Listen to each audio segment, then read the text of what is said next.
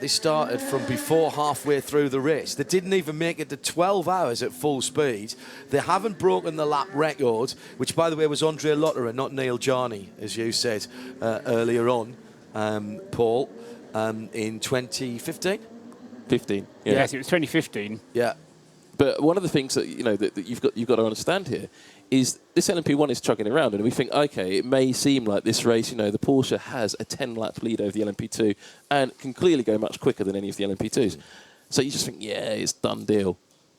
There's 9 hours of motor racing left to go. How long does it take to change a gearbox actuator on the Gibson LMP2s? Oh, Paul will have to tell us that one. I can't remember. About half an hour. Yeah. So how long does it take a front hybrid motor on a Porsche 919? Between an hour and forever, Yeah. depending on how well it goes. Well, it's an hour for a Porsche or 2 hours for a Toyota. Because, exactly. I think at least Toyota have got a bit of honour in that at least one of their cars went out with a crash. Rather than just cruising around. I mean, it is. This is horrible. Horrible for the factories. But you say that with a big grin on your face, John. I think I would defend Porsche because it would be madness for them to. As we heard from Nick Tandy, they're not driving the car in any way reduced fashion. They are driving it at flat out because that's what the drivetrain wants. What they are not doing is driving it over any curbs or doing taking any risks in the traffic, and that's what's causing the lap times to slow down. Oh no, they're doing exactly the right thing, but you can't brag about it, can you? No. You can't say our car crawled to the line after 14 hours of going very slowly. No, was it Audi one year that they pulled the car into the garage just to polish it, and everybody sort of booed them in the grandstand because it was just a bit too... That's not the way to win Le Mans. And I know these guys have got a 10-lap lead, but a certain GT manufacturer has done that as well. I mean, they had the car in the pits for an awfully lot longer than that because they had the advantage. So none of these things are new. These are all things that have been happening at Le Mans for years and years and years. But we've got a generation of people who don't expect this, Paul. That's the difference. We expect total reliability from these cars right the way through the field. No, we don't. That's why we stay up all night, because we know that something's going to happen in the middle of the night. Well, just to interrupt both of you now, we've seen it happen with the Ford team pulling their car out after a brake change onto pit road and nearly getting T-boned in their pit box by the Golf Porsche GT AM car. Well, we've just seen two of the LMP2 teams, the Alpine team coming out of their pit box, while I think it was the the Jackie Chan, the JCDC car doing their pit stop, and they nearly ran each other over. It's the mechanics are very tired and they're making mistakes on pit road, and that is going to spell out trouble on track. There's more to come from this race. I think there's a lot more to come, but I think you might be right, Sam. It's going to be very interesting what they mash in. I already think Aston Martin post-race tech is going to be very interesting indeed in the hour or so after the checkered flag at 3 o'clock this afternoon. And this is not exactly... This is supposed to be a shining showcase for hybrid technology, and it's been anything but. Yeah, that's not worked. I mean, they've crashed, they've broken. Of the five hybrid cars in this race, 2 of them have had hybrid system failures. When I say hybrid system, one of them had a motor failure and one of them had the bits connected to the motor failure. One of them's crashed, and the other 2 are still sort of out there. But the car that's leading is a walking wounded. And then we had a clutch failure as well. Oh, yes, a clutch. Well, you see, clutch failures can happen. I don't so much have an issue with that. We don't know what's the matter with the number 1 car. It's just going. There's nothing the matter with it, John. He's so far in the lead that why try? I'm number 1. Why try harder? I think the T-shirt says. Okay. And nothing has happened to the number 2 apart from the thing which delayed it by an hour. And now the number 8 is in the same situation and lapping very quickly again. I'm hoping that they can get some speed out of that car. And applying the same kind of logic to what's been going on in LMP2, we've really only had 4 LMP2 cars that have run trouble-free. And one of the cars that we should draw attention to is that Ligier in 6th place in LMP2. Yeah, the 32 car. The United Autosports car, which Hugo de Sadelier is currently at the wheel. But that car may not have the pace, but it has been trouble-free. And you can rely on United Autosports to do something like that. And that's the way that, as we've said before, Sam, you win this race without necessarily having the fastest car. I mean, going into this race, the top 13 cars out of the 23 taking part in LMP2 were Orekas. And now we've got got five. Ligier breaking into that lot. I mean, the Ligier does seem like a rugged machine. It just doesn't have the pace of the Oreka. Now, Ligier can update that car, but opted not to because it would have involved using their update joker, their Evo package, as the safety car is due in this lap. But they didn't bring in that Evo package. They could introduce that next year or the year after. So there is more pace to come from that Ligier, and that gives us the promise of a lot of spice in this racing class still. So safety car, as Sam says, coming in at the end of this lap, and having done that, I'll then have to do a little bit of projections to see where, how much further progress, or indeed how much that has delayed the progress that we can expect from the number 2 Porsche. It's currently 10th overall. Timo Bernhardt behind the wheel of it, and it needs to be able to progress at a rate of between 10 and 12 seconds a lap in order to be able to close the gap on the leading P2 cars, on the assumption that the leading P2 cars don't have any further problems. I'm just counting out in my head, Paul, how many, because you reckoned 1 hour per lap to make up. Yeah. So how many hours does he need to do? Now, I had him down as catching the lead of the LMP2 class about 1 p.m. today. Okay, well, it's now nearly 9 hours to go, and the gap that he has back to the P2 cars, he's currently, this is Timo Bernhardt on 217 laps completed. The Rebellion is on 223 laps completed, so it's still possible, but I just want to do that based on something slightly more than 1 lap an hour, because you need to be a bit more precise at this stage. So I'm going to do that now. You and John can talk about other things that are going on, particularly this battle in GTE Pro, because another thing that's helped is the GTE Pro battle as we go to green flag racing, John. Yeah, back to green flag. Teams been told to remind their drivers that they can't overtake before their safety car line. Bit of a battle beginning to hot up at the sharp end of LMP2, and for second place overall between Nelson Piquet Jr. and there's Leighton Sorensen there in GTE Pro there, John. They're absolutely together on track coming out of the safety car period. Yeah, they were behind the same safety car. Looks like the restart of the start of the race.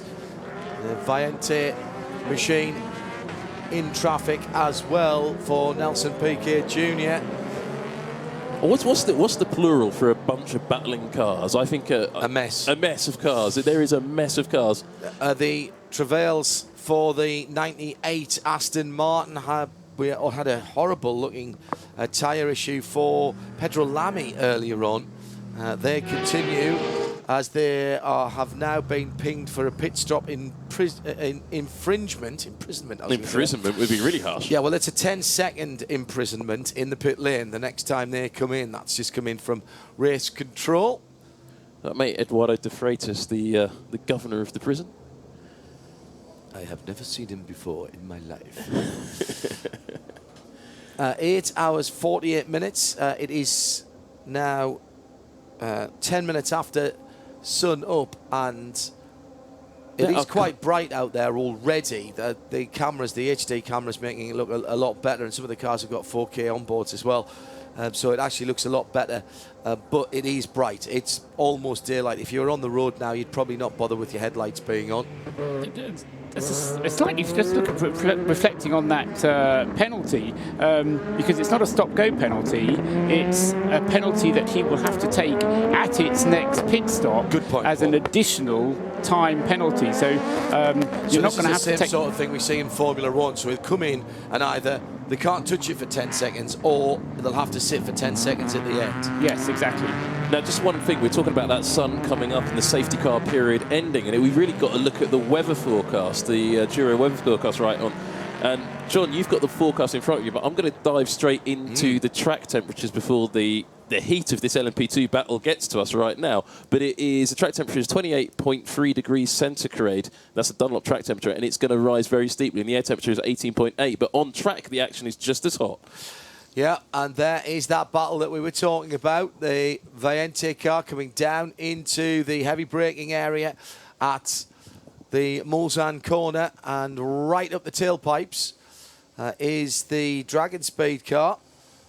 So that is the 31, the 13, the 38, the 31 and the 35 are the top 4 in LMP2. And we haven't quite, and I'm just looking around on the track to try and pick up the leaders in GTE Pro, because the Aston Martin number 95 of Sorensen is hunting down the mid-engine Porsche 91. That's the only surviving works Porsche in GTE Pro, which is leading that class. He's over there, John. He's sitting in front of you. Oh, is he still there? Yeah, he's still over there. Just over the barrier, yes, at the Ford chicane. Didn't quite see what he did. It took a bit of repair work to the barrier, but we didn't see quite how he got there, whether he did it all on his own or whether he had some excuse behind it. And away from the screens, when we don't see where it happened, there's been a change of lead in GTE Pro. The 95 Aston Martin has now taken the lead in that class from Richard Leitz in the 91 Porsche. So those two cars are together and battling on track here at Le Mans.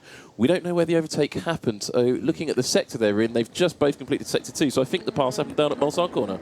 And it's Marco Sorensen having gone past. Richard Leitz coming towards the end of what will probably be a double stint for him, and he'll be coming into the pits at the end of this current lap. Marco Sorensen probably has another lap to go after that before he'll be due into the pits. What will be coming into the pits before Sorensen in the 95 is the number 97 car, Daniel Serra, and he will be coming in for what should be a fuel-only stop in the 97 Aston. Do you think his friends call him Chico? Chico, you absolutely would do. Now, looking down to 20th position in the race, it's not something you'd normally do in any race, really, but here at Le Mans, it becomes worthwhile. 20th, 21st, 22nd, 23rd and 24th are all absolutely together, line astern on track. Leading that lot is, I think it's Jacques Nicolet, actually, at the wheel of the 33 LMP2 Ligier, his own company. But then you've got Andy Priaulx's Ford, number 67, James Collado in the 51 GTE Pro Ferrari, Jan Magnussen in the Chevrolet Corvette, number 63, and Davide Rigon in the number 71 car. They are all glued together, just, well, some super glue, someone left in the seat or something. They are absolutely together, and we can see that battle on our screens at the moment. This is the contest that we were hoping for as they go around Arnage and start to turn for home, that we'd hoped for some time, and for all the whinging and moaning from everybody, including some of us commentators, about balance of performance and how it has no place in GTE. It's the proof of the racing is in the door banging, and we're getting a bit of that now as these guys head into the Porsche curves with the sun just beginning to peek up over the top of the trees, and those tear-off sheets on the windscreen, they're going to be screaming for that anytime soon, if they've got anything left, of course, on the screen. They will notice it. I think this is probably the first lap they really have the sun in their eyes. They come round onto up to the Dunlop Bridge, and they'll be like, oh, I can't see. Well, somebody who's going to have to delay that experience will be Nelson Piquet Jr. He was in second position overall in the number 13 Valiant Oreca, has dived into the pits, and I think for a scheduled stop, Paul? Should be, yes, should be fuel only for Nelson. That is the... Sorry, Paul, that's the leader in LMP2. Well, it was the leader in LMP2, but that's now changed over to the 38 car. They've been kind of exchanging blows throughout. What happened there? Joe Bradley, that wasn't even... Did they even bother putting fuel in that? It's hard to say. By the time I turned around, it was already pulling out. It did get fuel. No tyres were taken on board, and neither was the driver, obviously. if you're not going to bother changing tyres, then you're going to stick with the driver. It's a minute and 2 seconds, that stuff. It was very, very quick. But I tell you what's happening down here. Rebellion are keeping an eye on Jackie Chan Racing, and Jackie Chan Racing have got some keeping an eye on Rebellion. These guys are covering off. Ooh. And when I swapped ends with Owen, because it was half time, of course, Owen couldn't confirm whether these the Rebellions and the Jackie Chan Racing cars had done their brake disc change, so they're keeping that close to their chest. Game of chess going on between these two front-running LMP2s. Fascinating stuff.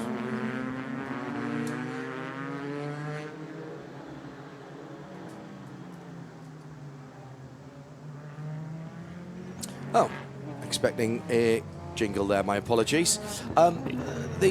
I should say that 102 is pit in to pit out. That's not the time that the car is stationary. So that was a standardish fuel stop. Yes, and Sam and I were reflecting on the brake disc changes overnight, and there is time in both of their pit schedules that they've had already that they've both already done their disc brake changes. That's not to say that we've seen them happen, but both of them have had the time to do it within the length of time that they've spent in the pits thus far. So the last pit stop was a slight swinging of the pendulum back towards Rebellion, because Ollie Jarvis, when he came in to hand over to Ho Ping Tung, he did it during the safety car, and of course then the car ended up sitting at the end of the pit lane whilst it was waiting for the rest of the queue of cars to go through past the safety car, but he wasn't sitting there as long as, for example, the number 1 Porsche was when Neil Jarney took it over.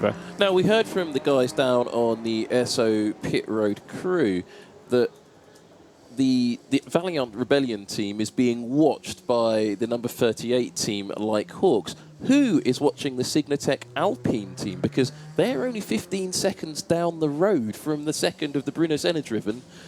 Yes, I mean, they've been... So there's 4 cars in this hunt right now. Yeah, well, yes, and I think the Signatech car is the less troubled of the 35 and the 31, because the 31 Rebellion does have trouble. There's no doubt about it, and it's not being able to... You know what their problem was right from the start? I picked them for the class win. Oh, yeah, that's you your didn't problem. tell me that. Yeah, Okay, yeah. no, that I want to make a note on you. I could give you all my picks, Paul, and then you can count them out of doing anything. The Signatech Alpine team does have one big advantage over every other car in class. They have more mechanics than any other team. Is there an upper number on how many mechanics you're allowed? Well, most LMP2 teams bring about 8 or 9 mechanics per car. The Signatech Alpine team, and I saw some statistics, they've got 40 people down there working for them. It's a works team. There's no two ways about it. The Signatech Alpine team is a works Renault team. I mean, there is now a limit on the number of mechanics you can have in P1. Staff, not just mechanics, but in that applies Which only is to P1. 250, isn't it? I think it's different depending whether you've got a 2-car or a 3-car team, but there is a limit. But that's only in P1. That doesn't apply in the P2 class. Timo Bernhardt coming into the pits in the number 2 Porsche. So the hashtag is Mobil1RLM, trending in France at the moment. Good morning to Jackie Warnock, who's looking after our social media at the moment. Don't forget, if you want to get in touch with us, it is at RSL_studio. That'll pop up on the screen on my left-hand side. And just to trail ahead, as we say in the radio business, Aston Martin post-race tech. I was just going hashtag Mobil1RLM. How are you? Hashtagging. You are really down with the kids, aren't you? Yeah. It is the Aston Martin post-race tech show tonight after the checkered flag, this afternoon after the checkered flag. As we always say, the checkered flag ends the race, but starts the conversation and the finger-pointing potentially for this race. It's going to be fantastic. I can't wait for that. It'll be pretty much an all skate, and I'm in the chair, so I'm looking forward to that tonight. Be as controversial as you want. What has this Le Mans meant to you? Is it the start of a new era, as Sam has been suggesting at the front of the field? Our IHG Rewards Club keys to the race, how have they stood up then? LMP2 brakes still literally a hot topic.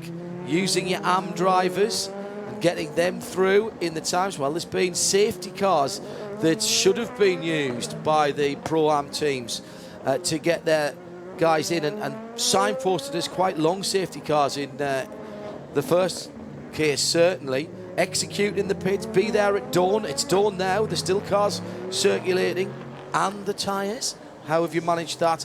And how will they manage the heat? We started in the heat of the day yesterday. We'll finish in the heat of the day here on Sunday.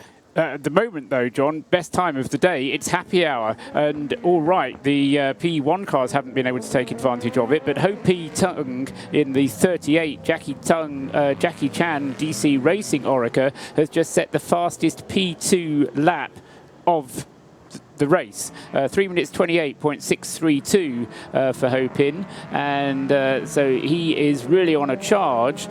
He's 6 laps into his stint. He's on his 7th lap now. It'll probably be quite a long stint from him, probably a triple stint. So Ho Pin really fully dialed in, using the best of the tyres at the moment, and so that fastest lap of the race thus far for a P2 car. It's quite interesting looking at the number 1 Porsche's pace. They're running exactly the same pace as the second position Oreca, and I think they are driving to a lap time. But there's a lot of action out there on track in GTE. Me and you could drive Pro. around at that pace, couldn't we?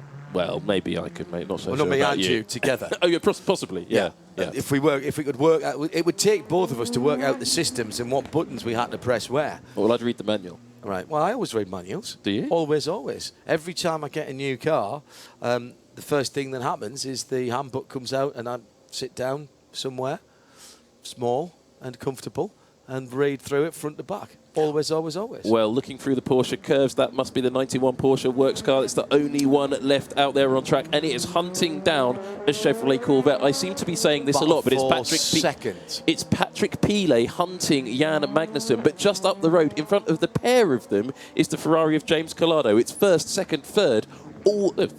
Second, third, fourth, all together on track, because the Aston Martin of Sorensen, the number 95 car, is a little way down the road. But look at those three as they come past the pitch together. That is a fantastic battle. And is that 5th in the class as well, just behind them? Yes, it is. Yeah. So, and there's Andy Priaulx behind them. This is a fantastic battle in GTA Pro. Yeah. Across the start-finish line and up into the sunshine at the Dunlop Bridge. Radio Show Limited Network live from trackside with Radio Le Mans 91.2 FM.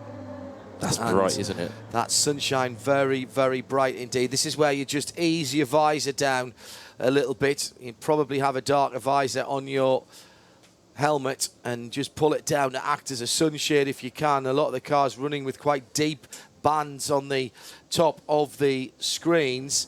And this is when you need it through the...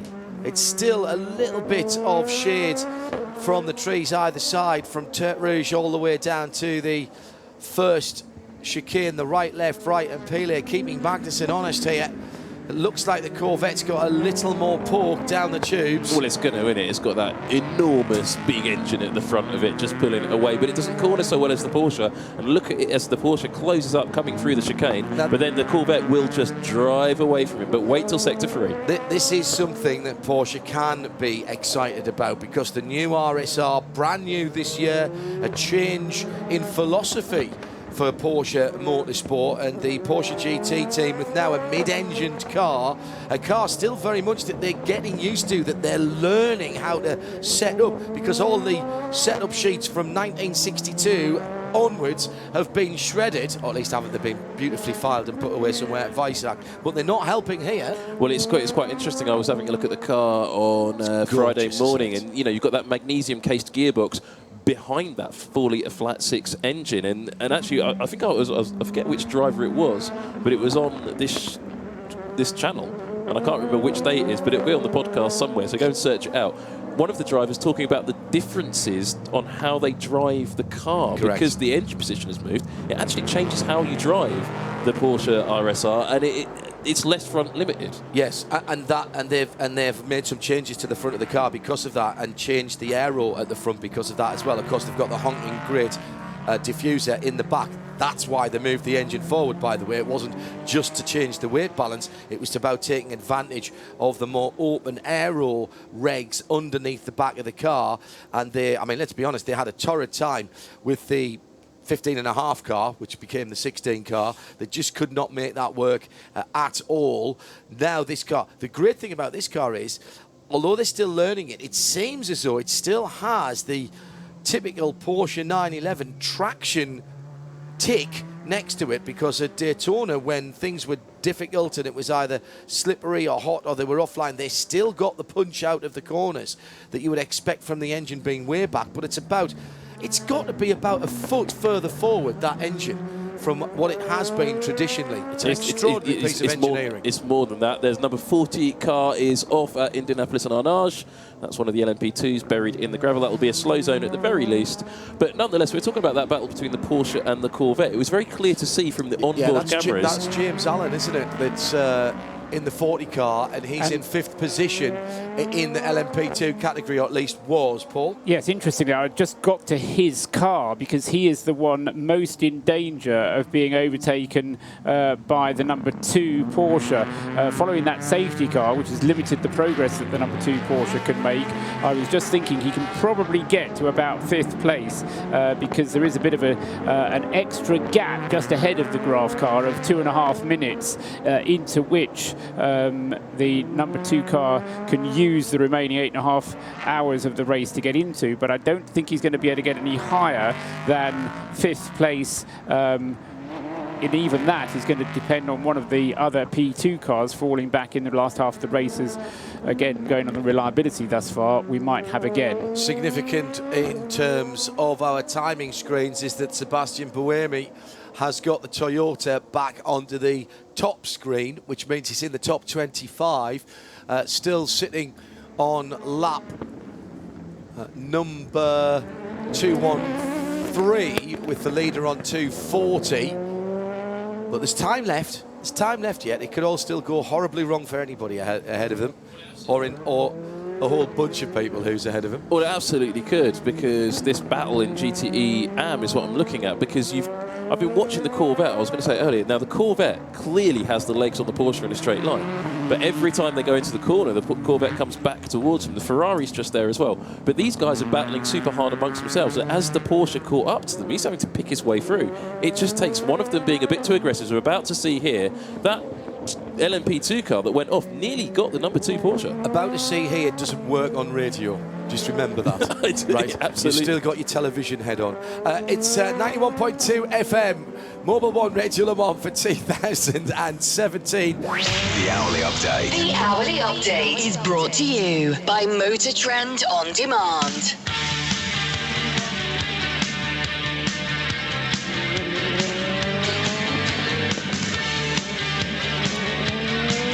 So the race then being led with 15.5 hours of it gone. It's Neil Jarni leading the way in the Porsche, number 1, by now 11 laps, which represents as near as you can get to, not quite an hour, but certainly 55 minutes. In second place is the number 38, Jackie Chan Racing Orica, leading P2. In third place is number 13, Valiant Rebellion, in second place in P2. In fourth place overall is Bruno Senna in the number 31 Rebellion, and he is third in P2.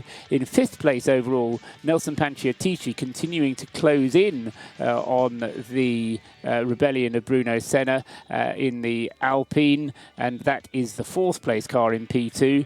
Fifth in P2 is the United Autosports Ligier, still running very well with Hugo de Sadalia at the wheel of it. That's the number 32 car. And in sixth place in LMP2, Tor Graves, number 24, in the Manor Orica. And those gaps going back just 17 seconds, separating the Manor Orica from the United Autosports Ligier. So that is a change which might be going to happen, because the last lap at least, the United Autosports car going... in fact, no, Tor Graves not as quick as the United Autosports car, and the Ligier actually closing in on Panciatici, if anything. That's the story in P2, and basically in the positions for second overall, right the way down to ninth overall. In 10th place overall is the second place P1 car. That's Timo Bernhardt in the number 2 Porsche. And behind that, there was a whole gaggle of other P2 cars. The leading GTE Pro car is Marco Sorensen in the Aston Martin Vantage number 95, and his advantage over the next place GTE Pro car just 18 seconds, that being the AF Corsa Ferrari number 51 James Collado behind the wheel. Then third place in GTE Pro, 63, the Chevrolet Corvette of Jan Magnussen, who is just a second behind the AF Corsa Ferrari, and then nothing at all behind him is Patrick Pilet in the Porsche. So second, third, fourth, and fifth, Davide Rigon is only another 3 seconds behind. So great battle, a real dogfight going on in GTE Pro after 15 and a half hours of racing. In GTE AM, still the 84 JMW Motorsport Ferrari leading that class. Robert Smith currently behind the wheel of the 84 car. Second in GTE AM is number 55, Marco Ciocci at the wheel of the Spirit of Race Ferrari. Ferrari's first and second in GTE AM. The Beechdene Aston Martin, number 99, Ross Gunn, is third in AM. How far behind is him? He's about a minute and a half, a bit more than that, nearly 2 minutes behind is the Beechdene Aston Martin. Fourth in AM is Townsend Bell at the wheel of the Scuderia Corsa Ferrari.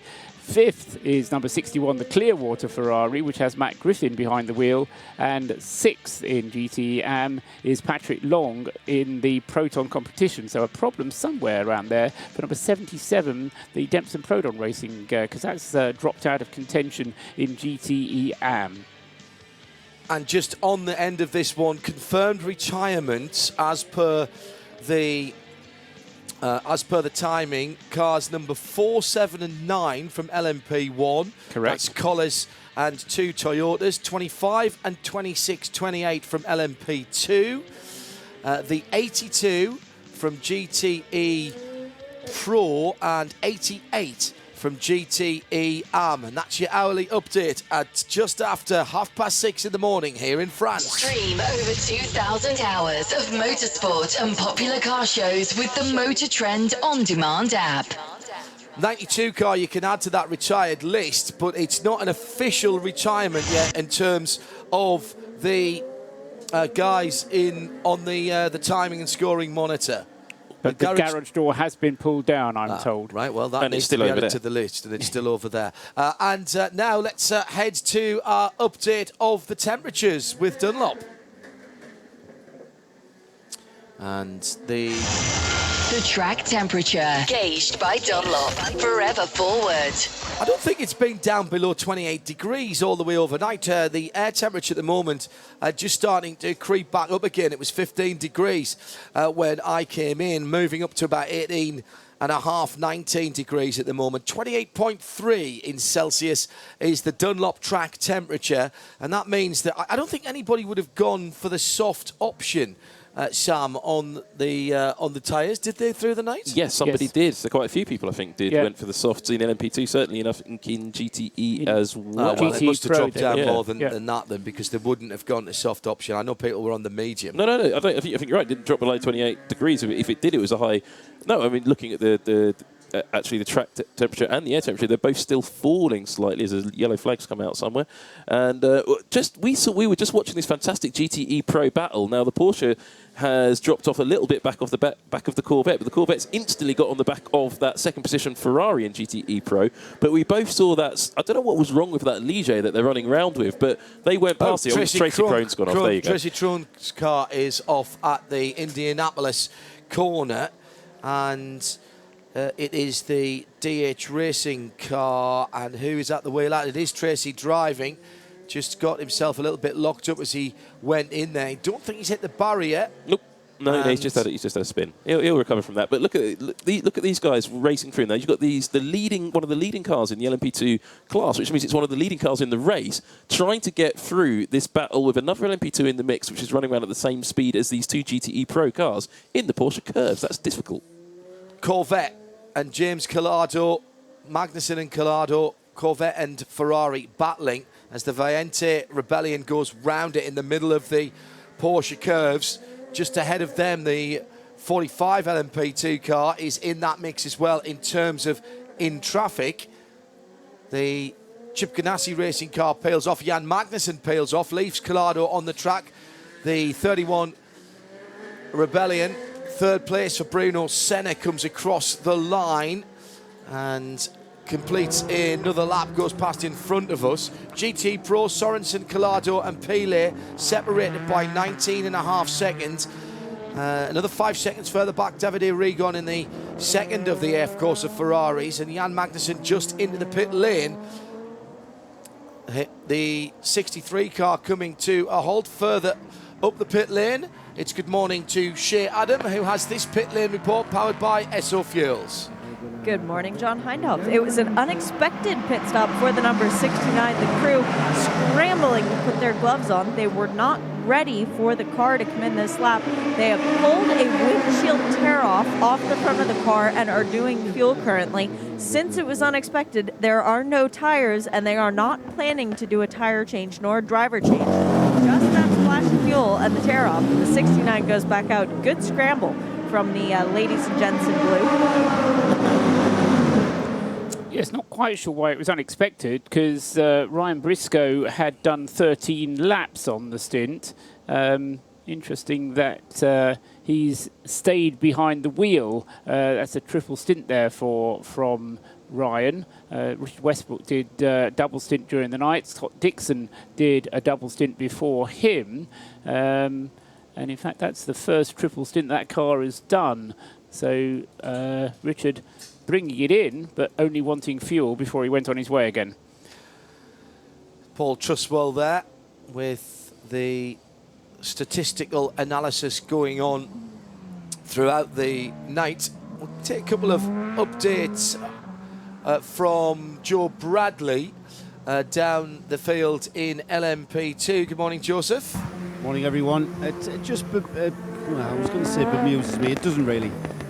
The Barrichello car, that's the racing, what's it called? The racing for Netherlands. It's a Dallara, Racing Team Netherlands. It is a Dallara. Rubens Barrichello has just come in. And again, they may be in 26th place. They may be on, many, many laps down. But they're still sticking with the race programme. Just coming in, taking on fuel, no tyres, and keeping the driver in. Doesn't matter how far down you are. The only way that you're going to regain is to stay on the programme and not be complacent and not be blasé and still push all the way to the very end, even though you are way down the field, and probably find it very, very difficult to motivate anyone at this early hour of the morning. And just next door in the number 34, the Topwith garage, the Gulf liveried number 34 car is in with what looks like a bit of a nasty problem. I say that because the engine cover is off. They are blowing air everywhere around the car, but they are directing air to an area of the gearbox. Now, I'm not sure where that could be blowing onto, whether or not that's where I can't quite see, you see, because the car's backed in. And it may be that they've got, an overheating alternator or something. But it's kind of like they're not taking anything off. They're kind of fiddling with the back. So this is going to delay the Topwith car even more. And again, it's just all about getting to the finish. The challenge and where you do get your motivation from is just getting your car to the finish of this race. Yep. And that in itself is quite an honour. We expect that down the field, but this is like 1970s and 1980s all over again at the front of the field. It's magnificent for those of us who actually like old-fashioned endurance racing. A number of people, Sam, asking about the 2020 regs that starting in 2020. That means we've got 2 more years at status quo, if you will, the current regulations, but wondering if the manufacturers that we currently have will still be around for that. And you were mentioning that. Is this a natural break for those guys? The factories, they spend an inordinate amount of money. They need some return on investment. Nobody's confirmed that they're going to go with the 2020 regs, and in point of fact, what was released is as much a discussion, a starting point, as anything else, although there's been a bit of talking behind the scenes with other manufacturers involved who aren't involved in the racing at the moment, which I always find a little bit bizarre, but BMW have done that for years in GT and touring cars and always managed to influence the regulations to their advantage. That's part of their game, of course. who do we think might be interested in the 2020 regulations, and when do we think we'll see them finalised and see some commitment for it? Honestly, no one. No one? No one. The 2020 regulations have got it wrong. They've got this silly plug-in hybrid idea, yet the charging plug doesn't exist. No one's invented it. They haven't thought about the implications. Well, hang on, that's something I can go away and think about then, isn't it? Exactly. The idea is that the cars have to do the first kilometre out of the pits at full speed, so full normal racing speed on electric power, EV power only. That means they have to put in a high-power, high-voltage charging plug into the car next to the refuelling line. Now, I don't think high voltage next to flowing petrol is a good idea anyway. Well, it could be at the front. Nonetheless, it's still in the same, and it carbon fibre conducts. Let's not forget that. That's a good point. And you've got to plug this into the car very in an impressioned environment, and then you've got to think that cable's got to come from somewhere in the back of the garage.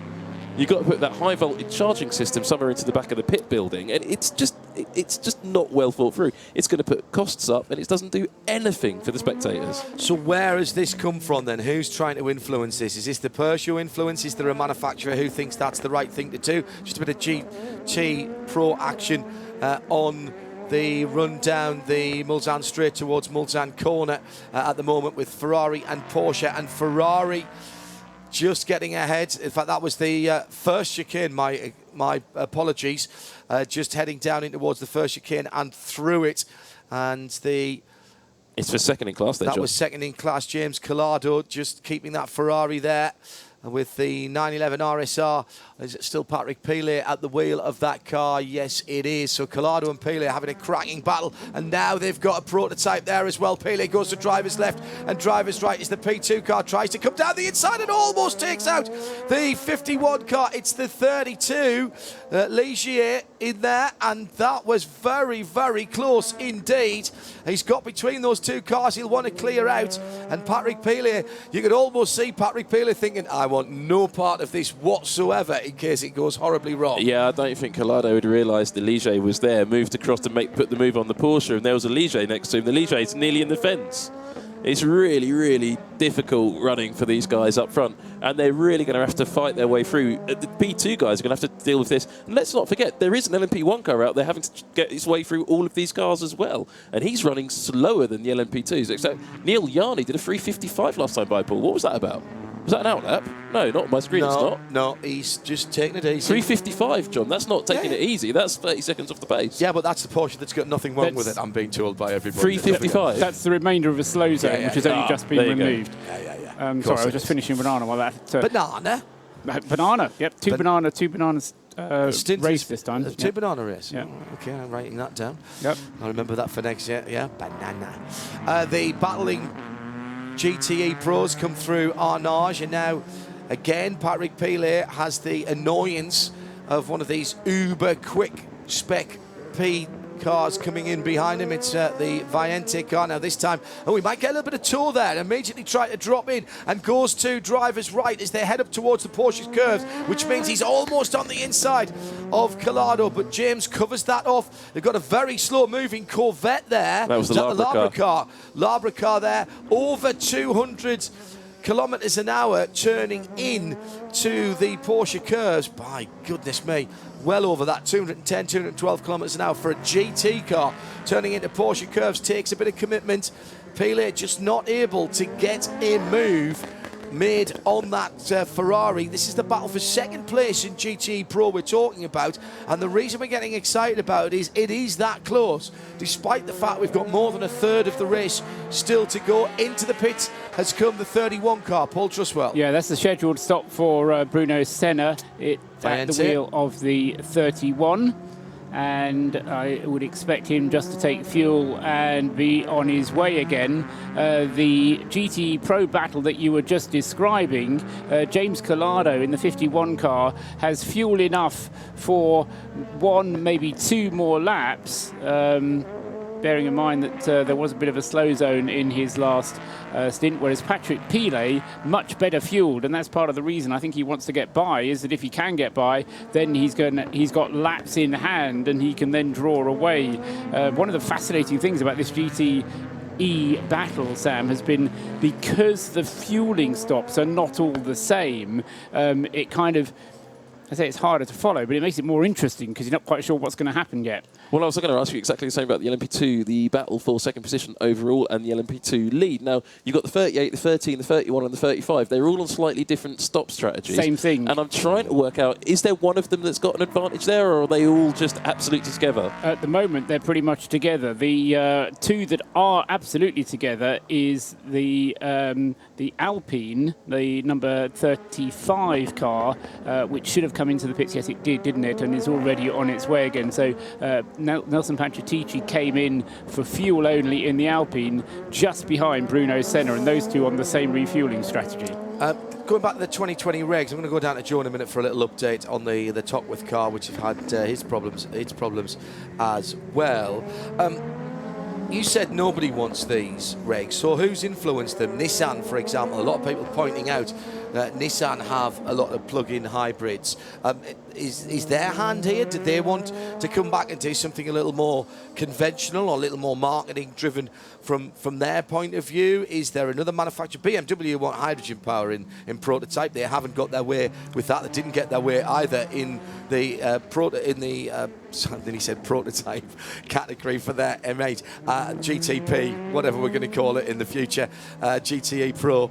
So whose hand is at work here with plug-in hybrids? Well, BMW did get their way with hydrogen power. We're seeing that Porsche and Ferrari side by side with the number one Porsche right behind them, though, John. Yeah. That is the race leader trying to get past this battle for position in GTE Pro. Look how gentle he's being. The Porsche is sat directly behind the works Porsche and the GTE Ferrari, and they're trying. They've got this prototype behind him, and he doesn't know where to go. He can't get past, and he's just hanging back and just watching it as a grandstand seat. Isn't it interesting that he goes through in the inside of Indianapolis, and that's Patrick Pilet through into second. It was interesting to me that the Ferrari actually went off the track in an effort to take the shortest line through the two right-hand kinks running down from Mulsanne to Indianapolis, and now the number one Porsche goes through. He had a grandstand view of James Collado and Patrick Pilet, and Collado pushes all the way to the right-hand side of the circuit. I'm wondering if he was trying to block the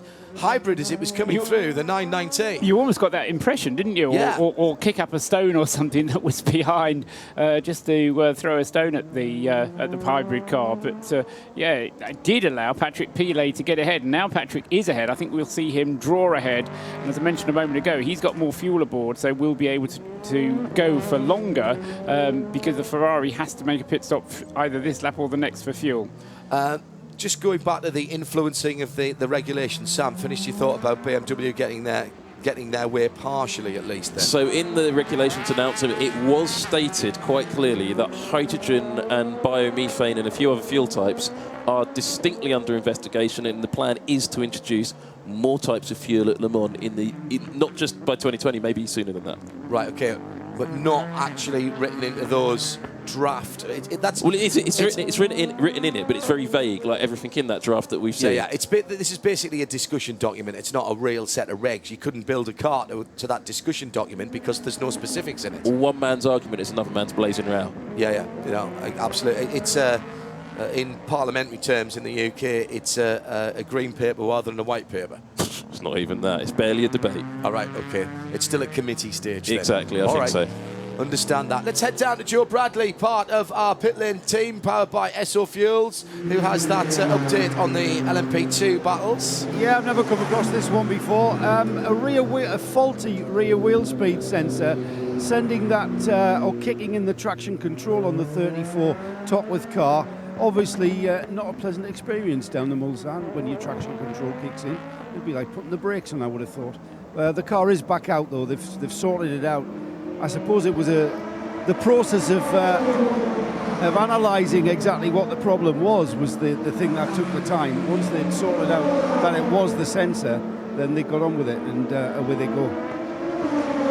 Getting the answers to the questions that matter. The Pit Lane Team, fueled by Esso.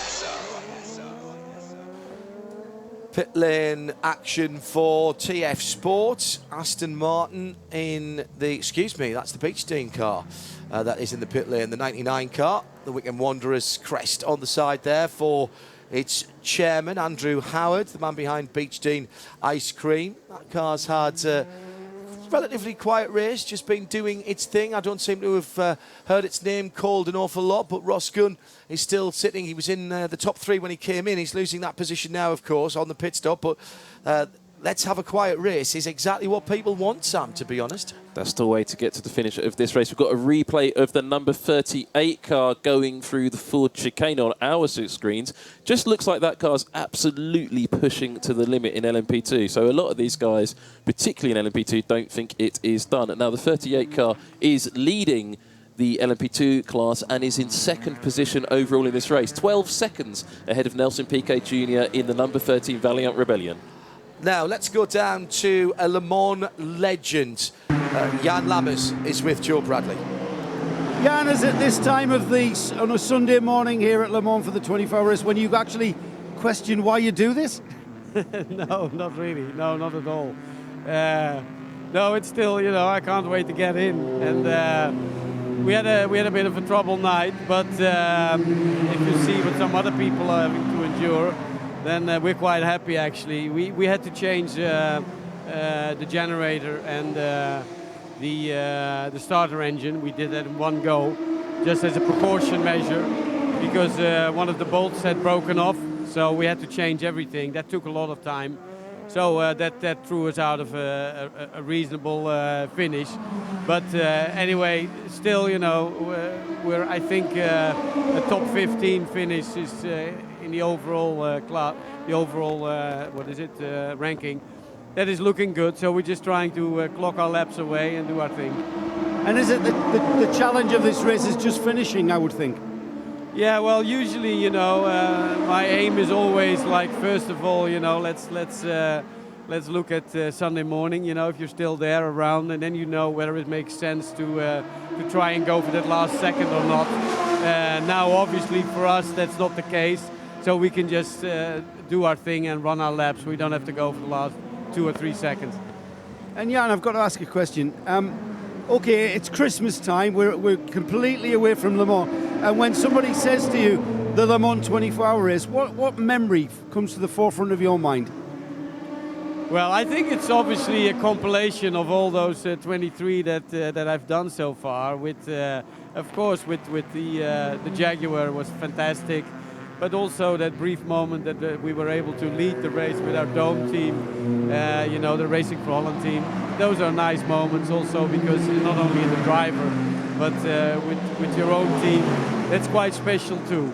But the Jaguar in '88, that was of course fantastic. Always great to talk to you. Thanks, Jan. Best of luck for the rest of the race. I'm sure you're going to be smiling. Can't believe that man, the legend that is a bronze driver. That's the same as you, Hindhoff, isn't it? That is right. Me and Sam both rated as bronze drivers. So I don't think that makes us quite as good as Jan Lammers, though. I was silver at one point. Were you? Single-seater championship. Oh, yes. Yeah. See, I can never be anything other than a bronze now, which is great news for my future career as a racing driver. Remember, I have steadfastly said that I will start as a commentator and finish as a racing driver, just to get my own back on all those pesky drivers who steal our work. Yeah. Simple as that. Rallying for me, mate. Rallying for you. Are you going rallying next? Never again. Can't stand the Scotch eggs. Can't stand the trees. One of the reasons that Jan is bronze, all joking aside, not everybody may know that he's now 61 years of age, and that means that he gets downgraded 2 onto what his driving experience makes him be. And as Joe was hearing from him, Jan, winner in 1988, but first participated here in 1983, and that means that he was competing here at Le Mans before, I reckon, about something like 15 or 20 of the drivers who were competing here were even born. So Jan then vastly experienced. He hasn't done it uninterrupted as Emmanuel Collard has.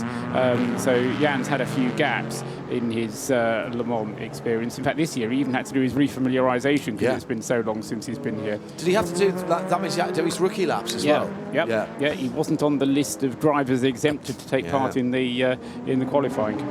Leader coming into the pit lane right in front of us, Neil Janney. Last time around, a 3:25.404. That's solidly on LMP2 pace.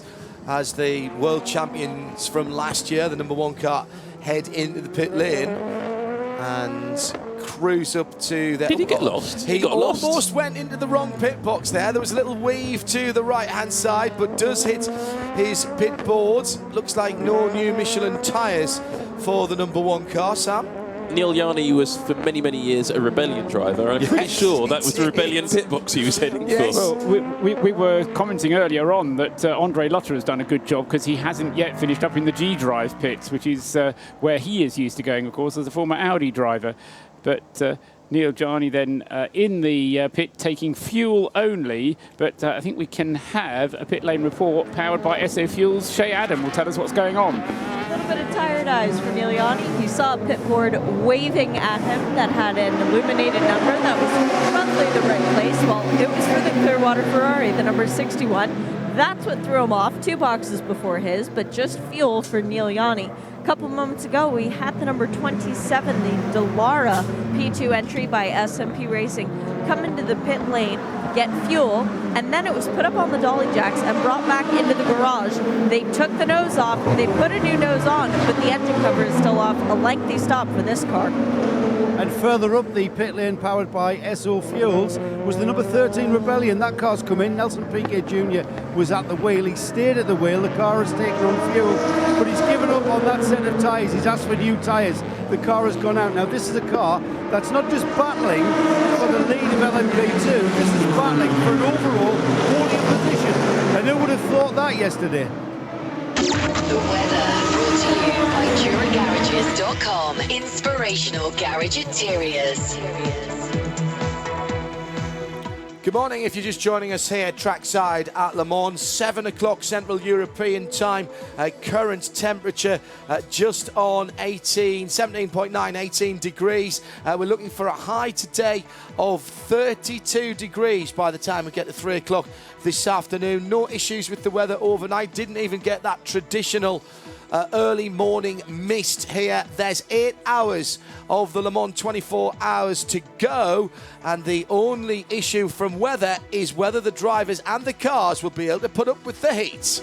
Hello, I'm Aston Martin Works driver Darren Turner. Thanks to Dura, you could be joining me at Base Performance Simulators in Oxfordshire. It's a full day, including breakfast and lunch, and you and a friend will get to try our GT and single-seater simulators.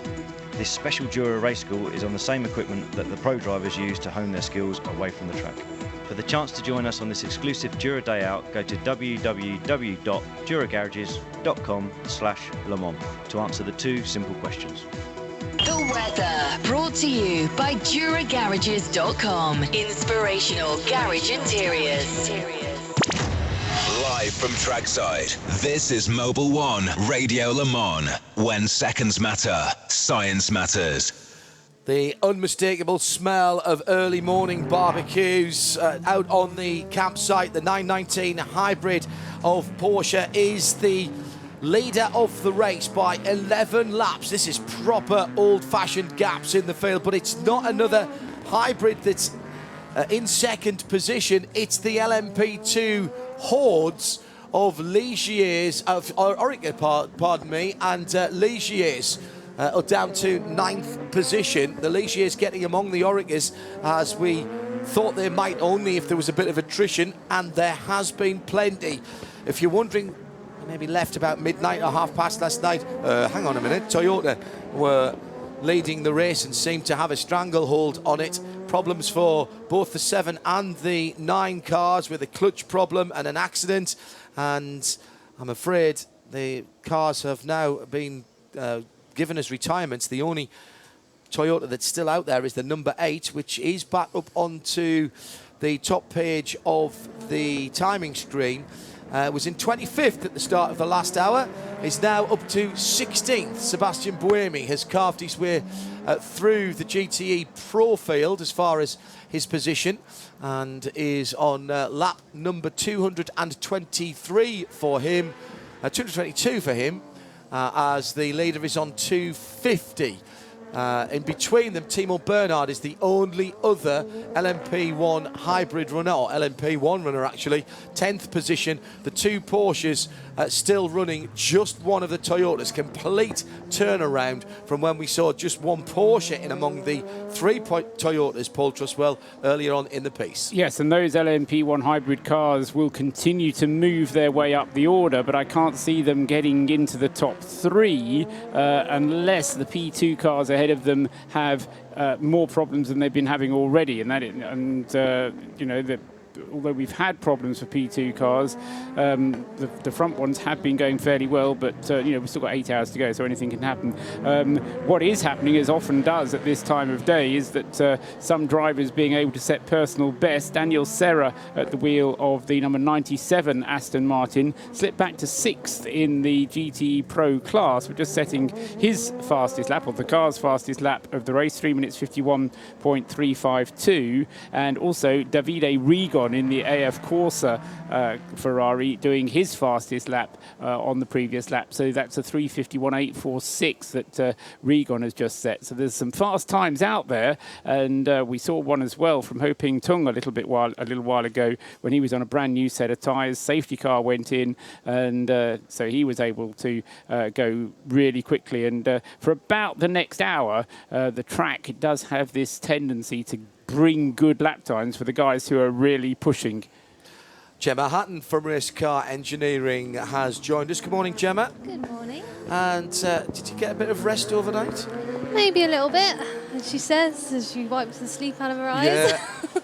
Completely different from when I was last here. There's been an implosion of the LMP1 class. Like, there was only half a dozen cars there. This was always going to be the worry in the top class. But what it has done is promoted the LMP2s. Now, I'm not sure this is a good thing or a bad thing for a brand new class to be this far up the field in Le Mans in their first year. But what we have got now is real interest at the head of that LMP2 field. Yeah, exactly. And I'm trying to work out if it's a good morning or a bad morning, as you say. We're at Le Mans, we're in the happy hour, temperatures are good, sun's out, blue sky, but yeah, we've got one LMP1 on the podium. I think a question from me to Gemma is, the temperature profile over the next 2-3 hours is just going to go up and up and up.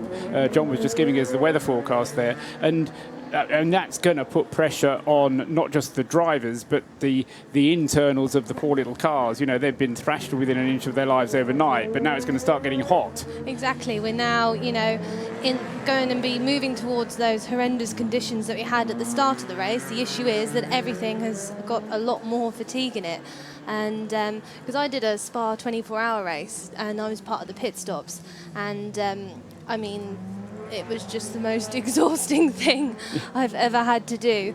And by the time it comes to, you can't believe that you've been racing for 24 hours. So that's the problem. Now, put yourself onto the pit wall as a race engineer or one of the guys trying to do a performance engineering job.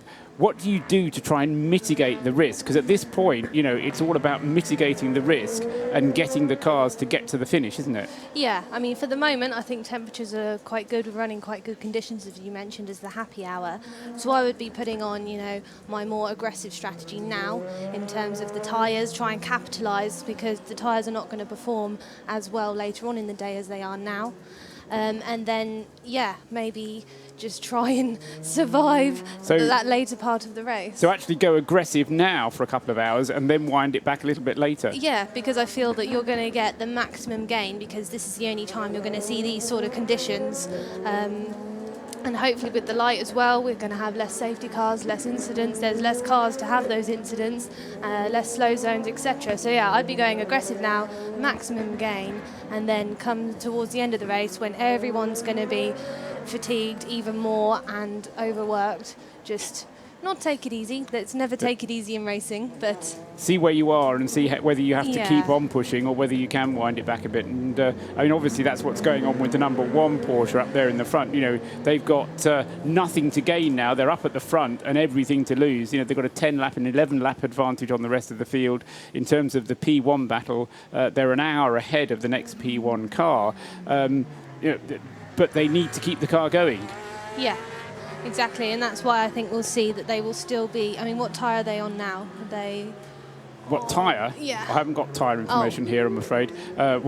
Sadly, it's the only thing it doesn't give me. Oh, sorry. But what we are getting is average lap times, which are dropping away. And John's suggesting, and not entirely facetiously, but the LMP2 cars are actually lapping more quickly than the race leader. So, because they're taking it so easily with that number 1 car, just gently stroking it home, even this far out in the race. Okay. Yeah, and you can't blame them for doing it. There's a huge investment in hybrid technology at Porsche, and the 919 with its 2-litre engine drives a heck of a lot of marketing. They've downsized the flat 6 to 3 litres with turbochargers in the 911 and the rest of the range. They've got 4-cylinder 2-litre engines, and they have more plug-in hybrids than I think any other manufacturer in terms of their street car range. 5th and 6th in LMP2 together with Orica versus Ligier, and the Ligier, the number 32 car, goes down the inside into the Mulsanne corner, and that is a change of position. The 32 car then making up a spot, and that was Philippe Albuquerque in the United Autosport car going by Nelson Panciatici in the 35 Alpine. No, it wasn't. My apologies. That's a SEFC car, isn't it? CEFC Manor car. It's Tor Graves who was being passed by that car, and Alex Brundle is just a little bit further back down the road. Might have been slightly thrown a googly there by the TV graphics. That was definitely Philippe Albuquerque there, getting back in front of Tor Graves. The Ligier then is the best non-Orica, that car, Philippe Albuquerque. A good chat with Philippe actually on Friday, and he was incredibly sanguine about this whole issue with the spec class cars not having the same performance, and that, I think United Autosport, one of the teams who decided to go for the high downforce and just run the car, and it felt a lot better, he said, through the Porsche curves.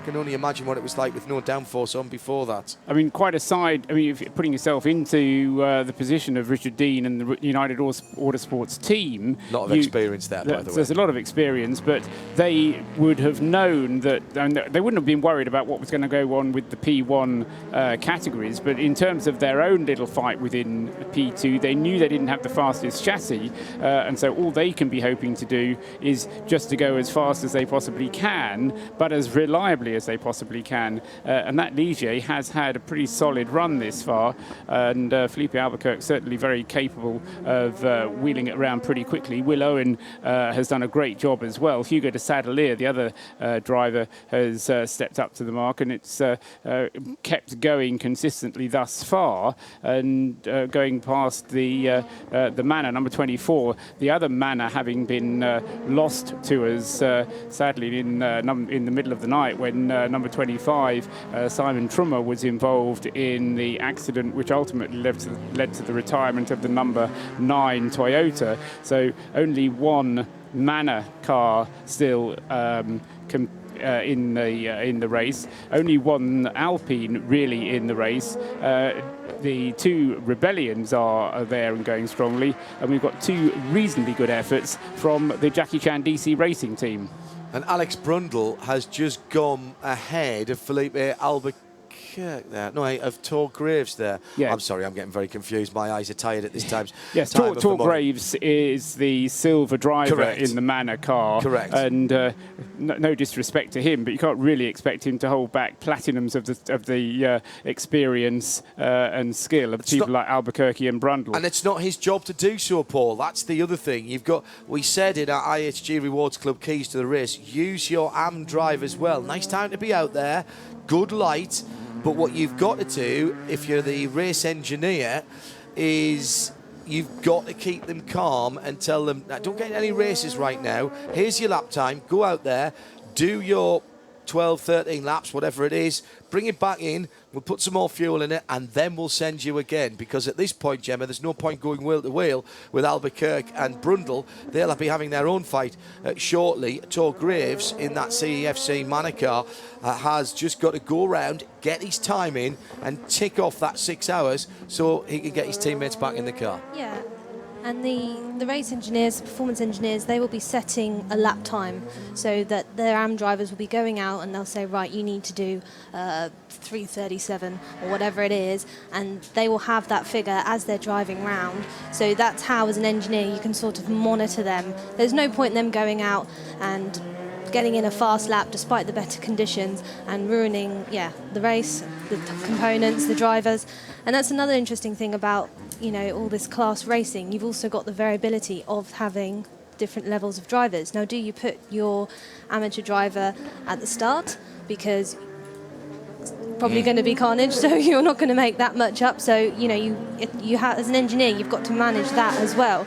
Where do you put your fastest drivers now, where you're going to get the maximum gain? So, again, another element of the equation that the engineers have got to manage. Let's go down to Manor, and Joe Bradley has Graham Loudon, and the transcript of this and subtitles are available on CFAX 888. Here we go. Joseph? Kind of making comments about our accent that people are going to hear. Graham Loudon, team principal of the CEFC. It's the red and white stripes, Graham. I'm sorry. It just brings to mind. Yeah, we designed those stripes specially for you guys. Thanks for that. We've just been talking about your car. Your car not necessarily on the pace of cars around it at the moment because of your silver driver, but that's the same for everyone in this class. Well, it used to be. I think, if you look at a couple of years ago, you had proper silver drivers, and I think we have got proper silver drivers in our team, and that classification was there for a purpose. But there's a car here. The silver driver is a world karting champion. It's something that's really outlived its purpose. That whole system. I think you're going to see a complete change in years to come. Whether that's for better or worse, I don't know, but it'll certainly be a change. There's no two ways about it. I think we're also already seeing that change, Graham. Here we are. You guys are not just battling for a class win. You are in fact battling for a potential overall win and an overall podium. Yeah, we've had a few problems with the 24 car, and we've struggled with. For some reason we've struggled with pace, not from the drivers, but from from something, and we don't know what on that car. The 25 car was running really well, and it was a solid P4 and in a really good position, and then Simon got hit incredibly hard. I mean, the car looks nearly destroyed from what I've seen, and that was a real shame. I mean, luckily he's all right. That's the most important thing, but.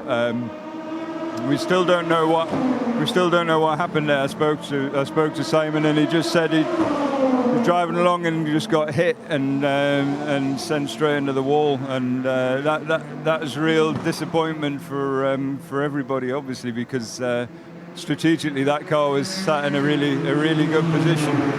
But these things happen. Now, Graham, people may not know this, but your team principal of Manor have been coming to endurance racing for a relatively short amount of time. You're perhaps more well known for being in Formula One, but you, as a person, as a fan, have been coming to Le Mans for a lot of years. Where do you see the future, the new privateer LMP1 regulations that are coming in? Can you see somewhere where Manor would fit with that? Is that what you guys are planning on and scheming to? Is there a business case for it? It's certainly very attractive. We spent, well, apart from last year where we weren't involved, we spent 7 or 8 years in Formula One, and if you run a Formula One team, you do every element from design, build, research, R&D, manufacturing and testing, and of course racing. And LMP2's fantastic. I mean, the racing in LMP2 is intense. It's absolutely mega. But in terms of a skill set that we've that we've relied on for the last few years. You know, we've got a much wider skill set which would lend itself to LMP1. You know, we know how to run that kind of team at the highest level. And so it's certainly attractive, but it only makes sense if the commercial model makes sense. And then, you know, and P2's clearly going through a changing commercial model. You know, you've probably got 6 cars on this grid now that are fully professional in terms of drivers, and that's a real shift from a couple of years ago, as I say, where you had, you know, gentlemen silver drivers and the like. So, you know, there's a shift in P2 business model. But if the business model works in P1, then it's definitely something that would be very attractive to us. Do you think we need to lose the manufacturers altogether and maybe an LMP Pro, an LMP ARM, in the same way as we do in GTE? Well, you know, the manufacturers can bring an awful lot of strength into any championship because, of course, they have marketing, really strong marketing, and you know, you know, and a degree of history as well. But you know, I'm a great believer in sticking to the fundamentals. You know, all we do is race. We don't do anything else. We don't make road cars. We don't do, you know, any other kind of activity.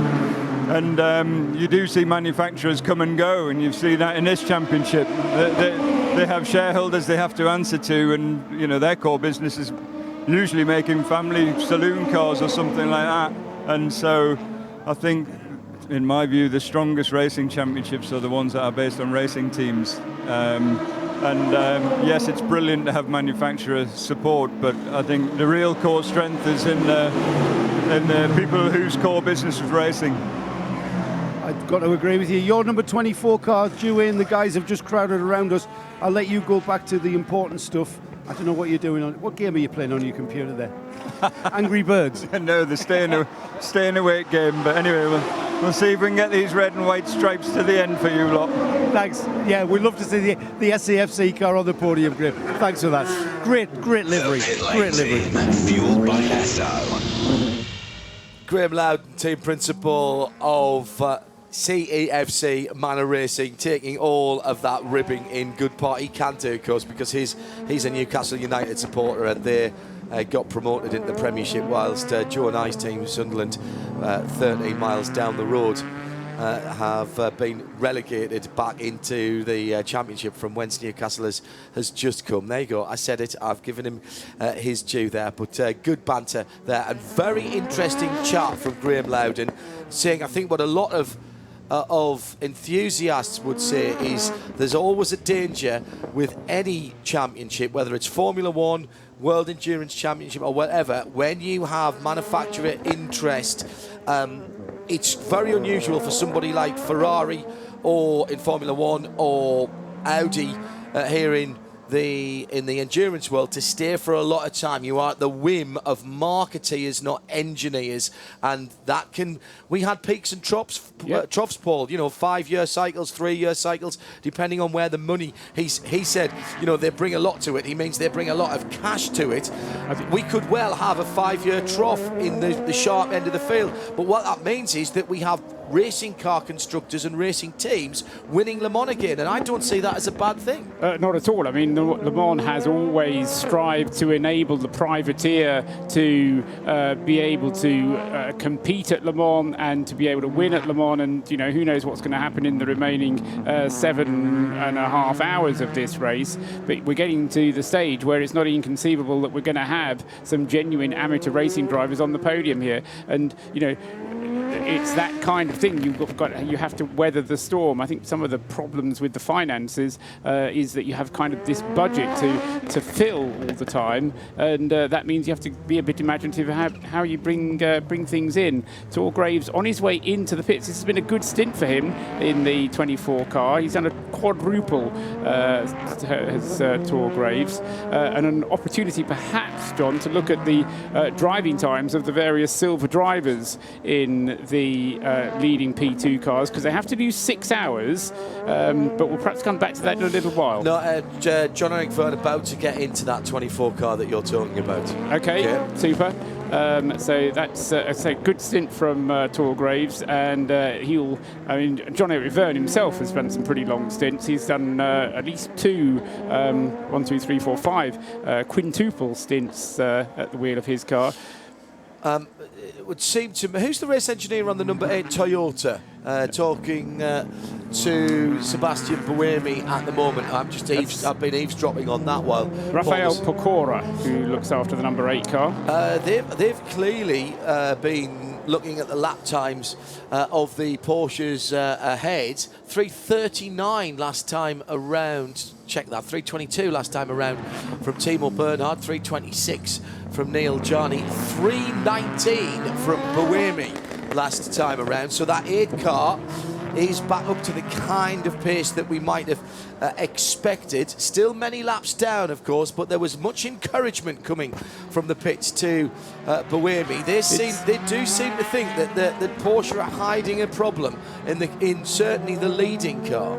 Well, he says building up the tension with 7 hours and 40 minutes to go. Well, it's that 7 hours and 40 minutes, exactly. Isn't there? An hour and a half to go, and we'll have a 6-hour race, a normal WEC race. And there's all kinds of things that can happen in that. So, it's important to keep your focus up if you're one of the team and so on. But one of the things I have here is to convert the gaps rather than doing it in terms of laps, but to do it in terms of absolute time. Yeah. And that's Sebastian Buemi Toyota, the number 8 car, is an hour and 55 minutes behind the race leader. Now, bearing in mind that the stop to do the front engine bit change was 2 hours and 5 minutes, they've actually got a little bit back there, so Toyota has been pushing on very hard indeed, trying to catch up. But even if Porsche had to change their front MGU, then that only took them about an hour and 5 minutes. So they've still got plenty of time in hand if they felt the need to do that for Neil Jarni as a precaution. And we've seen planned maintenance here in the past. Audi past masters of it with gearboxes, with the quick change gearboxes, which forced a change in the regulations. Weren't allowed to use the Velcro fasteners that they seem to have on that. I think it was 7 minutes from pit in to pit out. Remarkable. Turbochargers being changed as well in planned maintenance. If they have got a problem with that car, Gemma, they might be working out now whether that is something that they can do. Yeah, it makes sense. And of course, as we say, as we move into the hotter conditions, everything's going to be getting worse, basically. So how do you minimise that risk? If you can do a longer pit stop with some repairs, then why not? Yeah. And let's also remember that every time you do a big piece of component changing in race conditions, you learn. So it's not likely to be an hour and 5 minutes. It's probably going to come down a little bit, as it would, I'm sure, if Toyota had to change anything again on that front end, although I'm sure they're hoping that that's not the case. At the moment, though, it is just that one Toyota, the number 8 car, the unlucky car from last year. Sebastian Buemi charging his way back through the field on 228 laps completed to 255 from the leader and 238 from second place in LMP1H.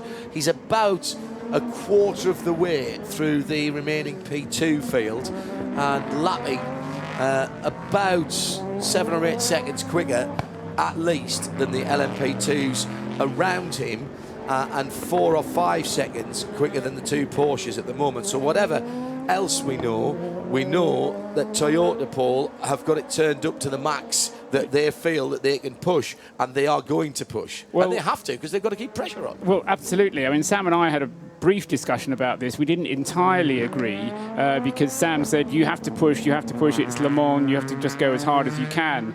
I said that in the back of the mind of that number 8 team is the World Championship. They do want to score WEC points, double points on offer here, and because of the meltdown of the LMP1 class, if they can push, and if one of the Porsches does hiccup, I mean, provided they keep going, Toyota's assured of third place points, but with second points there. So there is an element of pushing, but trying to keep something in reserve just to make sure you don't break down.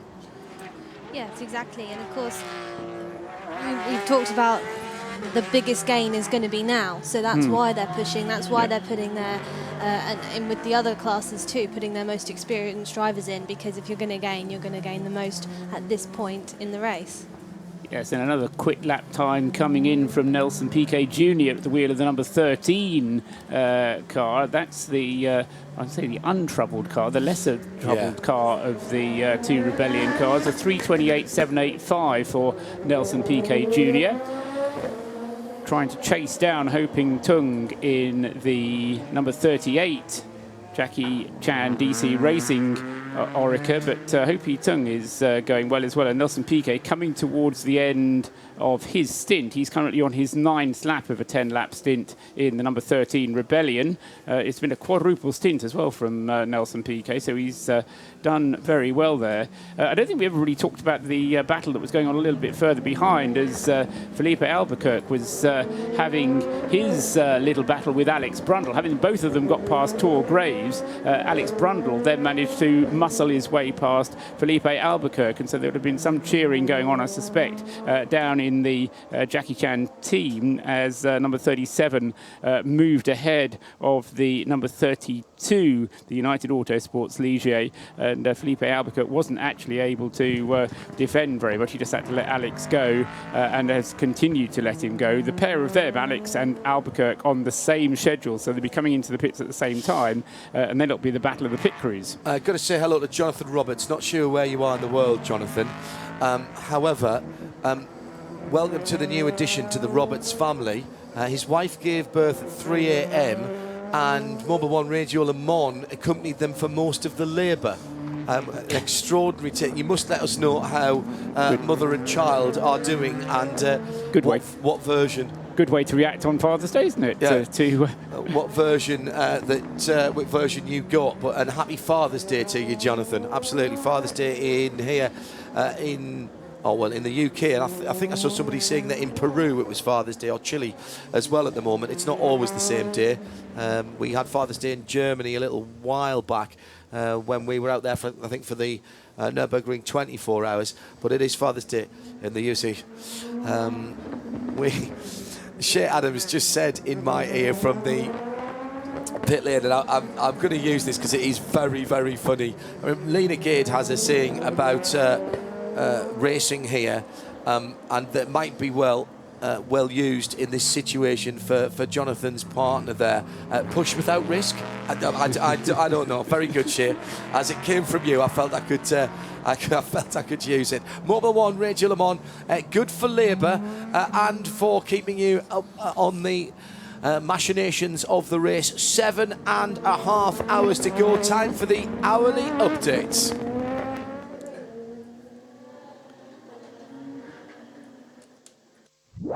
The Hourly Update. The Hourly Update is brought to you by Motor Trend On Demand.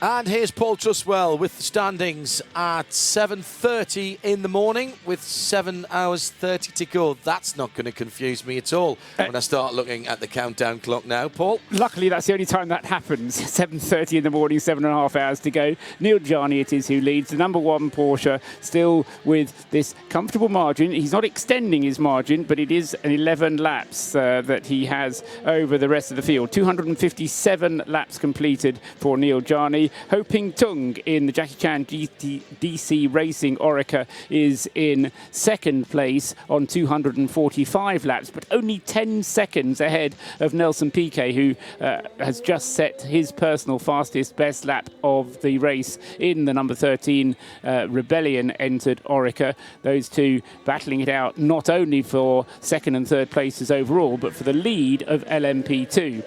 Third in LMP2, fourth in the race overall is the other Rebellion Orica, Bruno Senna, behind the wheel of that one.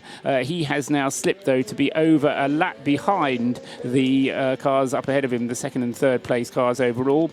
In fifth place overall, fourth in LMP2, is the Signatech Alpine, with Andre Negrão now behind the wheel of that car, and he is about half a lap behind the Bruno Senna Rebellion. In sixth place overall, fifth in LMP2, is Alex Brundle, really on a charge. He's just set the fastest lap for that car, the 37 car. So the two Jackie Chan DC Racing P2 cars, both in the top 5, and indeed in the top 6 in terms of the overall positions.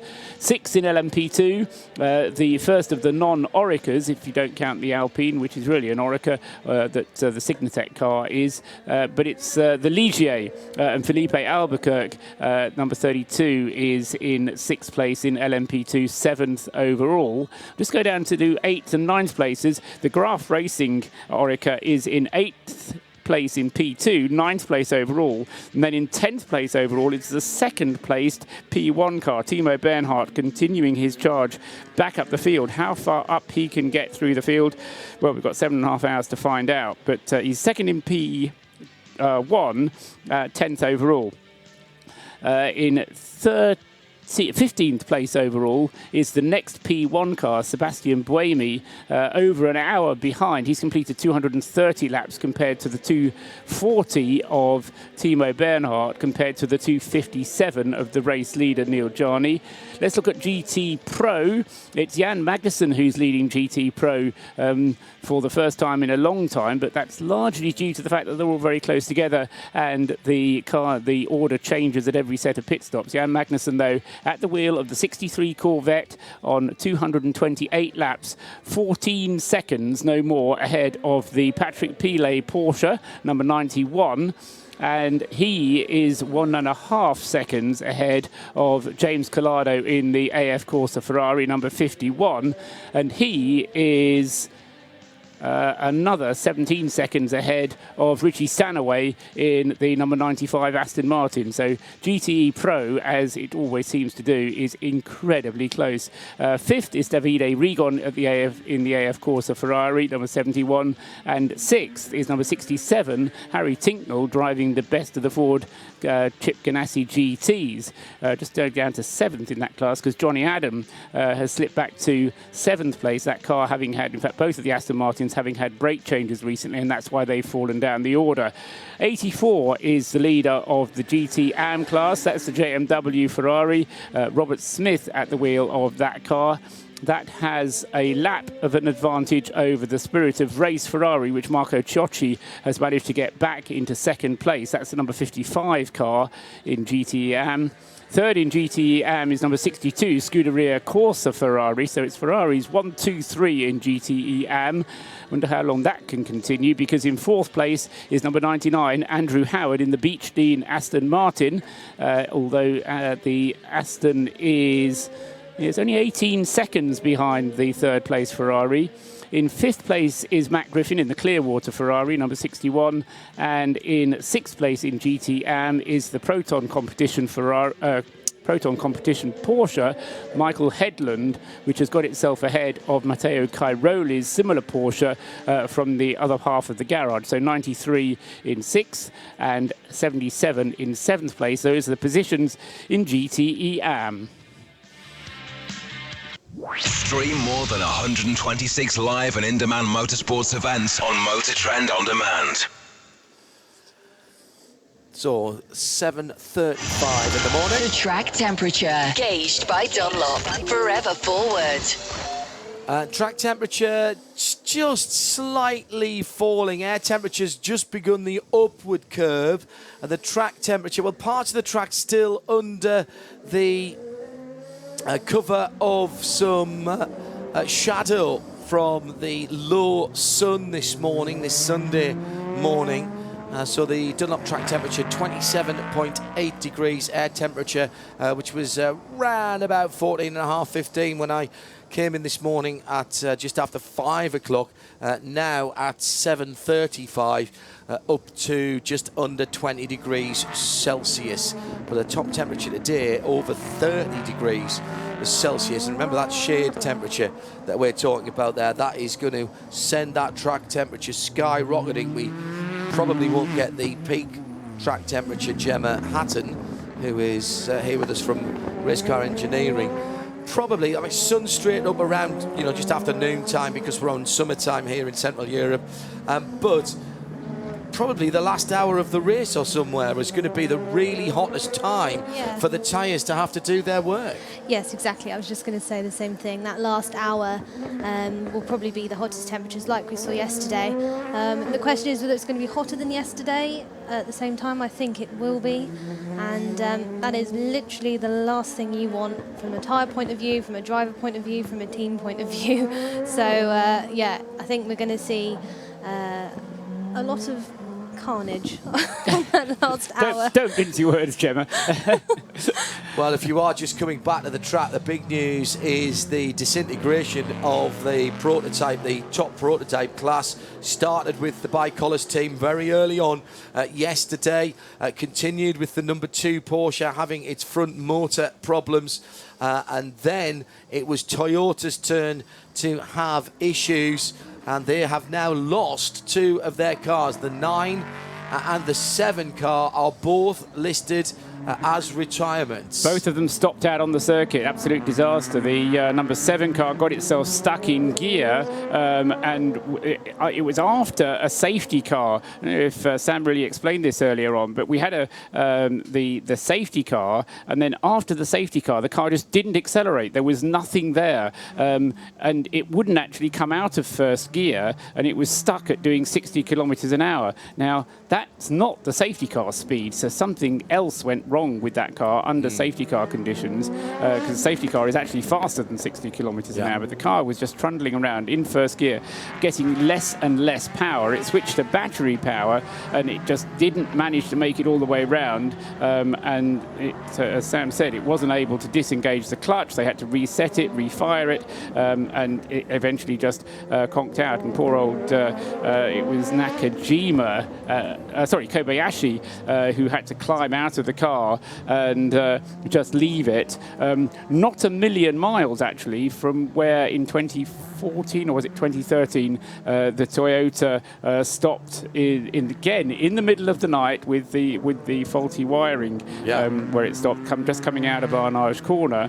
And then no sooner had that stopped on the circuit than we had the incident which Graham Loudon described to us very lucidly, when Simon Trummer went off the track, having been contacted by the number 9 Toyota, which was in the hands of Nico Lapierre at the time. And Nico sustained damage at the back of the car, and then had to get it all the way back from the Dunlop chicane back to the pits, but he just couldn't get it back that far, and more trouble out on the circuit, John. Yeah, I think it's just a compilation of things that have been going on, but I'll keep an eye on that. Although there is a slow zone from Mulsanne down to Indianapolis. A number of people saying, why are the slow zones so long? It is because they're trying to enact a slow zone, which is 80 kilometers an hour, after a corner. So you're already down to the speed. You've braked to get into the corner, and then you don't accelerate back up to top speed.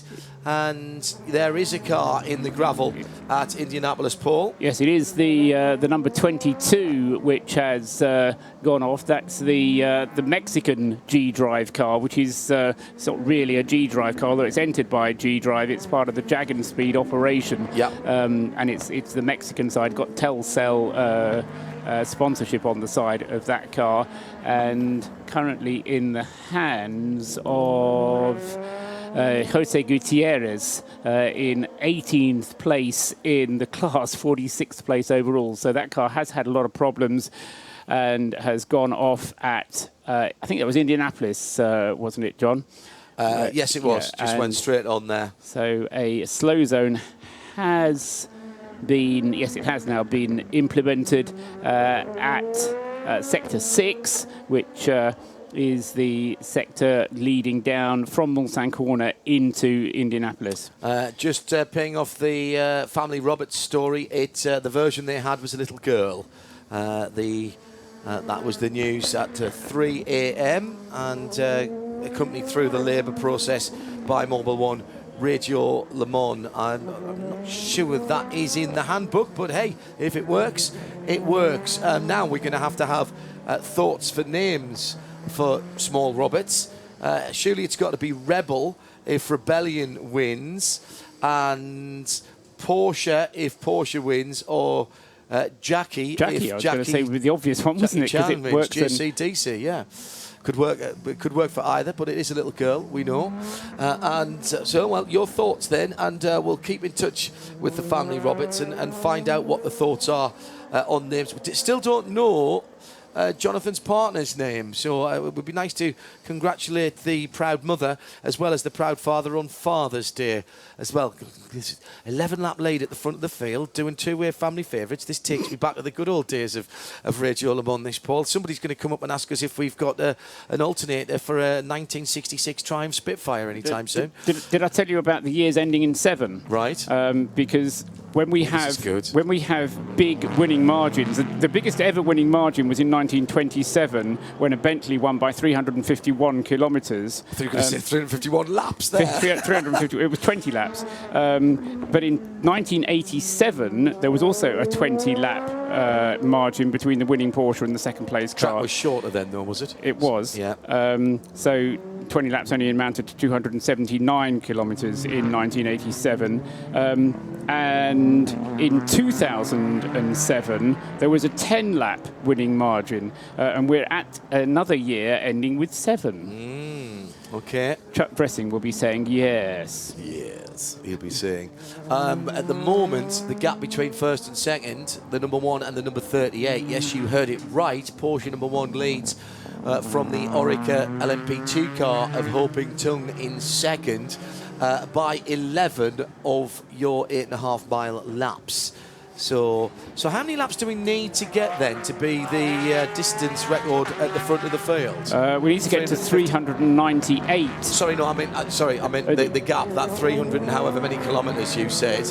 Oh, right, how many laps that is. That will be something, it will be about 20 laps in order to get to that record record gap. Right, that's something for you to do in your spare time, Paul, if you don't mind. Thank you very much. Paul Trustwell, still with us here on a Mobil 1 Radio Le Mans, showing far more endurance and reliability than the LMP1 field. First stint in the as a guest in the race, or the first year of a guest in the race, although did some sterling work at test day. And Shea Adam is down in the pit lane. This report powered by SO Fuels. The number 39 Graf Racing car has just pulled into the pit lane. The team was not expecting the car to come in. The driver has bailed out of the car and has left it abandoned on the pit lane. The team has come out with a tire trolley. They are changing all 4 dump-ups while it is sitting out on the pit apron, but they are going to be bringing this car back into the garage. The other problem, though, John, there is no other driver ready to go. Now somebody appears from the back of the garage, still putting on the helmet, still putting on the gloves. This was not according to their plan. Patrolling the pits, the pit lane team, fueled by Esso. Well, I felt guilty when I walked into the pit lane this morning. Last night, my session started in the first half hour, and just as I was trying to clean up the demise of the number 7 Toyota, I was with the drivers, 2 of the drivers, that as the number 9 exploded in the background in terms of its race chances. Come into the pit lane, and the number 22 G-Drive racing car comes into the pit lane. That's the one that caused the slow zone. That's come in missing a lot of its front bodywork, front left, its contact with the tyres. So let's hope that's the end of my destructiveness. And that was Bruce Jones joining us here in the pit lane with that report powered by SO Fuels. Number 1 Porsche is in the pit lane for what looks an extremely standard pit stop. You get the feeling now that Porsche are going, right, let's just get this home. Don't care if we've got to go at 4-minute laps.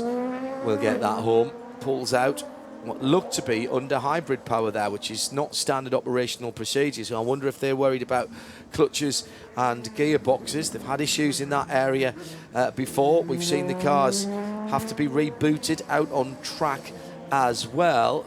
They'll be worried, as will anyone with a battery pack, Gemma Hatton from Racecar Engineering, about the heat of the day. That adds an extra complication. Batteries do not like heat, and they do not like it when they can't dissipate their heat. Exactly. And, you know, with the higher temperatures, you're not going to get as effective cooling for the engine, for the hybrid systems, for the brakes, for everything, as you would in these conditions and at night. So, yeah, I'd say that would be their primary worry at the moment. So they need to build up a nice big lead just in case, because the problem with all of these, actually we'll come back to that, because Bruce Jones has got Hope and Tongue down in the pit lane. This report powered by SO Fuels. Bruce? Hoping you're looking remarkably fit and not too bad after that stint, but coming out of the car in second place, it's astonishing. Yeah, it's unbelievable. The car has been running really well. We struggled a little bit in the beginning of the race, but as the track rubbers in, we're picking up more and more speed. So it's really, the car is really easy to drive, and especially on second and third stint tires. So it's it's a real thumbs up for the team. But for Jackie Chan DC Racing, this is just turning into an amazing event. I know there is still 7 hours and a bit to go, but you'll obviously have another stint in the car. And you hand it over to young Thomas Laurent. Isn't he doing an amazing job? Oh yeah, he's been fantastic the entire year. We knew he was good. We basically took him straight from go-karts and we put him in Asian Le Mans in our LMP3, LMP2, and made him his debut this year with us in WEC. So we knew he was good, and I think he surprised quite a few people. Certainly has. The way at about 2 in the morning he could jump over the pit wall, that was impressive. Yeah, I think the cars here are really amazing to drive now. The new LMP2s, so much faster. You have to negotiate a lot more traffic though with the GTs, but it's a real pleasure. Open, great to see you. Thank you very much. Yeah, that effectively a driver development program with that team and Thomas Laurent, and coming up through. He won't stay as a silver driver much beyond this year, I wouldn't have thought. That young man is set for a career in motorsport and will be regraded. Gemma, I was just about to say, one of the things about this new breed of racing car is that the systems are interlinked and to a great extent interdependent. So losing a battery pack or losing a hybrid system, you'd think, well, can he's 11 laps up the road, that's an hour and a bit. He could just tool round on the internal combustion engine, but it's not that easy, is it? No, and you know, the hybrid systems, as I mentioned before, are so important, because if the hybrid systems fail, that equates to about increasing your fuel consumption by 20%. And if you have to do that, then you're going to be limited in terms of your stint lengths on fuel.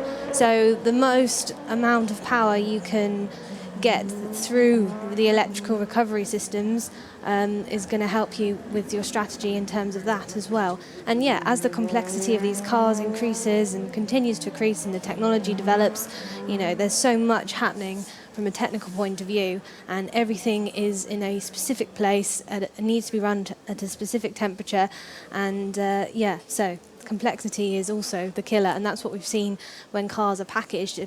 Their design needs to be packaged efficiently, but each of those components has got to be run in their optimum location and temperatures. That said, I think we have seen Porsche actually run without a hybrid, or at least with a hybrid that wasn't running very well at Spa last year, not this year, in the current iteration. It was a struggle from pretty early on, but the car did manage to make it home. I'm not sure they want to risk that here, so they won't be turning anything off. They will be keeping a weather eye. Neil Janney last time around with slow zones of 4:31, so that's not a representative time. Buemi continues to lap quickly, but he was a 3:41 last time. In fact, is about to come through again and does a 3:22, so he's back up to speed as he's got through the slow zone has been removed for back to green all the way around the track. It does seem, though, Paul, as though that number 8 Toyota, albeit many laps down, 235 completed to 262 for the leader, but only 10 laps behind Timo Bernhard, only 10 laps.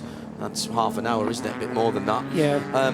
Is able, of those 3 remaining hybrid cars, to lap consistently the quickest. Yes, 37 minutes is the gap between Buemi and Timo Bernhard. Timo Bernhard's last lap time of 3 minutes 21.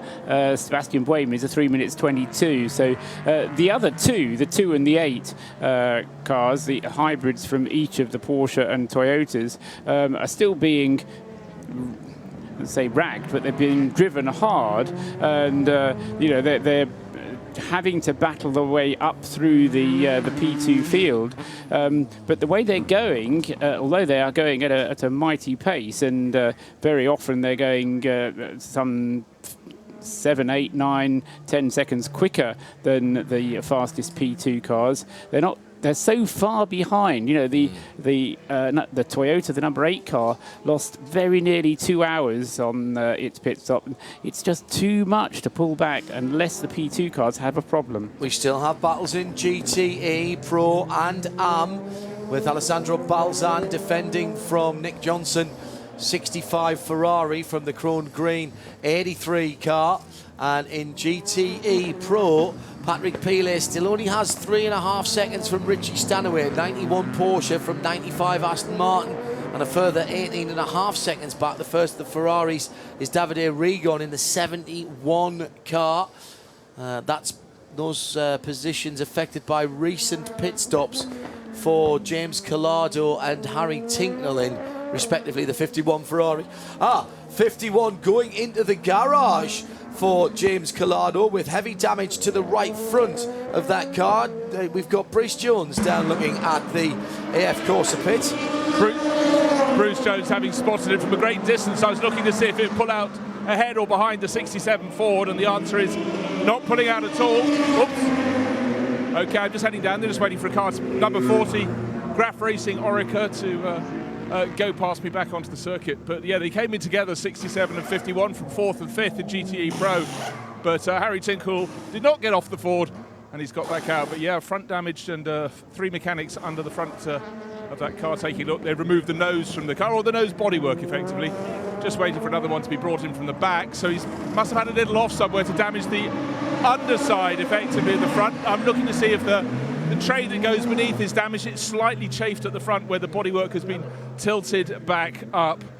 But I don't think that's going to be a quick fix. But the point is, Davide Rigon is staying on board. It might cost them a lap. And other drivers are coming from the back. You know, the classical case, you put the deck, get the next one ready just in case. James Collado caught on the hop there, I think. Quite clearly, bodywork damage to the right front of that car. I think the worry was that there might have been cooling radiator damage or brake ducting damage is what they were looking at around the front of that car. There are some radiators in the front of the Ferrari. It's a good place to put any cooling, of course. You get the air coming through, air that isn't going to the engine either, because it's a mid-engine car that's ducted in from other places, so you get very good airflow through the front of the car. And if you notice, there's a big slot where the normal bonnet would be, the normal hood would be, and that's to help with the aero as well. A little bit of air vented out from behind the radiators after it's done its cooling work. Paul? And in the GTE Pro class, remember at the bottom of the hour when we did the update, we had a Corvette in the lead. Jordan Taylor, having made his pit stop, is now in the number 63 car in 6th place, and that's just a reflection not on the Corvette having had a problem, but still how closely packed that GTE Pro battle is. Just 3 seconds separating Patrick Pilet from a recovering Richie Stanaway in the 95 Aston. I say recovering, but that Aston having had a longer stop for a brake change about 2 hours ago now. But Richie Stanaway's pulling that Aston Martin back up onto the tail of Patrick Pilet. 20 seconds behind that is Davide Rigon in the 71 AF Corsa Ferrari, which has taken advantage of the fact that the 51 car is in the pits and receiving that attention. Then behind that is the first of the Ford. So it's Porsche, Aston, Ferrari, Ford, and then the Corvette in the top places of GTE Pro. And every time a car comes into the pits, there's a change of place. So if you have to push it back into the garage, as they have to do with that number 51 car, then you're going to lose more than just a few places. And the 51 car has now been in the pits for more than a lap, so has gone off the lead lap in GTE Pro. Driver out of the 51 car now, James Collado, with that car in the garage. The Ferrari, I've now been advised, was involved in an incident out on the circuit around about the second chicane with the number 90, the TF Sport Aston Martin. Oh, no. And the number 90 has continued, pleased to say, but hasn't come into the pits, has it? So the number 90 car continuing around. Ewan Hankey currently at the wheel, although he has... I know he's on an outlap, isn't he? So Ewan Hankey on an outlap. Maybe he did come in for a quick check-up and go again. Yes, he did. So Ewan Hankey was in the pits as well. He had a 3-minute pit stop. So the two of them in with damage, but Ewan Hankey back out on the track again. Earl Bamber is strapped into the number 2 Porsche 919 hybrid, gets a fresh set of Michelin rubber, gets the car into gear, and almost before the car is down, the front wheels start to spin, yes, because it's all-wheel drive, of course, on the battery power, and that was an indication as well that that 919 hybrid started off from its pit on the electric motor power rather than starting up the V6 2-litre engine. Shea Adam has this pit lane report powered by SO Fuels. Nick Foster, been driving the 86 Gulf Racing Porsche all night. It's your first time to Le Mans, though. Is it living up to your expectations? Yeah, all that and something extra. So it's obviously, I mean, it's mega. Triple stint last night from midnight to 3 a.m. was pretty unreal. It's quite nice though, everyone's a bit calmer at night, so you can just sort of get on with your business. But yeah, it's been everything that I thought it'd be and 10 times more. And we're only halfway sort of thing now. So we've still got it all to do today. Driving with Michael Wainwright and Ben Parker. Has Michael gotten in his time yet? Is it going to be you and Ben to the end? No, so Michael probably jump in for one more stint. So they had a look to fix it. He was told to, I think there was some clutch problem or changing gear problem, but they took it in for a relatively short pit stop. It wasn't a long enough pit stop to change anything very fundamental inside the gearbox, but at least to give them enough to change gears on it. Then Julien Canal took the car out and did a perfectly good three stint driving, and now Bruno Senna's done it, but that car has been lapping a little bit slower than the sister car, number 13, which David Heinemeier Hansen, Nelson Piquet Jr. and Matthias Besch have been driving. Nelson Piquet is currently in the middle of a 5-lap stint behind the wheel of that 13 car. No, he's not. Oh, he's in the pits, right. No, so that's in the pits. The 13 car just being wheeled into its box. It was sitting on the apron for about 2.5 minutes, and now the car, which is lying third, third overall, second in class, is in the box, and Shea Adam is down there. Shea, can you cast any more light on what's going on? David Heinemeier Hansen got behind the wheel of the car. They did fuel and tires as they were planning to do. But then when they told David to go back out, the car would not refire.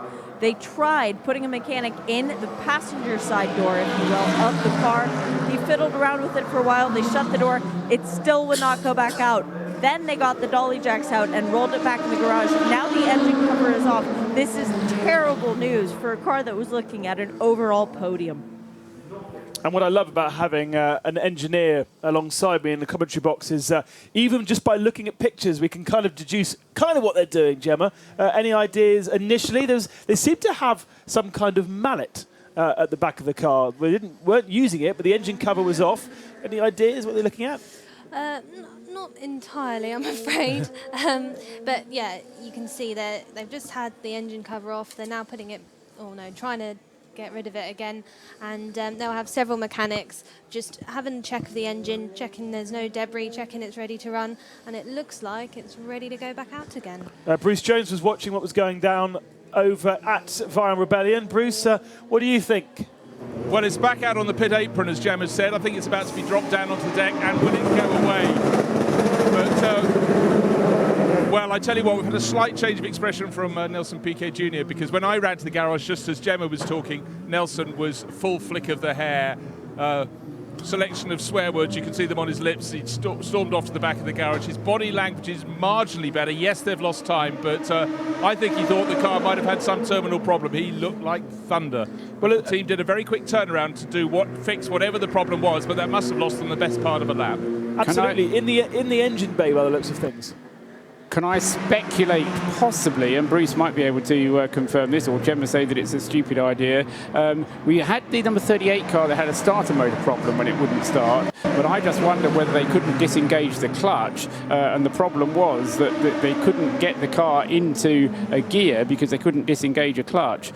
They took it into the garage, got it into a gear, and then, or got it so that it would disengage the clutch, so they could then put it into gear, so he could then pull off. I will try and find out for you. And in fact, I'm doing a bit of lip reading. One mechanic just said to one of the engineers something, and the engineer went, "Oh, really?" So I will find out. But it's all ears. There's a big cluster of 5 mechanics at the back, or three mechanics and an engineer actually at the back of the garage. When I get word, I will let you know. But I think it's a voyage of discovery at this point.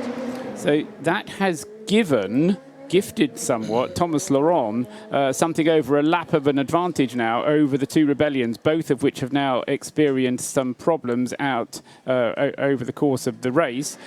The other certainly when my father's Fassels has starter motor problems, that he gets a hammer out and smashes it. We didn't see any actual use of the mallet, but it's possible that. Well, it's not possible. It's the same thing, is it, Gemma? That's what makes me think it might not have been a starter motor problem, because I don't think that would have needed necessarily to have been brought back into the garage.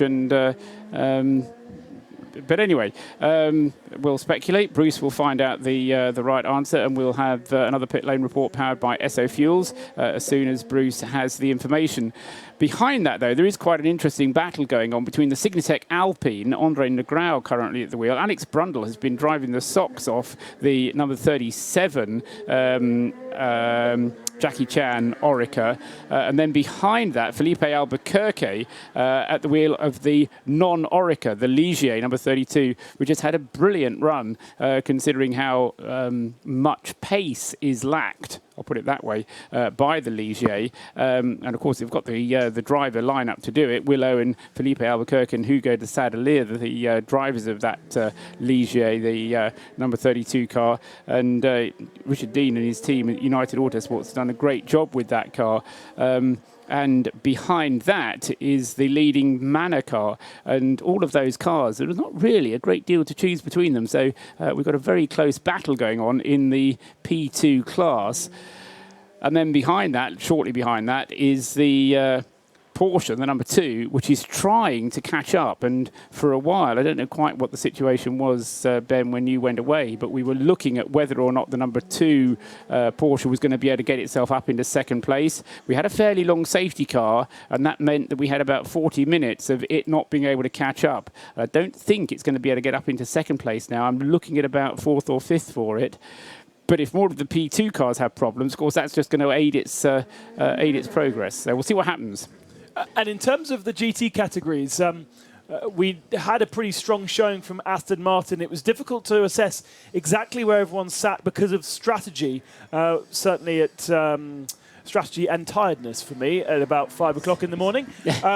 What is the kind of the situation now? Aston Martin still at the top end of the order. Chevrolet at the moment in second position, but is that a fair reflection of what's going on?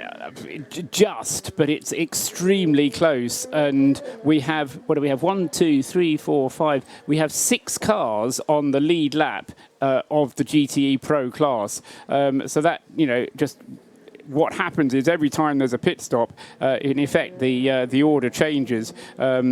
We had the number 63 Corvette in the lead at 7:30 of the class, but then it went into the pits and fell all the way down to 6th place. So, and that was just from a routine pit stop. There was nothing untoward about that pit stop.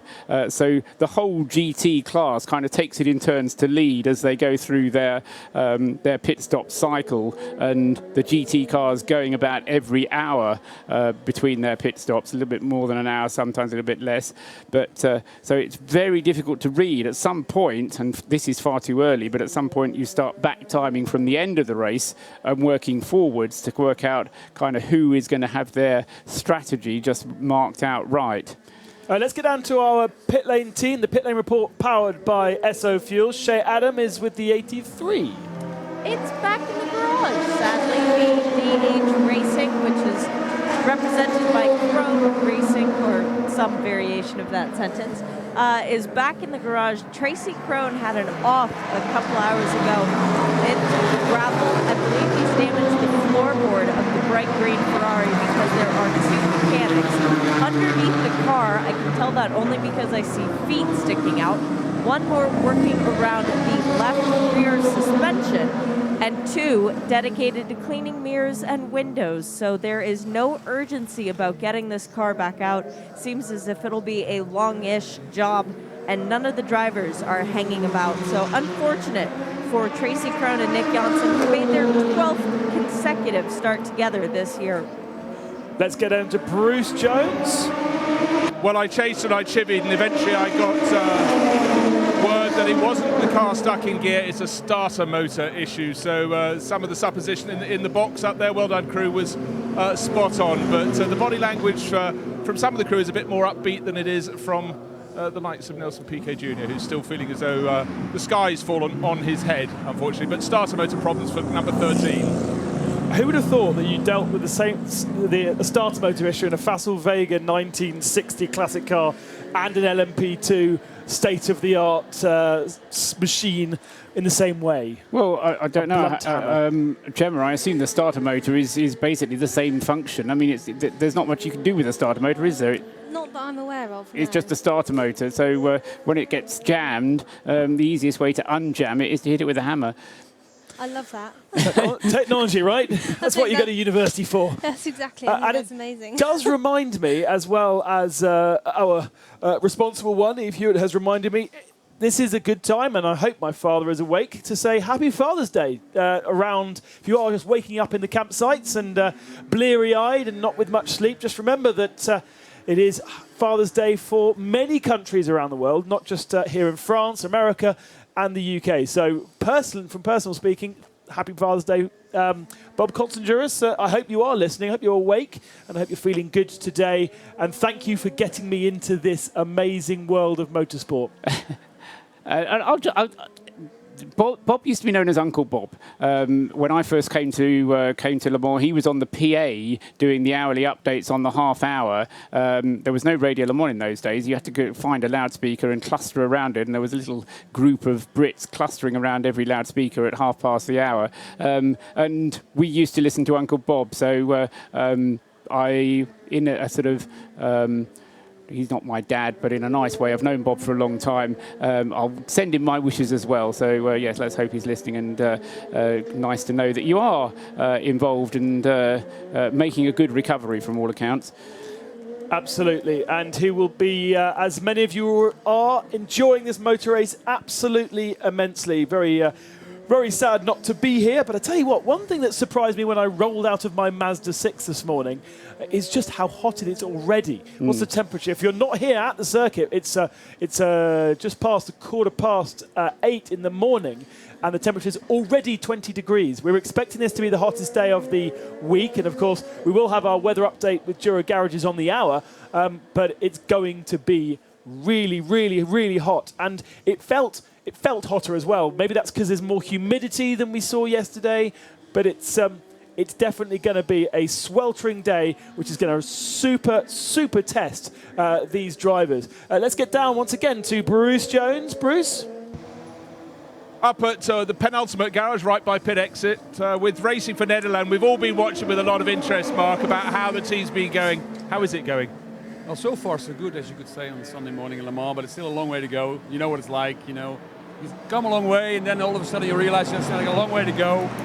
It's been an interesting race, I think, for all involved, particularly in LMP2, apart from all the dramas in LMP1, hybrid class. I mean, this is a new year for everybody, new category. I think everybody's having their issues. We did, but I must admit, if you look back at the night, we changed an alternator, we changed the starter motor, but those were all really doable things. We had one tire going down on us, but we have a very interesting mix of drivers. So I was very interesting how do we get through the night, because Ruben's being, Ruben's Barrichello, you expect him to be very experienced still. This is his first Le Mans, but he came through right. And Fritz did a wonderful job. I mean, we're all here because of Fritz, it's his dream. He came here with Jan 15 years ago as a small sponsor, and, he always promised that when the time was right, he would do his own thing, and he's doing it very well for a newcomer. And Jan, well, he never ceases to amaze me. He's 61 years old. I think if we're all going to be 60, he looks 21, doesn't he? You look at him before he gets in the car; he bounces up and down like a tennis ball. It just not looks like 21. I think he's very much open-minded about things. He doesn't let experience limit himself. He takes things. Not the easy way, but with an open mind, like I said. So he comes here, and he's still very competitive. And I must say, Bruce, the sun is up, and you get that feeling that, you're getting there. But like I said, there's still a few Grand Prix distances to go. Exactly so. Early quotes from Rubens Barrichello after the test weekend was that the Dallara didn't feel as though it was touching the ground in the corners. You've obviously changed the car. Is it getting better? It's certainly getting better. I think we made a major step.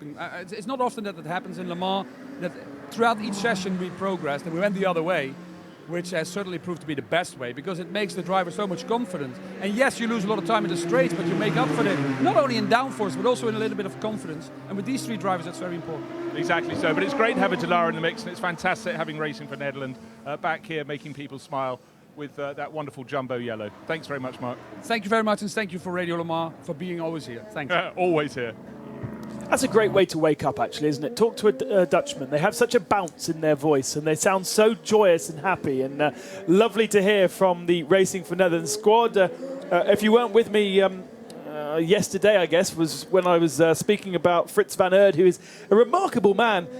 Jumbo is his father's company originally. It's a supermarket in Holland, one of the biggest supermarkets, and Frits now part of the board members of that. But he has a massive passion for motor racing and has been involved for many, many years. He's part owner of the Boss GP series, which is a series for ex-Formula 1 cars, or Formula 1 cars that are no longer used relevant. They've been sold to private clients, and Frits has a collection of Minardis. One of the reasons why the colours of Jumbo ended up being yellow, the Minardi colours. The other interesting fact about Frits van Aert is that he has raced in the Dakar, I think, 5 occasions in the truck category. Jan Lammers has also done the truck category. Such is the passion in the Netherlands for the truck category in the Dakar. They absolutely love it. I think at one point they had 50% of the Dakar entries in the trucks. All thanks to, back in the day, thanks to the De Roy family when they were 1,200 horsepower trucks. So Frits van Aert really has done many forms of motorsport. He's raced in a Formula 1 car, even if it's not actually in Formula 1, he's in the Boss series. Part owner of that, and now fulfilling another dream at the age of 50 years old here at Le Mans. And great to have him with Jan Lammers, the most experienced man here at Le Mans, with just one overall victory. And then Rubens Barrichello, the rookie. I love it when that happens.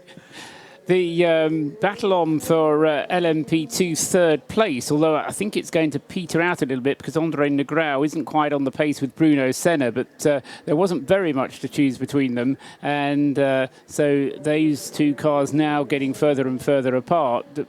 This is the 31 Rebellion car, which is in third place, and the 35 Signatech car, which, when it's not being driven by Andre Negrão, is shared between Nelson Panciatici and Pierre Rag. But I think at the moment, Andre Negrão is trying to go through and get his driving time in. In fact, it's Pierre Rag, of course, who's the silver driver in that car.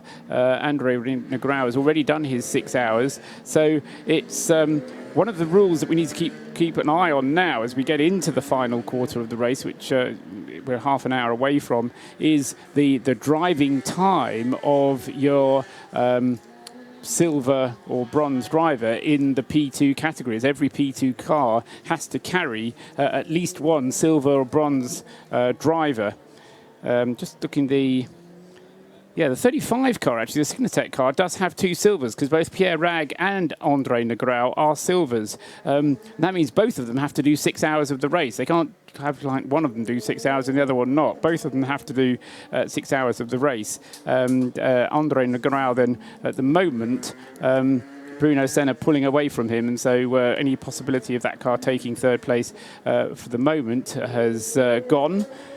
One of our IHG Reward Club keys to the race was the question mark around LMP2 brakes. Have we seen anybody changing brakes and discs as yet? Of the leading group, we're pretty sure that certainly the first 3 cars have, 38, 13 and 31. I'm not sure about the Signatech car. The trouble is they actually do it pretty rapidly. It's only like an extra 2 minutes or so on the stop. And actually changing the discs and the discs and the calipers and the pads kind of all come in a single unit, don't they, Gemma? Yes, exactly. And I think the changes are only about, like you say, 2 to 4 minutes. So not a massive change. But yeah, obviously you've got the problem with brakes is the heat and the temperature, as we've mentioned, as that starts to wear when it gets above 600 degrees.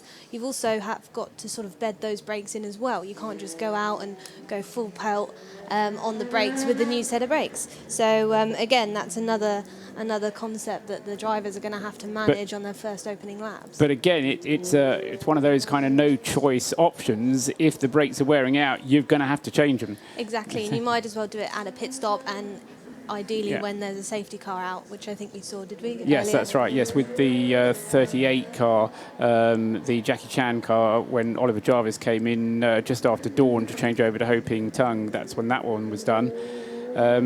Fastest lap of its race for Andre Negrão. That's as quick as the car's gone, so maybe I misjudged him. In fact, he's closing in again on Bruno Senna, brings the gap down to 3.9 seconds. It's worth looking at out on the circuit between Bruno Senna and Andre Negrão. 31, the Rebellion, and Negrão, number 35.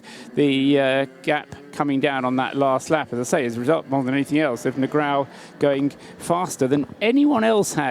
In terms of best laps, the drivers, Negrão has done a 3 minutes 30.5.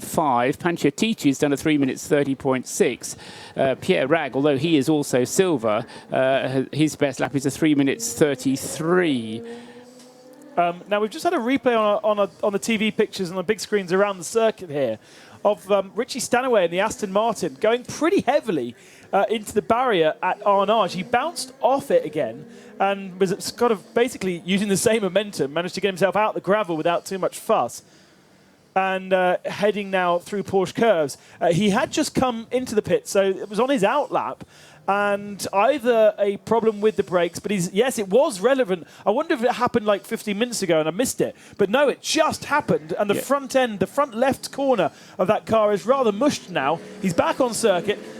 Not quite sure whether he's done any damage to suspension-wise. It does look like it just might be cosmetic. But Richie Stanaway is going to have to come into the pits, and he is third overall at the moment. Third in the GT category, I should say. Yes, that's right. I'm just trying to look down because I have a feeling he was higher up than that and has probably lost.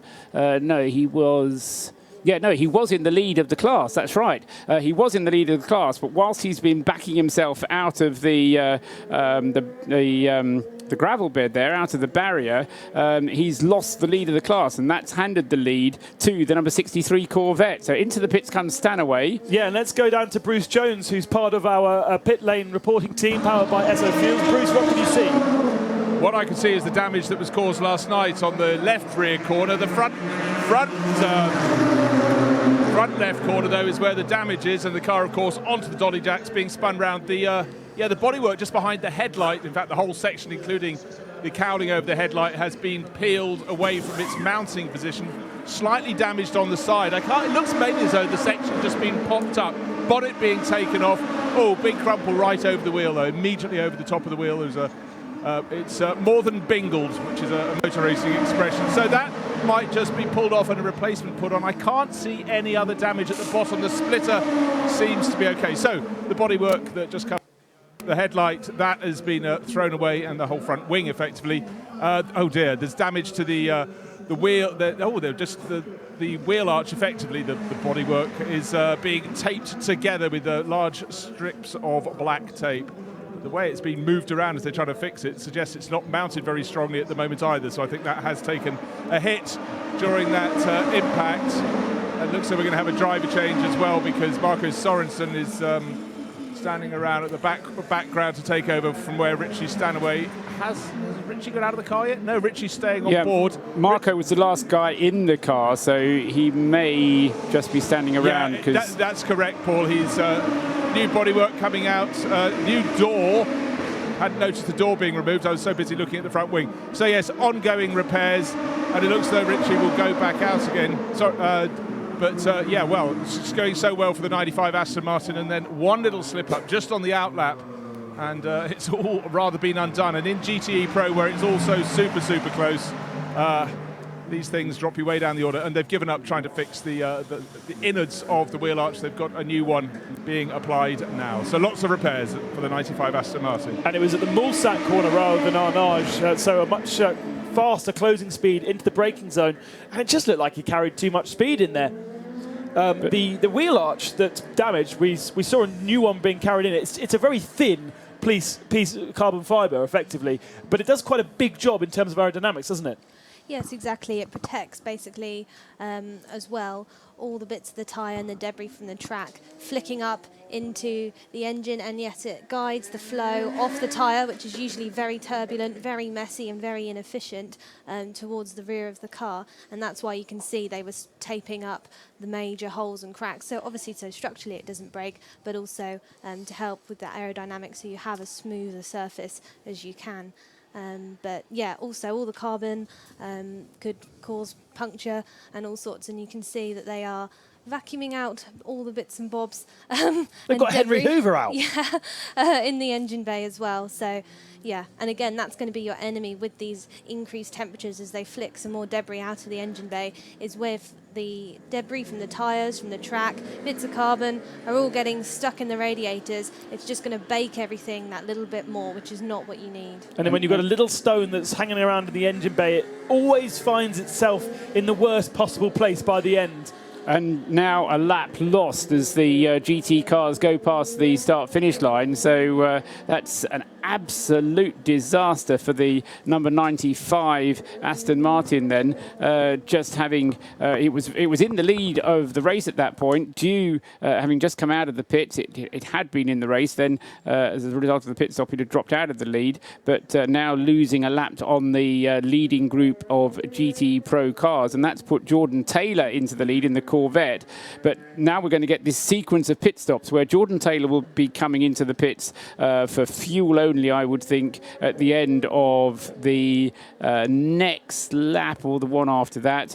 Then we'll get about a 15-minute break, and Makavici will come in the second place Porsche, and then we'll get actually no, before that we'll get Harry Tincknell coming in, won't we? So the third place Ford will come in. Harry Tincknell, he'll probably be handing over to Pippo Di Rado Giuliani, and then after that Macavici coming in the Porsche. So that sequence of changes that we've been talking about in GTE Pro, suddenly less one. And of course, with the accident that befell the 51 AF Corsa Ferrari as well, the chaos that we've been having continuing. Well, the time is 8:30 local time here at Circuit de la Sarthe. We have 6.5 hours left of this 85th running of the Le Mans 24 Hours, and it is time for our hourly update with Motor Trend on Demand. The hourly update is brought to you by Motor Trend on Demand.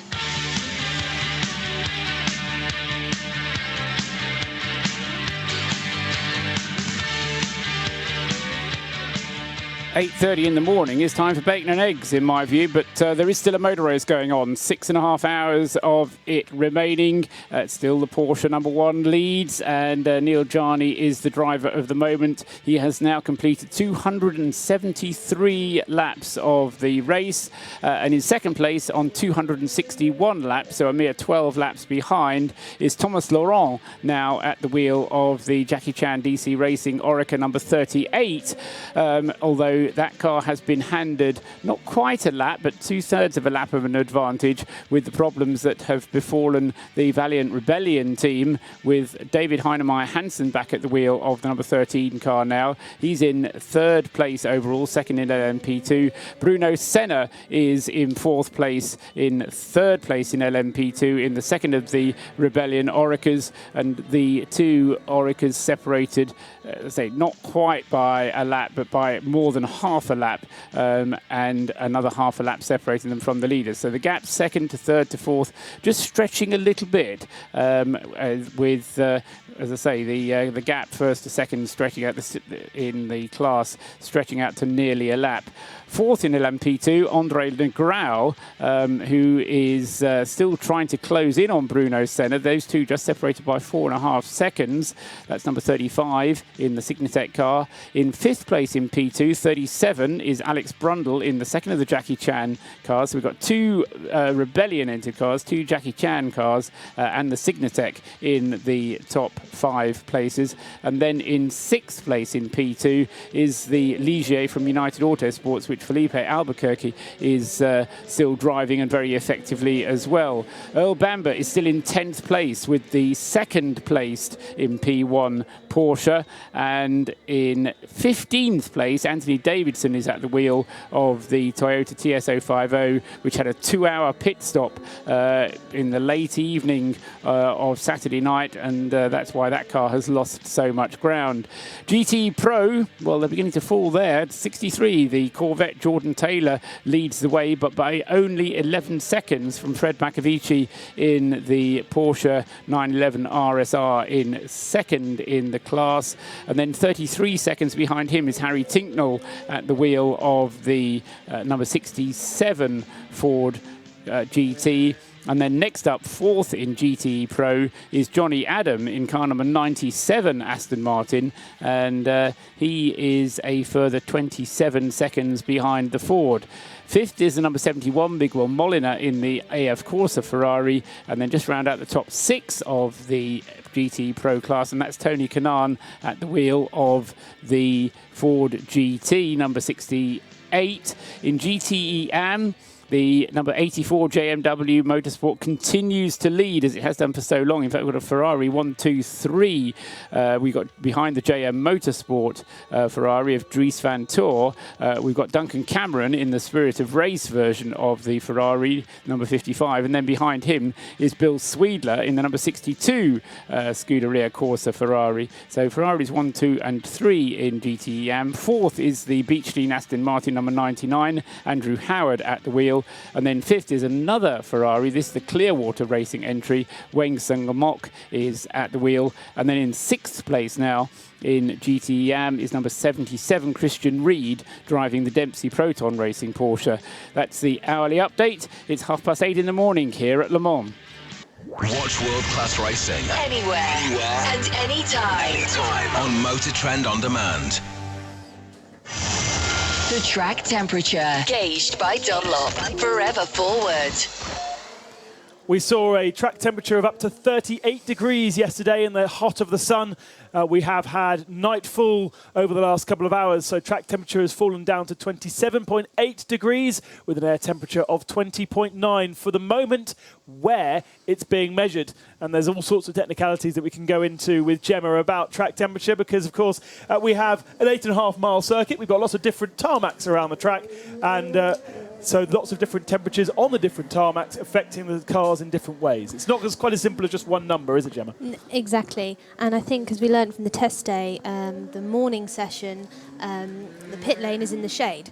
Now, the Dunlop tyre engineers, another element to their job is to use a temperature probe, go and measure the temperature of the pit lane. But as we can see on the TV, if it's in the shade, you're going to be reading a lot lower than in the pit lane. So maybe it is a bit hotter than those temperatures are reading at the moment. We need to find out exactly where the gauge is, and then we'll have a better idea of whether it's reading under or over. Because when we've had our Dunlop pit lane guys actually doing a probe in front of our SO Fuels pit lane team, it has read very differently to what we see as the official track temperature. Yeah, the leader is in the pits. Number 1, Neil Jarni. This should be a straight. Actually, no, it's a driver change due, isn't it? Because Nick Tandy hasn't been in the car for a while. Neil Jarni's just done a triple stint, so we should be getting a full service for that number 1 Porsche. And I think Shea Adam is down there. Nick Tandy hasn't been in the car for a while. He has rectified that. He has clamored into number 1 in one of the most casual driver changes I've ever seen for an LMP1 car, sauntering around the side of the car in Nick Damon fashion. And yes, it is a 4-tire change and fuel for this number 1 car. And now I have seen the Porsche mechanic do the one-handed change in person. Quite extraordinary when you consider how heavy the tires are that he just sort of limps it on there as if it is just a piece of tissue paper. The number 1 has gone back out with Nick Tandy behind the wheel. The 63 has also fueled in the fuel lane. That is fuel for now, no driver change. I do see new Michelins. They are neatly stacked in the box, so we have to wait and see if they are going to put them on, but the fueling's still going on for that number 63 Chevrolet Corvette. And still going on, a lot of fuel coming in. There goes Jordan, no tires for the 63. Shea Adam, part of the pit lane report powered by SO Fuels down there, and watching all of the action unfold. They've got to be just, everything crossed for the Porsche number 1 because they have this race. I know it's 6 hours still to go, but they've got this race in the bag if they don't have any mechanical problems because the drivers can really drive within themselves. Yes, I mean, we're kind of caught, aren't we? Because Nick Tandy did tell us when he got out of the car earlier on that even though they've got this huge margin, they're still going to drive the car flat out. What they're not going to do is take any risks in the traffic. And we saw Andre Lotterer in a massive bit of GT battle. And rather than try and get involved, he just sat back and watched it. And you could almost see the GT drivers sort of thinking, oh, we ought to get out of the way of this hybrid. But he just didn't want to come past because he didn't want to take a risk. And also keeping it off the curbs, of course. But that in itself leads to risk. And again, Gemma, not necessarily the role of the technical or the performance aspect of it, but in terms of what the race director is doing, communicating to the driver, you've still got to keep your focus up, haven't you? You've still got to keep an eye on the lap times and say to your driver, look, that was just a bit too slow. You've still got to go a bit quicker than that, just to keep his focus on the task in hand.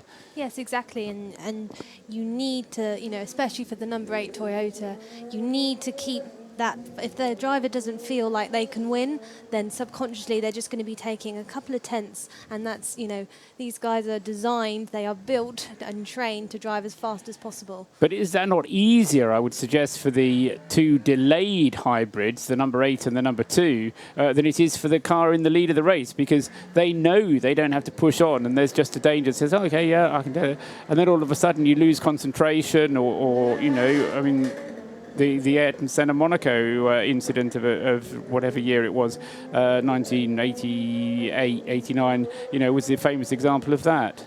I think the drivers will be fully focused.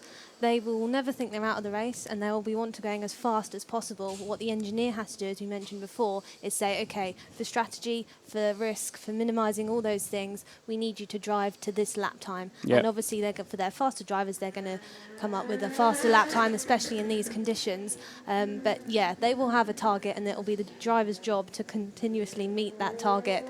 And we mentioned curbs, you know, again, that's another issue that can help, that can contribute to these punctures that we're seeing. You know, the tyres can come back, and you can see tiny little cuts all around the tyre. And again, the debris and going on the curbs can cause these punctures as well. We've got the number 31 in the pit lane. Bruno Senna's brought that car into the pits, and Bruce Jones is watching.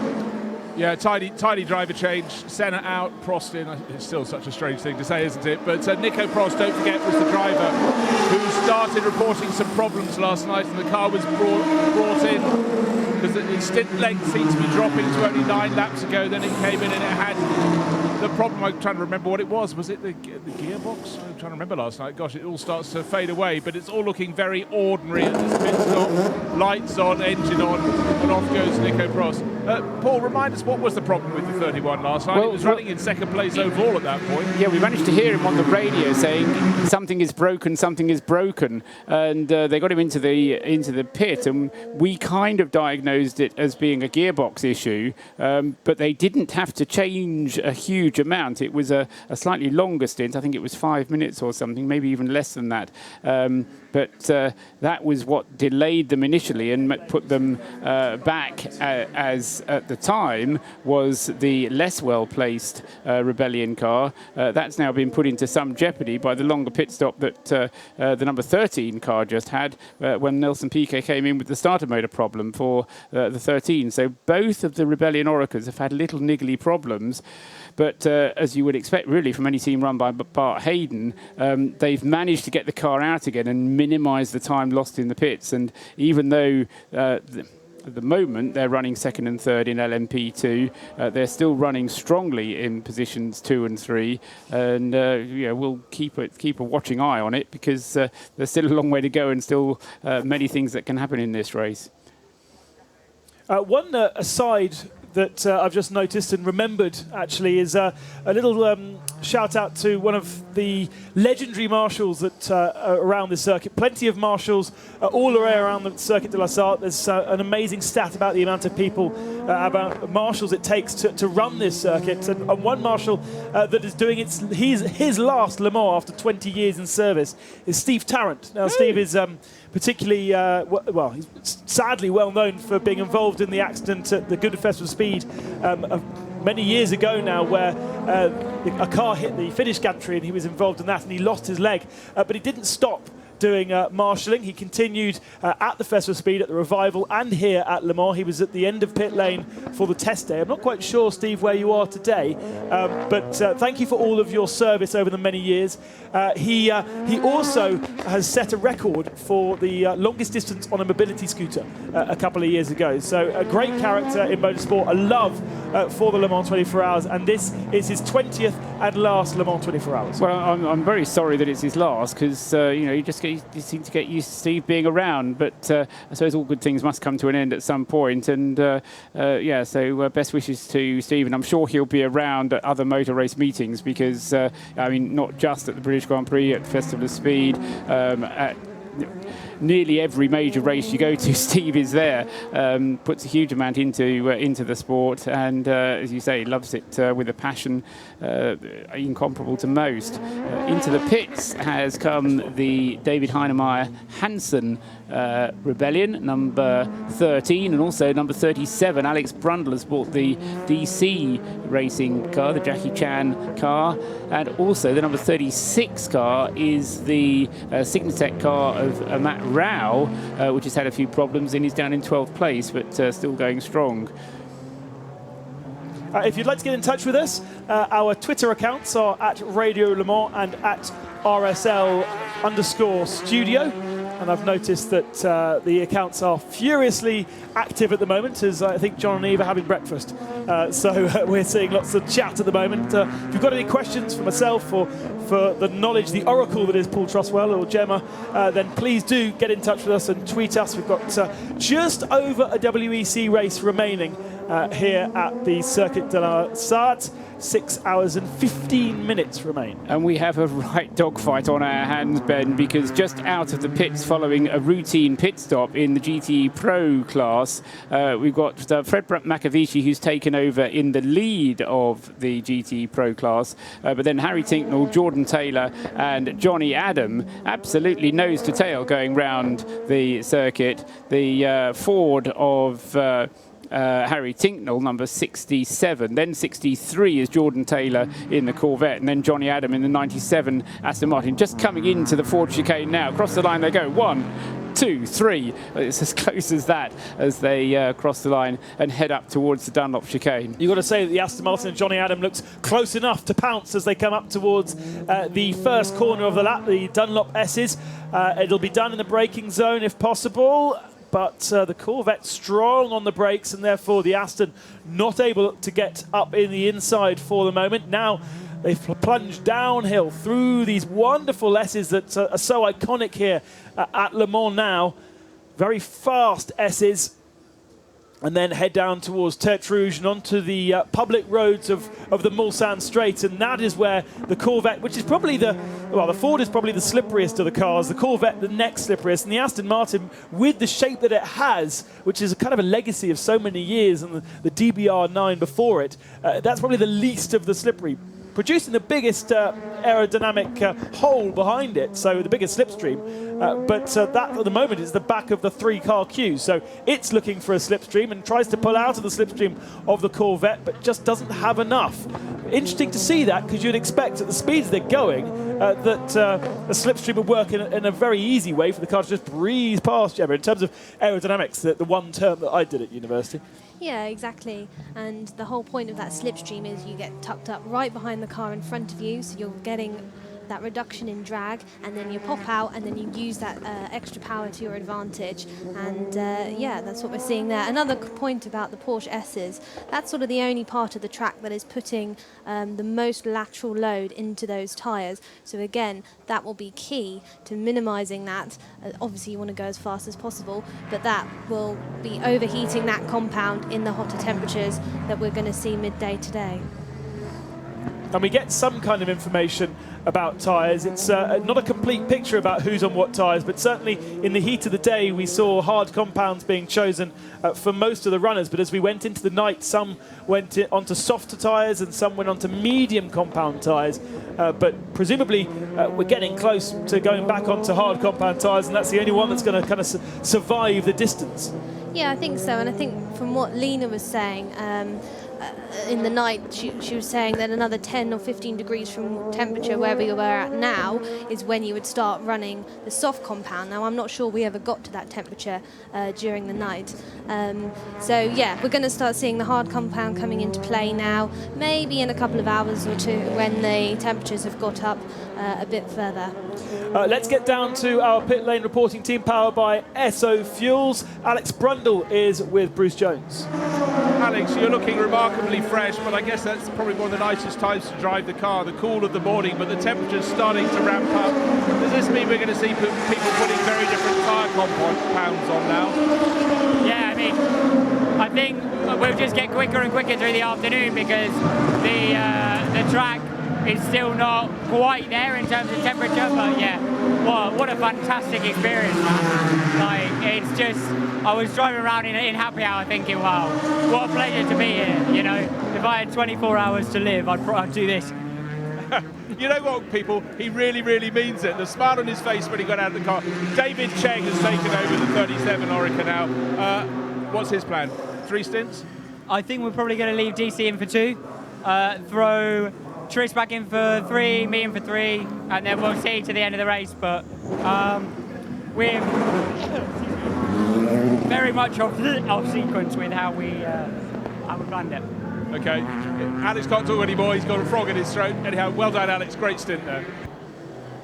The Pit Lane Team, fueled by Esso.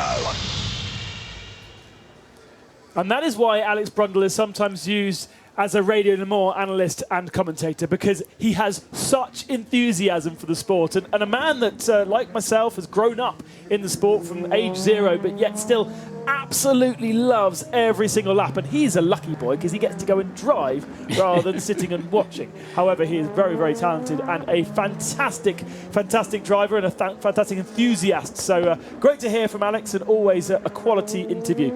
We saw a slow Aston again, Paul. Yes, that was the number 95 car, which I think has got Nicky Thiem at the wheel of it at the moment, going slowly, and that's bad news for Aston. It's kind of has done this before for Aston Martin, doesn't it? It was Nicky Thiem who's now slipped down to 8th place, having had the problem earlier on for Richie Stanaway following that contact out on the circuit with the barrier.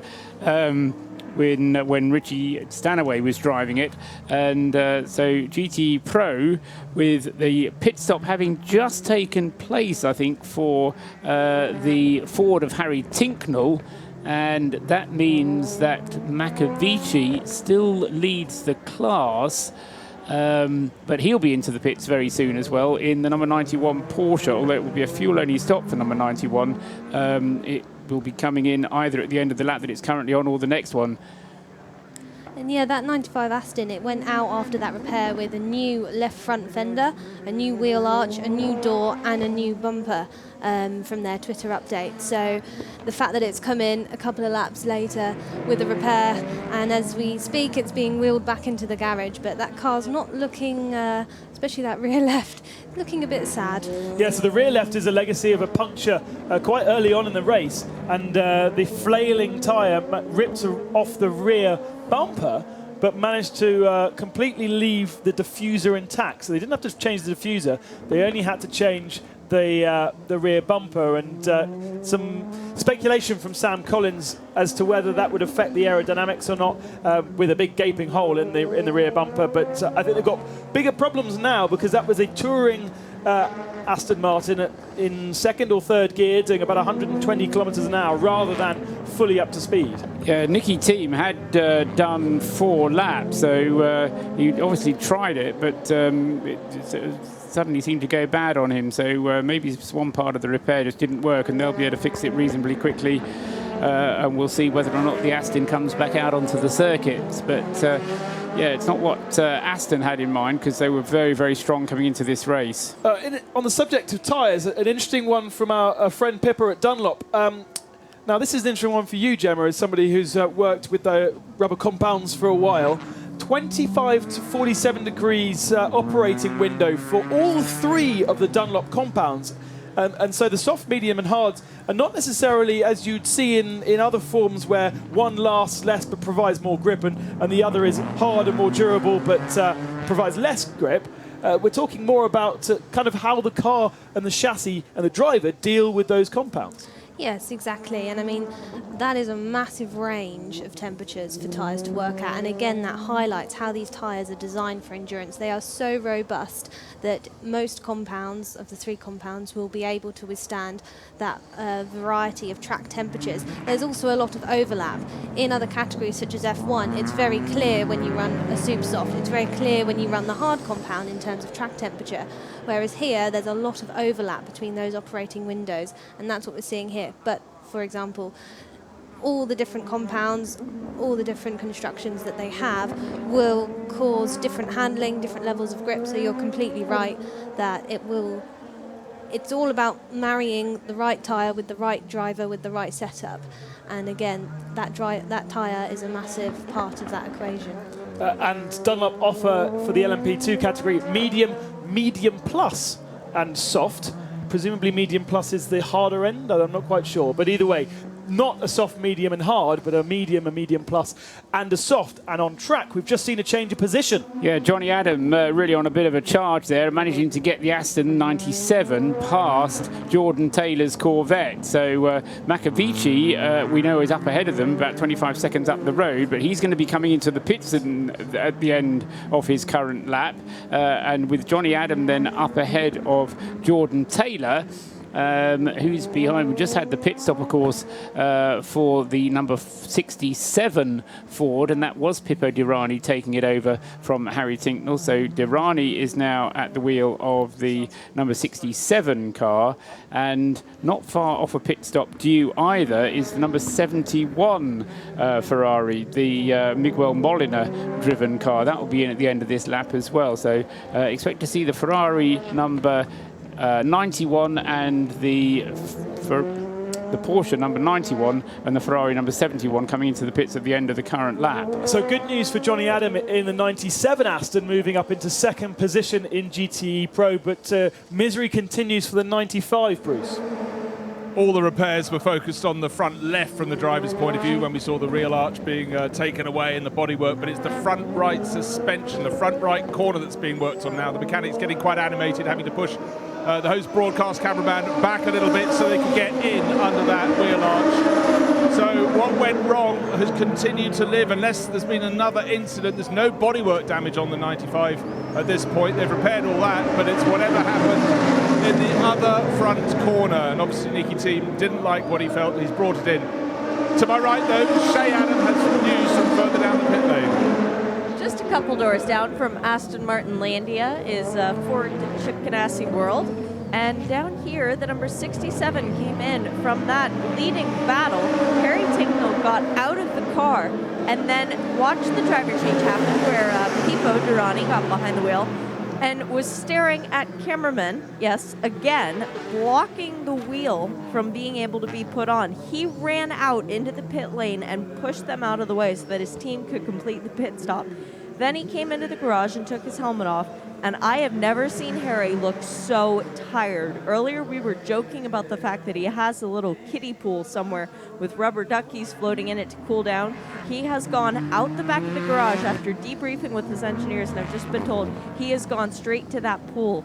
Turns out it's a very good recovery method for drivers at this point with these temperatures, and it's only going to get more valuable as the temperatures continue to rise. And no doubt that paddling pool is full of very, very cold water for the muscles to react and therefore recover as quickly as possible.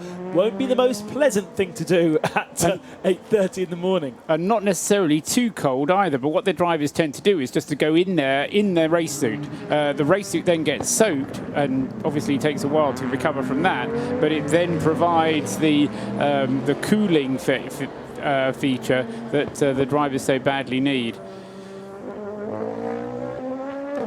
So this battle in GTE Pro, Johnny Adam is just opening up a bit of a gap in the Aston in the GTE Pro class between himself and Jordan Taylor. Up ahead of him, Fred McAvici has been into the pits and made his pit stop. Fuel only, as we expected, and on his way again in the number 91 Porsche. So as we come up to 6 o'clock local time, Nick Tandy leads this race by 12 laps. 9 o'clock local time. 6 hours remaining of the race. Thank you, Paul. Haven't quite woken up yet. We confused John Hindhoff right royally because at 7:30 this morning there were 7.5 hours to go, and so you just kind of continued that. That's the perfect time. You've got one number for both. Exactly, and he was right whichever way you read it. That's why he arranged to be on shift at that time. So it's coming up to 9 o'clock, 6 hours to go. Just before we get to that point, just to say there is one of those little milestones in the regulations at this point that if at this point you haven't completed 50% of the distance that the race leader has completed, you are required to retire from the race. The idea being that if you're going to complete 70% of the race winner's distance at the end, then they get rid of a lot of the walking wounded at this stage rather than having them come out later on. And do we have cars that there are no takers, so it's not a problem. Cool. It doesn't affect anybody, but it's one of those little milestones that you always look at 9 o'clock in the morning just to see if there are any teams that haven't completed 50%. The only ones that haven't have already retired anyway. Now, if you are just waking up and tuning in to radiolemans.com or however you are listening to us around the circuit or around the world, We have a great motor race on our hands still. Just because we've only got one LMP1 car at the top of the time sheets, 12 laps ahead of the rest. This is an endurance race, and I need to stress this to those that might not quite understand. I've seen a few people on Twitter, not tweeting us, but tweeting generally, that it's an anticlimax to have only one LMP1 car. Hang on a second, we've got a massive battle for second position by a class that doesn't normally get the chance to stand on the overall podium. That's exciting.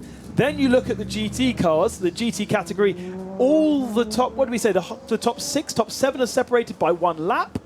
It's down to 5 now with the problems that the 95 car had, but it was at 6 cars, and then just 2 cars, 2 of the Fords, just off the lead lap. So it's still very, very close in GT Pro, Ben. And that's remarkable because we've been racing for a huge amount of time already. We still have 6 hours remaining of the race, but plenty to watch out for in GT Pro and GTM as well. And it's a 6-hour race now. Things can happen in a 2-hour Formula 1 race, let alone a 6-hour WEC race. So we have huge amounts still to come. We've got the temperature rising every single moment. I'm watching the air temperature minute by minute, and it's creeping up and creeping up. So do not write this race off yet. We've got plenty still to come, and we will be here for every single moment, every single lap of it. Paul Truswell will be here for every single moment. We'll be doing stints and watching and resting. But for some amazing, some phenomenon, Paul Truswell is able to do every single hour, every single second of the 24-hour race. Have you actually been to the toilet, Paul? I can't answer that. We've got a special system. As we are on the hour, it's time for our weather update with DuraGarages.com. Brought to you by DuraGarages.com. Inspirational garage interiors. Well, the humidity is expected to drop now from its 72% all the way down to about 65% by race end as the temperature increases. It is at the moment just 21.5 degrees, but we're expecting temperature up to 33 degrees air temperature. Gosh, what will that be like inside the cockpits of any of these cars? It's going to be a beautiful day here at the Circuit de la Sarthe. Make sure you're wearing your sun cream, you've got your water in hand, and enjoy the rest of this motor race. Hello, I'm Aston Martin Works driver Darren Turner. Thanks to Dura, you could be joining me at Base Performance Simulators in Oxfordshire. It's a full day, including breakfast and lunch, and you and a friend will get to try our GT and single-seater simulators. This special Dura race school is on the same equipment that the pro drivers use to hone their skills away from the track. For the chance to join us on this exclusive Dura day out, go to www.duragarages.com/Le Mans to answer the 2 simple questions. The weather, brought to you by DuraGarages.com. Inspirational garage interiors. Live from trackside, this is Mobil 1 Radio Le Mans, engineered to perform. On 91.2 FM around the circuit and globally on RadioLeMans.com. Mobil 1 Radio Le Mans for 2017. Ben Constanduras, Gemma Hutton and Paul Truswell with you at least for the next hour, and plenty of action to watch on circuit. Gemma, you've got your hand up. I have. I was just going to ask Paul's opinion on this with regards to the humidity. Obviously, we know that you have this happy hour area of the race, and as from the weather update, we've just had that the humidity is sort of decreasing.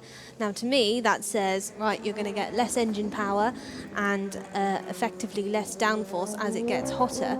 So I assume that's another reason why the happy hour provides that good conditions. Yeah, and from now on, the happy hour kind of deteriorates and becomes less happy. Meanwhile, down in the pit lane, we've got another pit lane report powered by SO Fuels. Thank you very much, Paul. Happy hour on the track, not happy hour in the garage for number 31. Don't forget, this is a car that was fighting over second place with a sister car from Vaillant Rebellion.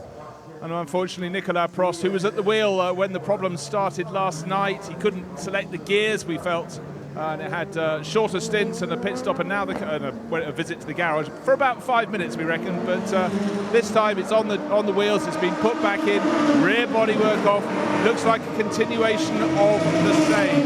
We're also having a look at the front right corner, but the front left corner. But it's mainly the work at the rear of the car. So I do fear for to the 31 Orica from Vaillant Rebellion. Nicolas Prost still on board, but they're about to put it up on the hijack, I'm afraid. Repairs ahead. Yes, and this looks like a gear actuator problem that they have decided it's too bad, they can't drive it, and so they're setting to work then for the number 31 car. Nicolas, or that car, has already lost 4th place overall, 3rd place in the P2 class, so we've now got the Signatec Alpine up into 3rd place, and I have to say, Andre Negrão doing a good job there, because he's got past the number 37 car. Remember, he was battling with that car, and he was trying to catch up with Bruno Senna when Bruno was driving the Rebellion, and the shape of the race changes again. And if this was a WEC race, Ben, we're 6 minutes into it, and this car's got a problem already. Yes, absolutely, and it's wonderful, isn't it, to be in the LMP2 pit, because the cameras are allowed to go into the back, so give us a really close view of what's going on, and it allows Gemma to analyse even further what the problem might be with that Vaillant Rebellion. And as we alluded to, the rear wing and rear gearbox assembly is off the back of the car. They've been complaining about gear selection problems. Nico Prost was in the car, but has now got out before the car has got up into the high jacks. Yeah, and that shot gave us a beautiful image of just how closely packaged these systems and these engines and these powertrains are. And it's fascinating to see, and of course that can cause nightmares for the mechanics. If they can't access the parts they need to do, they have to then remove and change and modify the whole system to get to the part they actually want to change. So yes. Let's get down to our pit lane team. Pit lane reports powered by Esso Fuel. Shea Adam has Miguel Molina. Welcome to Le Mans, Miguel. It's your first time here. Are you enjoying it? Yeah, I enjoy every single minute from the first time that I arrive here. When you are racing, when you arrive in this racetrack, you feel it's a really big race. And actually, my night stint was really good. We got some good time, and now I think if everything is not wrong, it's up to my colleagues. So yeah, it's a very good first experience, and I hope I can be back in the future. When you were in the car at night, it was not so hot. For the day, will it be much more hot for your co-drivers, or is it air conditioning? Yeah, I mean, at the beginning of the race, the temperature was really high, and in my first stint, we could suffer a bit about this. But at the end, I think it's for all the same, and at the end we managed it. So, but yes, during the night was much better. Buena suerte. Gracias. Ooh, Spanish. Very nice. What was I just reading up on? Oh yes, we saw a massive shock last year, Paul, with the Toyota retiring with 3 minutes to go, and it meant that he effectively retired out of the race. We've got a car that's spun. The 45 car has spun coming out of the final part of the Ford chicane. He has simply just got on the throttle a little bit too efficiently, or overly efficiently. Mark Patterson, 65 years old, so he must be one of the oldest drivers. He is the oldest driver in the race, that's right. Yeah. I don't know to what extent he was distracted by the GT cars around him, but he's managed to get the car going again. Yellow flags removed there. So going back to my point then, yes. The Toyota retired with 3 minutes to go, and therefore was not classified, didn't score any points, and didn't score a position in the race. They changed that regulation after that happened to allow the basically, it's changed because had it been the regulations we had this year, that Toyota would have finished third in the race and on the podium. It would have been classified, yes. There's a bit of a hobby horse coming here, and I'm not going to rant. I'm just going to explain that the reason why it was excluded is a rule in the that exists in the regulations about the final lap having to be completed in 6 minutes or less. Now, the reason that rule was imposed was the Audis at that stage were becoming very dominant in the race, and because the cars were flagged off immediately after the Dunlop chicane, after the checkered flag, they tended on their last lap to go round acknowledging the waves of the crowd and treat the last lap as a lap of honour, getting slower and slower and slower. And what often happened was there was a cracking battle going on in GT, no change there, and so you had GT cars fighting with each other, trying to go through what the Audis were doing as a stage finish. And so the organisers thought quite sensibly, we'll stop this final lap of honour by saying you've got to complete the final lap in under 6 minutes. They didn't have in mind at all what happened to Toyota. I mean, what happened there, I mean, nobody could have predicted it, I suppose.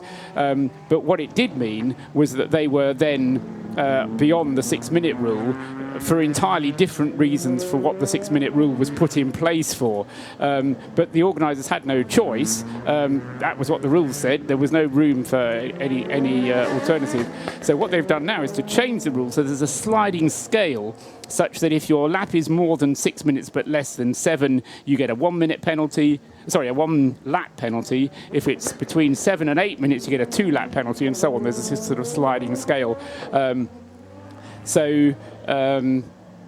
I mean, hopefully we don't get into the whole routine of that kind of thing, but it was the usual thing that happens is that you write a set of rules to deal with one circumstance, and then another set of circumstances arises which conforms to the same rule, and so that was how the Toyota got excluded, and as you say, it ended up being excluded from the race and not classified as a finisher even. Yes, exactly. So no points scored in the WEC, and wasn't able to stand on the podium, even though, in theory, because the other cars behind were laps down, in theory, they should have picked up that third position. Yeah, that's right. I mean, it completed a greater distance, for example, than the Audi, which finished in third place, and allowed Audi to maintain their record of finishing on the podium in every race that they competed in here at Le Mans. And the reason that's relevant is because at the moment, the Porsche #1 is kind of unchallenged in LMP1. It doesn't have any real competitors for the victory, and it has a 12-lap advantage at the moment over the nearest competitor. That equates to nearly 40 minutes. But it's important to stress that the Porsche could sit in the garage for 35 minutes, but it still has to do that final lap. Yeah, in order to be classified, you have to cross the line after the race elapses. The problem is, because, again, this is a rather curious way that the regulations are written, the checkered flag gets shown when the leading car crosses the line after 24 hours has elapsed. So if that car is the leading car, it could actually sit in the garage until 4:15 and let everybody else keep on going round until, literally 4:15. We could have the 25 hours. And they could keep going, and they could only go out. There is an ultimate limit to when when the race has to finish, and you have to finish the race within a certain distance, within a certain time of 4 o'clock. I think it's 20:4. But that would be a very, very slow final lap, which would then mean that it would get a penalty. I mean, what you can do if you are minded so to do is to go through the results over the years and see the differences between the shortest 24-hour race and the longest 24-hour race, because some of them have gone on till about 6 or 7 minutes after 4 as a result of these long final laps, and others have finished officially just under 24 hours because of track invasions, and they've put the flag out a lap before, or they've put the results out a lap before when they put the checkered flag out. Le Mans is absolutely full of these little stories, little fascinating nuggets of history, and that's what happens when you have 85 races since 1923. Let's get back down to our pit lane team. Firstly, I want to check in with Bruce Jones, who's watching the progress of the 31 car. Well, it's always bad when progress appears to be going in reverse. The car is being taken apart bit by bit. If they've got time, they'll do the brake change. But right now, they're removing more and more body parts down effectively from the driver's right-hand side of the car to try and sort the gearbox issue that slowed it before and clearly is a whole lot worse this time. Nico Prost is like a balloon that's gradually having the air released from it. He is so deflated. He just can't talk to anyone at the moment. He can just about talk to Bart Hayden, but that is his lot. Meanwhile, Shay, what have you got for us? Something on a much lighter note, Bruce, which I'm feeling is becoming a theme for the day. A bit of a funny story. Just because you're teammates doesn't mean you're going to be running the same livery. That's the situation for the 21 and 22. Both cars being run out of the Dragon Speed umbrella. Well, the 21 is running Evel Knievel colors, if you will. They've got the Stars and Stripes. They've got red, blue, and white on their car. The sister car has the traditional G-Drive colors. It's orange and black. The 21 has been circulating for quite some time now with an all-black nose, pure carbon, no design on it. The 22 had an incident out on course, and they did not have a spare G-Drive livery nose ready to go. So what did they do? They let the sisters borrow each other's clothes, and they put the Dragon Speed livery on the 22. So the 22 is borrowing the 21's shirt, effectively, if you will. Well, that would be a messy-looking car when we see it out on track. It's very confusing, Ben. That's why he's so good at the end of the race. And if you're here, then get down to the park fair, and at the end of the race, I mean, stay off the track until the race is finished, but watch the podium presentations, but then go down to the park fair, mate, and just look at the state of these cars, because there won't be a car that's spotless. They'll all have little nips and tucks and bits of race tape on them and tie wraps holding them together just to keep Nick Damon happy. And there'll be, in some cases, completely the wrong nose cone on, or an extra wing on the rear of the car, and it's great fun just kind of because these cars tell you the story of the race as they sit there in Parc Fermé after the race. And speaking with Alan McNish last night, actually, just before my shift of the middle of the night, and he was telling me about Audi's system. Because, of course, every winning Le Mans car goes into their museum and sometimes makes appearances at other kind of festivals. And they have a spray that seals the dust and seals the dirt onto the car so they can't then wash it off. Because back in 1998, he learnt, sadly, at the Festival of Speed, somebody wrote in the Porsche that won that year, the GT1 car, "Please clean me," at the Festival of Speed. Cleaning off the Le Mans dirt and writing that. And since that point, I think he said that they had to clean that little patch and then cover it with dirt again. And since that moment, Audi had a system even in place at the end of the race to seal the dirt onto the car forevermore. The problem that Audi has occasionally had with their winning cars is that they've changed the bodywork during the race. So you have like a morning bodywork and an evening and a Sunday bodywork, because they have changed bodywork. It was in 2014, I think, or what is possibly 2015? No, I think it was 2014, when the bodywork blew off the car and they lost the rear bodywork during the race. And so you had actually two pieces of bodywork that were on the winning car. They kept both of them, and then they could kind of swap the two in interchangeably. So, yeah, there's a lot of fun stuff that goes on with these things. And like all these traditions, they're slightly tweaked as and when they need to be. Yeah, exactly. So if you do sometimes spot these Le Mans winning cars out and about at various displays, if you're a real detective, have a good look at the car and actually check to see if it is actually the car that won Le Mans, because sometimes the numbers get changed and the winning car stays static, and then maybe the second place car gets the winning car's numbers dirtied up, and it's passed off as the winning car. Exactly right. Hats off to Thomas Laurent. He's still lapping pretty quickly in the number 38 Jackie Chan DC racing car, and it is now only the Jackie Chan DC racing team that has two cars in the top 6 of LMP2, with the Valiant Rebellion number 31 slipping out of the top 6 now with the problems going on repairing that car, and that has helped elevate the number 2 Porsche, Earl Bamber, still pushing on as hard as he can up the field up to 9th place overall. Earl Bamber certainly pressing on very hard indeed. I don't know if you saw it, Ben, but there was an incident out on the Mulsanne straight where Earl Bamber went to the right-hand side in his attempts to try and get past 3 other cars, and for a moment it was 4 abreast, and the Mulsanne straight wasn't quite wide enough. Earl Bamber had all 4 wheels off the side of the track as he was barging his way through, but an indication that Earl taking absolutely no prisoners at all in that number 2 car, up to 9th place overall. And as I say, as far as LMP2 is concerned now, we've got one Rebellion, one Alpine, one United Autosports Ligier. We've got the Manor still involved in the battle in the top 6, and then the 2 Jackie Chan DC racing cars. Thomas Laurent at the moment leading the way in P2, second place overall, an advantage of very nearly 3 minutes, not quite a lap, over the David Heinemeier Hansen driven Rebellion in second place in the class, third place overall, number 13. Gemma? Yeah, just a thought that as we watch the pit stops, you often see mechanics running around while they're refueling, cleaning the car, and you probably think, well, you know, bit of dirt, what does that do? But actually, it completely damages the aerodynamic efficiency of the car. Aerodynamics is all about keeping the flow attached on all the various curves and shapes of the bodywork. And if you've got holes, that's why you see holes being taped up. Bits where the bodywork is joined is usually taped up. And if you've got bits of dirt or tyres or debris on that surface, it's going to rough that surface, it's going to detach the flow, and again, turbulent flow in aerodynamics is the enemy. So yeah, that's why if you look at the pit stops and you see people cleaning the cars, you think that's a bit of a strange one. That's a really, really good fact, because it's not just about making the car look pretty and maximising the sponsors and all this kind of stuff. It is actually an aerodynamic effect thing. Exactly. Even if it does spoil your car when you're trying to show a dirty car off at the Goodwood Festival of Speed a few weeks later. Other displays are available.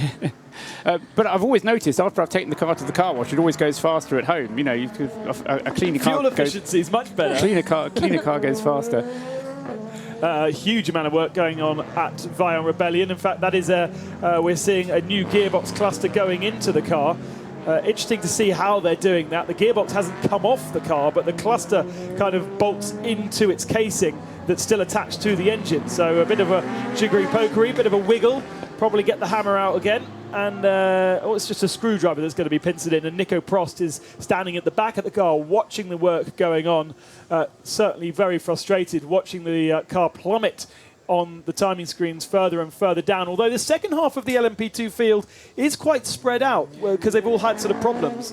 Well, exactly so. I mean, before you came on duty, John was saying how this has really been a race of attrition where we've lost the P1 category, but neither has the P2 category been fault-free either. And his teammate, the 13 car, was in the pits. Bruce Jones was watching. Yeah, it was a distraction, the pit stop for the crew, because they wanted to work on the 31 car. But as David Heinemeier Hansen, who stayed on board, tried to pull away, he had to be flagged back because they hadn't finished rear fixing the rear bodywork. So it was a dramatic moment as he tried to pull away. I think there's a big replay up on the screens at the moment, but the mechanic had to run forward and quickly batten it back down. A few seconds lost, but it could have been one of those silly incidents if you don't have bodywork fixed, all the work, all the driving for the 18 plus hours we've had so far could be thrown away. Had they changed the rear bodywork on that one, Bruce? No, I don't know why it was even being adjusted, why it had been loosened, but clearly a mechanic spotted something and just managed to get it fixed in the way it should be, because we all know bodywork parts coming off cars, not a good idea. And so that whole rear section that kind of encases the rear, the gearbox, and the crash structure at the back of the car was almost being refitted on, although they hadn't changed it. So it was obviously the driver complaining perhaps about a vibration and just checking the tightness of them. You know, these little bolts that hold the cars together over a 24-hour period, they do kind of rattle loose, don't they, Gemma? Yeah, exactly. There's so many vibrations going through every component of that car. And, you know, you see on the slow motion replays the amount the bodywork is flexing, the amount the whole car is being vibrated and lifted up on the curbs. You know, you look at a car going so fast really smoothly, but actually if you slow it down, you can just really see the detail of all of the components moving. And, yeah, obviously you don't want the rear bodywork flying off. And, again, if that was causing vibration, that will then affect these aerodynamics, increasing drag, etc., etc. So just want to give it a quick tighten to make sure that it is secure, but obviously not driving off in the process. If you are around the circuit and listening to us on 91.2 FM, it's time to wake up, girls and boys, because we've got a race on our hands for the lead of GTE Pro. It may well be fabricated because of pit stops, but it's still exciting to see. And it is Jordan Taylor who leads by just 1.3 seconds over Fred Makovicky. It's the 63 heading the 91, the Chevrolet ahead of the Porsche, and they are at the moment around the Arnage part of the circuit, and they've got lots of traffic. In fact, there's other GT cars in there that are laps down, so it's a big clump of GT cars, and within that clump is the battle for the lead. But not all the cars in the group are involved in the battle. No, it's 63 and 91, which are the two to keep your eyes on, the 63 Corvette and the 91 Porsche. But there's a Ferrari involved there, and there's a couple of the Ford GT cars involved as well. Almost unnoticed, and probably I think unmentioned by us, Nick Tandy had been in for a pit stop and back out again, and it was slightly early. It was only a 12-lap stint for Nick Tandy. Now, I know yesterday I was suggesting that the stints should be a little longer than they were actually in reality, and the explanation was given that was because of the heat. The fuel was expanding and you weren't able to get as much into the tank. Well, I don't know that that's the exact explanation, but Nick Tandy coming in after 12 laps, it was a perfectly routine pit stop, very quick, and back out again, just took fuel, but just a slight little worry that he did come in a lap early. We'll keep an eye on the next stint length and see where he ends up. Of course, he's got plenty of cushion, so it's not a huge problem just to make a precautionary stop a lap early. Won't make a whole heap of difference, and much better to be safe than sorry, Ben. Let's get a pit lane report powered by SO Fuels from Shay Adam. Yeah, that stop, as Tresswell just said, was fuel only. It was very standard. There was no panic, and they were expecting him in, so that was not a surprise stop to the crew.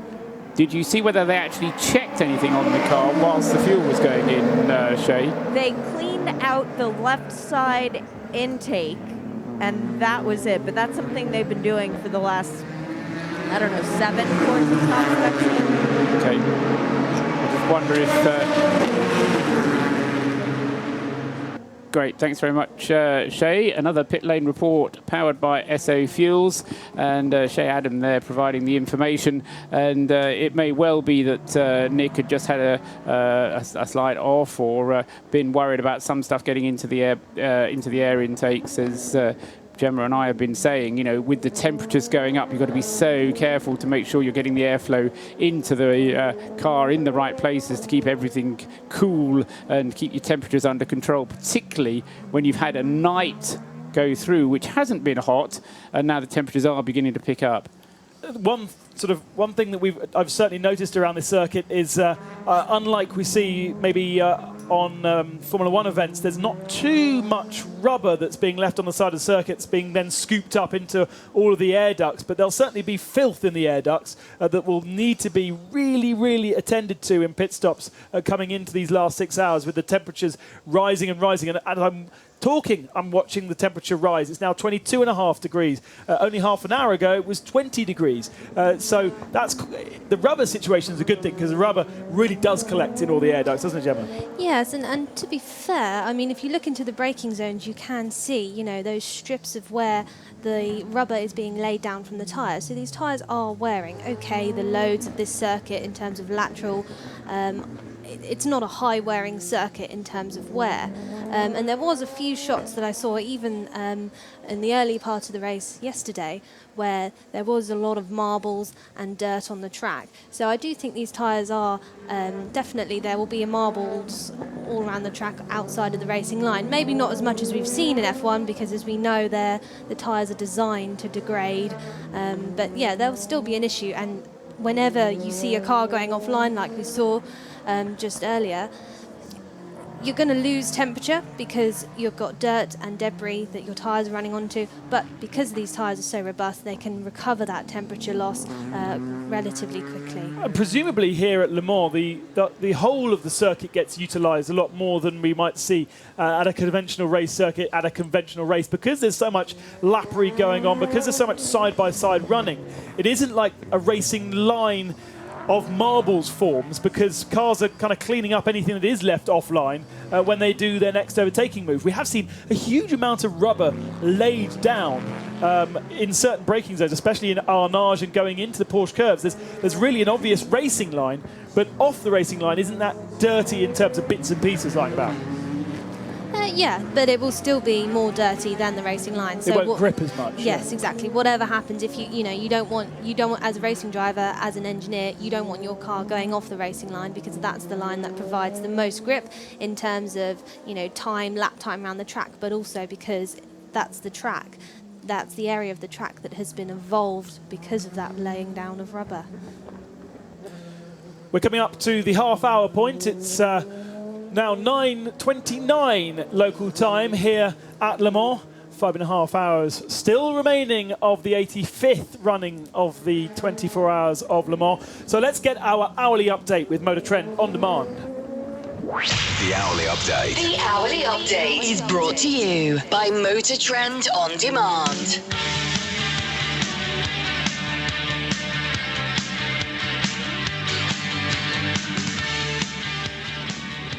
Yes, 5.5 hours remain, and guess what? A Porsche leads Le Mans, and it has been doing so actually since 10-1 this morning. And so a good long lead and a commanding lead. Nick Tandy is currently behind the wheel of it. 289 laps completed. No real chance of a record distance after all, despite the relative lack of safety cars. But the 3 safety car periods that we have had put paid to any chance of a record distance, I'm afraid. 290 laps for Nick Tandy with 5.5 hours to go. 277 laps for the leading LMP2 car, so 13 laps or 12 laps, 12 full laps has been built up as the gap first to second. Thomas Laurent is in the Jackie DC Racing Oreca, the number 38 car, and he has a lap of a lead over the second placed car in LMP2. Third place overall for David Heinemeier Hansen in the Rebellion, who has also got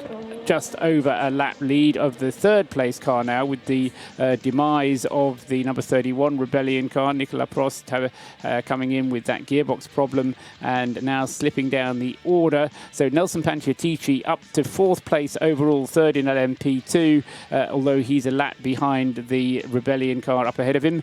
4th place in LMP2 for the Ligier. And if you want to give them their correct names, it's 2 Orecas, then an Alpine, then a Ligier in the top 4 places in P2. That's the United Autosports car number 32, Felipe Albuquerque. He has completed 274 laps and is just a lap behind the car in front of him, the Alpine. 6th place overall, David Cheng at the wheel of the Jackie Chan DC Racing Oreca, the 37 car.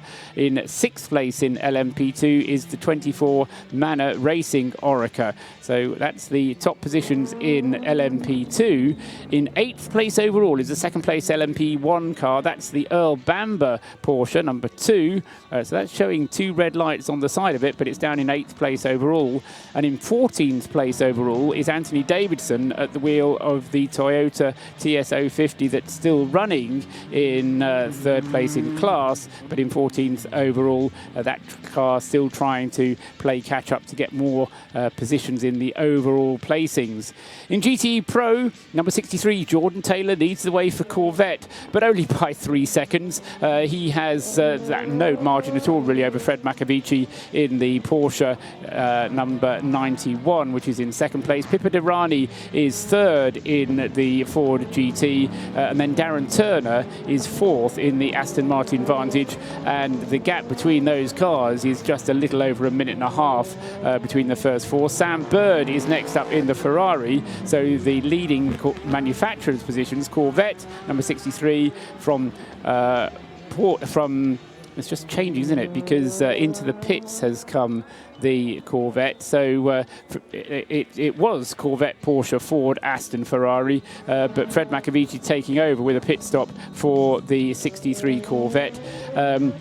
And then in GTE AM, it is still the JMW Ferrari that leads the way. Dries Van Toor back at the wheel of that car. In 2nd place in GTE AM is another Ferrari, the Spirit of Race car with number 55. And 3rd is another Ferrari, so 3 Ferraris still at the top of GTE AM. Bill Sweedler at the wheel of the number 62 Scuderia Corsa car.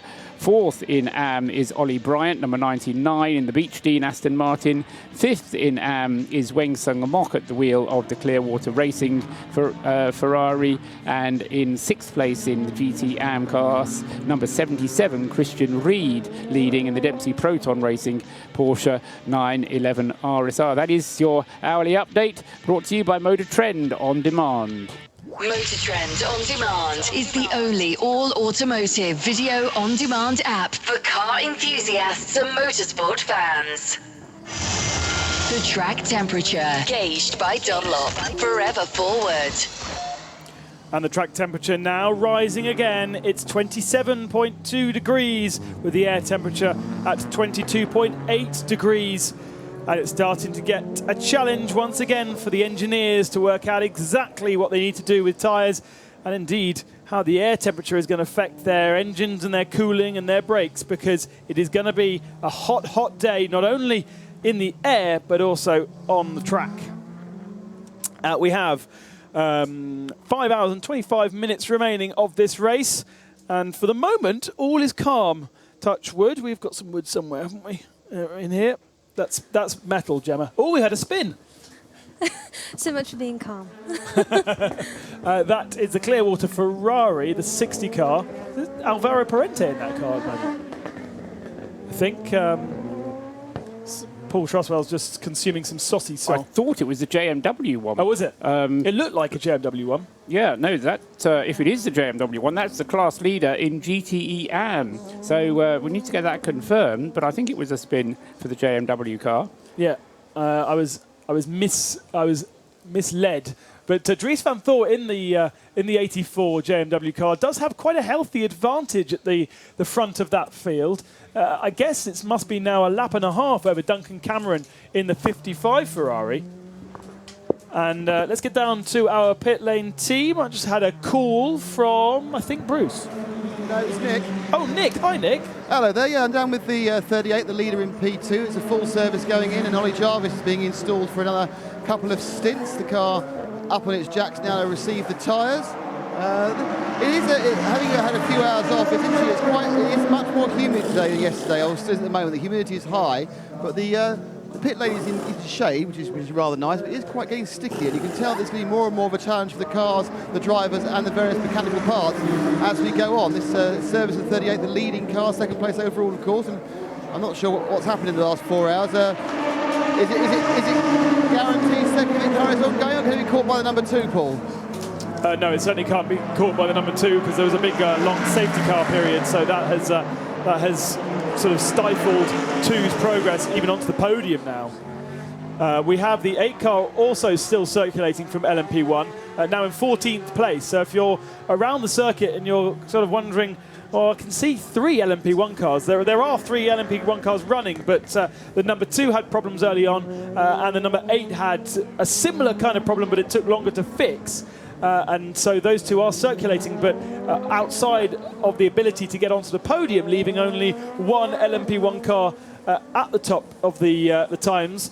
And then, of course, the other 2 cars, the 2 Toyotas, retiring in quick succession last night. One with... Do we ever get to the bottom of what the problem was of the 7 car? Kobayashi trying to get the car back basically from the start of the lap, from a green flag. In fact, it was the very start of the lap. It was after a safety car. Yeah. The safety car was withdrawn, and then almost immediately the car locked itself into safe mode, going at only 60 kilometers an hour, stuck in first gear, and tried to get around the lap. They couldn't get it out of gear. There was a clutch problem they couldn't disengage the clutch, and then the car just got lower and lower and lower on power. They tried to bring it home on the battery power, but eventually the car cried enough, and poor old Kamui Kobayashi had to get out of the car just before the Porsche curves in that straight bit where there are some public houses going off both to the right and to the left between Arnage and the Porsche curves. And then the number 9 car, only half an hour later or so, had contact with Simon Trummer in the Manor, the 25 Manor car, and that was going up into the first turn. Both of those cars retired with damage. The Toyota did limp almost round to the pit lane, but just couldn't quite make it because the flailing rear tyre kind of cut through all the hydraulic pipes, so he couldn't change from fifth gear. And so two Toyotas retired within about half an hour of each other, and that is the story of our LMP1 cars. It's meant that the LMP2s are on the podium, guaranteed a podium position. One of the LMP2s. We've still got plenty, probably half a dozen running well competitively without too many problems. And down in the pit lane with Nick Damon is the driver just coming out of the second placed second place overall car, the leader of LMP2. With Thomas Laurent. Thomas, it's must be a dream come true. You currently be holding second place overall in the 24 Hours of Le Mans. Yeah, it's really, yeah, you're right. The dream comes true, and I really enjoy my three stints. It was just a muddy bubble. We are second in overall, first in place. It's just a dream come true, yeah. How much did the car change over those three stints? It's been getting a lot warmer over the last 2 hours. Did you notice a change in the car? No, nothing happened. It was really consistent. I look very hard on the tires, and yeah, I feel really confident in the car, and I really enjoy it. Yeah. Thomas, well done. Thanks very much to Nick Damon there, and I just wanted to take slight issue with Ben, because he sort of said that a P2 car was guaranteed to be on the podium. I don't think with 5.5 hours to go, Ben, there are any guarantees in this race. Well, I mean, it would be a real shock to lose 7 LMP2 cars to then promote Earl Bamber, who lies in 9th position, onto the podium. But it's possible. Anything's possible. How long have you been coming to this race? Have you never been shocked? Quite a few times already this race. Yeah. Exactly. As I say, I wouldn't put any guarantees down on this one.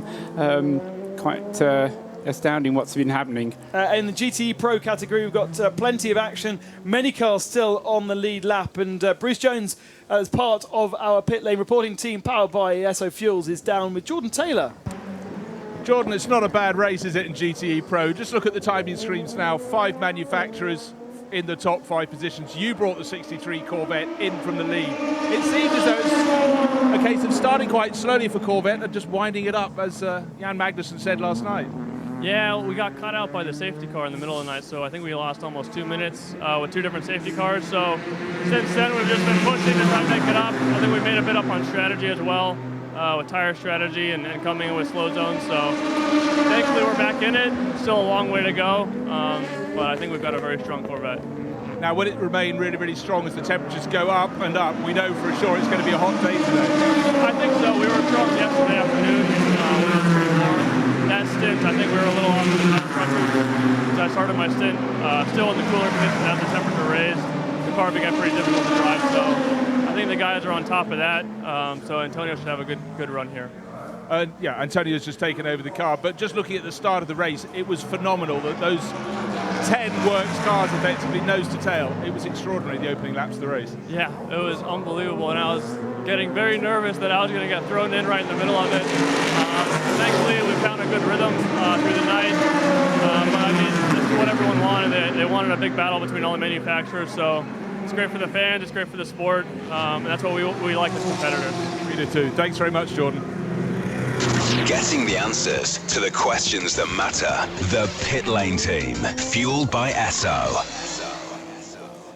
Nico Prost is impatient to get back out onto circuit in his 31 Vion Rebellion, like a jockey being hoisted into the cockpit of his Oreca, because he wants to get into the car, but the car is still up on its high jacks. It's still being worked on from the rear end. We've seen a new gearbox cluster going into that car, but the bodywork is yet to go on. Neither is the rear crush structure, but Nico wants to get out. So perhaps if he sits in the car, perhaps the mechanics will work even faster? I'm not sure, no.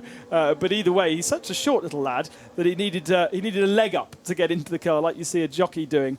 Interesting little sight. There's all sorts of things you see at Le Mans that make you chuckle. And we've heard from Shea Adam, who's kept the spirits up when spirits were low after losing so many of our favoured runners, and giving us little insights and fun little things to laugh about in the middle of the night. Plenty of entertainment, though. Yeah, I think just to clarify that situation, we did talk about the new gearbox cluster going in. The regulations prevent you from changing the gear casing, the gearbox casing. You're not allowed to change that, but you are allowed to change the internals of the gearbox, and so that's why they were changing it that way. There was a time, I think it was John Hindhoff who referred to the Audi. I wouldn't say it was a trick, but it was a strategy that they used in the early 2000s, where they would effectively change the whole rear end of the car from the gearbox backwards, and that included all the suspension, the rear wheels would all go on, and that was part of the reason why the rule was introduced, to stop the gearbox casing being replaced. In the same way you can't change the engine on the car, but what you can do is to take it all apart and put it back together again, but normally that doesn't happen during a race because it's just all too horrible a job to do, and it loses you too much time. But the gearbox cogs and the cassette, which contains all the gears, can quite often be changed reasonably quickly. And that, say, not necessarily part of the plan for the P2 cars, but certainly a good way of getting out of a gearbox issue.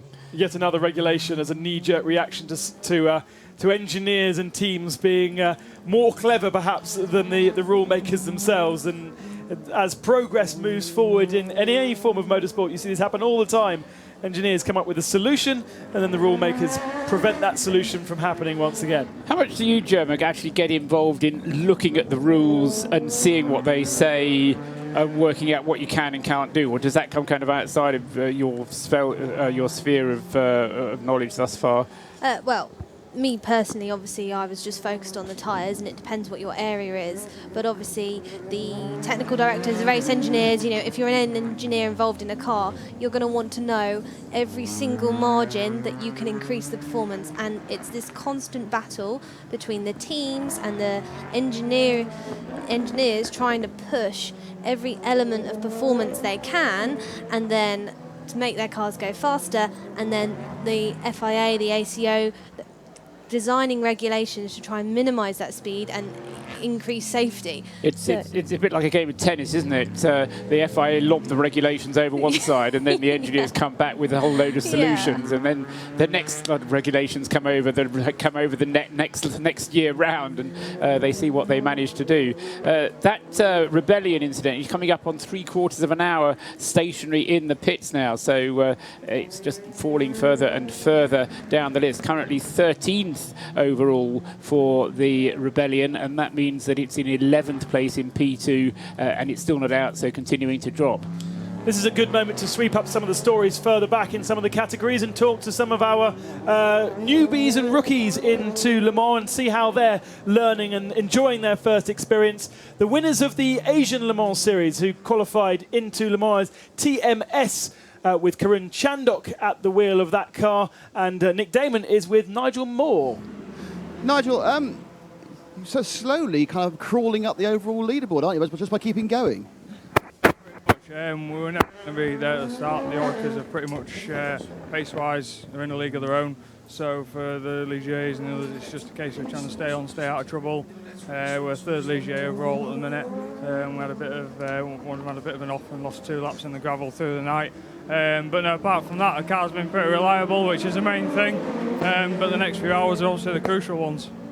And is that the aim, really, just to be the top Ligier? Well, just to stay on and finish is the aim at the end of the day. As you can see, there's been a lot of crashes due to driving and stuff, and obviously that's not what we want to try and avoid. This team qualified through the Asian Le Mans series. Is this the start of something bigger? Are you going to do more in Europe? Are you going to do more Le Mans 24 hours? Yeah, hopefully. Obviously, we did Asian Le Mans end of last year, beginning of this year. We've participated in the full season of ELMS and one-offs of WEC, and we'll continue to do that for the rest of the year as well. Best of luck next few hours. Thank you. And it gives me a great opportunity to throw in my association with TMS Motorsport, who once ran a championship for Smart 4.2 Cup cars. Yes, the little Smarts. And yes, Nick Damon, I do have the lap record at Brands Indy Circuit in a Smart. So, it's taken a long time to get there, but we finally got there. And so, yes, a team that I do know well. I think the Smarts have been put to bed now, and they're focusing on slightly larger things like the Le Mans 24 Hours. Nico Prost is back out of the 31 via Rebellion and looking pretty dejected now, gutting for that car that was second overall at one point and leading the LMP2 category. Its teammate, the 13, is in third position, but it is actually the 38, the JCDC Orica of Ollie Jarvis, who leads the category and nearly leads by, 2/3 of a lap is the gap between him and David Hennemeyer Hansen for the moment. And we've got the Alpine up into third in class, fourth overall, the 35 car, Nelson Panciatici. Remember, Alpine took victory here last year with Nico Lapierre as part of the team, but it wasn't the 35 combination, was it? It was the 36 combination that took the victory with Gustavo Menezes as part of the team.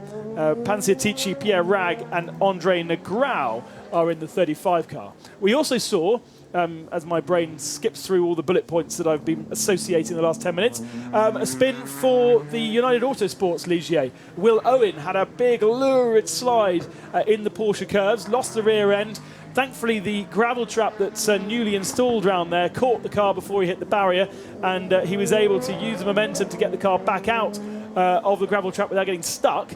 So didn't lose a huge amount of time. And Will Owen is, what is he? He is fifth in class. Yeah, so didn't lose a place, nor did he gain any. Although the gaps for that little group that he is in, 4th, 5th and 6th, they're all on the same lap, 37, 32 and 24. 37 being the other Jackie Chan DC racing car that Alex Brundle is on the driving crew. 32 the United Autosports car, and 24 the other Manor, the Manor that's still running with Jonathan Hershey, Jean-Eric Verne and Tor Graves doing the driving. Those three cars all on the same lap, but separated by about a minute each of them. So they can afford little things, but if you do a little thing too often, it suddenly turns into a big thing, and that can be a problem. We have 5 hours and 10 minutes remaining of this race, so an hour into our WEC sprint, and we still have good battles going on in the GT Pro category. Again, just to stress that they are on different pit stop strategies. So the gaps are very close at one moment, and then they're quite far out. For the moment, we don't have them on the same part of the circuit, with Fred Makovicky some, a minute and 16 seconds ahead of Darren Turner in second position. And then Antonio Garcia is 8 seconds behind Darren in the Chevrolet Corvette in third. And then Sam Bird is aboard the 71 Ferrari in fourth. And the best of the Fords is 20 seconds behind Sam.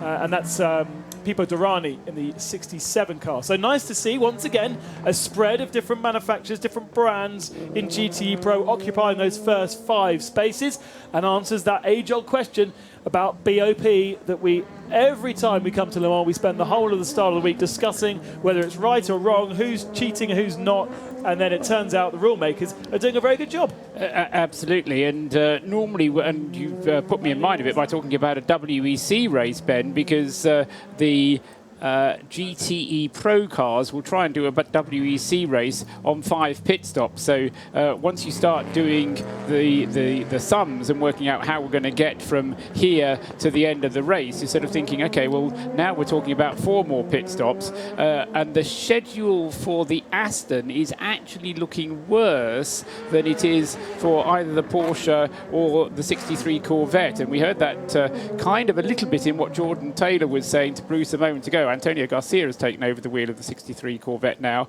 but they are going to, well, that's what they will be planning to do, is to even up the strategy from now to the end of the race so that they don't have to make a splash type of pit stop. They can just do it on full refueling pit stops, bang, bang, bang, through to the end of the race. Well, Nick Damon is down at Aston Martin, so we can shed more light on it, perhaps. Well, I'm with the number 90, Ewan Hankey, just out of the car, the TF race machine. First of all, give us a story of your first, was it 20 hours or so?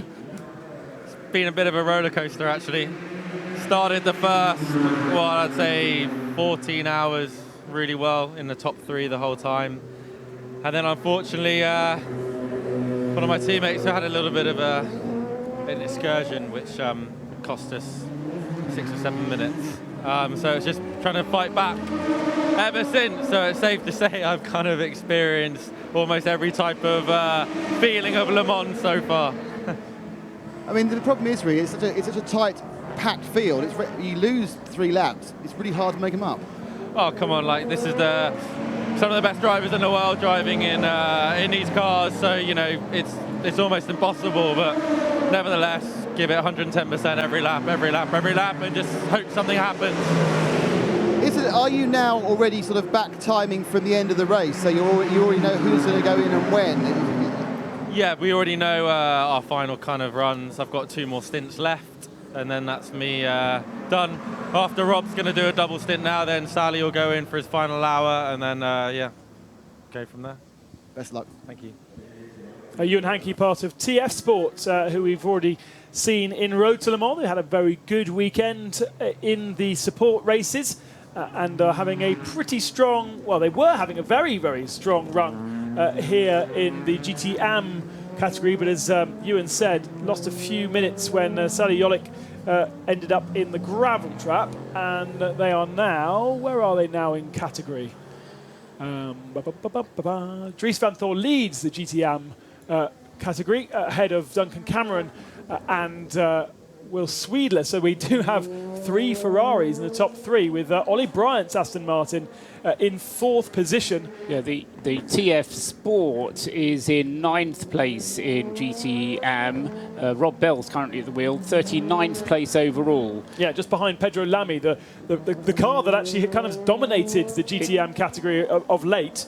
Well, it dominated the category kind of for the first half of the race, and then once it had that big puncture, which is what brought it down so far back down the field, a lot of damage done to the front end as a result of the wheel flailing round. That was what then handed the lead of the GT Am class to the number 84 JMW Ferrari, and a lead that it hasn't actually relinquished for the rest of the race since then.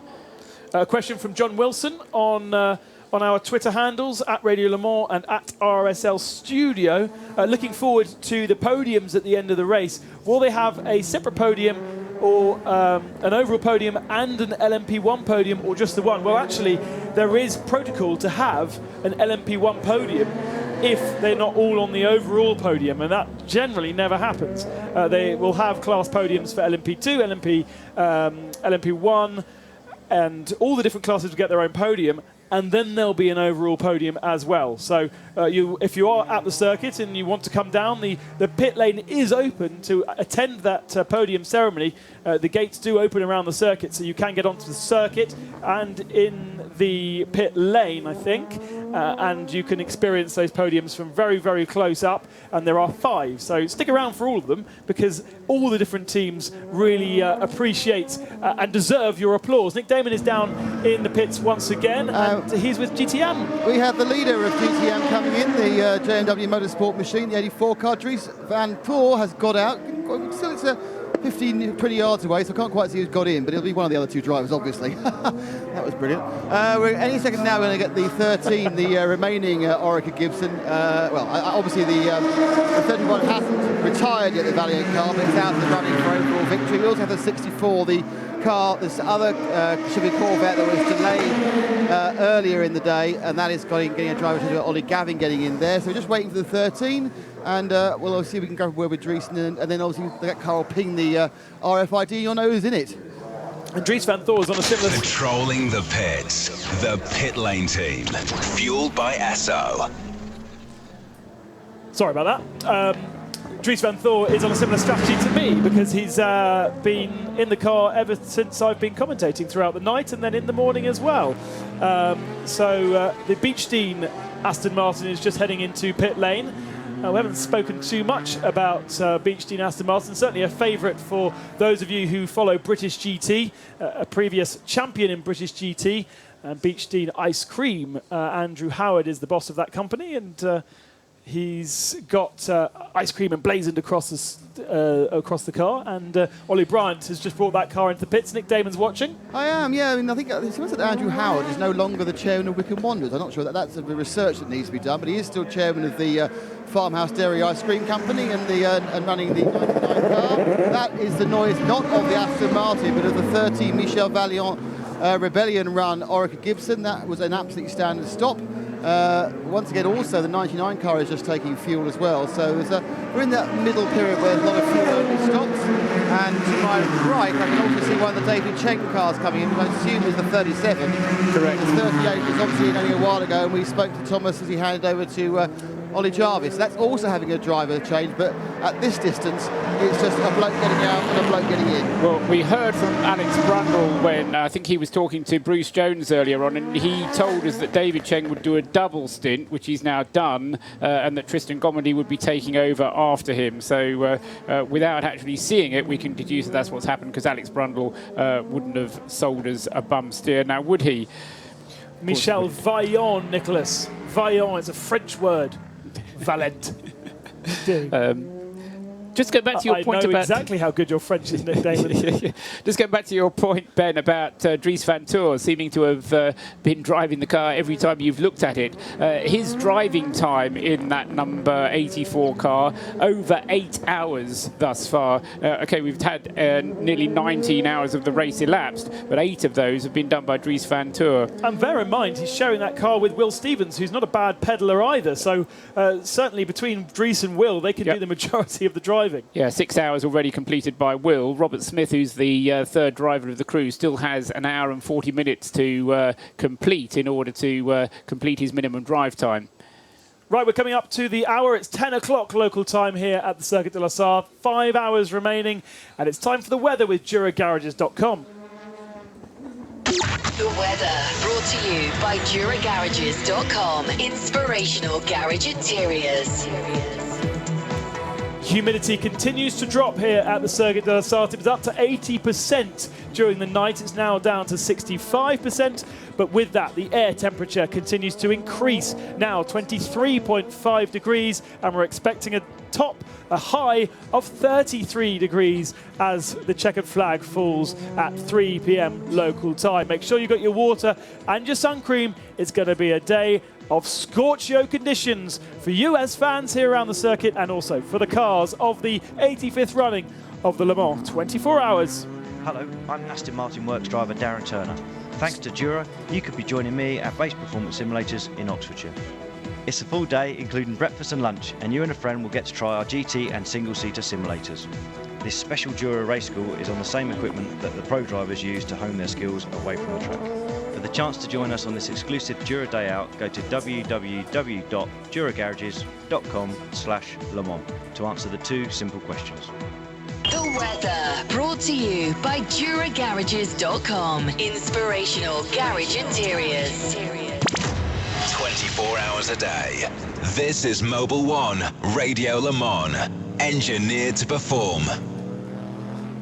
1 minute past 10 at Circuit de la Sarthe, and thank you for joining Mobil 1 Radio Le Mans on 91.2 FM and around the world on radiolemans.com. Also on the XM Sirius channels, Sirius 138 and XM 201. However you are receiving us, I hope you're enjoying the coverage. Porsche number 92, 91 going wide there, out of the left-hander of Indianapolis and down to Arnage, but it survived that moment and continues now down towards the Forest S's.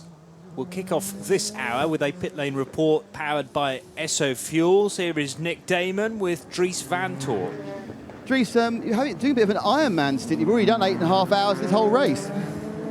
I didn't notice, but you know, I mean, that's why we train. We're training a lot, you know, to be physically well, and then you don't really, okay, you feel it, but it's less, and I think that's what's happening.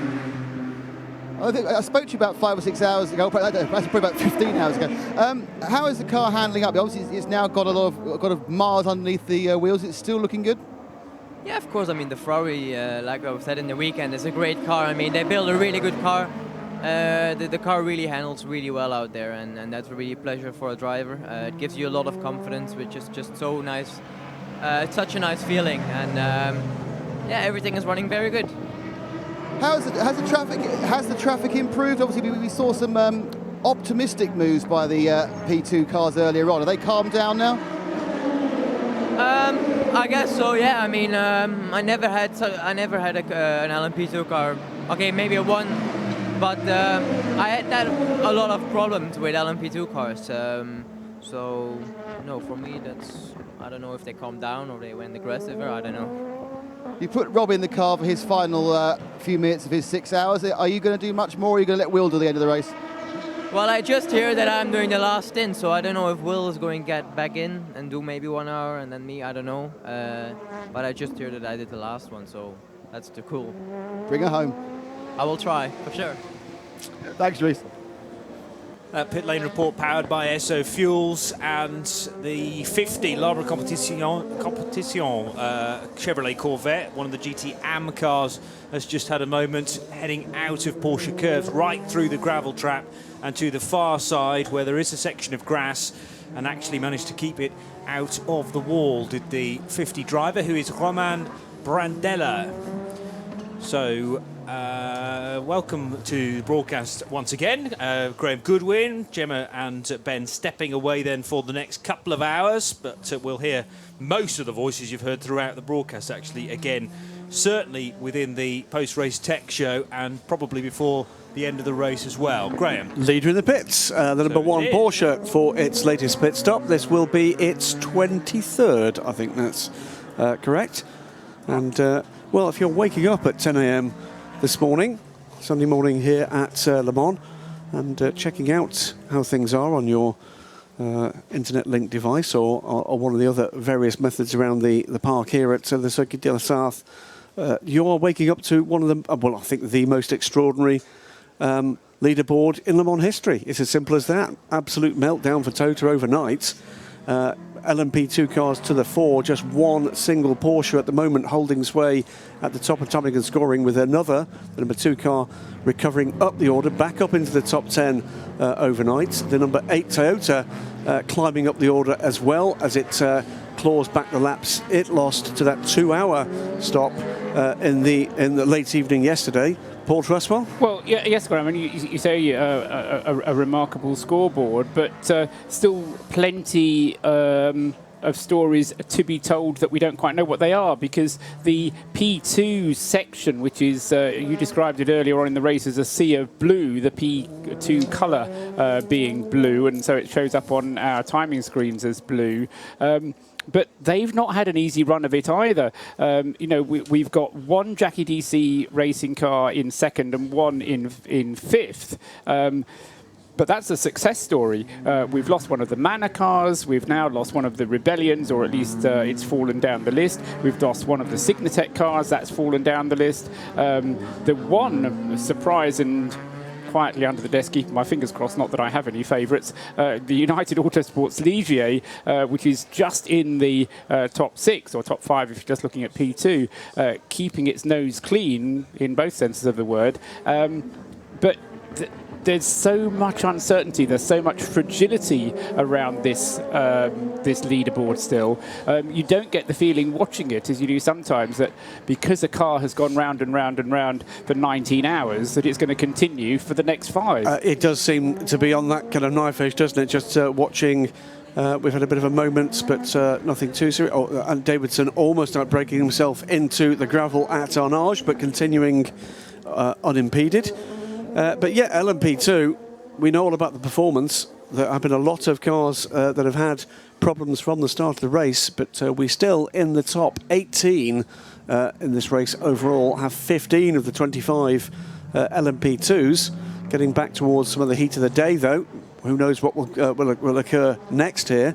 And certainly some signs of battle scars. Just noticing the 2 Dragon Speed cars going by, with the 22 car, that's their G-Drive sponsored car, wearing a spare nose from the team. Yes, I think Shea Adam got it right in that they're wardrobe sharing. Absolutely.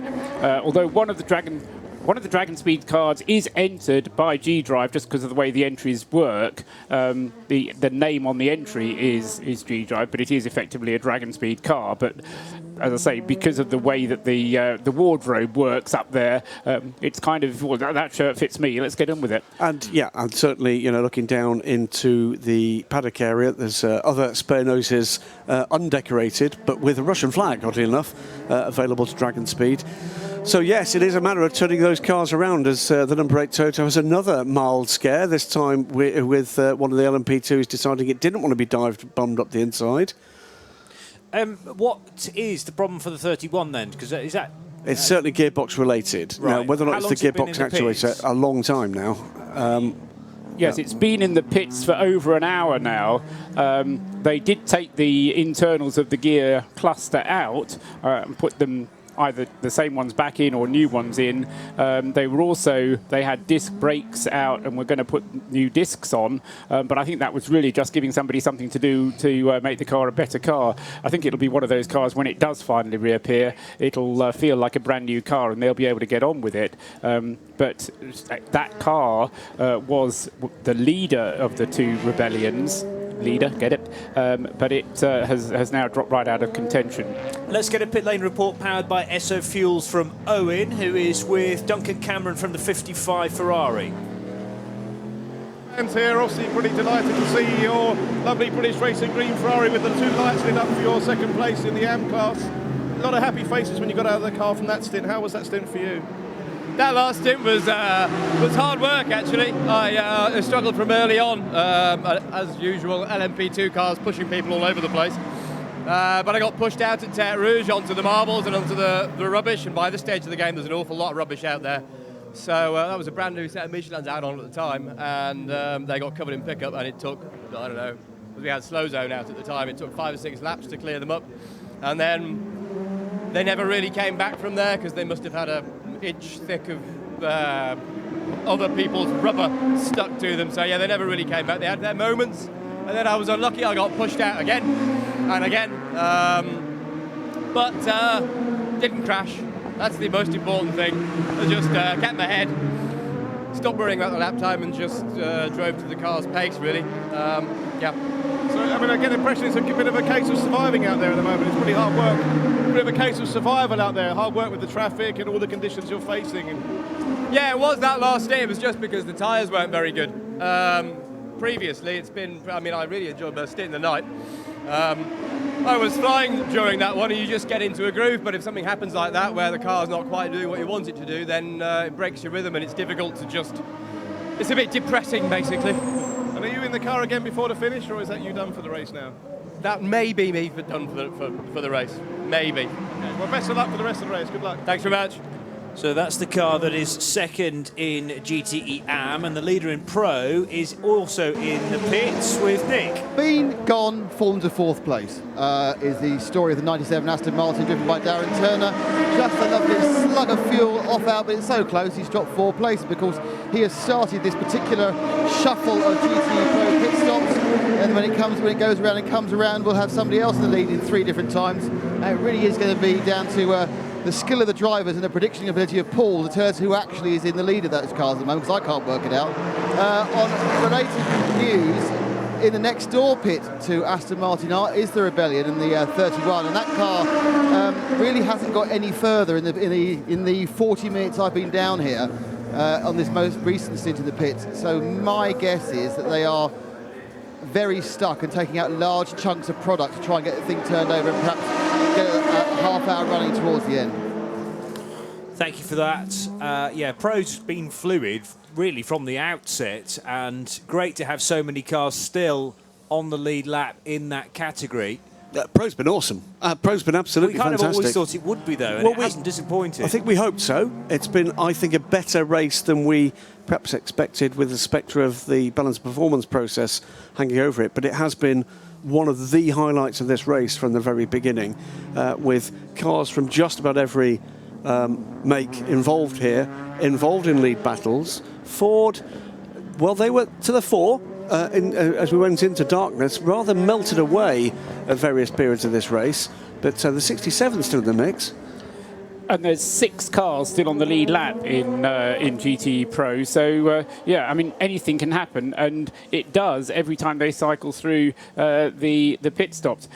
At the moment, actually, I won't say that. I'll say about 20 minutes ago when I checked it, it looked like the Aston Martin was going to have to struggle and put in an extra pit stop for a splash of fuel. But there's all manner of things that might happen to prevent that from panning out right up to the end of the race. And so I'll do another check on that and see how that one pans out. The other thing is we don't actually know where the end of the race is going to be, although it's going to be obviously a 24-hour race, because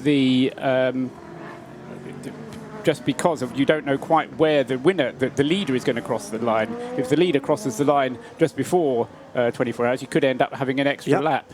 Nick's just watched the pit stop for the leader in P2 and, of course, second place overall. You have to be quick, you know, because I've now worked out that the standard fuel stop is shorter than one of Paul's thoughts.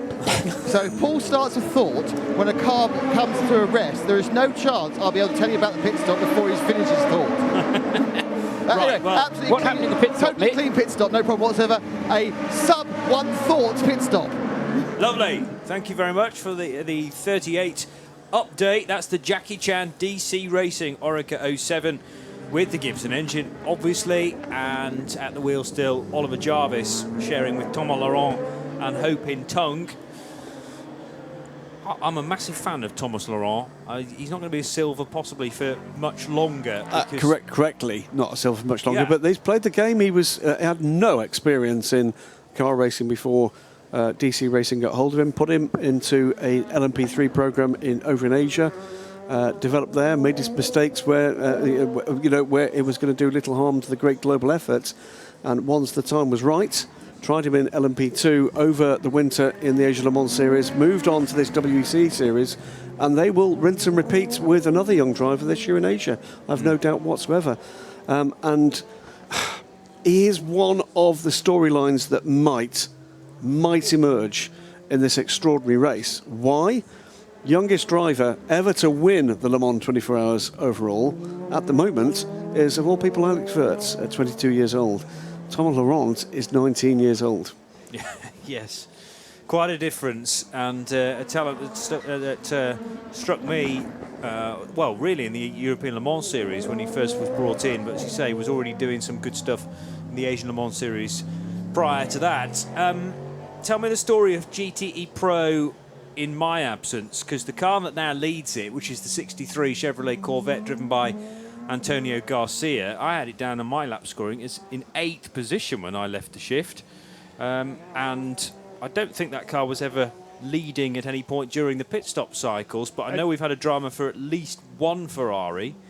Well, the first, it wasn't a drama. It was planned maintenance for the 2 Aston Martins, and I think that happened after your last shift, Johnny. Right. Both of the Aston Martins had planned maintenance on the brakes, and that meant they had 2 pit stops, which were a little bit longer than a Paul Truswell thought. In other words, a bit longer than a minute.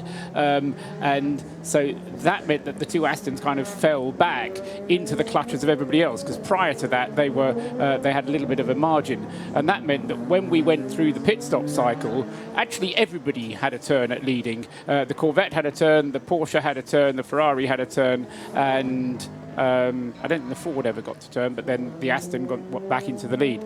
Then the number 51 Ferrari had a coming together with 90 the TF Sport Aston Martin, and both of those cars were damaged, and the barrier was damaged, so we had a bit of a slow zone while that was sorted out, and that's what did for the number 51 AF Corsa Ferrari.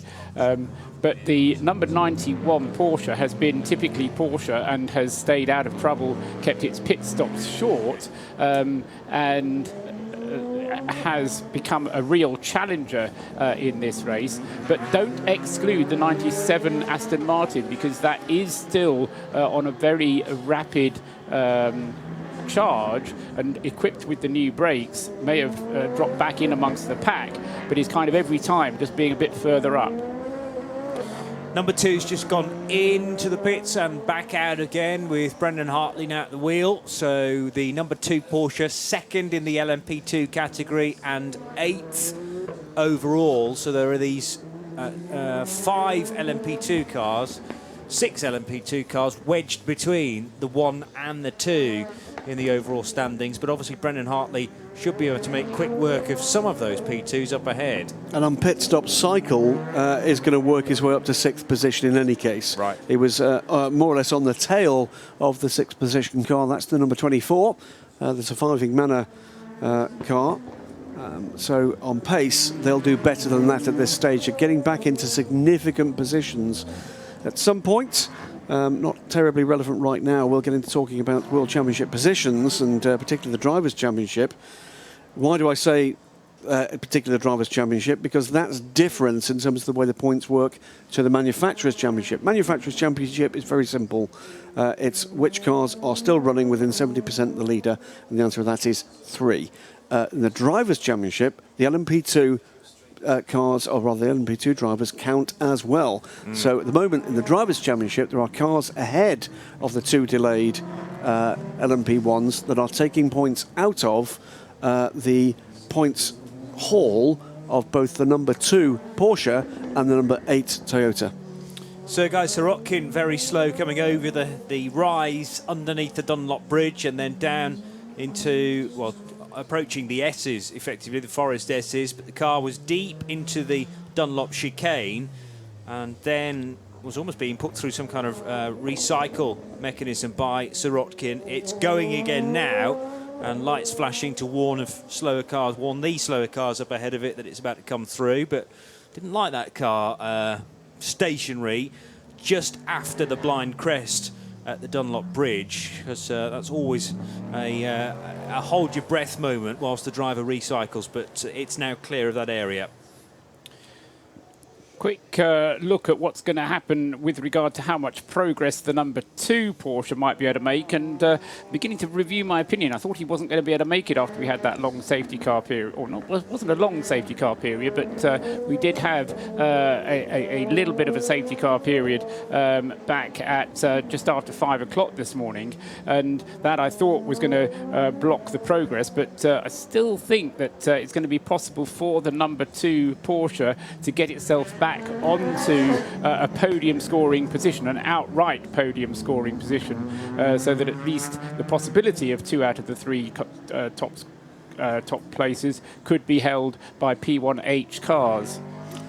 And where do we think at the moment, Paul, if this stays green all the way through, the 8 can recover to? Because it's obviously a way further back. It was a further hour in the pits for its front motor axle to be replaced. Well, all of this dependent, of course, on P2 reliability, but certainly into the top 10, possibly into the top 6. But I don't think it'll go any further than that in overall terms. Chasing hard, and have been since the car rejoined the race. And pushing on very hard indeed. I think the biggest problem for the other P1H cars is going to be the fact that this is still a 4.5-hour race and predicted to get hotter than it did at the start. Yeah, so parts that have been already massively stressed, having to deal with temperatures that perhaps they weren't designed to work in.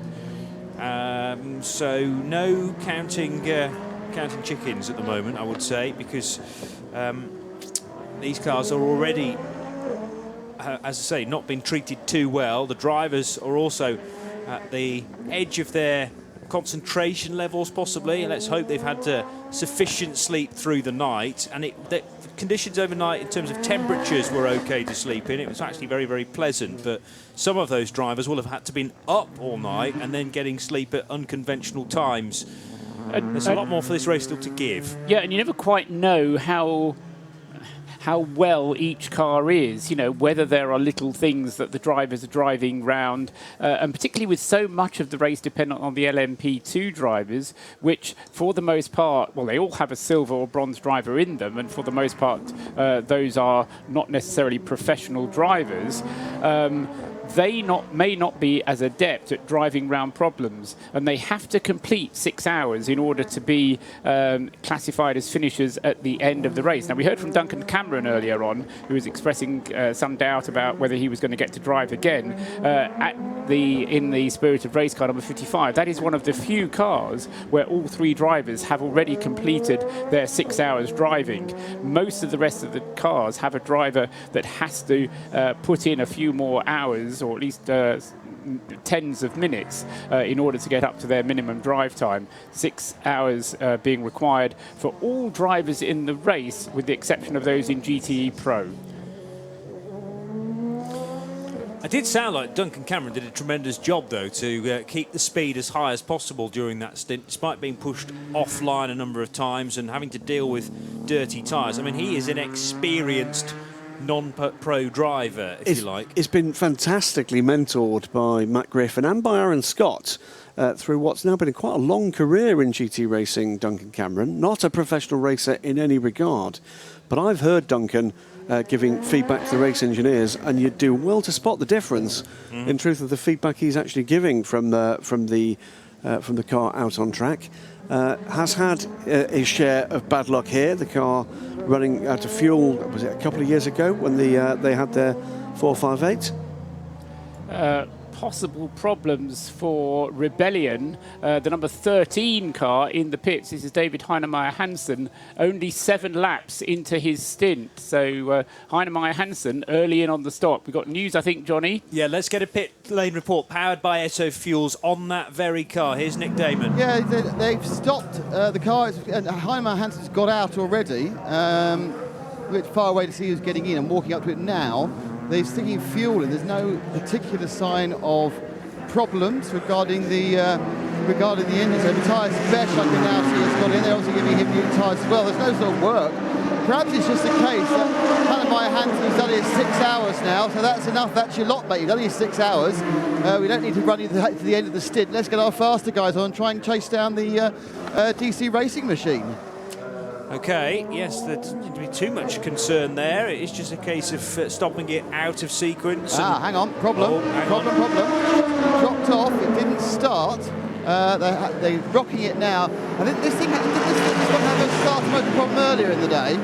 I think I remember discussing that. I'm sure I remember there was some news making about starter motor. They've now engaged it. They're rocking the starter motor, actually pulling off the rear deck, actually. Tightening it back up again. They're trying to get the car either into neutral or disengage. The interesting thing is that Paul rather brilliantly said, I think they've got a problem. They didn't have a problem when they arrived. They just wanted to change drivers. But he's managed to actually predict a problem that didn't exist until they got it. And once again, it's that starter motor, I think, and they're going to try and get them to turn. This is now turning into a bit of a disaster for them, and they are looking again with some... Now, at what point... Now, interestingly, they are looking at bringing some brake tubing. So it looks like they've got some area overheating on the right-hand side of the car. They bought one, that expandable, flexible, red with metal ring round brake ducting. The flexible kind of tube. It's very much like the tube we've got feeding our air conditioning, or to risk a similar analogy from several hours ago, it's like the floppy bit, the floppy hose you get from the vacuum cleaner, and I'll leave it there on that one. I would. Yeah. Graham thinks that they've got about 5 minutes to play with here. Well, they've not taken it into the garage. There's a couple of guys working on it. They are trying to get this... I think what's happened is they've got an issue with overheating, perhaps overheating the starter motor. And the reason they're overheating it is because they've got the rear brake are getting too hot because the ducting has come off. So they've decided to fit the ducting. That's exactly what they're doing now. That ducting is now fitting again. And they are going to now try and engage. They haven't put the rear deck on. Yes, it started. Right, it started. So they've now put the rear deck on. When it cooled down enough to do that, they'll now put the 2 other sections in. So it's 2-section rear deck. The flat bit with the honking brake fin, and then of course the rear of it, which basically contains the diffuser and the rear wing, and it's very pretty swan next, and certainly in this particular colour scheme, it's painted in it's wrapped in a very nice metallic blue. Now, having yanked the bodywork so much to get the thing into gear, out of gear in the first place, I hope you probably get it back in again, because they've dislodged some of the mountings. That's now all up and away. I'm not going to try and do it. I don't want to hog the microphone for too long. I'll see if I can go and work with David Heinemeier Hansen. I just saw sneaking in the back there. See if I can find out if he knows what the problem is. I'll just grab a quick word with David. David, you hopped out. What's the problem that's holding the car up? Car won't fire up. It needs a hammer to something or other. Man, this is so frustrating. Okay, go. You seem to do quite a short stint in your final run there. Was that because you were just running to your 6-hour time?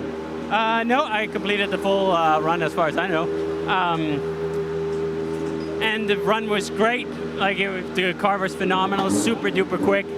But then it's just so frustrating to see the minutes slip away here. Now we fight so hard for a few seconds on the track, and then to see the minutes just slip away is tough. I suppose the worry is that this is going to happen every time you come into the pits now. Yes, it's happened once before, and then two times I could start it. Hopefully Matt gets the hang of starting it in this convoluted way, and we won't need the hammer next time. Or just bring a hammer. Yeah. Thanks, David. Nick Holland on Twitter says the Wizard of Woking strikes again, preempting problems there. I was almost as if they were listening to Mobil 1 Radio Le Mans going, Trusses has just said we've got a problem. We must have a problem. Well, check underneath the skin. I think Nick hit the nail on the head with the 6 hours for David Heinemeier Hansson. His stint was a long one. It was 37 laps, but it was done as a 10, a 10, a 10, and then a 7. So it kind of alerted me just because the pattern was wrong. But as Nick rightly identified, Heinemeier Hansson is now over his 6 hours. Matthias Besch still has an hour and 20 minutes to drive, so he's got plenty of time to do that. But he has to do his 6 hours as well yet. So that's the car there. But as we heard from Heinemeier Hansson, it did have a problem before, and it was, 2 hours ago when the car was in the pits that it wouldn't start. They took it into the garage that time, hit it with the hammer, and then off he went again. Lost 4 minutes to the chasing number 35 car with that stop. It was 4 minutes and 54 seconds. The gap as they came in, it's 55 seconds now. To the 35, Nelson Panciatici aboard that car. Changing again in GTE Pro because the race leader is in and Nick's watching. Yeah, Antonio Garcia brought the car to a halt. It's not that sad to stop because they actually took a very, very close look at the front left wheel and tyre. The Michelin man took, obviously not the Michelin man, not Vivenden, the great big bulbous guy, the man who works for Michelin, sat down and took a number of readings around the tyre and also heat readings, seeing reflected heat through the disc brakes. So obviously they've probably got a sensor saying something's going terribly wrong, so they wanted to test it. And I think that may have cost them a couple of seconds before they actually got going again. Fueled up, and there was also a Ford in the pits at that time, and that went past them. I have no idea if that was the same lap as Tony Kanaan 68, so that if it's the same lap he's gone past them, he's on a different lap, he's still behind them. It's 10:30 here at Circuit de la Sarthe. You're listening to Mobil 1 Radio Le Mans for 2017 on 91.2 FM and globally on radiolemans.com. It's time for our hourly update with Motor Trend on demand. The hourly update. The hourly update is brought to you by Motor Trend on Demand.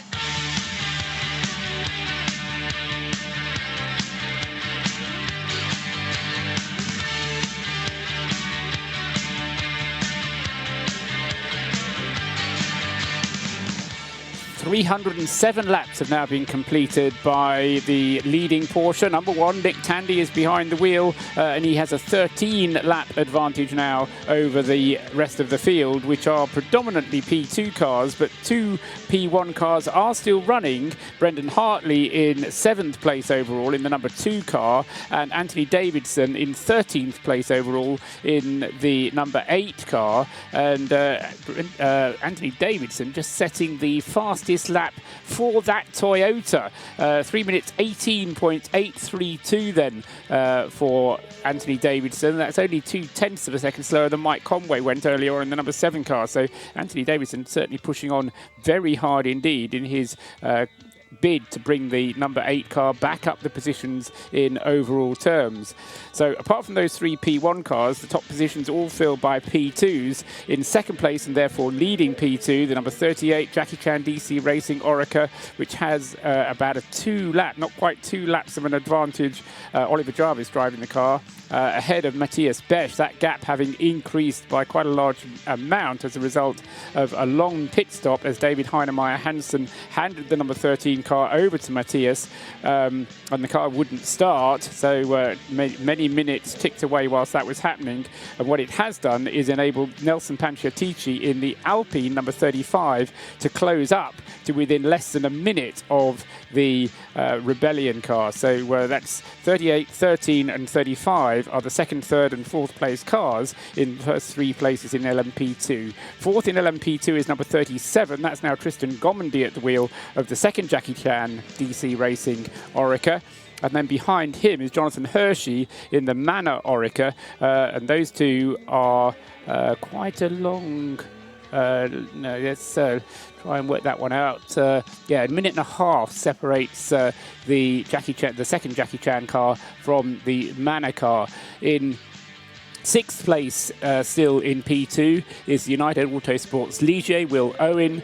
And then we look down to the GTE Pro class, which is still very close indeed, and we'll try and not get it to change in the middle of this time's update. It's being led at the moment by the number 91 Porsche. Ricard Leitz is in it, and in second place in GTE Pro, about 2 minutes behind, is the Chevrolet Corvette of Antonio Garcia, number 63. In third is the Ford GT of Pippo Dirani, number 67. In fourth, number 97, the Aston Martin of Darren Turner. And in fifth place is number 71, the AF Corsa Ferrari with Sam Bird at the wheel. Sixth in GTE Pro is Tony Kanaan at the wheel of the Ford GT. In GTE AM, as it has been for almost as many hours as the overall lead, has been held by the number one Porsche. It's the number 84 JMW Ferrari, with Robert Smith at the wheel. And that car has a 4-minute advantage over the next Ferrari up in GTE AM. It's all Ferraris in GTE AM. The Spirit of Race car is the one that's second, number 55. And Bill Sweedler in the number 62 Scuderia Corsa car is third in GTE AM. Fourth in GTE AM is the Beechstein Aston Martin number 99, Ollie Bryant at the wheel. Fifth in GTM, Keita Sawa in the Clearwater Racing Ferrari, and the top six in GTM rounded out by number 77, Marvin Dienst at the wheel of the Dempsey Proton Racing Porsche 911. That's your hourly update. There's 4.5 hours to go. Stream over 2,000 hours of motorsport and popular car shows with the Motor Trend On Demand app. The track temperature, gauged by Dunlop, forever forward. The Dunlop track temperature currently 27.2 degrees Celsius. We're at just after 10:30 in the morning at Circuit de la Sarthe, and an air temperature not far away from the Dunlop track temperature, actually at 25 degrees Celsius. So warming up nicely. This is set to be the warmest day of the week. Wednesday was a scorcher. And this is going to be a little hotter, we're expecting, and then 34 degrees expected tomorrow as everyone makes their way back to the ferries or the tunnel after a thoroughly entertaining race, a highly unpredictable race, and there are still 4 hours and 25 minutes to go here on Mobil 1 Radio Le Mans. LMP2's exchanging positions, or at least just a little bit of lappery for the number 13 car on the Mulsanne straight. That's Matthias Besch then, who's been installed in that Vaillant Rebellion car. So we have Jackie Chan DC Racing represented by the number 38 leading that class, then the Rebellion squad, and then Signatech Alpine with their number 35 car with Nelson Panciatici at the wheel of that car. So 3 different teams in the top 3, as Paul's just mentioned in the hourly update. United Autosports just working their way into the second chicane, about to be lapped for a further time by the Vaillant Rebellion car. And you know how your mum asks you to do something and you say, yes, mum, I'll do that. And then a couple of days later she says, did you ever do what I asked you? Oh, no, I completely forgot. All of a sudden, Eduardo Freitas has started reminding drivers about track limits. I'm about to say exactly the same. Yes. She did exactly the same last year when we got to this point in the race. And pretty soon after that, Paul, we got a raft of penalties.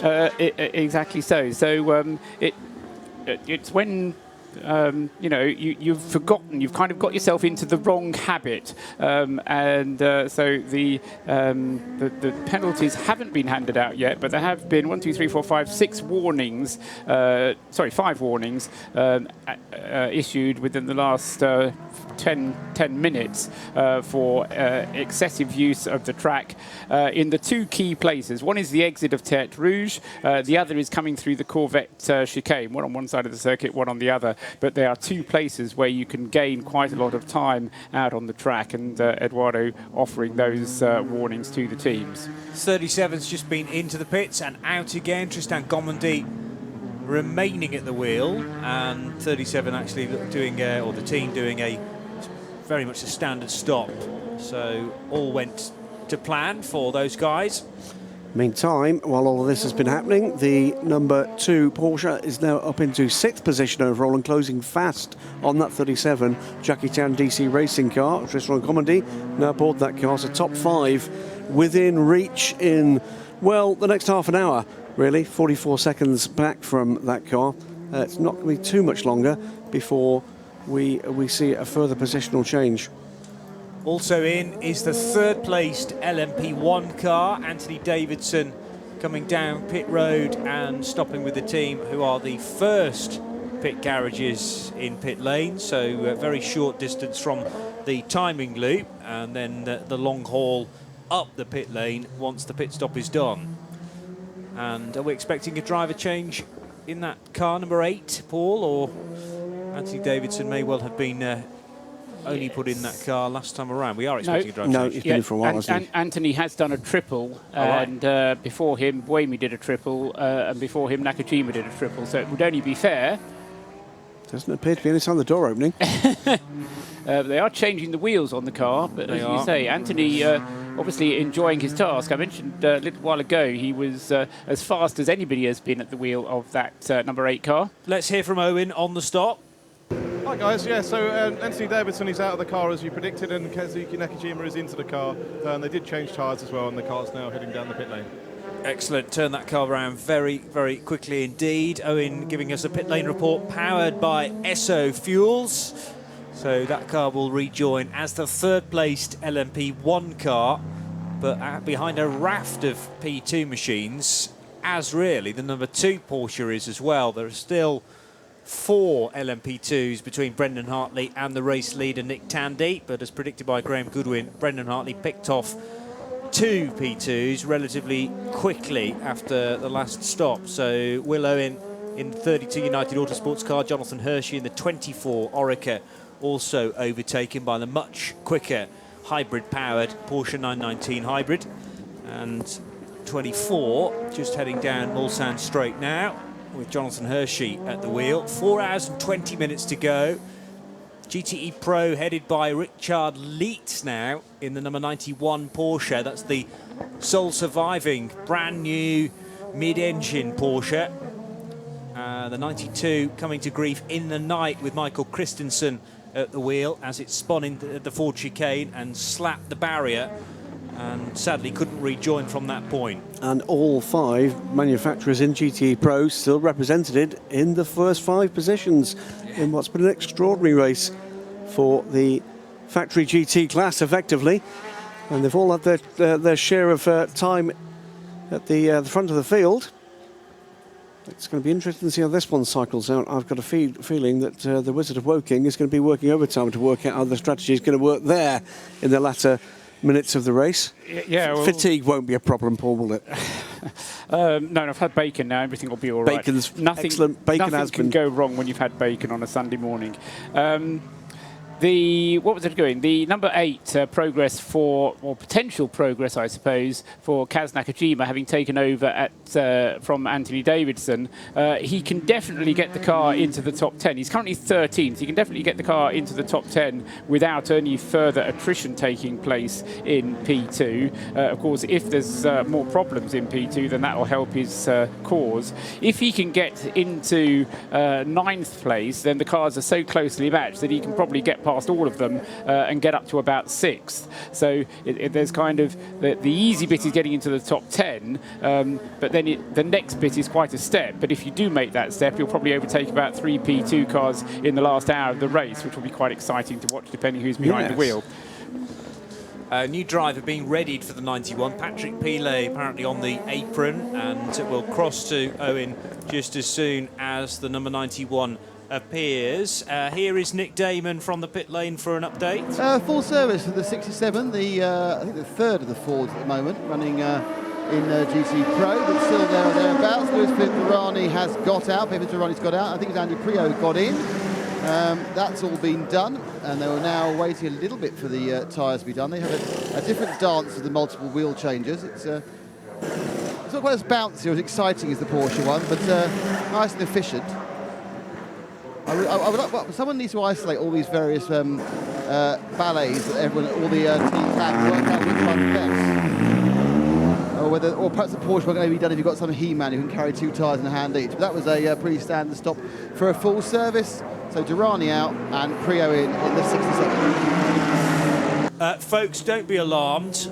The seat to our right has been vacated. I think only temporarily. I'm hoping so anyway. And John Hindhaugh wondering what he can meddle with now, because the data's been pouring in since 3 o'clock yesterday afternoon. Paul in his absolute element, I think. There is a critical mass that we can only actually physically cope with the data coming in for, I think it's 3 minutes 14 seconds without Paul here to crunch it, after which time we have to vacate the booth.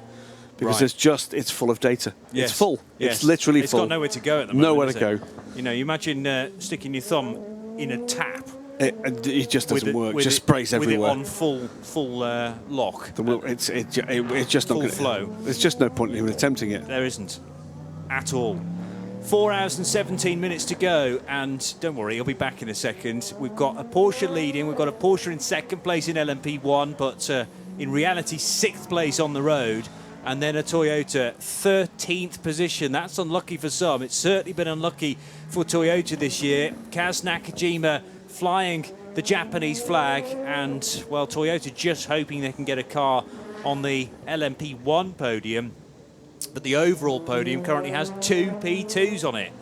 Staggering stuff. We're getting to that stage where we can start talking about possibilities, can't we? And let's look at the possibilities for the moment with the number 1 Porsche. All 3 men aboard that car this race have won this race before, of course. Nick Tandy back in 2015. Neil Yarney would be back-to-back wins for Neil Yarney, and it would put Andre Lotterer into, well, stratospheric company. He's at the moment, I think he's one of 12 drivers that have actually scored 3 overall Le Mans 24-hour wins. He would join Olivier Gendebien, Henri Pescarolo and Yannick Dalmas on 4, should he be successful here this year. That's great company. 91 Porsche from the GTE Pro is now in, and here's Owen Mildenhall watching the stop. The stop's going very, very smoothly now, but there was nearly a horrible incident because a tired Graf mechanic walked straight in front of Richard Lentz as he came in and was very close to getting run over. But Patrick Pilet is now in the car, and looks like the guys have got some brand new Michelin slicks to go onto the car as well. That pit lane report powered by Esso Fuels. Car not yet away. The fuel nozzle has been detached, and they're calling for tyres, yes. So brand new Michelin's going on that 91 car. But Porsche now well rehearsed as far as their stops are concerned, both with their prototype and the GT car, and it's away. Meanwhile, the number 2 prototype Porsche is at Mulsanne Corner, and there's 13.5 seconds between Brendan Hartley and Tristan Gomendy in the number 37 Jackie Chan DC racing car. So as soon as that Brendan Hartley car can catch Gomendy, we'll then only have 3 LMP2 cars between the number 1 Porsche and the sister machine. Happy reports that normal service has been resumed. Paul back in his allotted workstation. Data can now be crunched at the optimum level.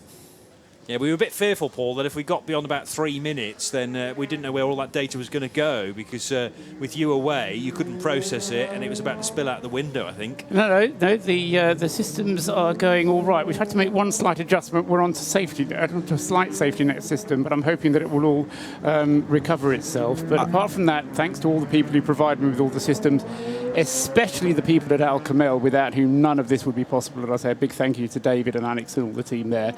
Just as a wake-up call, I did change one thing there. See if you can see what it is. We'll give you 4 hours and 13 minutes to find it out. I didn't. I wouldn't dare. Well, only those watching the live stream of our studio cams will know whether Graham's lying or not. Don't forget, by the way, we have a special offer from Motor Trend On Demand, our hourly update sponsor. And if you click on the banner on the radiolemon.com Le Mans page underneath Studio Vision, and that offer, every sign up for it helps Radio Le Mans, and it helps you get a great deal on Motor Trend On Demand's comprehensive service. So everybody wins. I'd well and truly recommend the opportunity to get involved with that special offer, available throughout the rest of the race and throughout post-race tech as well.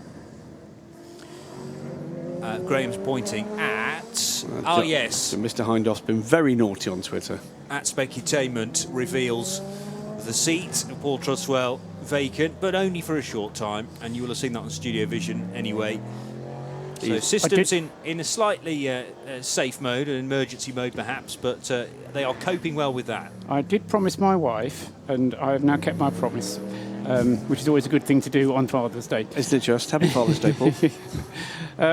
So what we need to work out is what's going on in GTE Pro, isn't it? Because that's the one that is, if you like, too close to call, with a little bit over a minute separating the top 1, 2, 3, 4, 5 cars, and with a different strategy for each of those. So answers on a postcard how that's going to work, and then I'll write the usual disclaimer, because if a safety car comes out and we get a series of slow zones, then that will all be very awkward.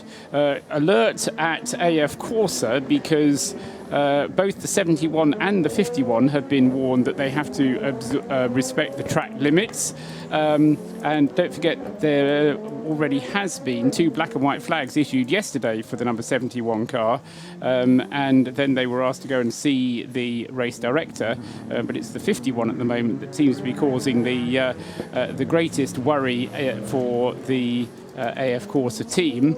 Also, a couple of other slightly worrying messages that both the, have you said these? Both the number 13, the Rebellion pit stop, is under investigation, and also the number 36 pit stop is under investigation. And we had one earlier for the 38, didn't we? Yes, so hopefully Johnny Palmer will be able to tell us more about that. Yeah, pit lane report powered by Esso Fuels with Nick Damon on the stop for the 38 car. Yeah, and it's Ollie is staying on board. Ollie Jarvis is staying on board the car. No tyres being taken. It's just a fuel stop. I think he must be going on to his 3rd or 4th stint. I can't lose count.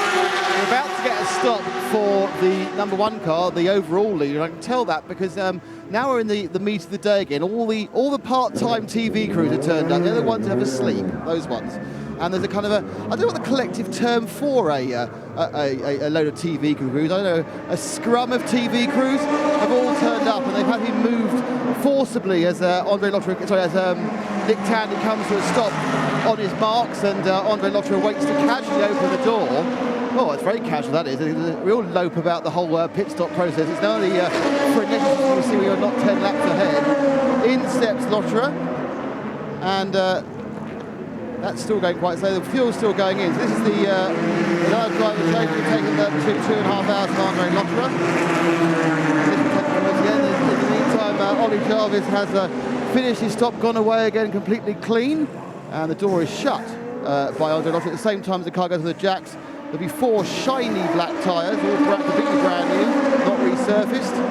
And I would think as soon as the car goes away, what's going to happen is all the TV crews who've gone to either side of the pit will converge again to try and get that really exciting reaction shot of one of the mechanics. Oh, how exciting. Nick Tandy did kind of just mope away from the car there. Talk about a saunter. I've seen, some of the guys, when they're really involved in a race, ejected from their cockpit and they run back into the garage, and that's how cool Porsche are playing it here. They don't want to make any mistakes during the pit stop, and it's almost advisable to just take those extra seconds to make sure that everything is done correctly. But the car is sent, and this huge margin back to, the number 2 car, effectively. 13 and a bit laps. To the 38, that is, yeah, but it's even larger back to the number 2, Brendan Hartley. Does always seem to me we get the required TV pictures of exhausted mechanics tend to be taken by those crews that have just come back from a hotel. Good work, boys. Heroic stuff, it has to be said, through the night from a lot of these crews, keeping these cars out and on track, and that was tough luck, wasn't it, for Rebellion coming into the morning with a 31 having those problems, dropping back way down the order and off out of the first 25 behind the GTE Pro battle, indeed. Yes. Yeah, the gap, just sorry to answer the question that you actually asked, Johnny, between the 1 and the 2 is between 16 and 17 laps. Now, remember when we were thinking we might get a record distance at full pace, then that's an hour. So roughly the distance between 1 and 2 is an hour, and that's roughly how long that pit stop took for the number 2 car to replace the front end motor, although it was slightly over an hour. So the number 2 car has pulled back a bit of the gap between itself and the number 1 car, but that's obviously because the 2 car's been charging, the number 1 car's been able to take things relatively easily. So if you take that hour-long pit stop out of the equation, then the number 2 would be leading, but then in that case you can be sure that the number 1 car would have been pushing on a little bit harder. True. Number 2, meanwhile, has taken 5th position overall now and is still moving up the order. And is on course for a place definitely on the podium, and probably it'll be a 1-2. Although obviously the problems that the number 13 had starting the car have made it easier to get onto the podium, because the 13 car is now off the lead lap as far as LMP2 is concerned. I've just taken a kind of visual saunter down the timing screen to GTM and noticed that still leading the GTM class is the number 84 car. That is the JMW Motorsport car. Regular followers of the European Le Mans Series will know this as a 66 car. That number taken here by, of course, one of the Fords. It's WC number. What an extraordinary run from that team. Yes, I mean, since the problem for the Aston, Paul Dall'Alana's problem, that car has had the lead of the race, or the lead of its class. It did have a little spin, which it tried to kind of cover up by being misidentified, but it managed to get away with it and keep going without really losing much more than 10 seconds. Yeah, Rob Smith on pit road at the moment, but this is a team with a brand new car delivered to them at the test day, with 3 rookie drivers to the Le Mans 24 Hours, none of whom have raced that car. The team haven't raced that car, and it leads Le Mans. This coming after that extraordinary result in the last European Le Mans Series race, where their, beautiful Ferrari 458, they've had the car since 2011. It's done the race here every year from 2011 until 2015. Won its last race. Johnny. Nelson Panzutici in pit lane from 3rd place in P2. Here's Nick. And I'm with the 84 car. So whereas Paul can magic up a fault on a car it didn't have, Graham can only call the cars into the pits by talking to them. So this is a standard stop. They won't be changing driver. They changed it last time when Dries Van Toor got out and Rob Allen got in. Actually, Rob must be getting very close to having done the 6 hours he needs to do. Yes. So he probably doesn't need to do 2 full stints, but they will need to get him over the 6 hours. They've still got Will Stevens. They haven't used very much so far, so they've got him in reserve for some big driving action. I'm sure he'll be pretty quick in the car as well. Off they go. So Rob getting another few minutes in the car, and they will leave still in the lead. Yes, Rob Smith needs another 43 minutes behind the wheel, which is not quite a full stint, as you say, Nick. So he'll go out and do probably a short stint. And then I think it was you that he was talking to, wasn't he, when Dries Van Toor said that Will Stevens would then go in and do a double stint, and Dries would then be asked to do the last stint to the flag. So they've already got a plan, and so provided all other things remain equal, it seems like a good plan to get them to the flag. Rob Smith staying behind the wheel. Will Stevens has done his 6 hours already, and Dries van Toor has done over 8 hours driving at the wheel of the JMW car, so they're sharing it out evenly between the three drivers. And has been excellent, Dries van Toor, as indeed was Will Stevens. It's been a very good effort indeed. Rob Smith, I bumped into Rob just as I went for a quick bit of food before, taking a little bit of a sleep break at silly o'clock in the morning, and he was super excited about this. Great to see someone who's, well, you know, a life's dream to come and race here, come into fruition, and look at what they're achieving. Fabulous stuff. So Will Stevens is the platinum. What grade is Dries then? He must be silver. He's silver. Well, it has to be either a bronze or a silver, because Rob Smith is the bronze. And I remember when we were doing our earlier shows in the week, the GTE AM mixture of drivers has to have one bronze or silver, and then the third driver can be anything you like. Yeah, so Will Stevens is platinum, Rob Smith is a bronze, and Dries van Toor is a silver. So that's your perfect combination for GTE AM. Yeah, Dries silver because he's a young man that's not yet done a huge amount of racing internationally. Will Stevens platinum because, of course, he's an ex-Formula 1 driver, and indeed has had race-winning success in the WEC and LMP2. Yeah, but the three of them have only got one start at Le Mans between them. And that's Will Smith. Will Stevens. Smith, I keep saying this. Will Stevens last year with second in G-Drive car, I think. He was driving the Manor last year. Manor here? That's what it says here. And the P2 Manor, and was sixth. I'm getting that completely wrong, aren't I? It's that time of Sunday morning. My apologies. The mind can always play tricks, Graham. Not mine. It's just tired. It's a bold claim. A couple of minutes, by the way, off the top of the hour, which is 11 o'clock, and one participation, 2016. Orica 05 Nissan G-Drive Racing. I think I thought that was right. I think he finished second. Yeah, no, I'll go with that. With Roman Rusinoff and Rene Rast. Yeah, second in P2, sixth overall. So well remembered. This guy's been doing some sports car racing for a fair while, I think, Graham. Have you got a website, by the way? Yeah, you should check it out. We bumble along, you know. Put the odd thing up now and again. Daily Sports Car. Good morning, by the way, to the boys of the press room. They've put in mighty stints overnight, feeding stuff to dailysportscar.com and racer, by the way, .com over in the United States. And I'm sure if he's not on air over there, good morning, Marshall Pruitt. Morning, Marshall. Missing you on air this year. Certainly featured, was it last year or the year before? I forget when you were part of our team, but It's very been much enjoyed that. Last couple of 3 years, I think, Yeah, Marshall. true. Yes. In the odd spell, and remember working with him at Daytona as well for the 24 hours there. He just waltzes in, makes me look like a bumbling fool, and waltzes back out again. Style and it's suave. It's great. What a great place it is to be. You know, enjoying our enthusiasm for this, and it's great to see the crowds beginning to come back this morning. I'm sure they're well rested and breakfasted. Brendan Hartley in the number 2 coming towards the end of his stint, and should be in the pit lane in the number 2 car, as Graham was saying a moment ago, up to 5th place overall now. Little doubt that he will make it onto the podium at the rate that he's currently going, and the question about whether he'll be able to overtake the 38 car still open. Johnny?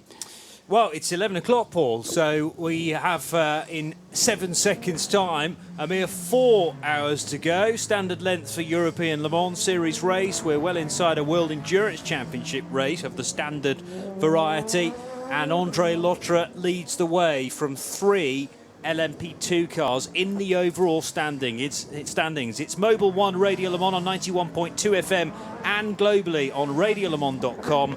And another 4 hours, and this race will be finished. The weather brought to you by DuraGarages.com. Inspirational garage interiors. Steadily, the temperature is rising here at Circuit de la Sarthe. It's 25.8 degrees currently air temperature, and the Dunlop track temperature 27.2. But we're set for a high of 29 degrees around very close to the race finish, actually. 28, 29 degrees predicted for 4 o'clock this afternoon, an hour after we're done, and the wind speed expected to get to a high of 29 kilometres per hour, but that's later on this evening.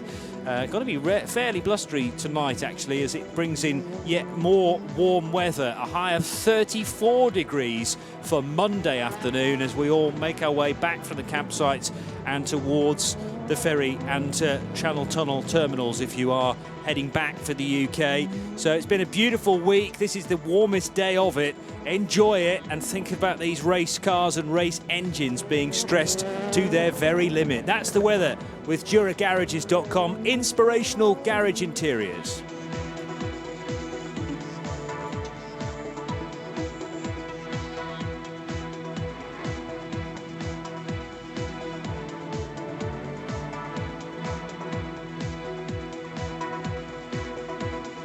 Hello, I'm Aston Martin Works driver Darren Turner.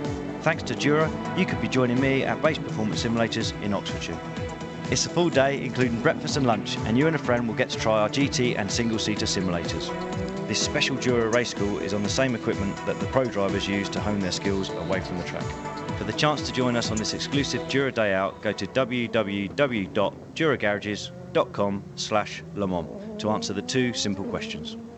The weather, brought to you by DuraGarages.com. Inspirational garage interiors.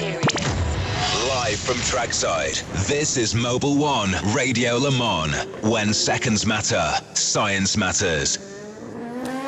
Darren Turner, obviously at the wheel in the 97 car, so it took him a while to be free and on the Mulsanne straight to send us that message from DuraGarages.com, but thanks for being patient. And that car, second on the road behind Antonio Garcia, so 2 big front-engine muscle cars, Chevrolet Corvette from Aston Martin. Let's go straight down to the pits for a report powered by Esso Fuels with Owen Mildenhall. Yeah, I'm here with Nick Tandy, overall race leader. Nick, obviously you've got a healthy margin, but I'm just psychologically, when you're in the car, that sort of margin, is it harder to be conservative, or does it make it easier? What's the mindset for you guys with this margin you have? Yeah, I thought we had a healthy margin in 15 when we had a lap, and now I think we've got 11 or 12. So, but it's you've seen already. You saw last year. You've seen already the start of this race. These cars are so fragile, and anything can happen at any time. So. We are being super careful. I've got all the guys on the pit wall saying, slow down, slow down, slow down, take care, take care. But you can only go so slowly without losing concentration. Of course, we can stay off the curbs. I'm now kind of racing myself on a different track than what I practiced on, because you're inside the white lines everywhere. So I'm kind of keeping myself entertained that way. But of course, you can't back off too much. You're used to pushing flat out, and I think it's better to keep that way. Obviously, take no risk in traffic, but don't lose concentration. This is the biggest thing. Fantastic. Thank you, Nick, and good luck for the rest of the race. Thank you.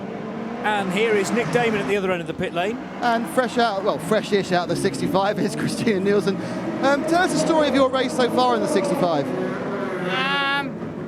We said in the beginning that it was going to be a tough weekend in the sense that we started off in a rough way, but in order to make way forward, we would have needed to basically have a flawless race. And we haven't had any major issues. We haven't had anything we had to bring the car into the garage, but just little things here, little things there, and everything put together.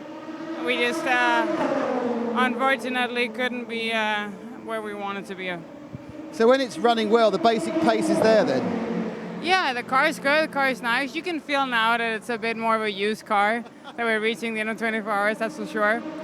But no, the Ferrari is good. I mean, we race it in America, where we also race several long-distance races, and it's a good long-distance car. It's good on tires, so it's been good. How's the track changed over the course of the 20 hours so far? I guess it depends on how many people went off. A lot of people will go off, and they bring a lot of dirt back, stones, rubber. But I thought it was better. I think our car felt better later in the evening last night, in the afternoon. But I mean, I don't know. I just go out and drive. Right now I'm tired.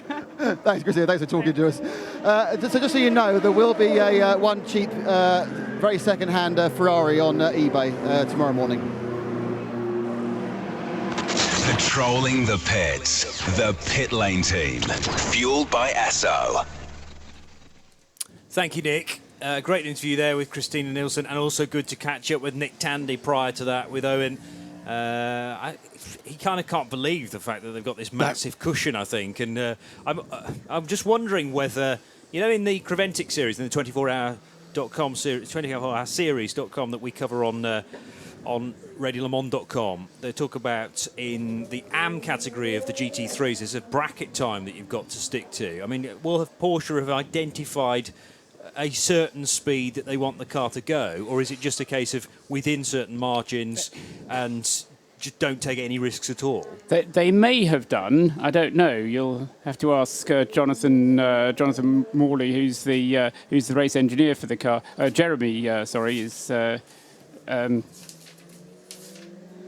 Jeremy Moore, the race engineer for that car, and I would think rather that they'll be saying basically what Nick said: take no risks, keep the car off the curbs, keep it between the white lines, and just keep going. And rather than worrying about a lap time and thinking, I better back off when you're on a perfectly clear bit of track, just push on at the speed that you're comfortable with, but take absolutely no risks. So, as I say, it's largely speculation. But we may be able to hear some more from the pit lane. We can, not about P1s, but about GT Pro cars. Here's Nick again. Yeah, rather irritatingly, the whole race doesn't stop just because I'm talking to somebody else. And the 97 Aston Martin came in whilst I was chatting with Christina Nielsen from the 65. Full service. I caught the end of it. They had no problems. It was tyres were changed, obviously full tank of fuel. Darren Turner forcibly removed. He's having such a good time. I think he's got to record another Jura garage equipment advert for us. And Daniel Serra has got in to replace him, so they're now set for another couple of rounds. I can see Darren. He's through the kind of the glass. It's very strange stuff at the AMR pit. They don't have a pit wall. They have a pit cellar really at the back, and they're behind the glass. You can kind of see they kind of tempt you with their presence, but you never know if you're going to catch little monkeys. Well, DT's voice is one that you will know well from every new hour that we do in the race. We'll do another weather update, by the way, just after midday here on Mobil 1 Radio Le Mans. Graham. Nick's right. It's like an AMR aquarium at the back of the, you've got like oh, look, there's a David Richards and there's a John Gore. Yeah. David Richards now the new chief of the MSA. Indeed. And Spirit of Le Mans Award winner this year as well. You can have a quick look through that aquarium window and see whether or not you can see the Darren Turner, maybe under that rock on the little pink castle, maybe. I see.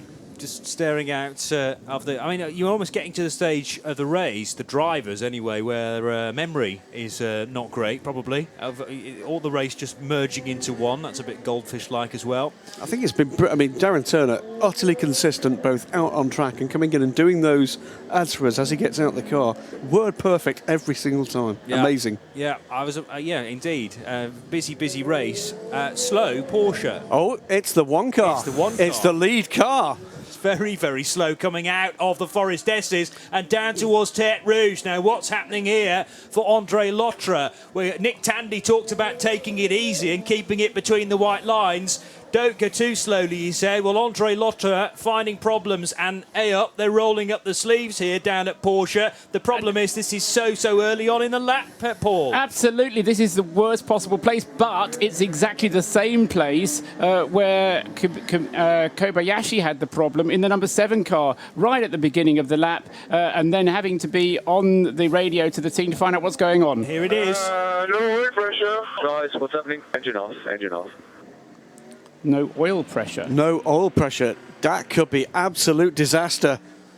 Oh my gosh. Here we go again. Toyota have been through the mill. We've only got one TSO 50 left in the race. 2 Porsches currently still survive, but the one car that leads by 13 laps from an LMP2 car is ailing. It's down the straight. It's being covered by white flags, and Andre Lotre has no oil pressure inside the cockpit. He's praying to whoever he believes in may be upstairs, and Andre Lotre with the eyes closed. He cannot believe this. He almost resigned to the fact that this might be retirement on the spot. Got to get all the way down to the end of Mulsanne corner initially, touring down towards the first chicane, and he's keeping it well off the racetrack.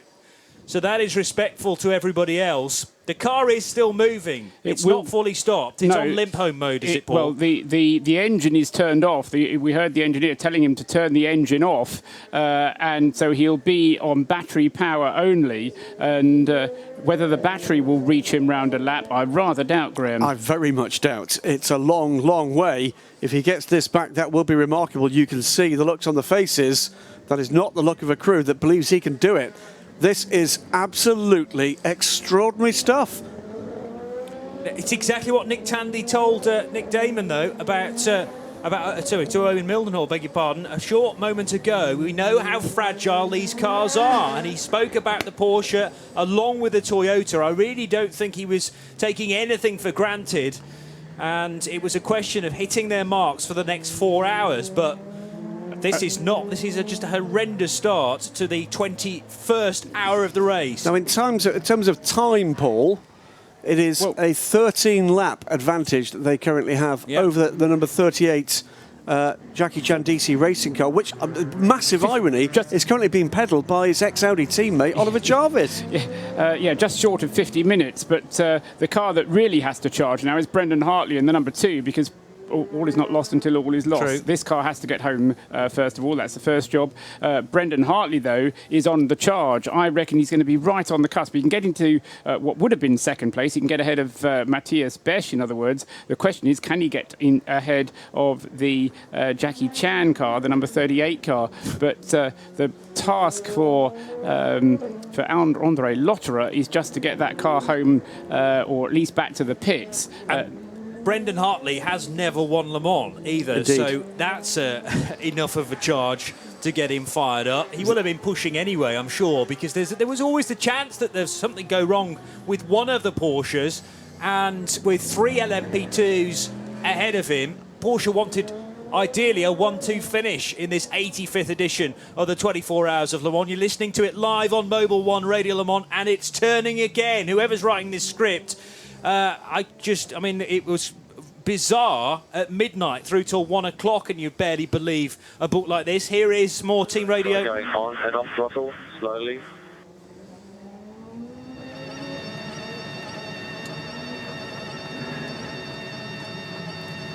That's back to being on board, by the way, so more instructions for Andre Lotterer. He's not made it down yet, Johnny, to the first chicane on the Mulsanne. It's a long way to come back. He is still moving, albeit very slowly.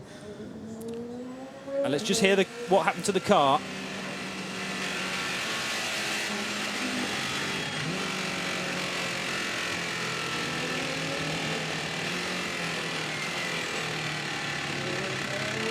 So this is heading into the Forest S's on board with Andre Lotterer. And all the power has gone. The car has stopped. It has. It stopped at the first Mulsanne chicane, maybe just slightly short of that. So again, they do the same as we've seen. How many times have we seen this through the 24 Hours of Le Mans this year? Recycle the power, try again. It's a long way to get back. These are amazing scenes. You say it's a long way back. It's a big lap. I mean, this is what makes Le Mans for me, because it's such a big circuit. The issues you get are just that much bigger. You've got to. I mean, we've said this before, Johnny. You've got to get all the way from Tête Rouge to Mulsanne, and that's a heck of a way. Yes. And then having got there, you've got to go all the way down to Arnage. That whole straight is taking you further and further away from the pits, which is where you want to be. If we get a chance, to go so far away from home in order to then come back again and down towards Indianapolis, Arnage, then the Porsche curves. I mean, it took Ollie Gavin during the Corvette countdown to green 7.5 minutes to describe the lap. We're going way slower than that at the moment. Remember, he said no oil pressure. Yes. Now, it's distinctly possible, even if he gets it back, they're done. Correct. Because, The car is not designed to run without any oil in it. You cannot crack the engine. You can't you can't. No, clearly. But that's why the first thing they said was turn the engine off. Correct. Turn the engine off. Save what you've got. And then we do it all on the battery power. The number 2 Porsche, by the way, is about to pass the stricken number 1. Not to take the lead, obviously, but to gain one of its laps back, with Brendan Hartley on an absolute charge here. And the white flags are going to warn Brendan Hartley of where this number 1 car is. So there we go, the 2 Porsches overlapping, albeit very, very briefly, and the number 2 car whipping by on the left-hand side, Andre Lotterer. And Lotterer wishing Hartley well here, because it's all on the number 2 car at this stage. It might not be another victory for Andre Lotterer, for Nick Tandy, for Neil Janney, but Brendan Hartley's never won this thing, and he's flying the flag potentially for Porsche here with the 2 co-drivers that have won it. Remember, 6 pilots here in LMP1 for Porsche, 5 of them already victorious in the great race. And Brendan Hartley turning up the wick, hard onto the brakes into the Mulsanne corner. He's got clear road ahead of him. And the number 1 car is back on the move again. Indeed. Bizarrely, actually, just 2 minutes ago, had a message through Messenger service. I'm going to leave you to go back to Johnny Palmer first. Let's get a pit lane report powered by Esso Fuels. Maybe get the advice from Nick Damon as to what's going on this here. This is actually something else. The TV cameras, which we were all staring at, have just showed the number 2 car unlapping himself from the 38, the leader, who will become the leader of the 1 can't get going again. On the going away shot, the Ollie Jarvis car only has 1 set of rear lights, which means they're going to probably have to come in and do a tail change, which will take them some time, not time, 20 seconds, but it might make it just that bit easier to make up the 3 laps in the 3 hours, 40 minutes that the number 2 car has. Okay, thank you for that. So possible repairs for the 2nd place car as well. Not yet the leader. 11 laps now. The Ollie Jarvis car trails Andre Lotterer, who is doing just a bit more than walking pace down the 2nd bit of the Mulsanne corner. And it is frightening, the closing speeds of the GTs and the P2s, that they are heading by the number 1 Porsche. But he's off the main road. Remember, this is a public road. And between the white line and the Armco barrier, Andre Lotterer is fine going virtually along the Armco barrier to stay out of the way of everybody else, and double white flags being displayed to the rest of the runners who are heading by at full speed. Neil Janney trying to put a brave face on things here. The message I was about to refer to, by the way, was leaving the circuit after what I gather it may well have been some fruitful meetings. Lawrence Tomlinson and Ewan Baldry from the Ginetta technical team for a P1 privateer car they hope to have in customer hands here next year. Ginetta could have won this one. This is extraordinary. Again, extraordinary. We did say, didn't we, at the start of the week, that the fact that there were only 5 factory cars, 2 Porsches and 3 Toyotas, that the possibility for a bizarre result was enormous. Again, Andre Lotterer, head in hands. Well, it was head in hands, hands to the face, covering his eyes closed at times as well, resigned possibly I to think his he knows fate. he can't make it. I think he knows he can't make it. He's got no engine power. It is a matter of what is left in the electrical systems of that car. We're not seeing the graphic which gives us an indication of the battery state on that car. Well, yet again, the Le Mans 24 Hours and the major 24-hour races around the world throw up just astounding drama. Jackie Chan DC Racing, a team coming out of Asia to step up for a second go at the World Endurance Championship. He's still underway, by the way. And in the hands this year of Jota Sport, a team that have won in LMP2 the class, but this. And we still have, I mean, I'm just spent the last 5 minutes just doing the sums in 2 different ways to try and check the sums. 3 hours and 40 minutes remain, and I reckon that the number 2 Porsche needs to close on the number 38 Jackie Chan Orica at a rate of 11 seconds a lap. Now, over the stint that Ollie Jarvis has been out, he has been lapping exactly 11 seconds a lap slower than Brendan Hartley. Hang on a second. Are you telling me this could come down to the last lap? It will come down to, A, whether we get any safety car slow zones or anything to ruin the progress, or it is right on the limit. Now, this point being, this number 2 Porsche has to be absolutely thrashed for the remainder of the race. Johnny Merlim on Twitter, enjoying his first Father's Day at home that he can remember. So much racing in his career. He says, wow, crazy race with only 5 LMP1s. This was always going to be the race for an LMP2 to win overall. We fully agree with that, Johnny. And plenty of other mentions on Twitter too. Car has stopped again. Okay, so no sooner does it get to crawling pace again, then do we see shots on our feed in the commentary box of it stationary, and again covered by these yellow flags when it stops, white flags when it's moving again.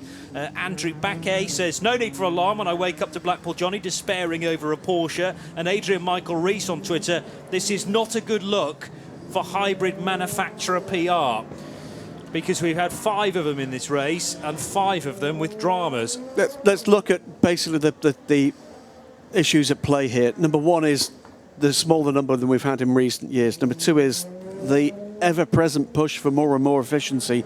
Have they crossed a threshold in the 24 hours? Number 3 is heat. Heat was always going to be the major factor here. The reality is these cars have not raced this hard and this long in conditions this hot. This is not a hybrid-related issue, though, as far as we can tell. This is oil pressure. Although somebody did say to me before the race, the trouble is that they run these cars so lean in order to get the fuel consumption that keeping them cool is more of a problem, and therefore the oil becomes more of a critical element of the engine, and getting the oil circulated and cooled as it is circulated is just as critical as well. So you're right, it's not a hybrid-related problem, but it is related to the way that the cars, it is a whole package. And the door is open now. He's getting out of the car. He is getting out of the car. This is race done for the number 1 Porsche. It still leads the race and will, on topping and scoring at the very least for some time, continue to lead the race. But unless Andre Lottery is going to be looking at one of the systems on the outside of the car, that appears to be going to the non-driver side of the cockpit to take a look. The marshals have instructed him to do that, I think, to run to the safe side of the car. It's now being covered by a single waved yellow flag. The problem is it's right after the kink down towards Mulsanne corner, so some of the drivers in the fast racing cars, including the 2 that's just passed it again, need to be warned, and there is communication still with the team, crucially for Andre Lottery. He's over the barrier. He can't go too far away from the car. 10 metres, still within range at the moment.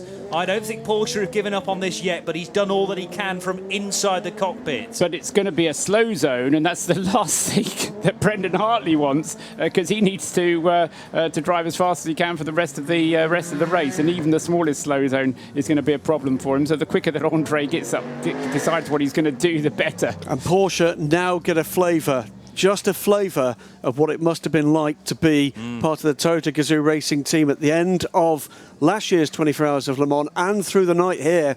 Amazing scenes here at the Circuit de la Sarthe.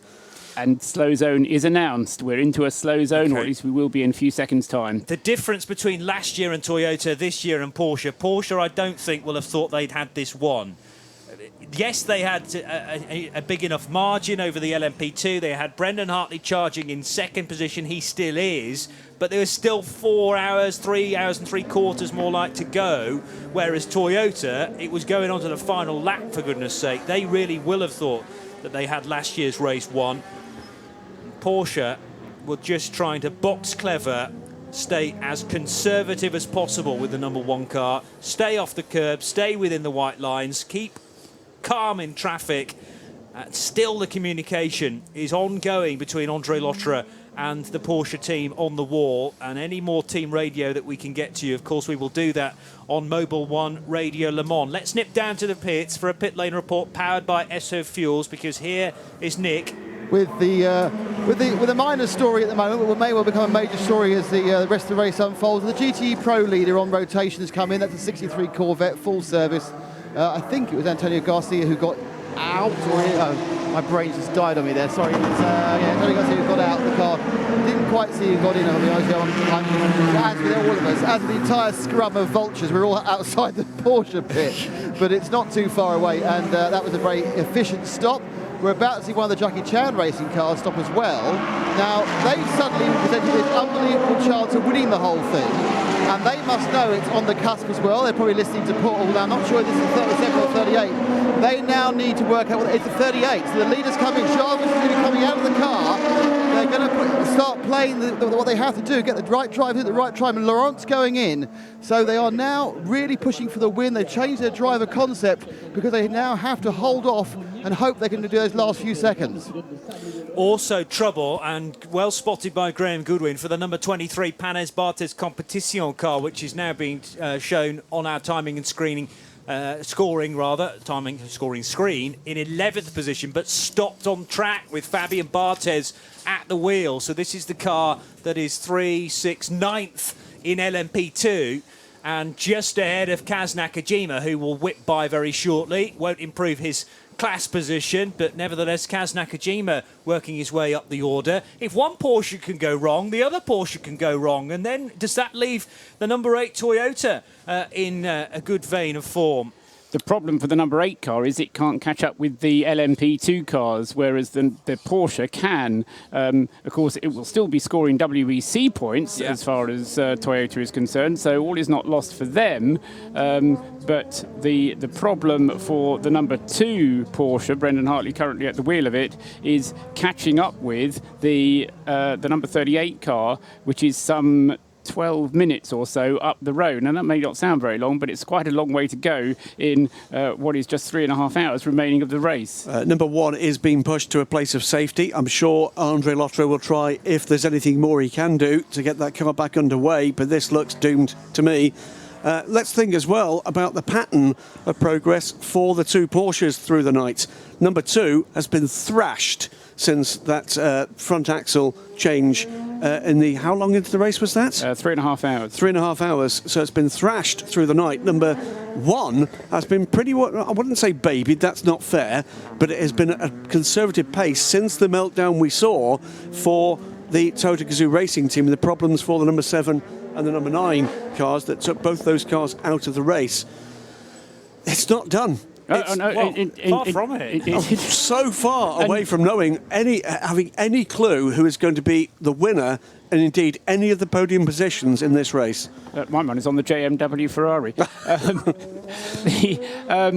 Yeah, I mean, the other thing, of course, over which there are question marks is what's going to happen in P2, because we've not seen the total meltdown of the class in the same way as we have with P1H. But we have seen an awful lot of problems in P2, and yes, there have been more of them. And I was explaining to the team, that you do the maths and you do the statistics, the more cars you have, the better chances you have. Another pit lane report powered by SO Fuels. Here's Nick. The 37's come in, so that's the 6th place car as well. So they certainly are playing both sides of the angle. It's Ollie Jarvis has disappeared at the back of the garage, cooled down, and they are now sitting on the cusp of the most unlikely victory I can think of in recent memory in motorsport, but it's obviously a fight all the way, and they are now effectively back timing the whole thing from a driver availability. Yes, so a busy time for Jackie Chan DC Racing, pitting both their cars on the same lap. In another minute's time, we'll have 3 hours and 30 minutes to go. So after yet more drama unfolding here on Mobil 1 Radio Le Mans, 91.2 FM, and globally on radiolemans.com, I hope you're strapping yourselves in for the remaining 3 hours and 30 minutes. Who knows what that has got to throw at us after so much drama immediately after midnight this morning. And now the number 1 Porsche that was leading by a country mile has ground to a halt on the Mulsanne straight and been pushed behind the barriers for Andre Lotterer to try and get the thing working, to at least try and get the thing home. It's 11:30 here at Circuit de la Sarthe, so it's time that we do an hourly update with Motor Trend On Demand. The hourly update. The hourly update is brought to you by Motor Trend On Demand.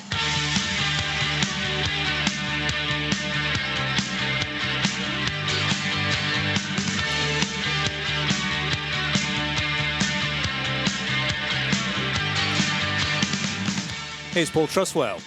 These are the positions as they stand with 3.5 hours to go. Now, I'm well aware that one of these cars isn't actually moving at the moment, but it is still being shown as the leader. The number 1 Porsche, André Lotterer, being down as the driver of the car, and he has completed 318 laps. In second place, having completed 309 laps, therefore the gap is still 8.5 laps, is the number 38 Jackie Chan DC Racing Orica, with Thomas Laurent having just brought the car into the pits.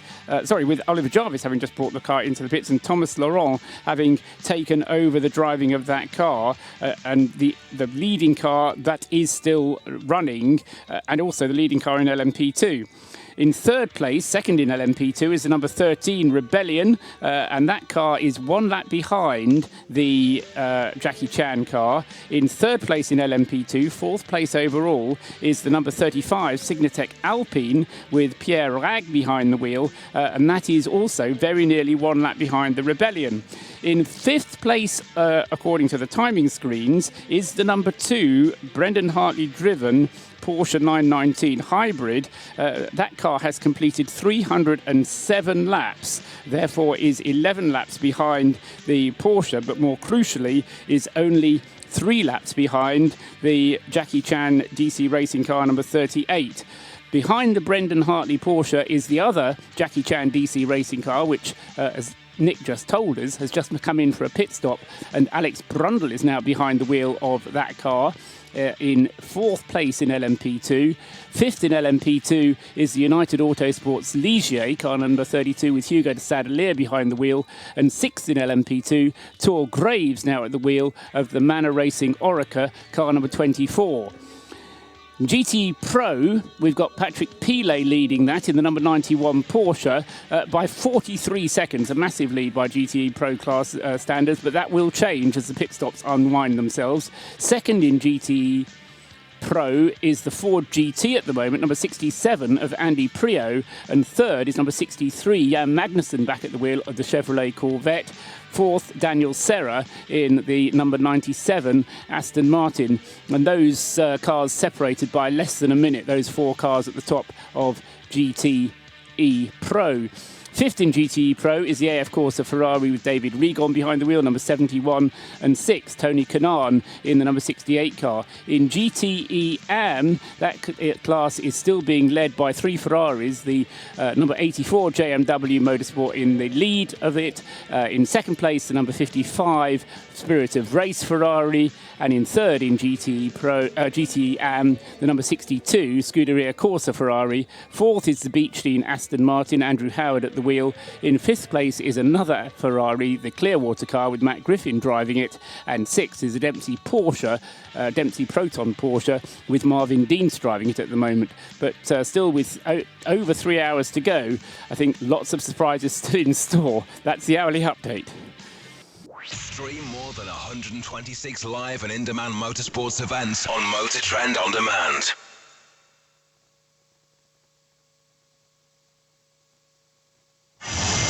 The track temperature, gauged by Dunlop. Forever forward. The Dunlop track temperature currently 27.2 degrees Celsius, and the air temperature not far behind it at 26.8. So slowly but surely, the tarmac here is warming up. We got to the mid-30s late last night, and it did take quite a bit of time for all that heat to dissipate. So still with 3 hours and 25 minutes to go. We've not yet reached midday, bear in mind, local time. And the warmest part of the day is due to be around 3 or 4 o'clock. And Paul Dunk asks the question, hello, Dunky, I'm missing you this year, on Twitter. If the number 2 car is going to be thrashed from this point on to the finish, will that last? Because you want to be taking it easy where possible. He can't. He's not the only one who's asking that question. He can't. Would you like another extraordinary statistic here? It's not going to, but supposing for a moment that the checkered flag, or we stopped right here, Drivers' World Championship point situation would be this. Yep. The leader of the Drivers' World Championship would be the crew for the number 8 Toyota with 70 points. Second place in the Drivers' World Championship would be the drivers from the 38 Jackie Chan DC Racing team, leapfrogging all of the other factory LMP1 cars by dint of scoring 50 World Championship points here. astonishing. Let's go down to the pits to get a report powered by Esso Fuels. Here is Owen Mildenhall. Yeah, I'm down here with Sam Hignett, team principal for DC Jackie Chan Racing. So, Sam, obviously you've run teams that have won Le Mans in LMP2 before, but you could be on the verge of something even more special today. I almost don't want to say it, but from your calculations, do you think you'll stay ahead of the number 2 Porsche, or do you think it's going to be very close at the end? From what we see, I don't think we will. I think they get us near the end, and Brendan's picked up the pace, understandably. We're just focused on trying to win LMP2 at the moment and trying not to concentrate on anything else too much. And at the end of the day, an LMP2 victory and a trip to the overall podium is going to be an amazing result. And you've got a garage full of TV crews here, so this is a pretty special weekend for you already. Yeah, we've never been so popular. It's amazing. It's just, what can you say? A lot of people getting in the way now, so I know what it's like for the factory teams for once. Brilliant. Thanks, Sam, and good luck for the rest of the race. Thanks very much. He sounds actually very chilled out, doesn't he? I think, again, you can't afford to get too far ahead of what might happen. No, they're cool heads. There's a reason why people like Jackie Chan DC Racing go to the likes of Sam Hignett and the Jota Sport crew for the services they need to run a 2-car World Championship squad. But what a story. Whatever happens now, they look like they're going to lead the Le Mans 24 Hours. And whatever happens at the end, it looks like they will take the lead of this race. Yep. So Jackie Chan DC Racing, a very young team indeed. Jota Sport with a longer history. Sam Hignett, by the way, no mean racer himself back in the day aboard Pill Beams and then the Still and the Zytec that they ran. Wow, based in Kent, Chinese flagged. Let's just play for a moment with the possibility that car crosses the line first in the Le Mans 24 Hours. The first ever Chinese driver to win the Le Mans 24 Hours. It will be the youngest driver by 3 years to win the Le Mans 24 Hours. And Oliver Jarvis, after a career with Audi, potentially takes a win at the Le Mans 24 Hours in a P2 car. Amazing potential storylines. Let's worry about that in 3.5 hours, shall we? Also, though, it could be a very good result for Dunlop. We just talked about the Dunlop track temperature.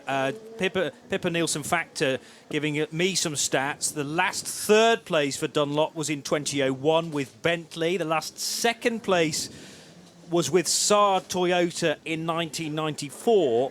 And Dunlop's last win here at Circuit de la Sarthe, an overall win, 1991. Yep. With the Mazda. But they are still, even before whatever happens today, still the tyre company with the most wins here. So all that long haul through the Audi years with Michelin and with Peugeot, catching, the potential for Dunlop to just say, we'll take that one and make it just a little bit more difficult. I think there could still be a good year win. It was a good year anyway, whatever happens. In the slow zone, the number 2 Porsche having to be patient, not pushing it too hard, incredibly frustrating, obviously, not being able to go at full pelt. Now back up to full speed, Brendan Hartley, and coming towards the end of a stint. He's on his 11th lap out of...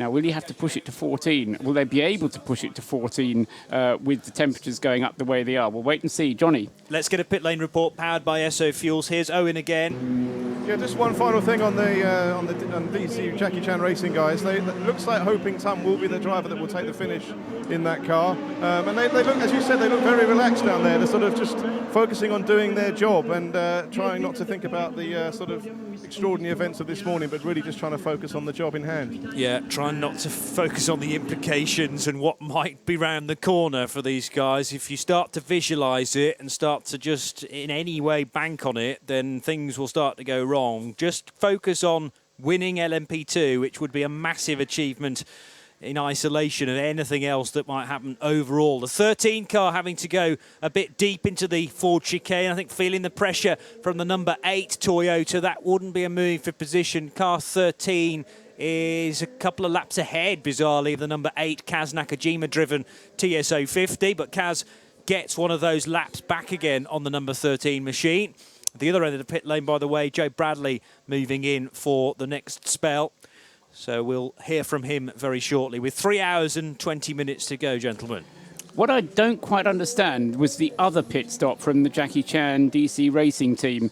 Tristan Gomondy brought the car in and handed it over to Alex Brundle. And as far as the driver times were concerned, they're all fine. They've all done their 6 hours. And Tristan Gomondy was only 4 laps into his stint. Now, the only thing I can imagine is that, and this is not perhaps a stupid idea, what they've now done is they've got both the 37 and the 38 on the same fueling strategy. That means if they want to check anything out on one car from the other, then they can do that. If they want to see how well the harder tyres work or anything like that, the two cars are now fueled to the same level. So to an extent, there's a slight sacrifice in ultimate speed for the 37 car. And of course, it is only Jackie Chan DC Racing that has 2 cars in the top 6.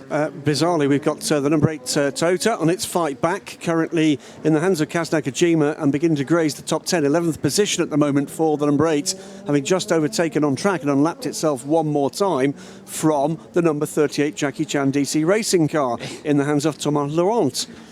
Yeah, I mean, about 6th place is feasible for the number 8 car. Maybe 5th. But then again, that assumes that the P2 cars that are still in the race are going to remain reliable, and that's a big if. One thing in this mayhem that we didn't miss, but we didn't finish the story, is the number 23 Panis Barthez Ligier, which was in 11th position at the time, has stopped, and Fabien Barthez is out of the car. That car looks to be done. It's dropping now down the order, now showing us 14th and dropping.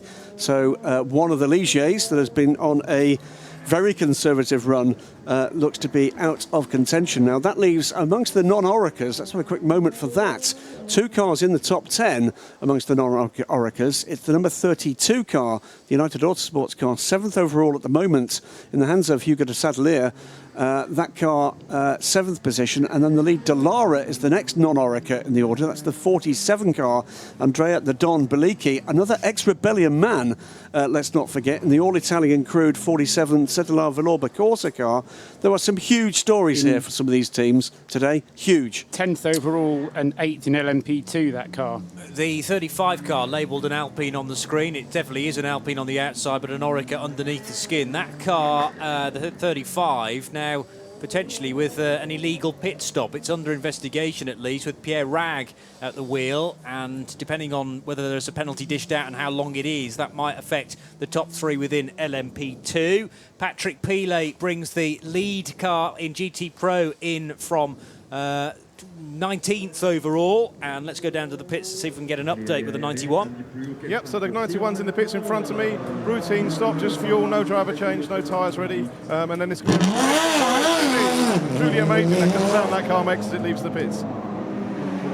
Yeah, many people, I think, this year missing the scream, the high-pitched whine of the Ferrari 458 V8 engine, but loving this new Porsche, and it's kind of replaced that engine note. If you've yet to hear the Porsche GT car whip by, make sure if you are here at Circuit de la Sarthe to get trackside. There's only one of them left after dramas for the number 92 car that was driven by Michael Christensen overnight and crashed at the Ford chicane. But Patrick Pilet, at certain points through the pit stop cycles, leading for Porsche, and that car drops down the order thanks to Owen for that pit lane report powered by Esso Fuels.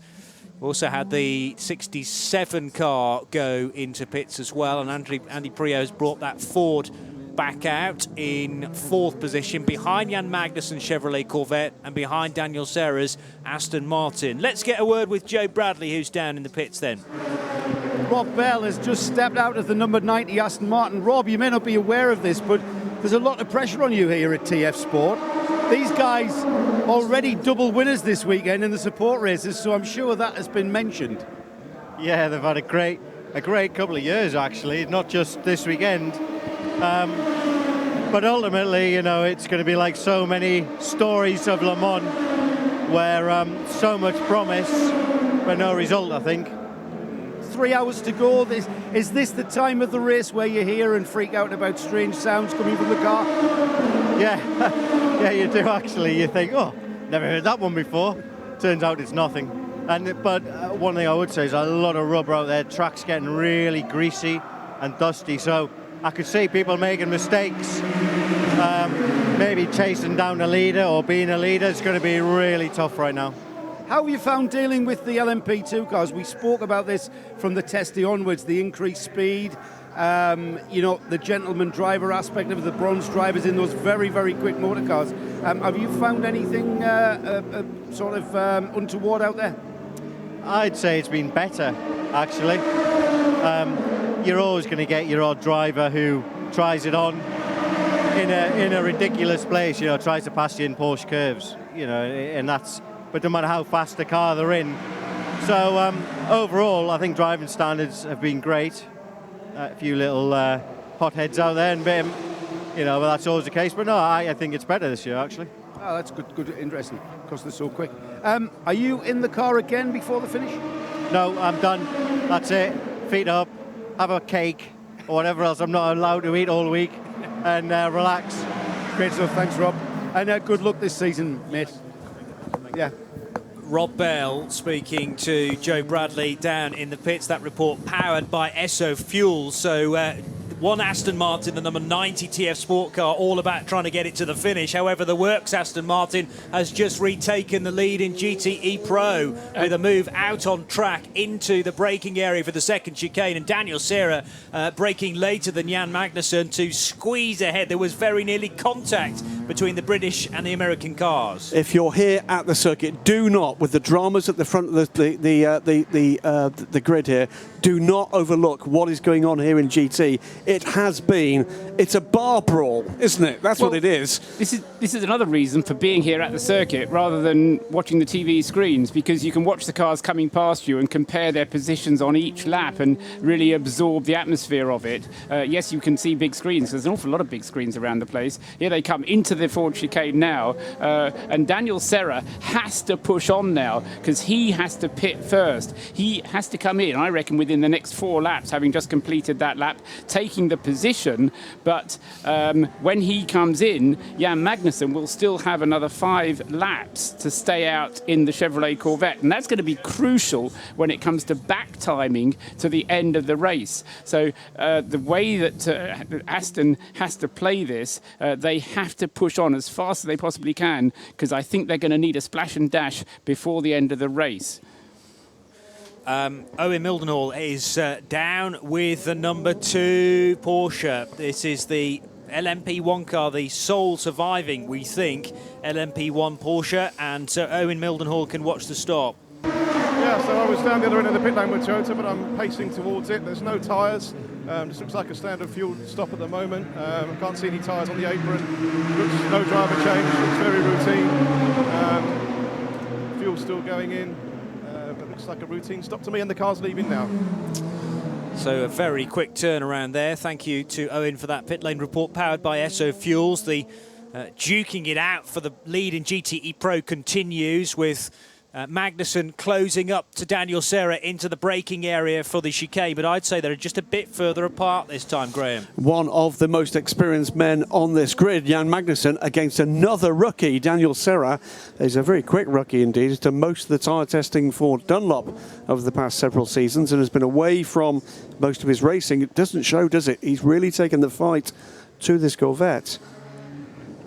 Daniel Serra, 33 years old, and Jan Magnussen, I think, 43 years old, but nevertheless, and 33 is a reasonably old age to be debuting perhaps here at Le Mans, but he's taken this to like a duck to water, and with his experience, a great person to rely on as far as Chevrolet Corvette's concerned.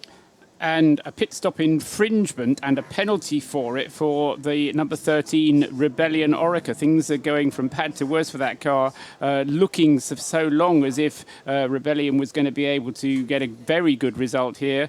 Now they're being put under the cosh somewhat. A pit stop infringement, and I think that might have been while they were doing the gearbox change, the long pit stop that car has. I think it might have been something that cropped up as a result of that. That was the other car, Paul. That was the 31. That was a gear cluster change. It was, wasn't it? Yes, okay. So this was the one with the starter motor problems. That's right. So I just wonder if maybe something that went wrong with the starter motor problems was the problem for this. Anyway, it has to come into the pits. It has to do a stop-and-go penalty, but switch the engine off and then switch the engine on again, which is going to test the starter motor, and that, I think, is the whole point. It's going to be one of two things that went wrong. Either they had too many people on pit road trying to solve that problem. There was also that car, you may recall, that actually just moved forward a little. Despite the fact that the lollipop man didn't release the car, it did go forward while there was still a mechanic trying to fix the rear deck. So I'm wondering if it's that. It's a effectively unsafe release by the driver. It may be. We haven't been given further information, so it's speculation. But they do have to switch the engine off and then on again before they go. Being told it may well be that they worked on the car with the engine running. That would be consistent with the penalty. Well, no. That's actually what they did, didn't they? Because what they did was they put the engine cover. They got the engine started, and then they put the engine cover onto the car, and then they let it go. So yes, because once they got it started, they then didn't want to switch it off. So it's a kind of combined effort. But that's the crucial element, that they do need the car to be switched off and switched on again, which is going to test that starter motor sequence. Into the pits comes Daniel Serra. Oh. No, it's not. Sorry. That's the Proton car, wasn't it? The 97 car is somewhere in the final sector, though. So if we are expecting Serra in at the end of this lap, then it'll be very shortly indeed. It'll either stay out on track and weave its way through the Ford chicane. He's got another couple of laps yet. So, so we're not expecting it in. We are expecting it in, but another couple of laps yet. But that's why it's important that he gets ahead, because he needs to stretch the margin as much as he can between himself and the Corvette. Over the line goes the number 2 car. That was the out lap for Brendan Hartley.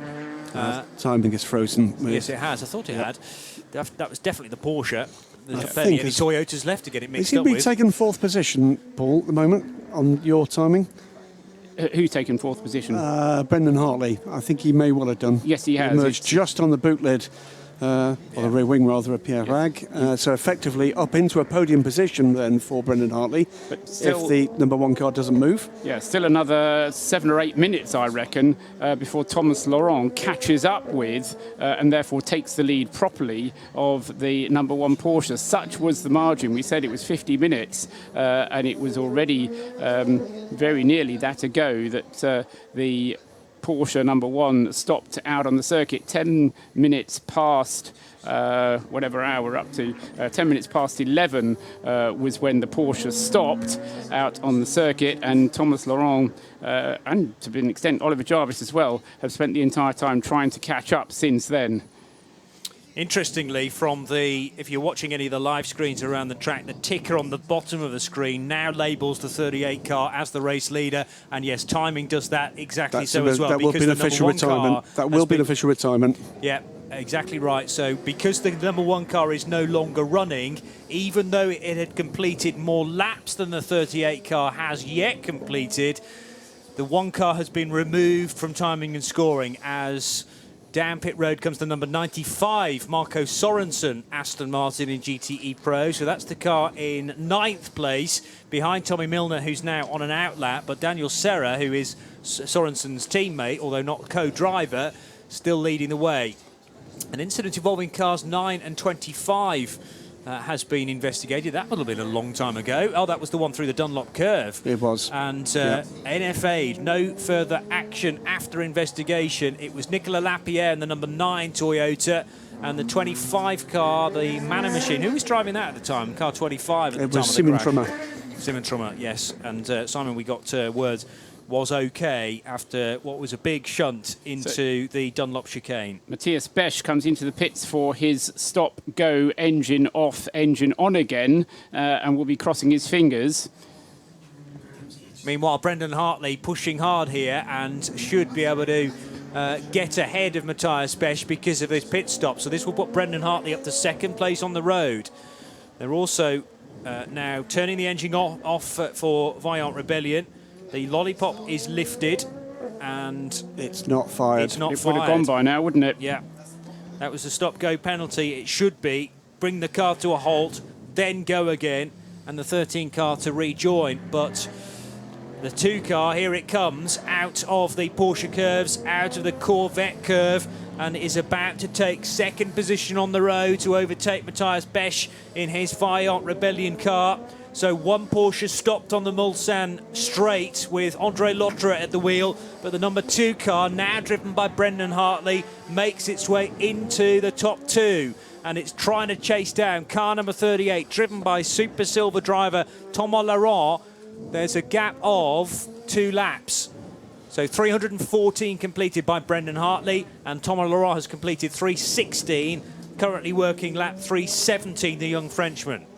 What emotions are going through the mind of one man who's on my mind at the moment? He'll be down in one pit garage or the other, and that is Hugues de Schonack. Because he's seen the Tota effort that he's very much involved with melt down. They're chasing back, but it's his car. It's the wrong Orica. It's the Orica at the front of the race now that's now being chased down for the overall lead of this race by a works Porsche with, 3 hours and 3 minutes to go. This is remarkable stuff. There's some amazing things already in the books. There's a lot more to come from this in, frankly, still every class. LMP1, whatever happens, has been remarkable. LMP2, whatever happens, has been remarkable. GTE has been that bar brawl we were talking about, and GTM has entertained throughout. I can't believe that about 6 hours ago I was looking up what the greatest winning distance was. Yes. You thought you might break that record. Yes, quite. Yeah, I mean, I can just see across the car park Nick Tandy heading towards you with a stick with a nail in it. Yes. We can't speak too soon. We didn't want to speak too soon about the number 1 car. Porsche will not be speaking too soon about the number 2, which is motoring on and is getting very close to Thomas Laurent now. A couple of laps, that's all. And last time around, through a single sector, Brendan Hartley was able to gain 10 seconds on the number 38 machine. So Sam Hignett's concerns were rightly sourced. Yeah, that's the rate it needs to go at 11 seconds a lap was what I worked out when this first happened, about an hour ago. And so 10 seconds a lap is good, but he'll need to put in a couple at 12 seconds a lap if he's going to continue at this pace. But overall, it is going well enough. Brendan Hartley's average lap times are, on average, about 11 seconds a lap faster, but it is so close. Right. Well, obviously, then the Porsche gets really close to the 38, it will whip by, and the 38 just will not be able to fend it off. Yeah, the problem for the Orica, for the 38 car, as much as anything else, is because it has a much shorter fuel range, only does 10 laps per stint, whereas the Brendan Hartley machine, does 13 laps per stint. So it's doing an extra 10 minutes on every tank full of fuel. It's only going to take just a niggly issue for the number 2, though, to put it well and truly back in under question. And we have had a hybrid problem for... Was it that Porsche? That lost an hour in the pits. Yes, the number 2. Yes, having the front motor replaced. So, I mean, that could happen. And that happened, remember, within 3.5 hours of the start of the race. Meantime, by the way, the number 8 Toyota has made it back into the overall top 10 now with the retirement of the number 1 Porsche. And that will be not good enough at this point to challenge for the overall lead, but it doesn't do any harm whatsoever to its World Championship hopes at the end of this season. That won't be very much comfort, I'm afraid, this morning. We're just about to pass 3 hours of the 2017 24 Hours of Le Mans to go. Amazing stuff through the night, astonishing stuff into the morning. 3 hours to go, lunchtime to tea time. What's left here? An LMP2 Orica 07 with the Gibson 4.2 V8 engine leads Le Mans by 2 laps with Thomas Laurent, the super silver graded driver. What is this doing to his value as a driver? We don't expect him to be silver for very much longer, but he can add to his credits now, leading Le Mans overall. We are now heading from morning into afternoon. It is exactly midday on Mobil 1 Radio Le Mans, 91.2 FM and globally on radiolemans.com. It is time to check the weather with 3 hours to go with DuraGarages.com. The weather brought to you by DuraGarages.com. Inspirational garage interiors. 3 hours hours to go in the 85th running of the 24 Hours of Le Mans. You're listening to full coverage on Mobil 1 Radio Le Mans, and the temperature is building, both here in the commentary box, out in the grandstands, I'm sure, and in the ambient conditions. 27.3 degrees Celsius, track temperature now in the mid-30s, the Dunlop track temperature. And later on today, at around about race finish, we're expecting a high of 29 degrees Celsius, 24 kilometres per hour as a wind speed. It's going to get windier overnight and even warmer tomorrow for the trip home. 34 degrees predicted, which is the warmest day we've certainly had in the last 10 days or so. That's the latest weather with DuraGarages.com. Inspirational garage interiors. Hello, I'm Aston Martin Works driver Darren Turner. Thanks to Dura, you could be joining me at Base Performance Simulators in Oxfordshire. It's a full day, including breakfast and lunch, and you and a friend will get to try our GT and single-seater simulators. This special Dura race school is on the same equipment that the pro drivers use to hone their skills away from the track. For the chance to join us on this exclusive Dura Day Out, go to www.duragarages.com/Le Mans to answer the two simple questions. The weather, brought to you by DuraGarages.com. Inspirational garage interiors. 24 hours a day. This is Mobil 1 Radio Le Mans. When seconds matter, science matters. Oh my God. That's all I'm saying. Every time I step out of the chair here in the Mobil 1 Radio Le Mans studio, 91.2 FM around the track, it all kicks off. Sirius 138 XM201. If you are so equipped, and around the world, of course, at radiolemans.com. Log into radiolemans.com or click on Radio Le Mans page and look out for our Studio Vision Plus. I know that a lot of people liking the new features this year, particularly with the dearth of timing around the world, able to be picked up.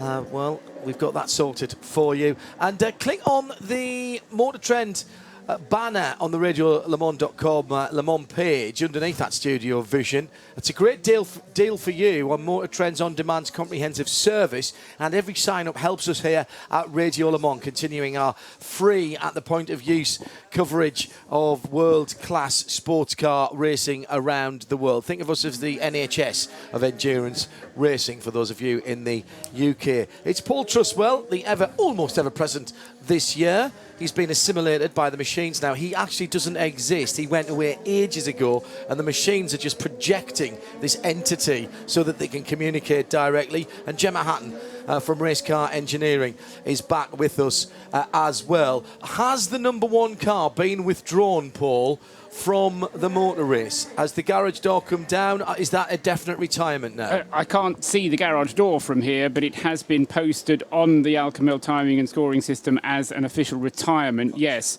But on this lap is the lap on which the 38 car actually goes through and properly takes the lead. If you're keeping a lap chart, if you can do such a thing, this is where it actually goes through and takes the lead. An extraordinary motor race in so many ways. Looking further forward to the end of the race, 3 hours away, Aston Martin post-race tech, hashtag AMPRT, and for our spirit of the race, hashtag LMSOTR, and please to at RSL_studio, and we'll work our way through those at the end of the race. I'm back for that. I can't wait to see what you're talking about. I think I have an idea what might be going on. I think we found out what's important to Porsche Motorsport, Paul Truswell and Gemma Hatton, because they could have continued to cruise and got the points for the WEC, got their championship on the roll with the double points for the number 2 car. They aren't. They're pushing. Porsche can win Le Mans. Porsche can win Le Mans, and they know it, Paul. Absolutely. I mean, everybody has always said, yes, the WEC is important, which would you rather win? But no, I mean, Le Mans is more important, and some very emotional scenes on that we can see here as Andre Lotterer embracing with Fritz Ensinger and Andreas Seidel, and that must be, what can you do? But great to see that they're still there, they're hanging around. The garage door is down. The garage door is down for the number 1 car. Credit Nick Damon. He said in the early hours of the morning that he thought there was an issue and that they were babying that car, and they were going to try and get it home from about 13 hours, and even taking it steady with that car, it didn't last. And Andrea Lotterer explaining to Mark Webber down in the pit lane, hey, I was doing exactly as I've been told, and all of a sudden it just went foot. I think that's what he said. I was reading the lips there. It may not have quite been those words, to be honest. Gemma, your first Le Mans with us here on Mobil 1 Radio Le Mans. Can I just mention right now, it's not like this every year. Thank goodness, because I can't take much more, to be honest. I think my heart's broken about 10 times. This is unbelievable. I thought, the record or the big story would be the track temperatures in the heat, and then I thought it would be the fact that, Toyota was out, and now, who knows? Oh, don't write any kind of headlines yet. The 38 is in the pit lane, and this is not a standard stop. Shea Adam has this pit lane report powered by SO Fuels. Nick Damon pointed it out a little while ago that from a camera shot we noticed that part of the taillights on the number 38 Oracle were not illuminated. The team is taking this opportunity to change the entire rear cluster. They have pulled off the old tail, they have put the new one on, they are just bolting it on as that's the noise of the 66 going back out on track from the pit box immediately behind the number 37's box, the sister to the 38, so they had a little bit of a buffer, but they are having to struggle to get the new tail to come back on, and now they're going to have even more trouble because the 37, who I hinted at a few moments ago, has pulled into a stop in the pit box right behind the 38. Now they have even less room to work with to try and get the car that effectively was in the lead when it came in back out on track in a good position. The Pit Lane Team, fueled by Esso. The dramas keep coming the way through the fields, non-stop. I don't know enough about how these work, but is there an element of doubt if the connection where the light is failing would be backwards of where the tail section is? This might not be the answer. We'll be able to hopefully see it on one of the TV pictures we get. And this is an Orica, and the car that is the effective leader. They are both on, and they've just dropped more time, of course. That was that an unscheduled stop, or was that when he was meant to be in anyway, Paul? No, that was when he was meant to be in anyway, and to be fair to them, they managed to turn him around 2 minutes and 27 seconds. That's another minute they've lost. Yeah. And as I said a while ago, because that car anyway has to do more stops because of its shorter fuel range, then that just plays into the hands of the Porsche.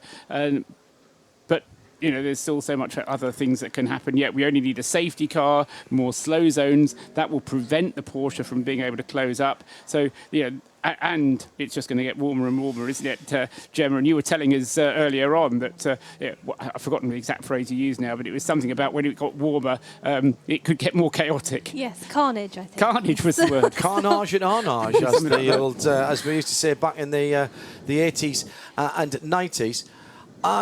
I don't think that all is well at Porsche. I really don't. There's still some very concerned faces down there on the higher ups who are there. 39 pit stop, recent pit stop for that LMP2 car under investigation as well. Joe Bradley is down by the Porsche 919 pits area. Just the one car, the number 2. It's been enough for Audi in the past. I wonder what Audi would have made of this had they been here. My goodness, would it have been a different type of race? We will never know. And if Porsche don't win Le Mans, then the guys at Volkswagen Audi Group on the board level, who made Audi go away, not an Audi decision, they are going to look rather foolish, aren't they? Joe Bradley.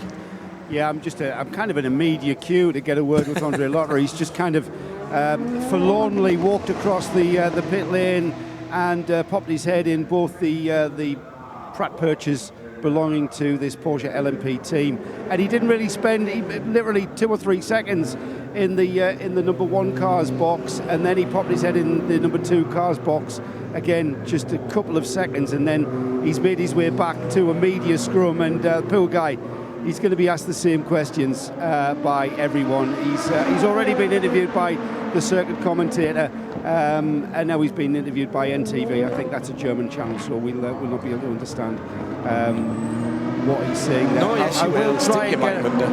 I will try and get our own word with him, or even piggyback if we can get a reason. I'm sure we know the reason. I think you said it. There was nothing he could do as a driver to alter what happened. It was all going the things that went up and down, isn't it? The question that we need to know is how long had they had that problem? Had they been managing that problem? Never mind, I don't even really care what the problem was, because at this point it doesn't matter. But I want to know how long they'd been trying to manage that problem, because that car was off the pace for a very, very long time. And Nick Damon had a feeling that it was an issue for that car. And that's really the question that I want to hear answered. That's exactly the question I was wanting to know, because I'm intrigued by it. And again, it's things like oil pressure. It's either there or it isn't it? And if it's not there and it starts going down, there's literally nothing you can do. Short shift, keep the revs down. You just know it's coming. It's just, you know it's coming. Toyota number 8 into the pit lane as we wait for a word with Andrew Lotterer. Looking like fuel only, just looking down the pit lane. So they're still in the chase. They are chasing back, and it is confirmed it's already rolling by us.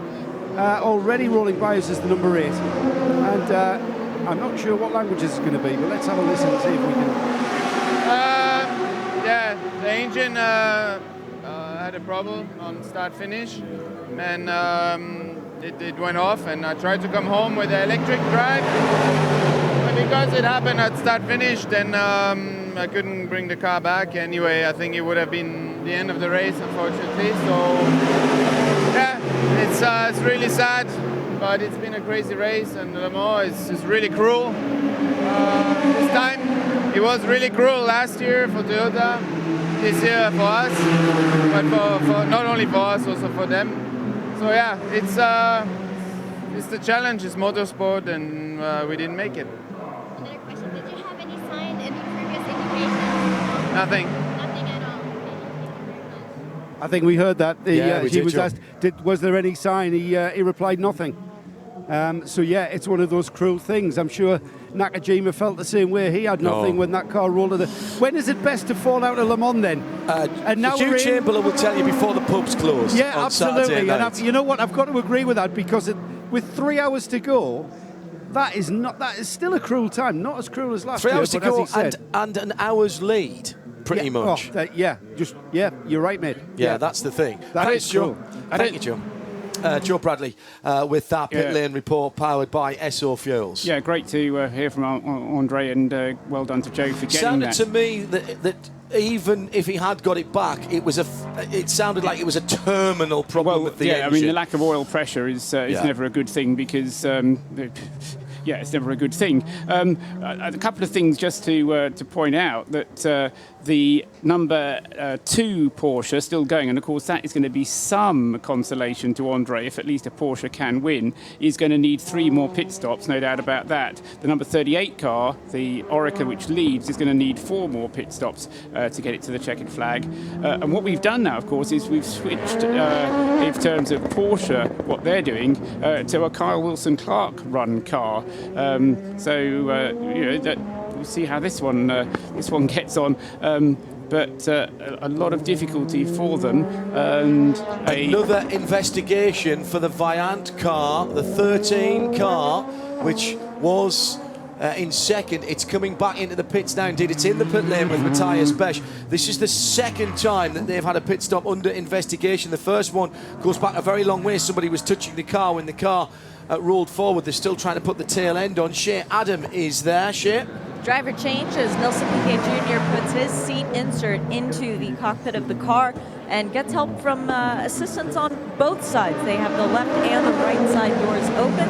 Piquet struggling a little bit with the belts, looking up and talking to the mechanic helping him. There was a bit of trouble getting the lap belt done. They are still trying to figure out the belts as they are doing the tire change. This is unusual. Normally they have the driver's side door closed.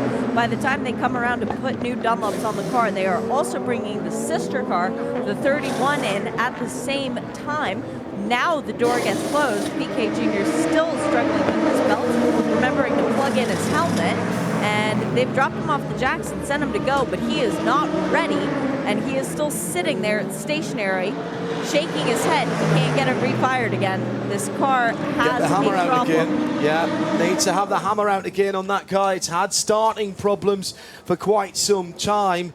There was a fashion, wasn't there, for a few years ago for combined starters and alternators, the horribly monikered starternators, which always didn't like the heat, didn't like standing still. And they were always in the wrong place because they were way down low to keep the centre of gravity low, and you could never get at them. But that means that the Signatec Alpine, Pierre Rag, behind the wheel, car number 35, has now moved through. It's moved ahead and therefore into third place. So yet another change of position. And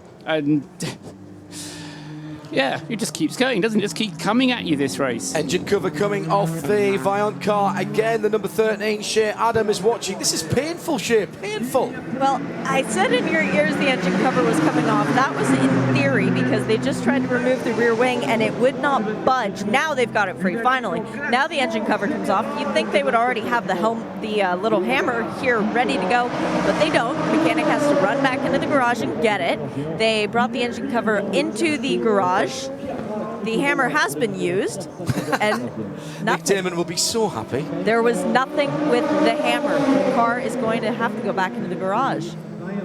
And the problem is that once they start the engine, they then can't work on the car. Correct. So they can't start it in the garage and then bring it out. They can't have the engine cover off, start it and put the engine cover on. So this is where your between a rock and a hard you place. out, because you can get going on electric power, and Toyota have done that for quite a long time. Start with the batteries and then effectively bump start the engine. Oh, that sounded like an engine starting from Shane's mic. It was.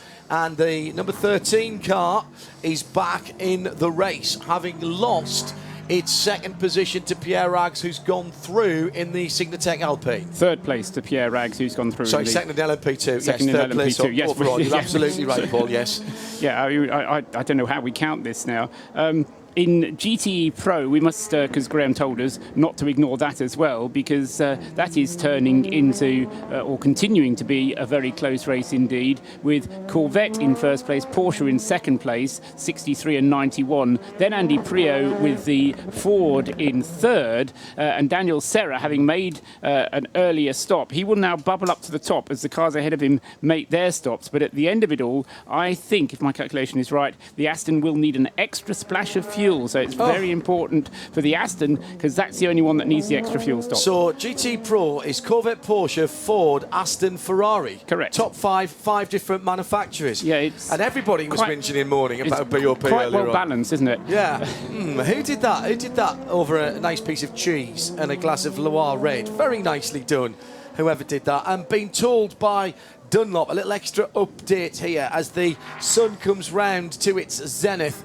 The track temperature now 41 degrees Celsius. Gemma Hatton, now we're getting back into your area of expertise here. Formerly a tyre technician, now working with race car engineering. 41 on these tyres. Are we getting towards the upper area of the operating temperature window? Yes, I think it's fair to say the upper edge. That's hotter than we saw yesterday, if I'm correct. But I was speaking to Dunlop and they were saying that their tyres are designed to withstand a window between 25 degrees Celsius and 47 degrees Celsius. So they won't be panicking as much. I think the tyres will be fine. It's just a case of it's going to increase the wear and the compound potentially might be overheating a little bit more and a little bit more degradation. But as we've said so many times, these tyres are just so robust. They do have a limit on tyres though, so we're getting into the area now with still 2.5 hours to go. It's going to depend how many new tyres they got or what other tyres that they can recycle from perhaps something that they've used, because they're not going to have just thrown them in the skip when they've done. Somebody will have been there with a heat gun and the scraper cleaning them off to see what kind of use they might have in them. Exactly, and they would have been put back in the ovens to get back up to temperature. I think the ovens are about maybe 70 degrees or so. But as we've Explain the ovens, by the way. Why do we use ovens here? Again, it's just to keep the compound in its operating window, basically, when it's off the car and it hasn't got those loads going through it, which is obviously what heats the compound when it's on the car. And we're not allowed electric tyre warmers as we would see in some forms of single-seater racing or DTM and things like that. Exactly. So it's not the most efficient way of heating the tyre, because the best is to have an individual tyre blanket on each tyre, but you don't need that here potentially because these tyres are so much easier to switch on. So they'll be put back into the oven, they'll get up to temperature again, and then they'll get back on the car. And yes, they'll be worn, there'll be some degree of wear, and they will run a little bit cooler because there's less rubber on the tyre, but they will get back up to temperature. Stephen Gate has just tweeted at RSL_studio, Paul. Le Mans is a cruel mistress, they say, and frankly, she's just laughed and said last year was nothing. This might not be finished yet, and I'll find that hard to disagree. Give Porsche their due. Brendan Hartley, the only one of the 6 drivers in the 919 hybrids who hasn't got a Le Mans victory to his name, and my goodness, he's absolutely doing his bit at the moment. They could have sat back and took the points, but this is Le Mans.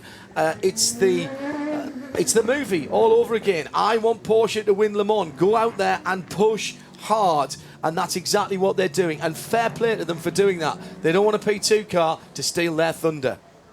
They don't want any car to steal their thunder. They want to win the car. They don't care. They don't care who's ahead of them. They don't want him to be ahead of them. And so, at the moment, still on course to do it based on the lap times that they're doing. If you are around the circuit, the 2 cars that are fighting for it, the number 38 car and the number 32 car, they each have 1 dot on the side, which is slightly confusing, and I'm sure wasn't quite designed when we designed the position lights. The red light on the side of the P2 leader, the number 2 car, and the single blue light on the side of the number 38 car. They are on the same lap as well, so if you see them coming past you, count however you want to do it. Use your stopwatch, use your phone to count the gap between the 38 car going through and the number 2 car, and see how it comes down, and then see what time it is, how long there is to go. They will be coming in for their next pit stop. I think Brendan will be in first. Right. Even though he has 1 fewer stop to make, because the number 38 car has to make more stops because it can only go 10 laps on a tank of fuel. You said earlier on, Paul, I heard you say this, that it could come down to the last lap. The beauty of Le Mans, of course, is it always comes down to the last lap, because it doesn't matter how big a lead you've got to get the car home. As Toyota found out, they didn't even get classified at all last year, despite having done enough laps to have been classified third, I think. Well, yeah, second or third, depending how you change the rules in order to. If this year's rules were in effect last year, they would have been classified third. Really? There has been a slight change in the rules tell me about this year, so that if your last lap is over 6 minutes, rather than being disqualified, you just get a 1-lap penalty. If your lap is over 7 minutes, rather than being disqualified, you get a 2-lap penalty, and the sliding scale goes on. That's been a check. I had a little moan earlier on. I won't have the moan again. You can. So that means walking wounded coming out at the end could potentially be a factor here. You still have to have completed the 70% rule. Yeah, and there aren't any really walking wounded, so we don't really need to worry about it. As I say, I won't have the same rant again, but it was all to do with the intention of the rules, not quite being the original. What happened as a result of what happened. Corvette in the pits. This is a scheduled pit stop for the number 63 car.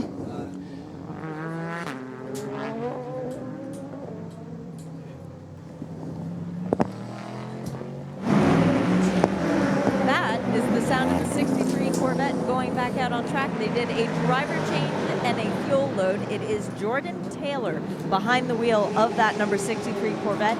They had new Michelins laid out on the pit lane, decided not to put them on just quite yet. Massive panic here as we thought we had a last 3-hour failure in one of the more essential parts of equipment, but surprise, surprise, it turns out just to be Hindhaught's impatient index finger on the right hand. Thank you, Shea Adam, down there with that pit lane report powered by SO Fuels. Don't forget our special offer from Motor Trend On Demand, our partner for the hourly update, around about 5 minutes away from that. If you go to radiolemon.com and navigate to the Le Mans page with the link on the front page, you'll see Studio Vision Plus. That means you can see us all getting very excited, head in hands. There'll be tears, there'll be laughter, there'll be song and dance. There was a bit of Nick Damon dancing earlier on, because he was right, he did the victory dance. And if you click the Motor Trend On Demand banner, you will get access to an exclusive Radio Show Limited network offer that gives you a great deal on Motor Trend On Demand's comprehensive service. It helps Radio Le Mans as well for every sign-up, so everyone is a winner. Click on that banner on the Le Mans page at radiolemans.com. Sound and Studio Vision Plus, or if you're in audio, well, of course, you can take us with us just on the audio player at radiolemans.com. And if you're in North America, XM Sirius 138 and XM 201. Just need to correct myself, because in fact they are not on the same lap, the leading two. There is a lap between them. Thomas Laurent has just gone through in the number 38 car, so he has now completed 324 laps. We wait for the number 2 Porsche, which is just now making its way through the Porsche curves, and then when it comes through we can do the time, but it is in effect the whole of a lap plus the distance now. If you remember, the Jackie Chan car just went through a few moments ago. Here comes the Porsche now and crosses the line, bouncing over the curbs as it comes through the forward chicane, and around he goes. So altogether, it's about 4.5 minutes that the Porsche has to make up. And last lap time for the Thomas Laurent car, 3 minutes 31. Last lap time for Brendan Hartley, 3 minutes 24. That's not enough. He's got to be making 10 seconds a lap. That was only 7. So this is not a foregone conclusion by any means. I mean, this is a chase. 2.5 minutes, 2.5 hours to go and 4 minutes to make up. Timo Bernhard will get into that car when Brendan comes in. Now, Timo, I have seen do the most extraordinary things with racing cars, both GT, LMP2 and also LMP1 cars. In fact, Timo and Mark Webber, well, actually, in fact, all three of them pretty much won the world title in Bahrain with a car that steadfastly really refused to go to the end. They managed to lash up a solution to a throttle linkage problem with a couple of tie wraps, and Timo was lapping brilliantly to come back through the field to get it into a position to get the requisite number of points. And then it was Mark Webber who brought the car home that should never have actually been out of the pit lane. If he'd been in the Formula 1 car, he wouldn't have got out of the pit lane. They just wouldn't have bothered. There'd be no point in attempting it. And with very little throttle control, turning it on and off, he got that car home, and that was the World Championship for the drivers. And just remarkable stuff. So these guys aren't going to give up. We'll take your nominations for the Spirit of the Race Award. It's hashtag LMSOTR to @RSL Studio, and your questions, points of order or observations to AM for Aston Martin PRT, post-race tech, hashtag AMPRT, again to RSL_Studio. Gemma Hatton from Race Car Engineering. I feel a bit sorry for the GTE guys, particularly the Pro, because we've had a real battle there all the way, and yet again things, as in last year with the big victory and under the anniversary, things at the front of the field have rather overtaken their storylines. Yeah, there's so many stories going on with multi-class racing, and that's the beauty of Le Mans. And yeah, I mean, when you consider what they've been doing, they've been racing hard right from the start, and you know, they've still got the same issues of all the LMP cars. They've got, okay, they haven't got the hybrid systems, but they've got hot brakes, they've got hot tyres, hot drivers, and especially the same fatigue that everyone else is getting. So yeah, I'm pretty impressed, to be honest, with the GTEs. Yeah, and it was exactly the street fight that we've been hoping for. Battle for third position now comes down to the first chicane, and it's Corvette versus Aston Martin. And you can say what you like about rivalries, but for me, the GT rivalry that's defined my generation of being at Le Mans has been Corvette racing and Aston Martin racing. A great camaraderie as well as fighting spirit, and they're going side by side as they come up to the 84 Ferrari, the JMW car, and there may not be enough room for both of them to go down the inside. Is this the opportunity for the 97 Aston Martin to go back up into third? It is, and gets to the apex of the second chicane first. That was very tight indeed. These cars are so evenly matched. Front-engined V8 Grand Touring cars, absolutely brilliant stuff. And both of these cars, of course, coming towards the end of their racing life. More than likely, this will be the last year of the... In fact, it will be the last year of the Vantage as a works car. We keep hearing the rumours of something new from Corvette. We may not see these two rivals in this form battling again, and they're at it again, Paul Truswell. Down through the last few years, these guys have given us such great entertainment, fabulous competition. You think this is a battle for third place in the class because Patrick Pilet's up ahead of them. He and Andy Prio will be in a couple of laps' time, though, for their pit stops. Then it'll be 2 more pit stops after that. The Corvette, that's just had a pit stop. That's how Jordan Taylor has taken over from Jan Magnussen at the wheel of the 63 car. Daniel Serra, he'll be able to go the furthest. The trouble is he's then left with a splash at the end of the race of 3 laps required, and so it's very tight indeed between them. But I reckon because it's done its stop first, the Corvette actually has the upper hand, even though it's third place. So every lap that the Aston spends ahead of it is good news for it, because it enables it to just push that last little bit towards the end of the race. Thank you, Paul. The Hourly Update. The Hourly Update is brought to you by Motor Trend On Demand.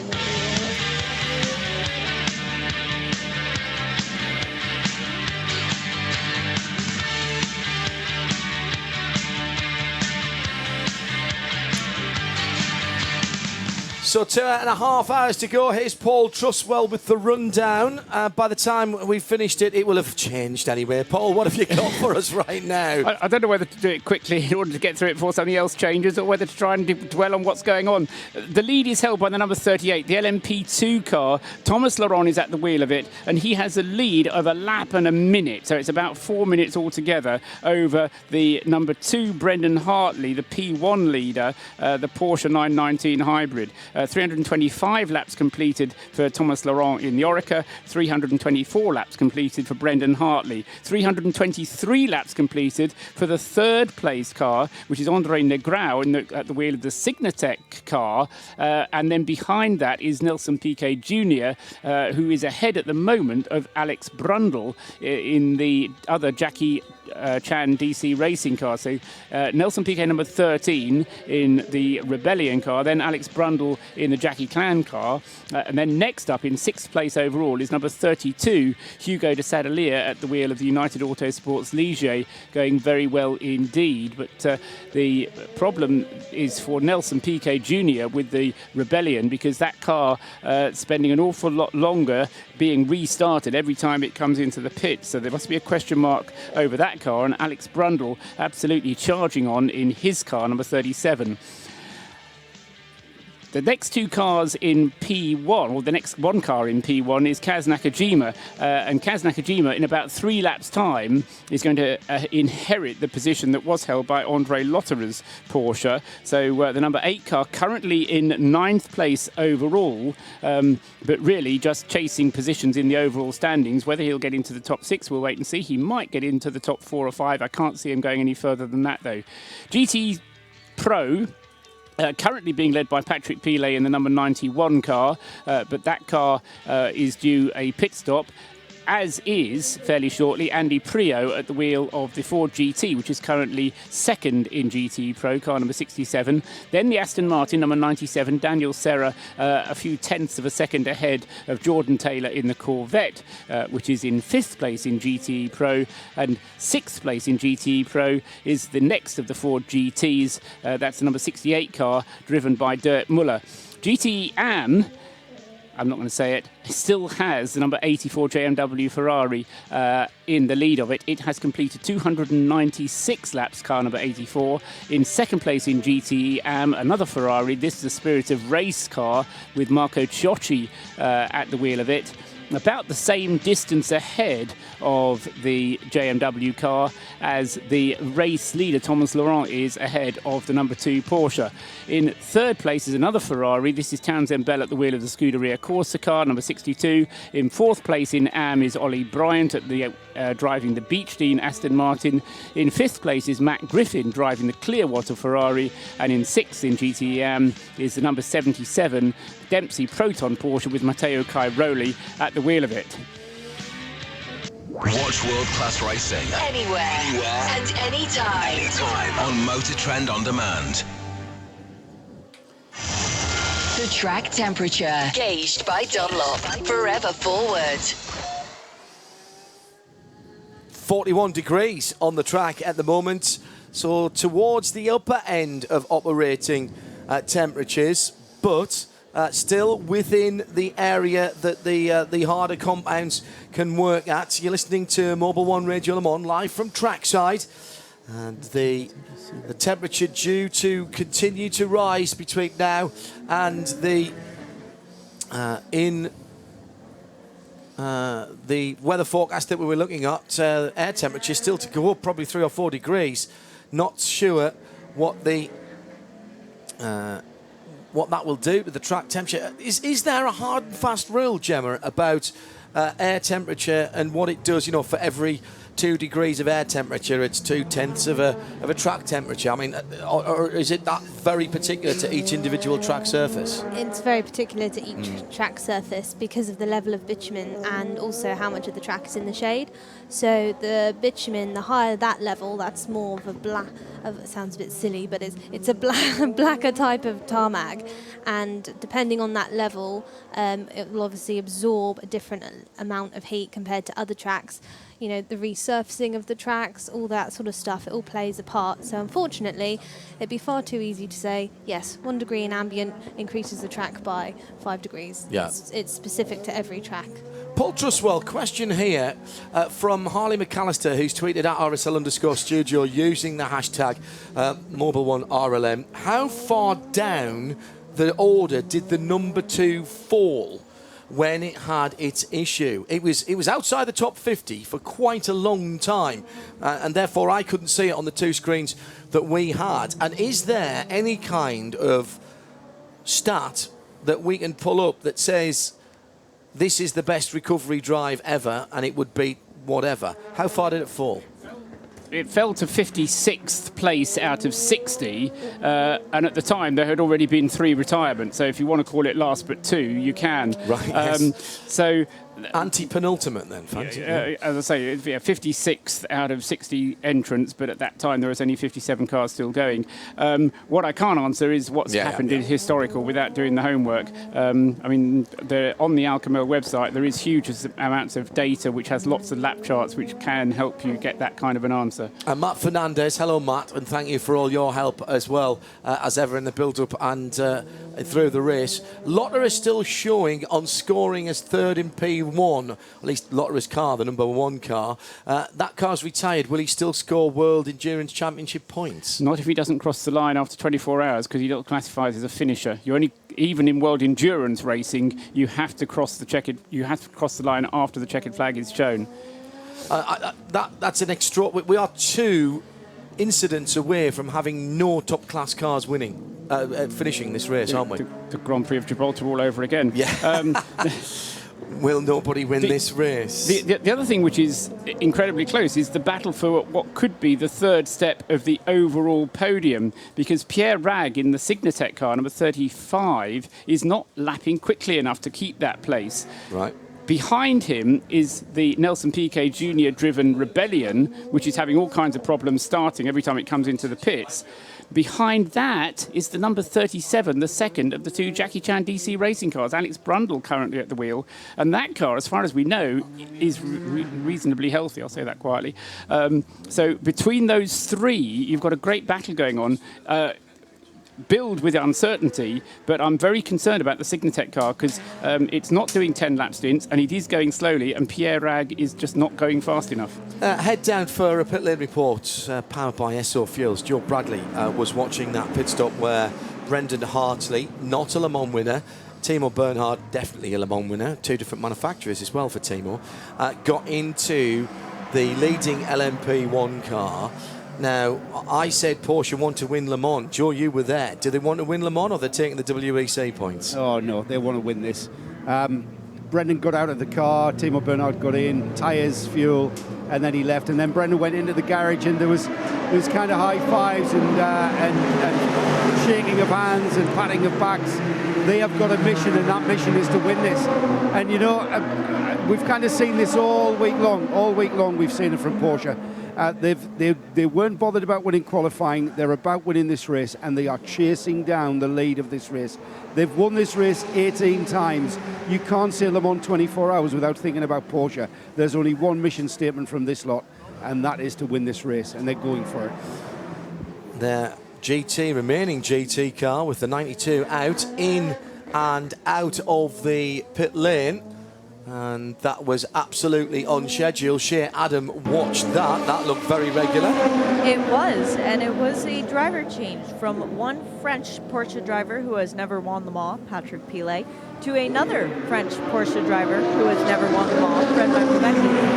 And if he got out of the car and looked at the stands, Fred would see there are 2 signs, quite large signs up there, cheering them on.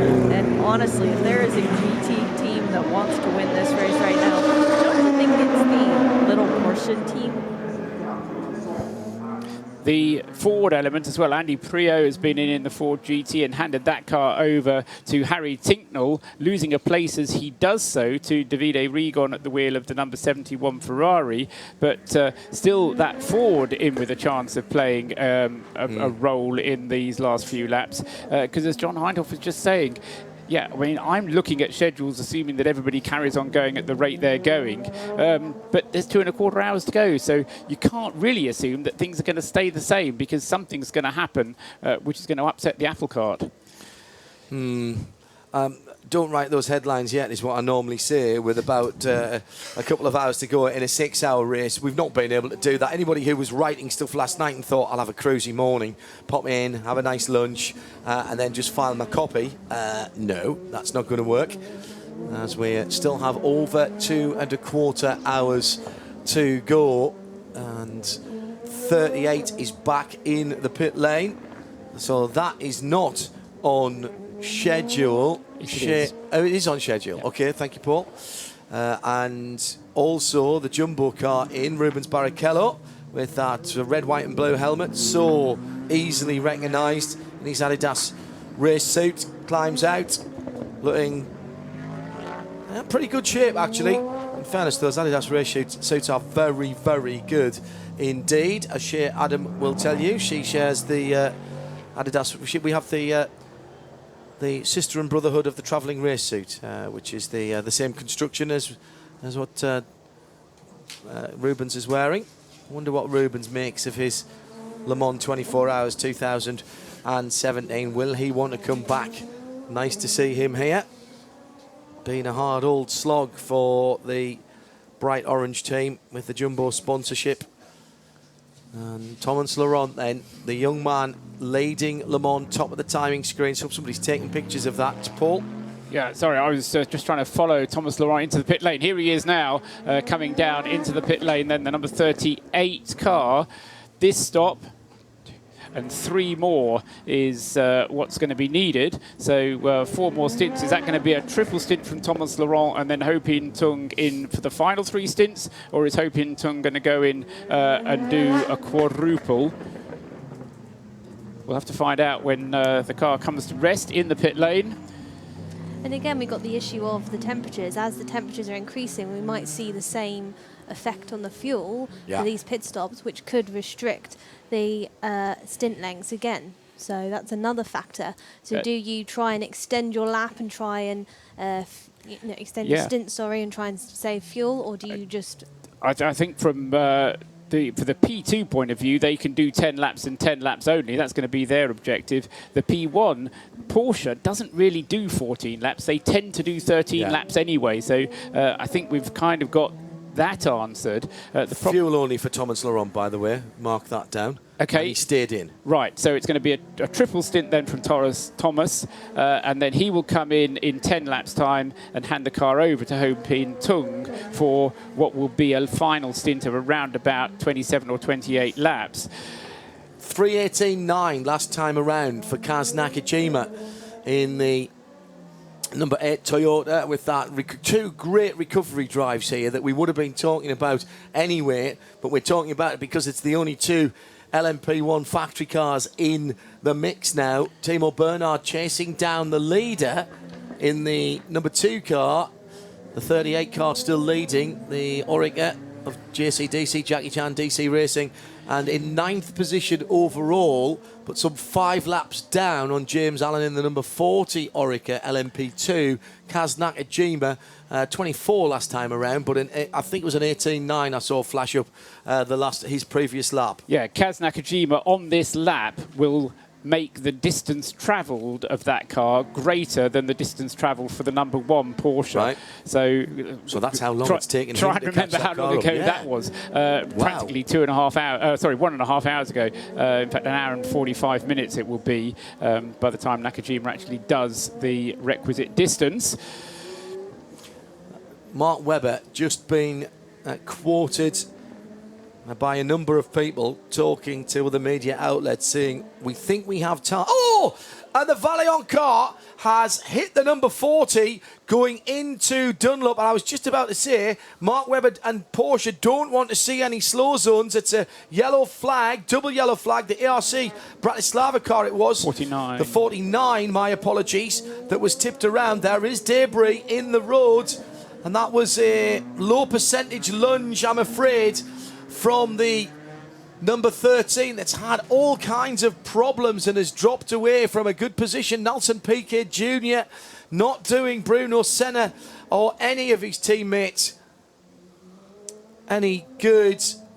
Oh dear, what a shame. And that will be getting looked at by the stewards. Not sure who was in the ARC Bratislava car. Paul, can you see that on the screen? It's had it's dropped away. 49 now. It was Calco behind the wheel of that car. 47th position for those cars. Yes, being reviewed under investigation in Zone 3. The good thing is both cars have continued. Correct. The yellow flags have been removed. So there's just a bit of debris down there, obviously, because there was contact and a little bit there of carbon or debris has gone down on the circuit. But at this time in the race, quite honestly, there's debris everywhere. I can't remember, one of our drivers we were interviewing was talking about there being a lot of debris around on the circuit now. Yeah, and that is going to be that, but that's carbon fibre debris. That's shards, which is very, very sharp indeed. And we saw earlier, after contact, didn't we, rafts of punctures for GT and prototype cars. And the tyre engineers will be biting their fingernails. Mobil 1 Radio Le Mans, 91.2 FM at the track, around the world at Radio Le Mans, and Sirius 138 XM 201. Paul? Across the start-finish line goes our race leader, Thomas Laurent, still at the wheel. And now across the start-finish line goes the second-placed Porsche. They are a lap apart. Plus about 200 metres. Plus not very much. Yeah. So that's the distance that Brendan Hartley, Timo Bernhard, who's currently behind the wheel of the number 2, has to make up. And the only thing he's got to help him, one of the things he's got to help him, is that that Porsche will only need 2 more pit stops, whereas the Orica will need 3 more pit stops. How hard do you fight if you're Thomas Laurent? I mean, they've got pace down the straights. What they can't live with is through the corners. All they can do is all they can do. And they will. I mean, they've been driving the car pretty well for 21 3/4 hours. You don't change a winning formula in that sense. They're not going to lift off. They're just going to push as hard as they can. They're going to pretend it's another P2 car behind them. They're just going to push as hard as they possibly can. Yeah, I mean, they're not going to do any blocking or anything silly trying to stop Timo Bernhard going through and unlapping themselves. But they are going to try as hard as they can to keep the lead. I mean, there's a major story here, and as Graham Goodwin was saying, even for Hugh Choronak as the man behind Orica, the manufacturer of this Orica 07 chassis, a fantastic story for him potentially there. So it has to be an absolute give it all you've got, John. A lot of discussion on Twitter about when was the last time that a top class car won this race. 1994, Dower Porsche was a GT class car. 1998, the Porsche was a GT class car, both up against 1995 it was a GT class 1995 car. It was a GT class car. It's not unheard of for not the top class, but in the era of whether you call it 900 and 675 or P1 and P2, it hasn't happened. Now here is a seminal moment down at the Mulsanne corner. The Porsche will punch out of the tight right-hander, but has Thomas Laurent got the pace? No, he hasn't. And straight away, Brendan Hartley is now back on the lead lap as he goes through. And now has, Timo Bernhard has the lead lap. He's now 8.5 miles behind Porsche, leading Le Mans, which they haven't done, Paul, for how long? When was a Porsche in the lead of this year's motor race? Timo Bernhard, what a great asset to have in your toolbox. Well, the last time I had a Porsche in the lead was at midday, because that was the point at which Thomas Laurent actually did more laps than the number one car. Good because point. Although the timekeeping system pulled it off as soon as it was a retirement, the lap chart kind of didn't put it in. So the number one car, for my money, led until midday, which was when the 38 car completed its 319th lap. So that's just about 50 minutes ago, and Porsche are back in it in the best possible way with the number 2 car. Timo Bernhard knows what it takes to bring even an ailing car home. He might need all of that skill here with 2 hours and 9 minutes left. Well, here's the question, Gemma. Let's put your team manager hat on. Never mind engineer. Do you leave Timo into the end now? Well, I would. Yeah. Yeah, I feel like he'll be focused. He'll be more familiar with the car at this stage of the race, and I think he's just got to crack on. And he's pretty unflappable, Paul, isn't he? Well, the other reason for doing it is that up until now, the program for the number 2 car has been triple stints. Right. And a triple stint for Timo will take him perfectly to the checkered flag. They've got the sums absolutely right. The fuel will take them to the checkered flag. Timo has been the anchor driver at Le Mans here in his career. What's the recalculation now, Paul? He's how far behind in terms of time? It's just under a lap, so that's about 3 minutes. 3.5 minutes, yeah. So what's he got to do in terms of, I was going to say pence per mile, seconds per lap. Seconds per lap. He's still looking thinking about the money. Show me the money. He's looking at 10 seconds per lap. The problem he's got to grapple with is, of course, going flat out. He's going to complete more laps because he needs to get a lap ahead in order to do the distance. And he might end up, just having a look at the numbers, he might end up needing a splash of fuel at the end. So it's very, very finely balanced. So I think all we can do is just sit on the edge of our seats for the next 2.5 hours, or 2 hours and 7 minutes now, and count the laps and count the time down. But keep an eye on GT. What about pit stop times for the 38 and the 2? Because the fuel fill will be different, because the 38 actually takes less fuel. Exactly. The only difference is that the refueling nozzles are different as well, so it tries to even those things up as well. So it is difficult to compare, but the next pit stop for both the Porsche and the Oreca will be coming around about the same time. Also, just another point to make, the Oreca seems to wear its front tyres a little bit more than the rears, and a little bit more than what we've seen in the Ligier, for example. So if they're tougher on their front tyres, that could then potentially increase tyre degradation and be another factor between this 1 and 2 battle. Yeah, good point. And again, given the restrictions on tyre numbers, what will they have left at the end of the race when conditions are at their most awful and critical for tyres? Andreas Seidel, the chief of the Porsche LMP1 hybrid mission, the 919 hybrid mission future sports car, the technology coming out of Timo Bernhard's number 2 car, this 800-volt hybrid system going directly into the road cars of 2019. And it's the new supercar that Porsche are planning with their new EV system. Porsche with, I think, 3 plug-in hybrids in their range at the moment. And wouldn't have thought a few years ago, would you, that Porsche would have been the top manufacturer for plug-in hybrids in their range, but they have changed with the times. Remember, it wasn't that long ago that they were being criticised for the pulling of an LMP programme to help with the funding of what became the Porsche Cayenne, the SUV, which is credited along with the Porsche Boxster of saving the company in terms of its sales around the world. And the new Cayenne selling very well, and in fact is one of those plug-in hybrids with the V6 supercharged petrol engine and the lithium-ion battery pack that'll do about 23, 24 miles in full EV mode. And Aston Martin down in the pit lane. Sorry, Gemma, let's go down to Shea for an Aston Martin update. Shea? A voice we've been hearing all weekend because they have been playing during our Dura Garage ads. Darren Turner has just put his helmet on, taking the number 97 Aston Martin to the finish. That seems reasonable in what may be that V8 Aston's final outing for the works team with the new road car on stream. By the time we're here next year, we'll be oohing and ahhing about a new Marek Reichman designed shape of Aston Martin Vantage. And frankly, we've oohed and ahed plenty about the DB11, so why wouldn't we? There's Aston Martin then, the 97 car with Darren Turner at the wheel.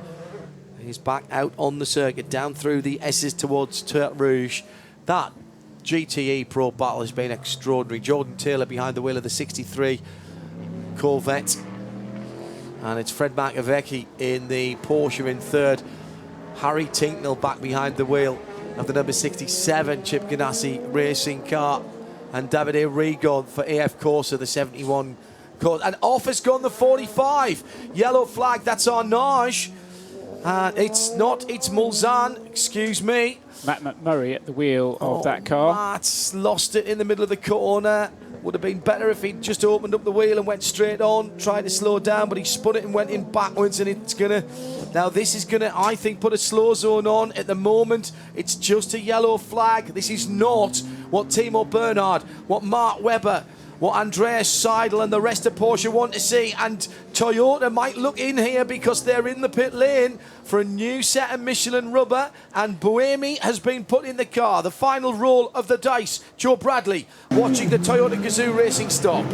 Yeah, it's where these guys are getting their motivation from. Obviously, they're going for World Endurance Championship points. They are currently second in the LMP1 class, and they have had a driver change. They are going at this as they would if they were at the front of the field. New tyres gone on the car, driver change. You were correct, John. It was spot on. You did see Sebastian Buemi get into that car, and the number 8 already back out, having had a full service. Well, thank you, Joe. That pit lane report powered by SO Fuels. What I've got to work out is how many of the LMP2 cars between the Porsche number 2 and the number 8 of the Toyota Gazoo Racing team are full WEC entries, because of course they do score points in the prototype category for drivers. Manufacturers' points are within categories, but prototype drivers are all scored the same. And if the 38 team win this race, I think they're going to be, if not at the top, certainly close to the top of the Drivers' World Championship as the series goes to the Nürburgring. Slow zone. Slow zone has come out. That's dire news for the Porsche team in their chase back up the inside. No! Timo Bernhard thinks better of going up inside the Jumbo-sponsored Racing for Netherlands car. Let's go down to the pit lane for one of the best looking men in the pit lane. Joe Bradley is with Patrick Dempsey. Patrick Dempsey in his capacity as chef de keep of Dempsey Proton this weekend. Joe Bradley? Yeah, Patrick, you're focused on your own car, the Dempsey Proton number 77 Porsche, but I'm sure you've also noticed this event and at the front of the field. Oh my gosh, it's extraordinary. I mean, if you were going to write this, you couldn't write it like this. It's just been, I mean, you've experienced every emotion. I mean, with Toyota, what happened to them, your heart just breaks for them. And then the number 1 car stopping. It's like unbelievable. And then all of a sudden we have leading the race. What a major upset if that happens. I mean, it's phenomenal. And then GT Pro's been a great race. We had a good battle. Unfortunately, we had a gearbox issue. But we're still in it. I mean, if we can get ahead in a 61 car, then we're good for the points. You know, that's what we're focusing on right now. But I'll tell you, as a fan, it's been an amazing race to watch. That's for sure. I've got everybody in that grandstand, Patrick, over there, wanting me to ask a question, and that question is, when are we going to see you behind the car? So classic. I'll go do that again. That's really a lot of fun and a great event. So that'd be the next time I'm in the car. Looking forward to that. Have a good race. Thank you very much. Thanks, Patrick. Sorry, Joel. We just lost that. What would he? I know. What did he say? I lost it as well in my ears. All right. Okay. He said something was a good lot of fun, and he'd like to do it again. I'm not sure what. Let's see. What did he say there? I've no clue. Not a clue. No clue. I'm going to ask him off air. Okay. Thank you very much. Shout in my ears. There are 2 hours remaining in the 85th running of the Grand Prix d'Endurance, and never has a race been better named, because endurance and reliability has been essential in the 2017 Le Mans 24 Hours.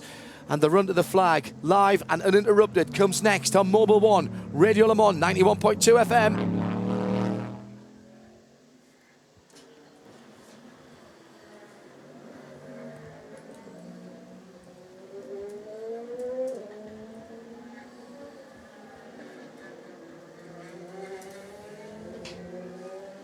The weather brought to you by DuraGarages.com. Inspirational garage interiors. Well, the weather has played its part, as it often does here at Le Mans, but mainly because of the heat. And that is still the card that it has to play, with temperatures rising up towards 30 degrees Celsius and beyond before the end of the race. It's going to be 2 hours of, well, hell in the car wherever you are on the track, and the tyres are taking a pounding. No chance of any rain, little bit of wind, but that's not really helping anything. It's all about the last 120 minutes. That's your weather from Radio Le Mans 91.2 FM. Hello, I'm Aston Martin Works driver Darren Turner.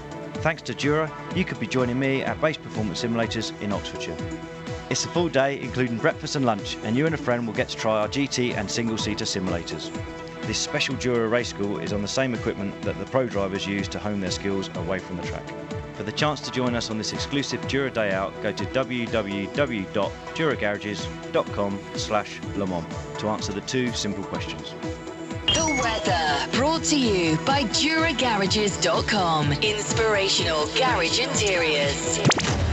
Live from trackside, this is Mobil 1 Radio Le Mans, engineered to perform.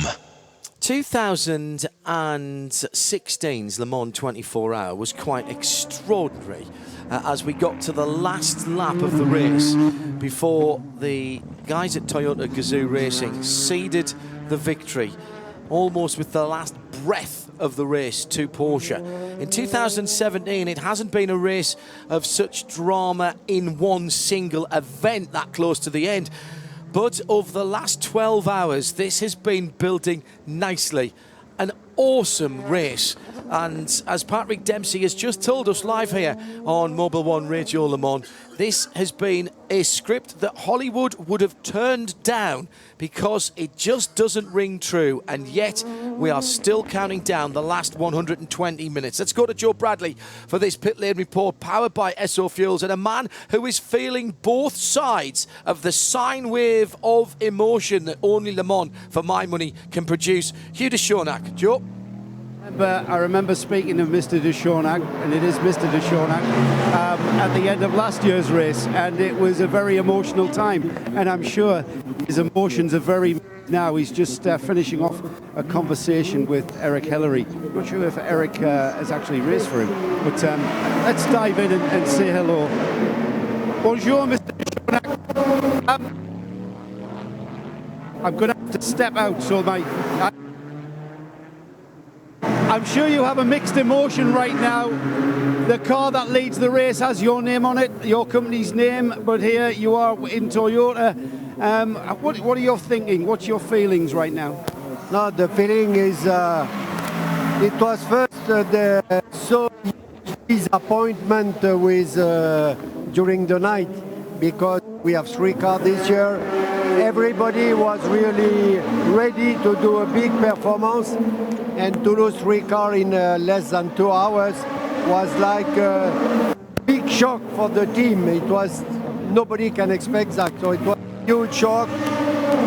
And the race is so special, with the Porsche leading the race as a problem after, and now one of our cars is leading the race 2 hours before the end. So it's an incredible race, many emotion, and it's difficult because it's now it's very hard to wait till 3 o'clock to know exactly what is the end of the story. You know, it's like a story, but many things can still happen. Porsche can have a problem. So it's really, I need to be 3 o'clock as soon as possible. I think everyone's thinking that, Mr. de Schoenack. Have you ever seen a Le Mans like this? You've been here many times, but this year has been much, much more dramatic than I can remember. No, but you remember last year everybody told me the same. It was never seen. It was dramatic. This year it's again never seen. So I don't know. Perhaps I have to change. Maybe Formula One. Perhaps, I don't know. No, I don't think so. Not enough passion. This is why. Absolutely. Merci beaucoup. Joe Bradley with his full repertoire of French language there, having said hello and thank you to Ude Schoenack. Thankfully, no Spanish interviews from Joe this year, because if he says once more that the dwarf is very small and speaks a lot, I think I may scream. Paul Truswell. Well, we did hear a little bit of Spanish from Shay earlier on, and did she manage to get her sandwich or not? I'm not quite sure. My Spanish isn't good enough, but no, that's great from Joe to get to you, because what a passionate enthusiast he is, but also a remarkable man. I mean, what he has done with Orica as a company in his lifetime, absolutely unbelievable. And as he says, you know, this is a story. Where is it going to finish? Where is it going to end? Well, we don't know. It's 2 hours to go. We're just going to have to sit here and watch. The green flag is now out. The slow zone has been removed, so we have a fully green racetrack again. So let's go racing, shall we? 2 minutes 42.5 seconds is the gap between young Thomas Laurent and Timo Bernhard. Timo, who came up through karting himself before being a Porsche junior driver in GT, and he is pretty handy in a kart. I've seen him taught a lesson in karting, actually, by one of our pit lane crew who's out there at the moment. Joe Bradley showed him the way around Road America one time, but Timo, very good kart. Don't think he won the World Championship, though, Joe, if I remember rightly. I think he was runner-up twice, Timo Bernhard, and I'm not looking at his CV to remember that. I'm not sure about his karting history. I do remember looking over his shoulder as I passed him, though. Yeah, he wasn't as scared as me, making up 3 or 4 seconds a lap on you, but then I had to tell him afterwards when we had dinner that I was cutting the chicane every lap. I can tell you, feel a lot better. He won 4 karting titles. I don't know which ones. Between 91 and 97 did Timo Bernhard. Yeah, well, Thomas Laurent has come up through that way, being picked up by Jackie Chan DC Racing, and effectively given a scholarship, if you will, a development program for that young driver, and coming through under the auspices of that team. And let's not forget, by the way, we talk about JCDC, Jackie Chan DC Racing, but Sam Hignett and the Toyota concern, they've had their own fairy tale finishes here at this race with the number 38 car in the past, with that car dropping all the way to the back of their class and then coming back to win. And, well, I have no idea what the Hignetts are thinking and the rest of Toyota Racing are thinking at the moment. Dare they dream right now? I just don't know. I don't know, Paul. About 10 minutes until the next set of pit stops, and it's going to be, well, the number 35 car. It's just made its pit stop, hasn't it? So Andre Negrau has just come in. Just got out, actually, fuel. and stayed in the car. Stayed Right. in the 35 car, And, the Alpine. Right, so he's made his pit stop. As I say, about another 10 minutes before we get the both of the leading cars, the 38 and the 2, due in at roughly the right time. But then it'll be 2 more pit stops after that for the number 38. 1 more pit stop plus a splash for the number 2 car. As we try and count down, 50 minutes is kind of the range that you work on in terms of time for a P1 car. But that can come down to 49 or 48 minutes if you've got a hot day, less fuel, and a car that's being driven to within an inch of its life, which I'm quite sure Timo Bernhardt will be doing. And as I say, expect Timo to stay in the car and make the set of tyres that he currently has on the car last to the very end. 10 seconds, taking out the leader last time around. Now 2 minutes and 33 seconds. The fastest one on the circuit with a 3:22.1 last time around. Sebastian Buebi, but he's 4 laps away from another position overall. And, well, it's not going to be Toyota's Le Mans in terms of an overall win, but how important will be getting this number 8 car to the end, second in LMP1 for the Manufacturers' Championship, which is, of course, what Porsche and Toyota are thinking about for the WEC next up at the Nürburgring, staying in Europe before they head off on their long-distance travels. What a race it's been for another great servant of our sport. Talking to Hugh de Schonack a moment ago with our pit lane report powered by SO Fuels. What about Bart Hayden and the Rebellion, the Viante Rebellion team? They must have been wondering if it was their year, but problems have befallen the 13 and the 31. 31 with gearbox issues, had to have the whole gearbox cluster changed. You know, got to say this, Paul, there were doubts about the potential reliability of some of the mechanical components of the LMP2 field, which is shared between the 4 different chassis.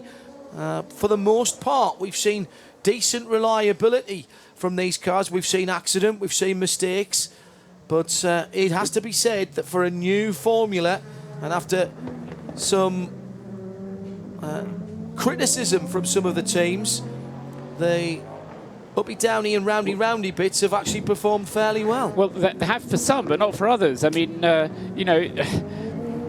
You do the statistics and you say, well, if a car has a 50% chance of finishing and you've got 25 of them, then 12 of them are going to finish. And you know, so the more you have starting, the better chance you have of some of them getting to the finish. But I don't think it's coincidental that the team that has 2 cars in the top 6 is the Jackie Chan DC Racing team. Yep. They, as you say, mainly the Jota team, they put the cars together, they've got all the job lists, they've had all the checklists, and it's gone very well for them. Must be doing something right. Well, you know, quite so, yes. Look at their record here, Paul. And what about GTE Pro? Well, the Aston Martin Corvette battle still rumbles on. Jordan Taylor now with Johnny Adam trying to chase him down. We'll keep a look at that at the moment. Darren Turner is in the mix as well. Well, it says Johnny Adam on the screen, although we were told Darren Turner was in that. We'll check that out with Shea in a moment. Let's go down to Rubens Barrichello and Joe Bradley. Rubens, I'm representing everyone over there in the grandstands, and I'm sure I'm going to ask a question everyone wants to know. Are we going to see you back here? It's been a wonderful experience. It's been a nice all-together situation. We knew since the beginning that we didn't have a very, very competitive car, but you know, we knew that. So right now I feel proud of.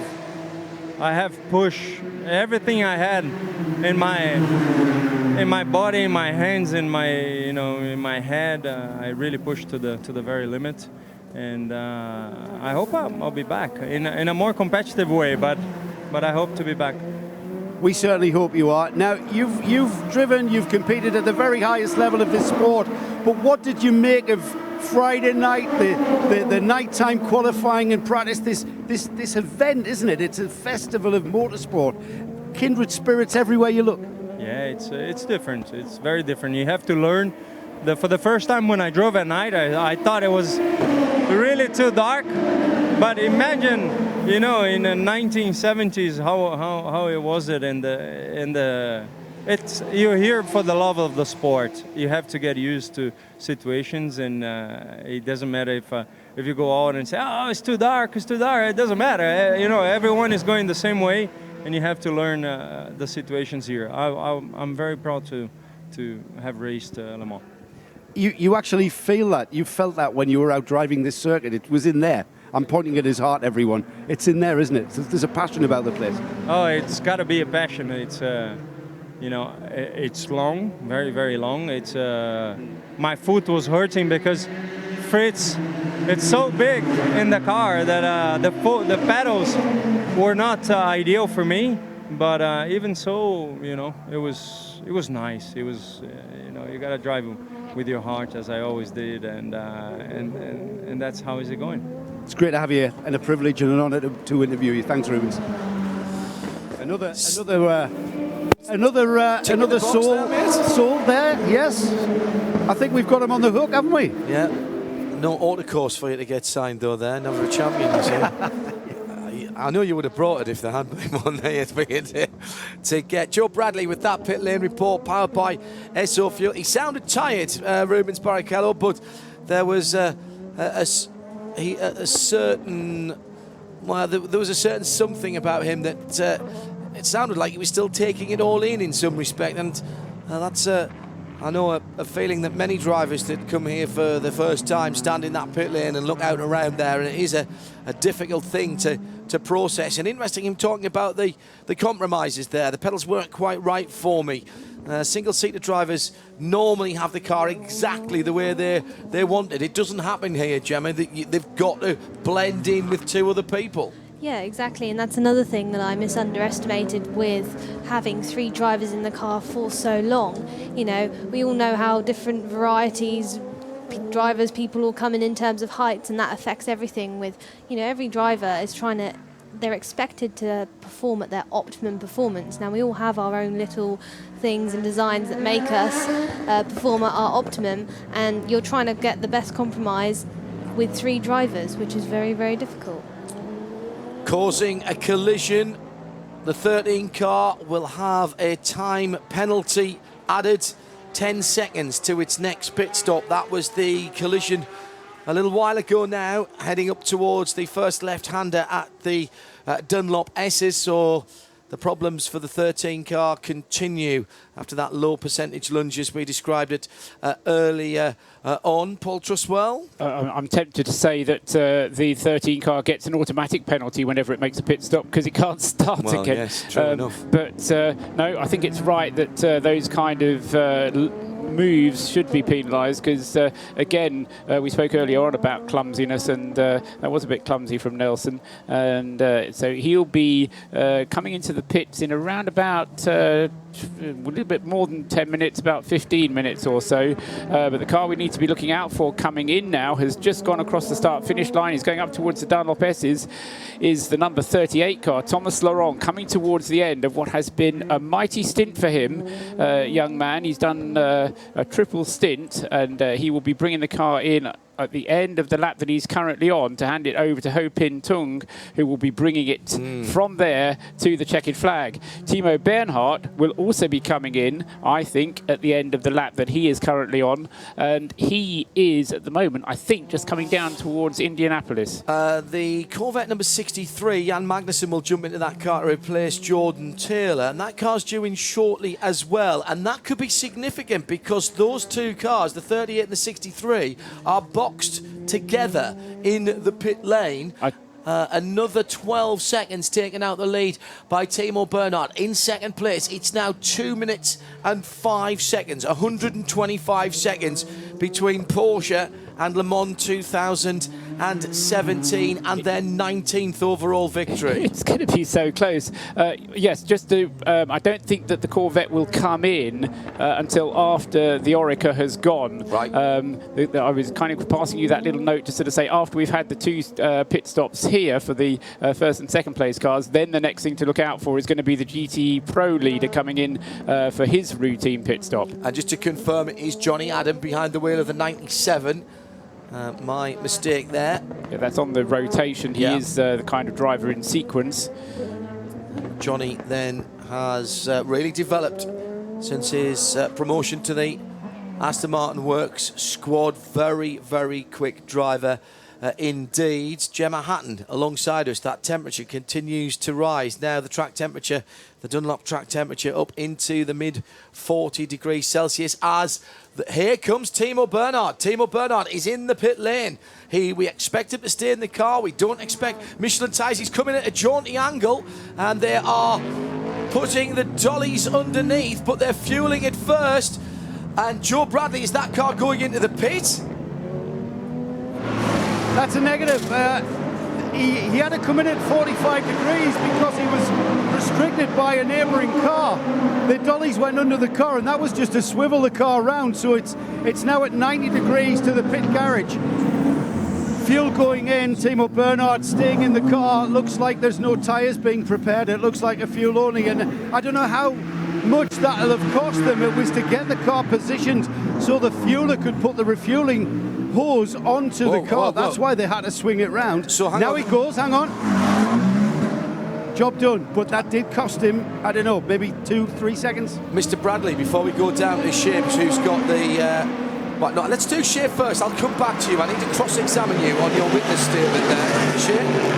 Jan Magnussen is behind the wheel of the number 63 Corvette. They are doing the fueling right now. They have the Michelin tires ready to go. Now the car goes up on its air jacks. It will be 4 new Michelin tires. And the team right behind them is the number 38. They are looking anxiously, willing the Corvette mechanics to hurry up because the leader is in the pit lane. I can see his headlights coming down. The Corvette is still up on its high jacks. Now away goes Jan Magnussen, and now the 38 has nobody in front of it. It will have a clean entrance. Ho Ping Tung is taking over control of this car. The first driver from China to ever start an IndyCar race will now be attempting to win the 24 Hours of Le Mans overall as the first Chinese driver yet again. He has a reputation for this already. Cleaning the number panels, taking headline tear-offs from that number 38 while the fuel is going in. They do have 4 Dunlop tires available. Actually, I lie, they have 8 Dunlop tires available because the sister car has pulled in right behind.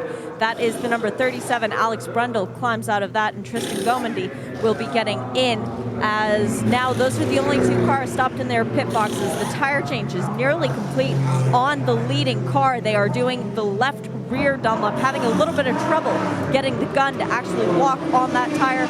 Only one left is the right rear. Pit board goes up. Hoping is being held. Now he's allowed to go, and he stalls it. He managed to pull the clutch back in right before the engine cut out. 38 is down and away.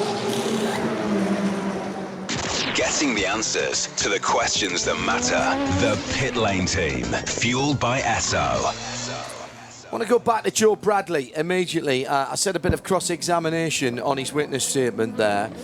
There's a very important that we get this timeline right for Timo Bernhard's pit stop. So, Mr. Bradley, you submit to this court that the number 2 car came in. Was what happened immediately that it came in? What was the first thing that the team did? Well, firstly, can I refer to my pocket notebook? Yes. What happened was, and it's clear to me that they've rehearsed this because there was no consternation, there was no panic, there was no looking around at other people saying, what do we do now? Because a car in a neighbouring pit made the car have to come round it so that the Porsche was then at 45 degrees to the pit entrance, the garage entrance. Basically, the jack went in, they jacked it up, the dollies went under, the jack came off, they swiveled the car around, and the fueler went on. Simple as. When the car was on the ground, was the car on the ground and off the dollies before the fuel hose went in? Now that it happened so quickly. I think as the car was going to the ground, the fueler was approaching the car, and it was probably instantaneous. As the car came off the dollies and then went onto the ground, the fueler was already on it. The car was on the ground, I'd say. Right. But it was. What I'm saying is, it was choreographed. Yes, there was no panic. It was ordered. They've gone through that scenario, and I'm sure in the same way they'll have gone through a scenario of the car being bogged, but with the car in front of it, i.e. just pushing it back. They'll have rehearsed that scenario. you understand why it was important for me to ask those questions, Mr. Bradley.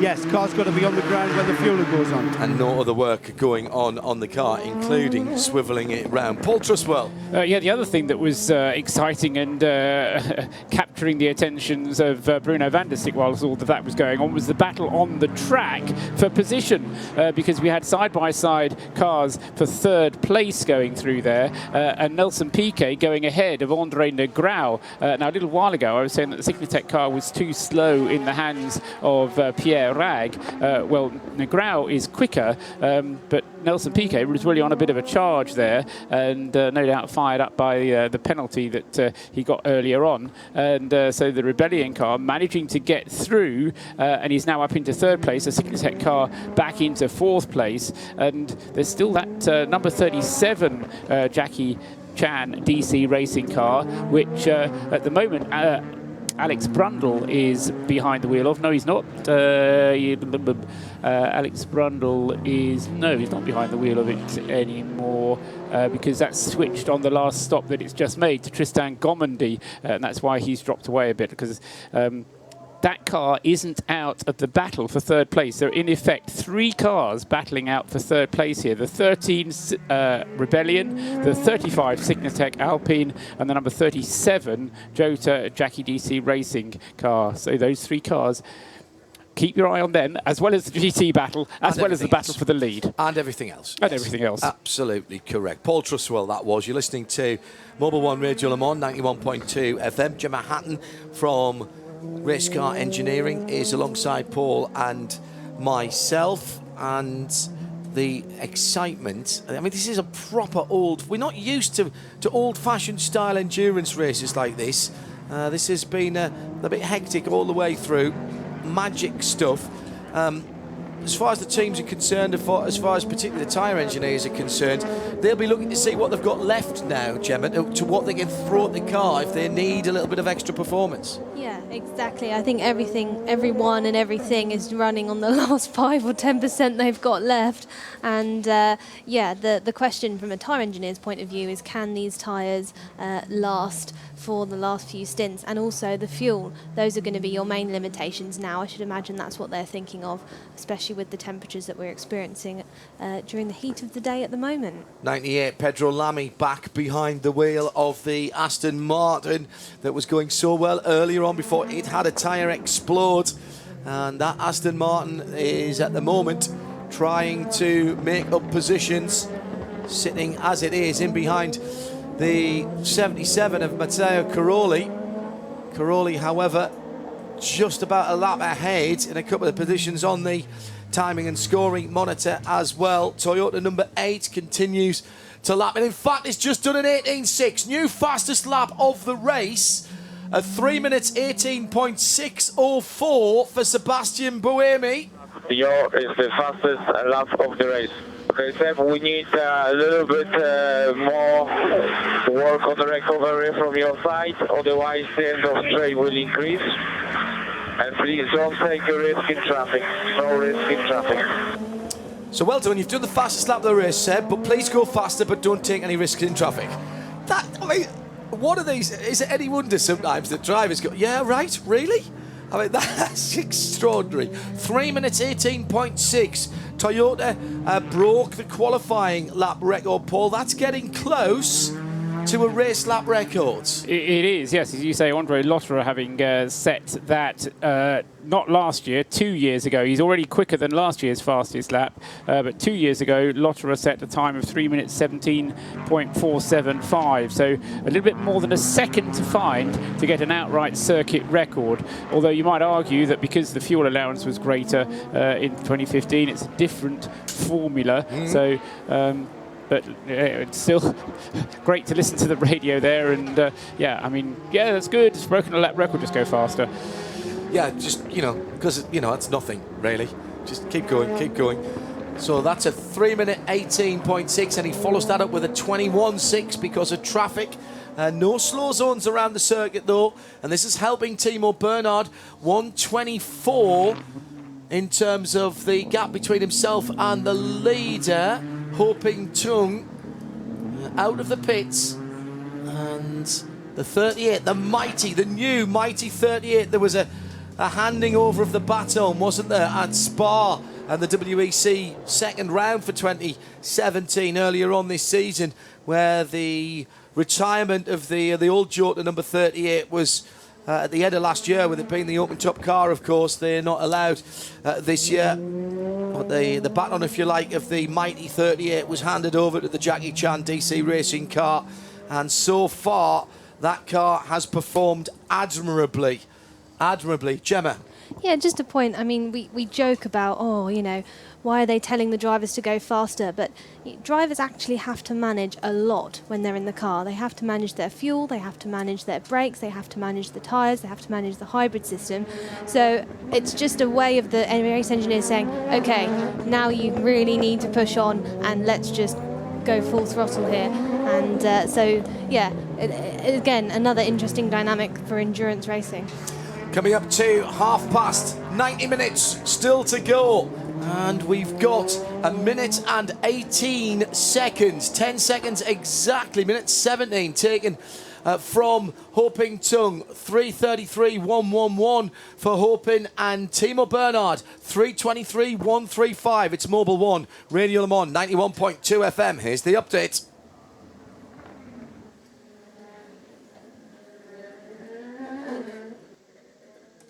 The Hourly Update. The Hourly Update is brought to you by Motor Trend On Demand.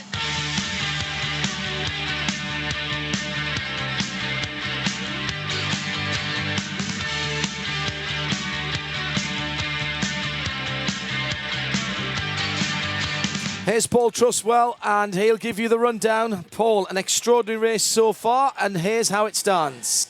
If only we knew what was going to happen in the last hour and a half. Anyway, the positions at the moment, the number 38, Jackie Chan DC Racing Orica, leads the race and leads P2 by 1 minute and 15 seconds from the number 2 Porsche, number 2, the 919 hybrid, Timo Bernhard behind the wheel, pushing everything he possibly can to make that Porsche go a little bit faster. In third place overall, second in P2, Andre Negrão, having taken that third place back from Nelson Piquet as he came in for a pit stop on that last lap. So Negrão back into third place in the Signatech car number 35. Nelson Piquet having just made a pit stop, not yet out of the pits, and that will probably be a driver change. Well, maybe not, actually. We'll see what happens when he comes out of the pits as to whether that car makes a driver change and, indeed, whether it can start. Fourth place in LMP2. Fifth place overall for the second of the Jackie Chan DC Racing Oricas, Tristan Gomendy, having just taken the car over from Alex Brundle. In sixth place, number 32.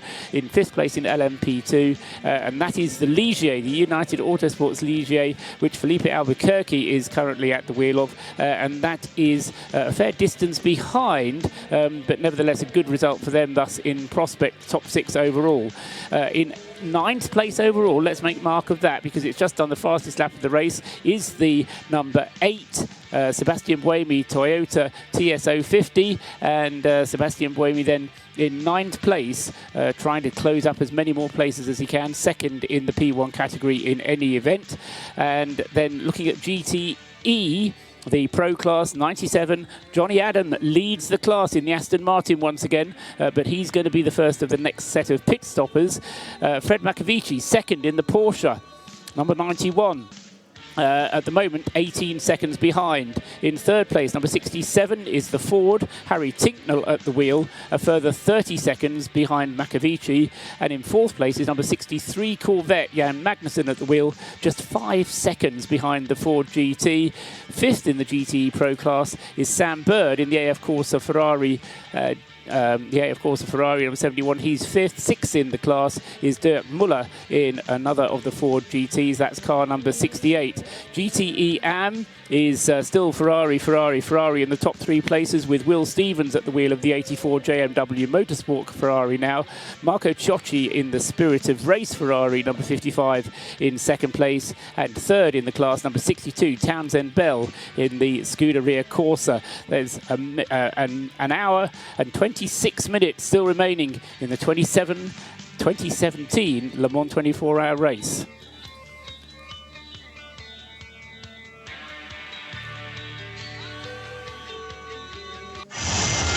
track temperature, gauged by Dunlop. Forever forward. 41 degrees is what we're being told. On Demand is the only all-automotive video-on-demand app for car enthusiasts and motorsport fans.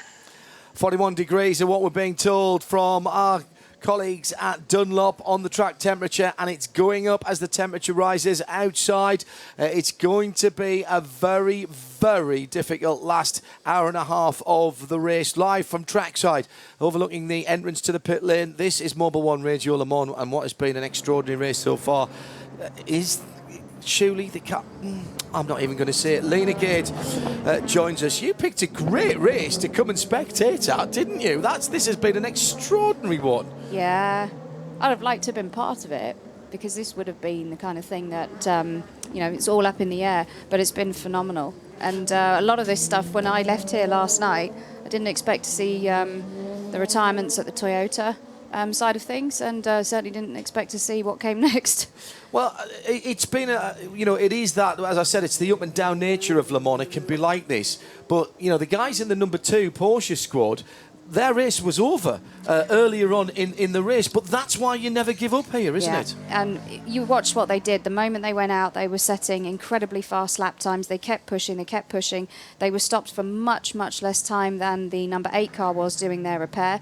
This is something that this race in particular, you never give up on that particular attribute of your car. You've got to be able to change things quickly, get out there and just keep fighting, because if anyone had said a couple of years back that you could put yourself down that far in the race, that early in the race, and come back to be on the podium right now, not a lot of people said yes, that was possible. And the Toyota's made more than 3 laps back up on that Porsche since it came back out of the pits. So the pace of the Toyota is undoubted, but the fact they couldn't get that component changed in the same amount of time, that we say that this is a team event. There's your perfect example. An hour or 2 hours and 5 minutes. Yeah, I think, you have to take each car individually. They're designed very different for the monocoques, the way the installation goes in, what checks need to be done before those systems get activated. So, they were in there for, around about an hour longer than the Porsche was. But when you put that into perspective, I think the Toyota guys may go away from this thinking, well, actually, did we go too far with making our car such a high-performance car, compromising quick changes? You could argue that. On the other side, if they kept that pace going, they would have won the race. Yeah, and it would have been the other way around right now. So they would have won the race at a canter. The days of making mistakes in long-distance motor races, even over 24 hours, and then being able to get any kind of result, we thought they'd gone. This is a throwback. This is a proper throwback old-school endurance race. Yeah, but this sort of thing has been going on since 2014. If you think since the new regulations have come in, which year have we ever had a clean race for every single competitor? Everyone's come in for some level of rework. It's never really disappeared. It's just the occurrences, the number of times it's happened has just got smaller. This year in particular, a little bit different. Yeah, stopping for an hour. Little bit different. Yeah. We've seen times, Paul, when the whole pit stop throughout a race hasn't added up to much more than an hour for the winning car, and we've had the winning car here. Potentially the winning car will have been in the pits for an hour for one of its stops. Yeah, if you go back to 2015, the number 17 Porsche, not the car that won, but the number 17 Porsche, spent less than half an hour in the pits. And the last time that a car spent more than an hour in the pits and still won, funnily enough, was in 1998 when the number 26 Porsche won with Alan McNish, Stefan Ortelli and Roland Aiello at the wheel of it. That was the last time that wasn't a top-class car, wasn't it? Because they were up against the prototypes, the world sports cars. And yeah, absolutely. Billed as a GT car, although effectively a GT prototype in fairness, but even so, yeah, absolutely. I remember that race. That did take a long time, having various things done to it along the way. And whereas that spent an hour and 10 minutes in the pits, if the Porsche number 2 would win, it has already spent over an hour and a half in the pits. Wow. I think the Bentley in 2003, appropriately enough, as we have Lena here. I think that was only about 23 or 24 minutes. 28 minutes and 44 seconds. I knew it was well under half an hour. It was quite extraordinary. Let's go down to a pit lane report powered by SO Fuels.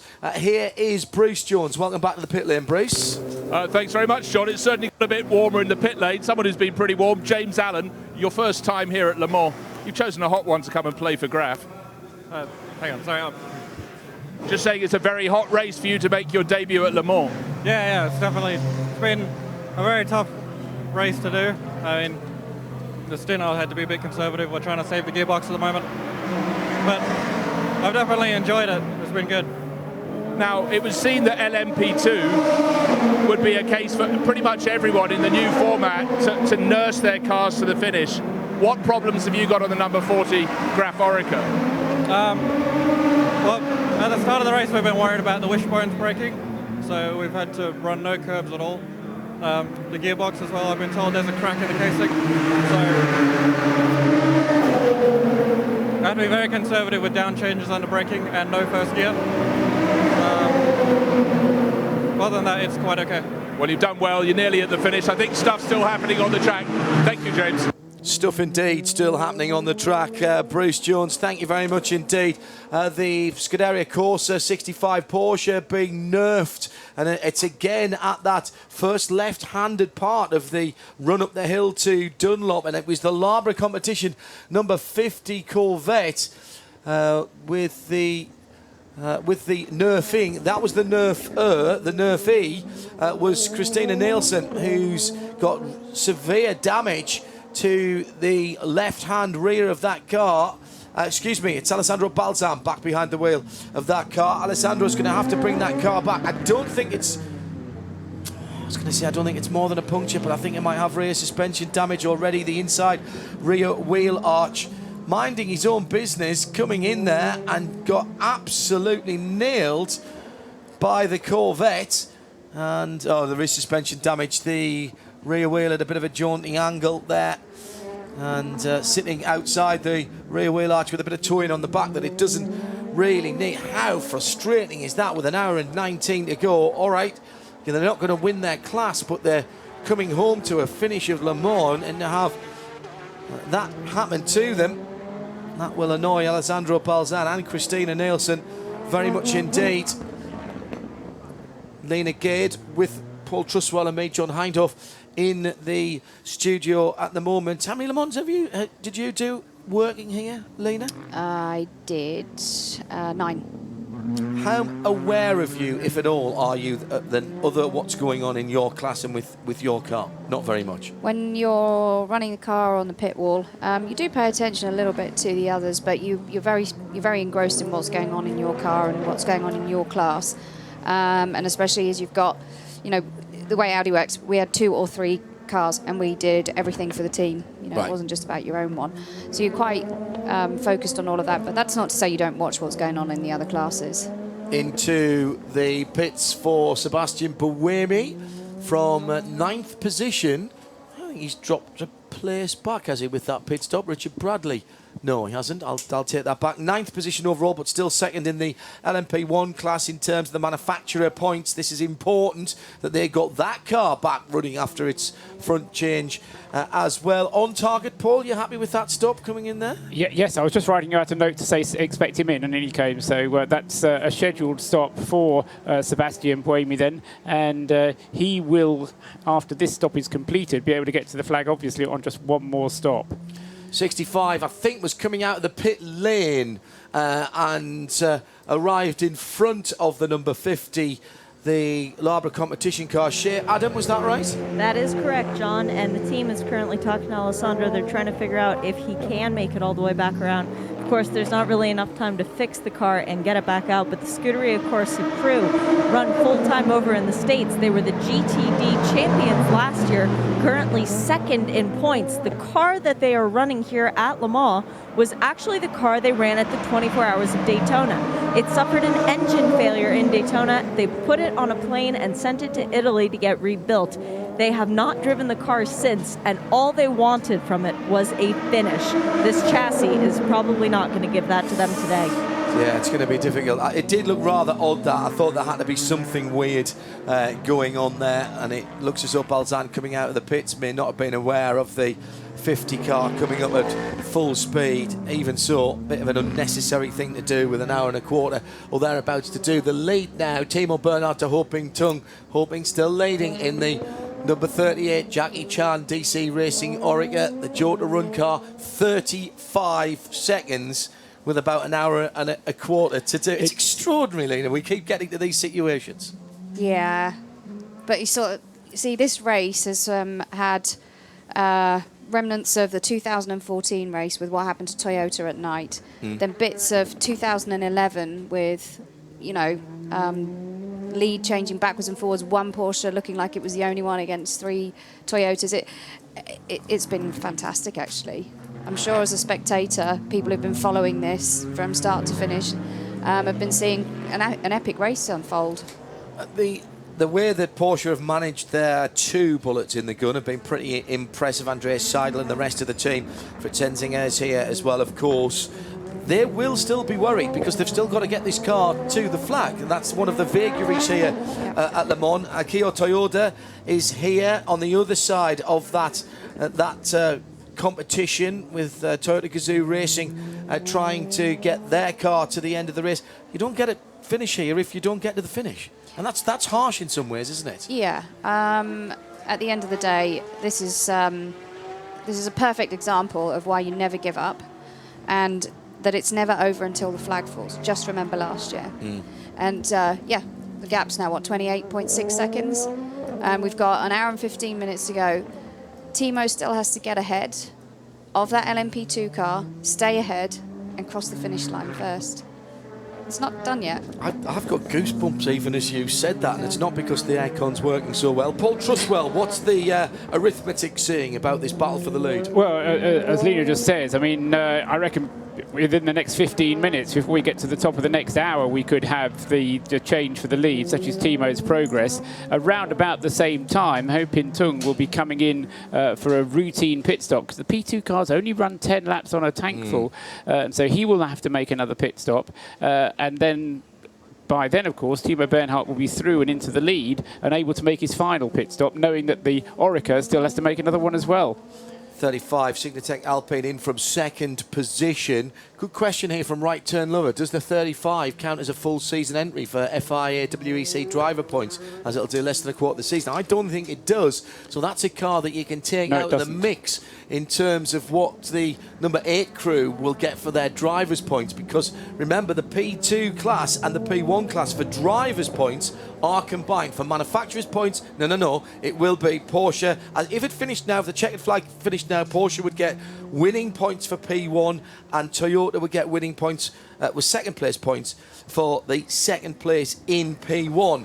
The drivers, however, would get second and 9th place points if it finished as it does now. Such are the vagaries of the point scoring system. Timo Bernhard in the Porsche curves now with a bit of clear track ahead of him, and he'll be feeling good about that every time he comes up against traffic, which he's now got Aston Martin ahead of him, then one of the Chip Ganassi racing cars, and this is danger time for them. The Aston goes off the track to drivers right. Through comes Timo. If I look to my left, he goes 3 wide down the inside of 2 of the GT cars, and he's got to keep doing this if he's going to win Le Mans. He could be catching the leader within the next 10 or 15 minutes. What this tells me, Lena, and I said this earlier on, is that Porsche aren't here just to take the LMP1 points. They want to win Le Mans. That's how important this race is to them. Yeah, and it would have been the same for Toyota. In fact, it would have been the same for any of these guys that came Even here. after 18 overall victories for Porsche. And I understand Toyota. Another one's just another one, is it? No, you just need another one. You need to keep that tally going. And how many have you got in? How many overall victories at Le Mans have you got? Not enough is the answer. Is that right? It's always the way. None at all, or not enough? Just think of the budgets these guys are spending to come here. And what they're trying to do with all of this. They didn't come here to finish second. They certainly didn't come here to not finish at all. They're going to put everything into this one race. I know what the build-up's like, where it goes from and where it goes to. It's incredibly pressurised. You've seen it on the faces of both the Toyota and Porsche team. The pressure is on them. Great tweet here from Neil Janney. Le Mans 2017 looks like a last man standing game. You don't win Le Mans. Le Mans lets you win, he said. Is that reasonable? You can do as much as you can do, but there's some things, Lena, that you just can't affect. Not perfect preparation, not anything. Some things you just can't affect. I think a lot goes into preparing for this race and covering all your bases, knowing what you need to do in those less than optimum situations, the ones where something goes wrong, getting it fixed.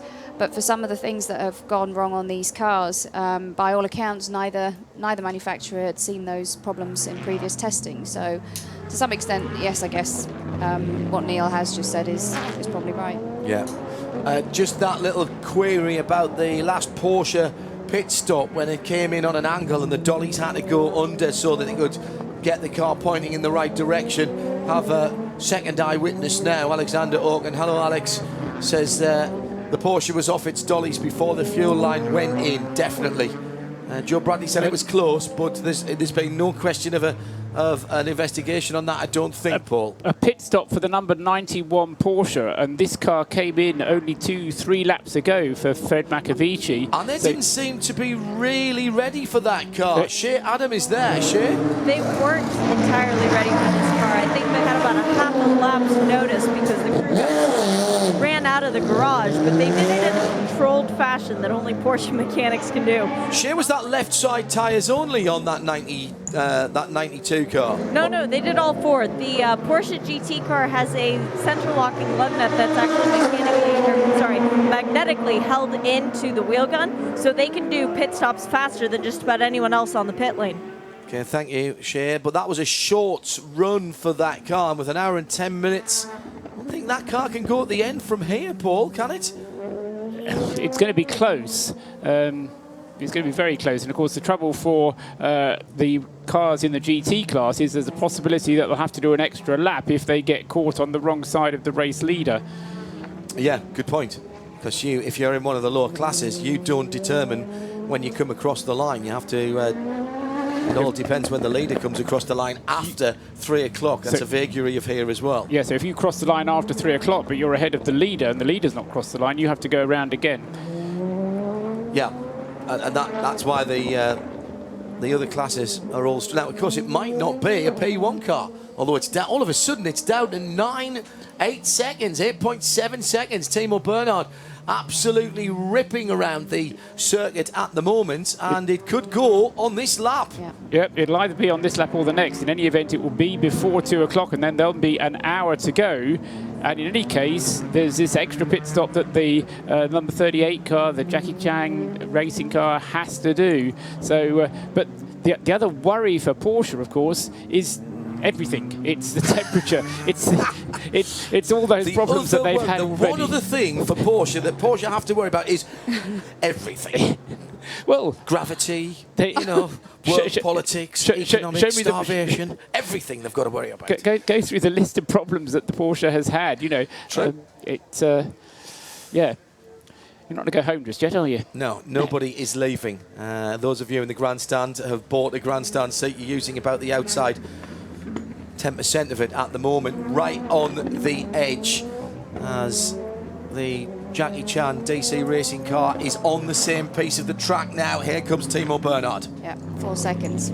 I mean, they've been taking out 12 odd seconds a lap. It's been phenomenal to watch. He's special, Timo, isn't he? He really is, and it's absolutely right that he should have been given the responsibilities. He goes round a couple of GT cars, and now he can see the back of the Hoping-Tung Jota JCDC car. Down to 3 seconds. And the guys down at Jackie Chan DC Racing know that their moment in the sun at the head of the field is coming to an end. And Timo Bernhard, as well as Andreas Seidel, Fritz Ensinger, and the rest of the Porsche team know that before the end of this lap, and they're coming down to Indianapolis and Arnage now, that they will be back in the lead of the 85th running. Will he do it down the inside into Indianapolis? He will. He cruises up to the right-hand side and into that tricky little right-hander. Timo Bernhard goes through, and there's a sense of resignation down in the JCDC Jota pit, and Porsche, Paul Truswell, lead Le Mans. for now. God, he's such a hard act, isn't he? It was Martin Pass that told me you only have to lead one lap at Le Mans. You'd only have to lead one at the end, bit of the lap, yes. You don't even have to lead it all. Just go down to Bruce Jones for an update and this pit lane report powered by SO Fuels. Bruce? Thanks, John. Yes, just an update. It seems an age ago that the 65 Scuderia Corsa Ferrari with Alessandro Balzan was whacked up the back. He's only just got back to the pits, pulled up just as the lead of the race changed hand, but the left rear wheel, no rubber on the wheel at all, but to my eye the wheel was at an angle out by about 10 degrees, so I'm afraid even though Balzan stayed on board, I think there's quite a bit of repair required for that. Anyhow, back to the lead battle with you. Thank you. Well, as inevitable as a shark going after a baby seal, as has been described on Twitter, Timo Bernhard leads and immediately pulls out 3.5 seconds. Let's take nothing away here, Paul, from the performance of Jackie Chan DC Racing to, in a very, very competitive LMP2 field, to have had their two cars run so well with the Hignets and the rest of the Jota team. Yes, the only thing that slightly worries me is that Ho Pin Tong, since he's been in the car, hasn't lapped as quickly as he did earlier on. I just wonder whether the final roll of the dice here is that there's something going on in that car. Well, no, because it was going more quickly. And if you compare its lap times to what it was doing earlier in the race, I mean, Ho Pin was lapping at least 2 seconds a lap quicker. So, and that's not just Ho Pin accepting the inevitable. He's been driving it as fast as it will go, but something hasn't quite been working for him, I think. I mean, whether we'll ever get to the bottom of that, I don't know, but I have been surprised at the progress that has been made by Timo Bernhard, and that's not because Timo's been lapping any faster, it's because Ho Pin has not quite been able to push the car in this final sector. He's coming towards the end of a stint, though, and it's going to be 10 laps. He'll need another pit stop, and it will still be more than an hour to go, so he'll still need another pit stop. This is not the last pit stop coming up for the number 38 car. He will need another one. Whatever happens at the end of this race, whether there's more drama or the Porsche cruises to a dead simple victory from here, he says, Tung very much in cheek. It's never an easy victory here at Le Mans. We've got plenty to talk about in the Aston Martin post-race tech show, which comes up after the race, so stay tuned to RadioLeMans.com. Listeners on Sirius 138 and XM201 will leave us after the checkered flag, but we'll have some interviews and reaction, and we throw it open to you, our audience, to bring us the things you've noticed, points arising, questions, clarifications. It's at RSL_studio, hashtag AMPRT, AM for Aston Martin, PRT for post-race tech, and we're also looking for your Spirit of the Race award as well. Let's have those in. Same address at RSL_studio, but with the hashtag LM for Le Mans SOTR, Spirit of the Race, LM SOTR. That's a couple of things for just over an hour or so's time. Quite remarkably, we just hearing now on the radio the 38 Ho Pin Tung being asked not to draft the GT cars whilst it is running because of the potential overheating problems. So the 38 car being asked to stay in clear air, and it did get a blue flag as it was coming up. Well, that's to tell you there's a car behind. It was starting not waving. I don't think I'm hoping was going to block Timo Bernhard. Even when you're in the lead of the race, you can still defend you, or still get a blue flag, should I say. Well, Lena, thank you very much for being with us. What a race to come and spectate. This is your first time spectating at Le Mans, right? Yeah. You know, it's not always like this when you watch everything at the same time. Well, it is when you sat on the pit wall. It's just as chaotic. But it's been a totally different experience. I got to go down to first chicane, Indianapolis, and Porsche Curves yesterday. Ferris wheel. It was amazing. Yeah, on the Ferris wheel. Yeah, I'm very envious about the Ferris wheel. Went on the Braver than me. grid. I did all those things that you should do if you come here as a spectator. Ticked all the boxes now. In comes the Jackie Chan 38 car for its penultimate pit stop. We'll take a quick update from Bruce Jones before 2 o'clock. Bruce? Yep. just walking down towards it. Just wanted to say that the Dragon Speed car has just been reunited with its correct nose that had been loaned to the 22 sister car, the G-Drive car. That will now get the black nose. Now I'm just going to leg it past the Vaillant pits and see what's happening with that pit stop. All looks very standard. It's just refueling so far. For 38, then underway. No new tyres. Couldn't see any obstructions in the radiators. They had the sister car coming right behind, so suddenly got very busy indeed. But all looks fairly standard. But anyhow, Dragon Speed have got the right nose on the right car now, so I guess that's a good thing. Bruce Jones with that pit lane report powered by SO Fuels. And don't forget our special offer from Motor Trend On Demand. If you go to radiolemon.com and the Le Mans page, right underneath the Studio Vision player, you'll see a Motor Trend On Demand banner. If you click that, you can get yourself a great deal on Motor Trend On Demand's comprehensive service. And every sign-up that we get helps Radio Le Mans. So that's helping us and you getting the great deal.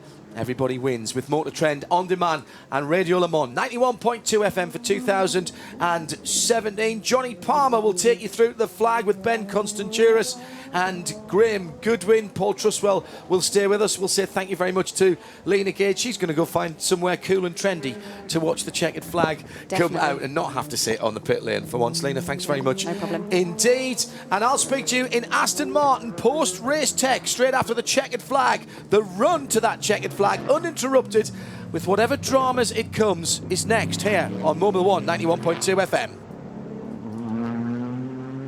The weather brought to you by DuraGarages.com. Inspirational garage interiors. End of the race promises more hot temperatures, going up to pretty close to 30 degrees Celsius, and that's going to give everybody a workout. Everyone with fingers crossed at this stage. Not getting to the end of the race is cruel for anyone. Barely any wind to talk about. And tomorrow for the dash back to the Channel Ports, for those of you going back to the UK, very hot indeed. Over 30 degrees by the middle of the day. That's your weather on Mobil 1 Radio Le Mans 91.2 FM. Hello, I'm Aston Martin Works driver Darren Turner. Thanks to Dura, you could be joining me at Base Performance Simulators in Oxfordshire. It's a full day including breakfast and lunch, and you and a friend will get to try our GT and single-seater simulators. This special Dura race school is on the same equipment that the pro drivers use to hone their skills away from the track. For the chance to join us on this exclusive Dura day out, go to www.duragarages.com/Le Mans to answer the two simple questions.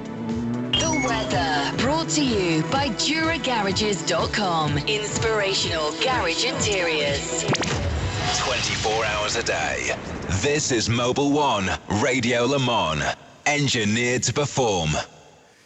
Into the final hour on Mobil 1 Radio Le Mans then, and already some drama for the number 24, the 7th placed LMP2 car with Jean-Eric Verne at the wheel. Let's go down for a pit lane report powered by SO Fuels. Here's Bruce Jones. You know what? The mechanics are amazing. It's 23 hours into the race and they're running faster up the pit lane, pushing a car than I am on the pit wall. Jean-Eric Verne had been going increasingly well in that 24-manner entry. Of course, they lost the sister car in the middle of the night, and those mechanics really deserve a pat on the back.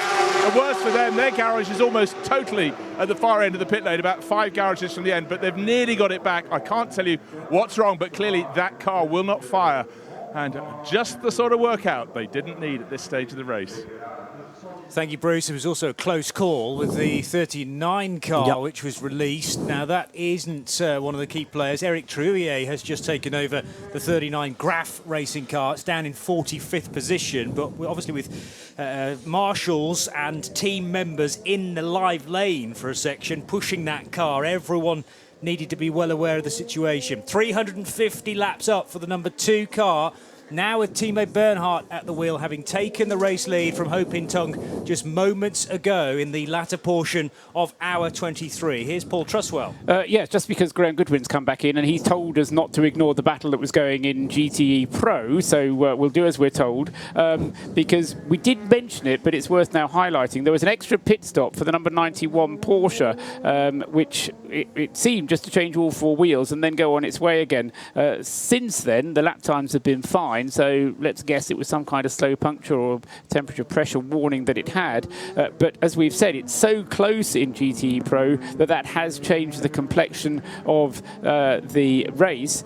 The 97 Aston Martin has made what might have been its last stop, but I don't think it will be. I think it's going to need that extra splash that I spoke about a little while ago.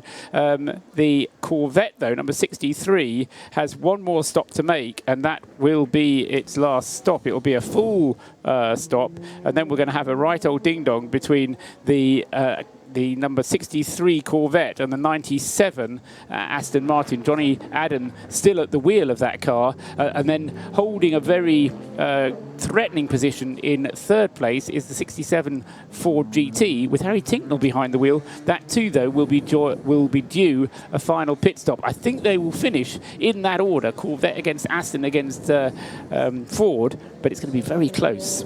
Okay.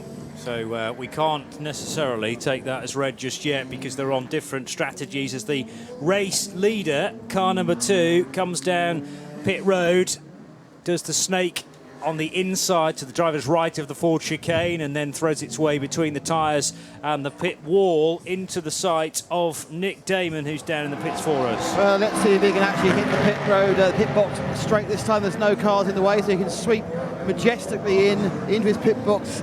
Bang, hits his marks. So run round, it's going to be a fuel-only stop. I'm afraid it's going to go wrong now, apart from that the car doesn't refire. They are now just giving a bit of a clean to the various lights and the indicator boards and the screen. He's getting the final tear off, so he's going to enjoy the last best part of an hour with a clear screen to look out of. Wing mirror's getting a scrub too. And the fuel's still going in, getting a full fill. Take it to the end. Final 13 or 14 laps. I think he'll take it in. Paul might take it and stop again. And off he goes. That was a very clean stop. That's been quite tight, isn't it? If not stopping again. We need to ask Paul that, actually. Yes, the number 2 car heading back out into the race, needing to do 54.5 minutes. So the number 2 car can afford to back off a little bit and start to fuel save. You reckon it's going to be okay, Paul? Yeah, it'll be fine. Cool. Everything's going to be fine. That's what I told myself at the start of the race. What can possibly go wrong? From this stage? Yeah, exactly. I mean, just think back to last year and... No, hang on a minute, wait. Here's Bruce Jones down in the other end of the pit lane. This report powered by Esso Fuels. Bruce? What could possibly go wrong? Well, in the case of Jean-Eric Vergne, the number 24 Manor Orica, it was a fuel pump problem, they think, but they managed to push it up the pit lane, as I commented. They got up here, they reset, and it's fired up, so they think all is fine. It's back on the track, but of course, the last hour could be a rather long one as they monitor its progress around the circuit. Jeff stayed on board, but mechanics, I think they're now sitting down, panting, like dogs that have been for a very long run. This last hour is very, very long for those teams that are in the place they want to finish. It's very, very short for those trying to catch those positions. And the number 2 car is in the former of those brackets, I would say, because it's been released for the final time and Timo Bernhardt given the responsibility to bring this Porsche home. And remember, much, much, much earlier on in this race, this number 2 car had a problem with the front axle hybrid. They replaced it with a new unit, and everything's been fine since then, but it did lose an hour. Cannot afford repairs like that again. Quick tweet from Corvette Racing Bears repeating, Doug Feehan, welcome to the longest hour in sports. There we go. And I'm sure that's going to feel like that for a number of people up and down this grid, not least the teams in GT Pro, I'm sure, for the leading Porsche team. With the dramas we've seen over the previous 23 hours and, 7-8 minutes, well, really, we've given up predicting that the unexpected can happen, because it always does. Corvette coming into sight through Corvette Curve, and the team are watching from the garage, but the 63 is going to stay out. This is Jan Magnussen on board the GT Pro leader, just leaving Ford chicane now to start another lap. So Magnussen leading by 20 seconds from Johnny Adam in the 97 Aston Martin, and Harry Tincknell might yet play a part in this, the 67 Ford. On for a podium, but is it going to be better than that for the UK branch of Chip Ganassi, Ford Chip Ganassi Racing? The number 13 Rebellion should be on pit lane. Yes, it is now coming in. That's Nelson Piquet coming in for, again, something that is going to need probably a extra stop for the P2 car. So Nelson Piquet Jr. will probably vacate the car, and they'll have to hand that car over to somebody else. The car has been going very rapidly, but it's been involved with this battle with the Sigtech Alpine for some time, and every time it has the problem in the pits where it won't restart, that gives hope to the other Jackie Chan DC racing car, number 37, which is just behind in 5th place overall, 4th in LMP2, because it just encourages them to believe that they might be able to close the gap on the Rebellion. It's a podium. It's a podium position. We've got so used in the last few hours to talking about the overall, you sort of forget this is what they'd normally be battling for, is a class podium position. It means a great deal to these teams in a very competitive marketplace, and at the biggest race of their year, and the biggest race of their lives to most of the guys involved here. Dries Van Toor still at the wheel of the number 84 GTE AM Ferrari from JWM Motorsport. Or JMW Motorsport, rather. Yeah, sorry. It's getting late in the day. And the Ferrari, well, it's bossed this race, hasn't it, in the AM lead. I'm not sure when the last time we had another GTE AM leader. Paul Truswell will have an answer. Marco Ciocci is in the second placed Ferrari. That's the dark green car, number 55. And third position, another Ferrari, the 62. It's been like that for a while. It has been like that for a while. The last time I think we had another car in contention, it was just before the TF Sports Aston Martin. It was rather rudely punted with, I'm afraid, ill-judged move from James Collado in the number 51.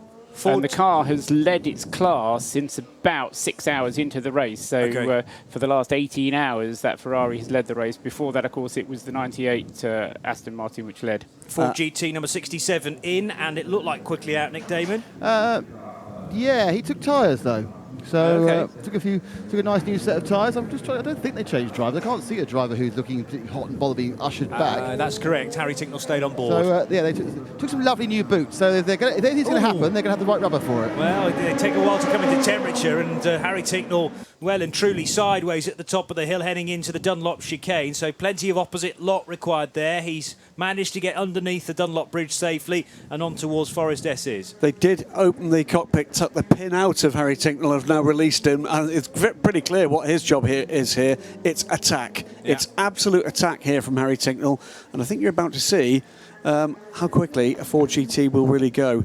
It has been a magnificent race in GTE Pro. They have finally got balance of performance absolutely spot on. We've seen battles between all 5 manufacturers from the very start of the race, now with a sniff of a podium for the number 67 car, and a young man that's very motivated indeed to give that to Ford.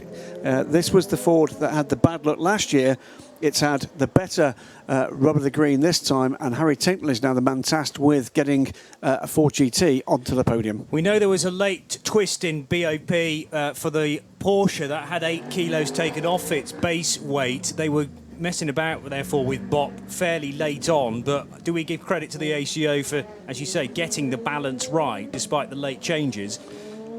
Yes, I think absolutely, it's their process, and, you know, we said coming into this that we thought that probably this time Ford were being rather more straight with the answers they were giving. They're not the only ones that play the game. Everybody does, and the sanctioning body's got their own part to play and the reasons behind that. But we have had a great race. Will Roden there from the Chip Another pit stop from the number 97 Aston Martin coming into the pits. That's Johnny Adam. Now he's going back timing on this because I was saying he was going to need a splash at the end of the race. Well, he's doing his splash now, and then that'll get him to the flag. Here's Nick Damon with all the action. Well, the leader, obviously, is the erstwhile leader. The Corvette is currently in the middle of its driver chain. They're taking out Jan Magnussen and putting Ricky Taylor in. It's just fuel for the Aston Martin, so this is an actual race off the line. No tyres for the Corvette.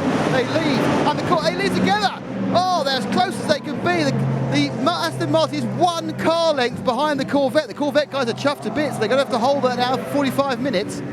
Wow, that was close. New driver for Corvette, Magnussen out, Taylor in, just new petrol for the Aston Martin. Okay, so no tyres for the British car and a truly psyched up Jordan Taylor. I saw him get out of the car not too long ago and saunter back after a briefing with the team on the Pratt perch. He went back into the garage. I thought he might just be settling back to be spectator, but they've thrown him at the car for one final time, Jordan Taylor, and already starting to stretch his legs. They're high-fiving, Graham, down at Corvette Racing. I'm sure back at Aston Martin Racing there's an altogether more British firm handshake underway, but the special relationship is about to be sorely tested, I think, guys, in the last 46 minutes of this race. It's US v UK. It's America's sports car versus Aston Martin. An epic battle will ensue.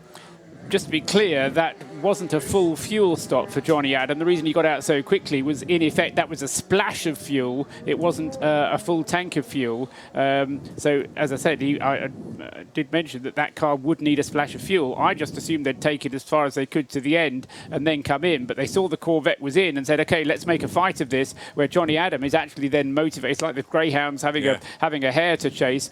Johnny Adam has now got this bright yellow hare to chase, and they'll be going pretty fast. Let's get another pit lane report powered by Esso Fuels from Bruce Jones.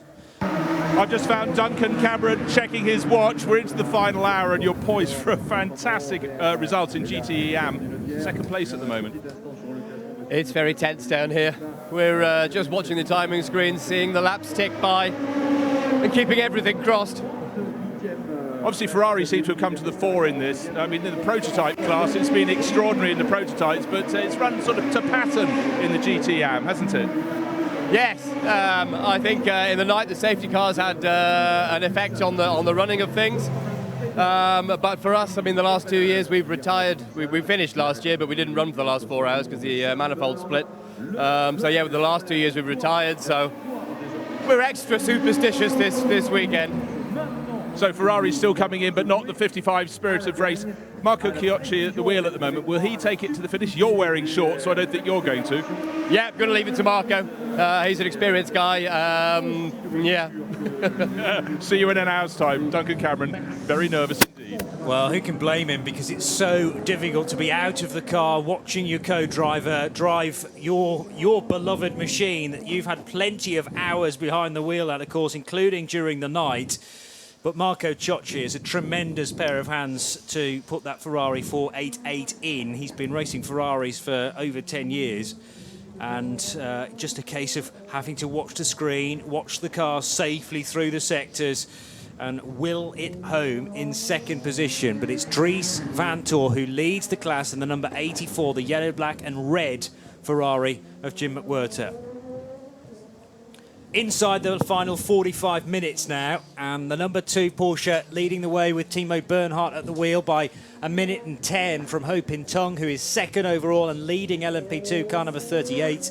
And it's Andre Legrau in the number 35 Senior Tech Alpine running third and second in LMP2, completing the provisional podium in the subclass of prototypes, the number 13 car Nelson Piquet Jr. But in that P2 battle, there's still going to be another change, because Negrão is going to be coming into the pits before the end of the race. He's going to need another stop, and they will probably change the driver to Nelson Panciatici during that stop as well, Johnny. Let's get a feel of the mood down at Corvette Racing with this pit lane report powered by Esso Fuels. Nick is with Doug Feehan. Doug, this is why we go racing, isn't it? Well, as opposed to last year, which was kind of a demonstration of sorts, this year I think has been a motor race, and this is what the fans pay to see, and we love bringing it to them. There was great joy in getting out a length ahead of Johnny coming out the pit lane. How important was it to have track position? Oh, I think in this stage of the race, it's all important. You know, it's always tougher to get by. So we knew that we had a little fuel advantage on them. They did it. They made a pretty good move in getting that changed around for themselves to get them back in the game. And now we're going to have a dogfight for the next 40-some minutes. It's back to GT1 days again, isn't it? Aston v Corvette. It is right. You know what? I hadn't thought about that until you said it right there. But yes, it is. Absolutely. Thanks, Doug. You bet. Patrolling the pits, the pit lane team, fueled by Esso. Corvette versus Aston Martin down the Mulsanne straight, but we have a yellow flag out on the racing circuit. Find out why that is in a moment or two, but threading their way through it's Negrão in third position in the LMP2, which is nosed into the barrier. That's at Mulsanne corner, or is it at Arnage? Just trying to work out where that right hand is. It's gone straight on at the crossroads at Arnage, and this is the third place car.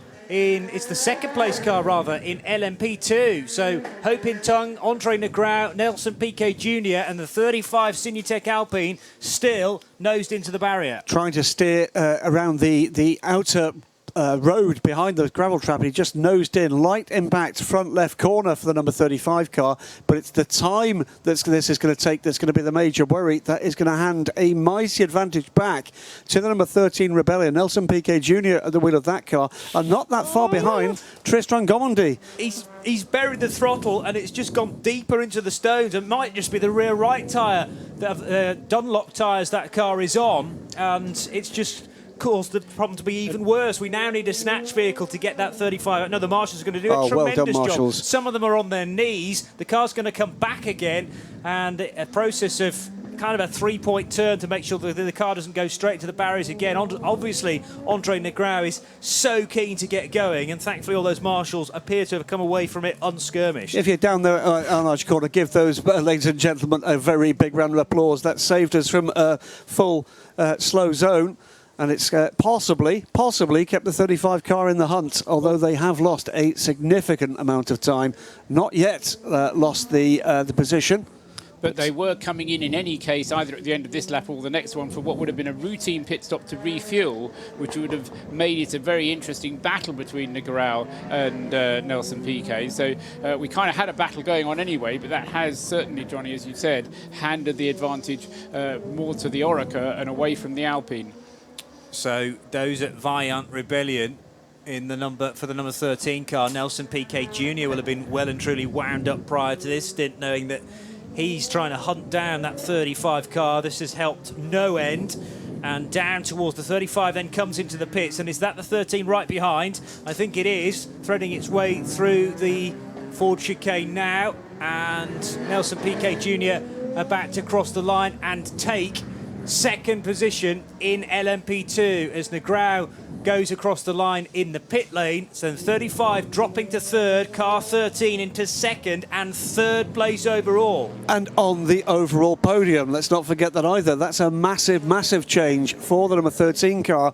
The recent hours have seen most of the bad luck go the way of the Vaillant Rebellion team, and it's swung the other way, Paul. And it might even swing towards the other Jackie Chan car, because number 37, Tristan Gomondy, is not that far behind, and that's the car that is being shared by Alex Brundle and David Cheng, and the idea, I think, for that car was to leave Tristan Gomondy in the car till the end of the race. Alex Brundle did the triple stint before him. Tristan Gomondy is close enough that if this pit stop from the Alpine takes any time at all, and it's being pushed back into the garage, I think, we can have news from the pits. Bruce is there.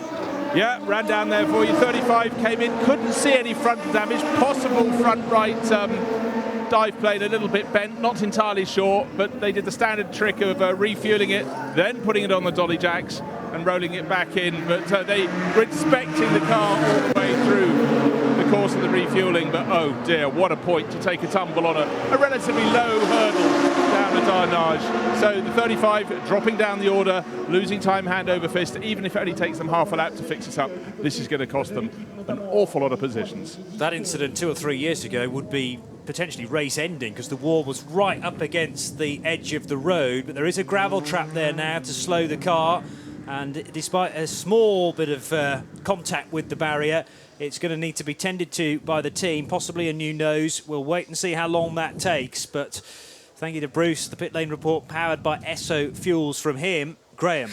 LMP2 then hotting up as we speak. Cars closing gaps. 3:33 from Tristan Gomondy, 22 seconds back from Nelson Piquet Jr. And taking 4 seconds out of the car last time around. In GTE Pro, it's ever closer.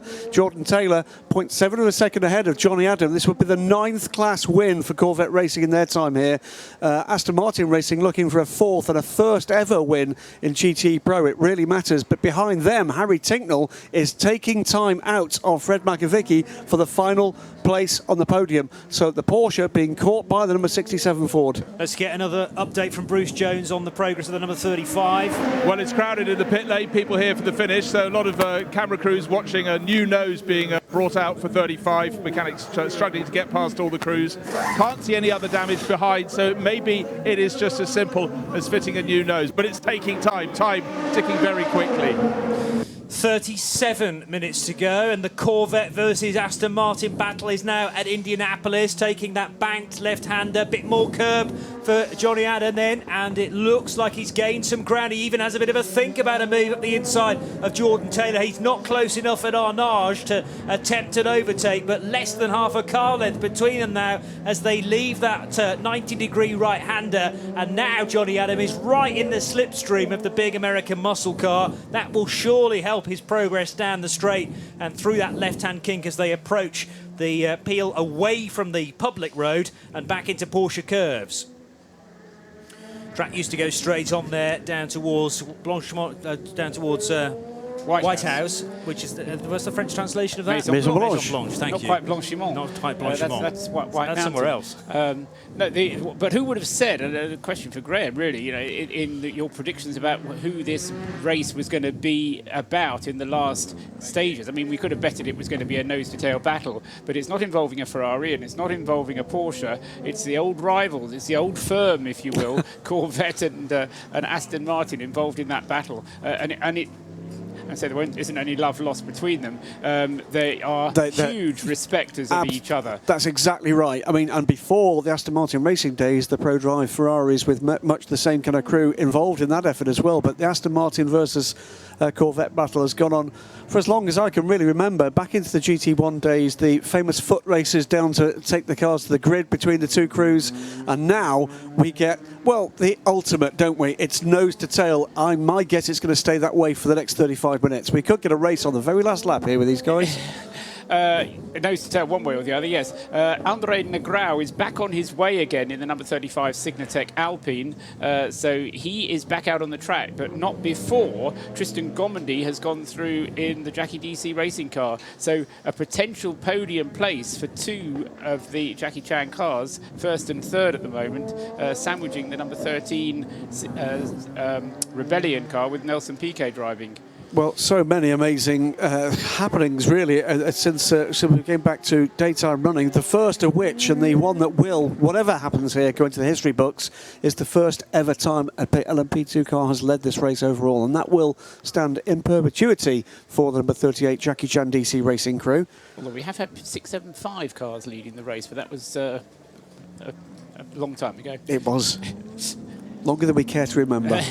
Toyota number 8 powering its way into Indianapolis there. Very, very quick on board one of the LMP1s through that kink before the corner proper. And Sebastian Buemi, having set the fastest lap of the race on lap 330, still on board that number 8 car. 3:18.604 for Sebastian, up to 9th place now overall. But I can't see him getting any further in the final half hour, Johnny. He's got a 3-lap deficit to make up, and it was kind of on that cusp. I thought he's either going to get to where he's got to, or he'll get into the top 6. The cars ahead of him are all very closely bunched, but he's so far behind the cars ahead of him that I don't think he's going to be able to make that final little distance. Thank you, Paul. 33.5 minutes to go now, and they're still together, Graham. Get used to this, everybody. Corvette and Aston Martin, with Johnny Adam shadowing Jordan Taylor's every move. But we need another stop, do we, for the Aston Martin? Nope. No, they're both good to the finish. That was the whole point of Adam's stop, was to get his splash out of the way. So they could have taken the splash later in the stint, was your point? Yes. Okay. They did that. I think that it's actually a very good tactical move. It put the Corvette racing team under the biggest pressure they possibly could at a time when a small error has got the biggest potential impact. And Johnny Adam is going to spend the next half an hour, or he's going to spend the next 20 minutes working out where he's going to overtake the Corvette. He's not going to tell anybody, but you know, you can reckon that he's got a couple of plans. And I mean, jokingly, you said he's going to do it on the very last lap. There is no point in doing it on anything up than the very last lap, because it suddenly becomes a bit like a Caterham race. You've just got to position yourself in the right place at the right time, and that's the last lap. I have a huge respect for Caterham, but I think you'll find that Aston Martin is an altogether different automobile. But you know, the roof lines of those cars, unlike the sleek Ferrari, they're reasonably high, and therefore a big hole is punched in the air by that Corvette. And with the Aston Martin right underneath that large rear wing with a huge rear diffuser extending several feet out the back, it's going to, I suppose, affect the airflow over the Aston, but it will gain it time, particularly on these long straights. And if Johnny Adam gets ahead of the Corvette too early, Jordan Taylor can then pounce, because he's all of a sudden chasing and gaining that ground. And remember, Jordan Taylor had fresh tyres fitted to the Corvette. Now, the longer we go on, the more the edge of those new tyres will be wearing off, and therefore, assuming that Johnny's tyres are up to it, because those ones are older, but it would be an interesting... it's an interesting problem for Johnny Adam here. As I say, it's not necessarily going to be easy for him. They are different tyre manufacturers as well, aren't they? Michelin's on the Corvette and Dunlop's on the Aston Martin. Dunlop have worked hard to sustain the performance level across several stints. So Johnny Adam, I'm sure, will be happy with the tyres beneath him, and is such a capable driver, will be able to cope with any slight dip in performance from those tyres. And a similar tyre battle having taken place as well for the overall lead of the race, with the Michelin-shod Porsche, apart from being an LMP1 car, going past the Dunlop-shod Orica number 38.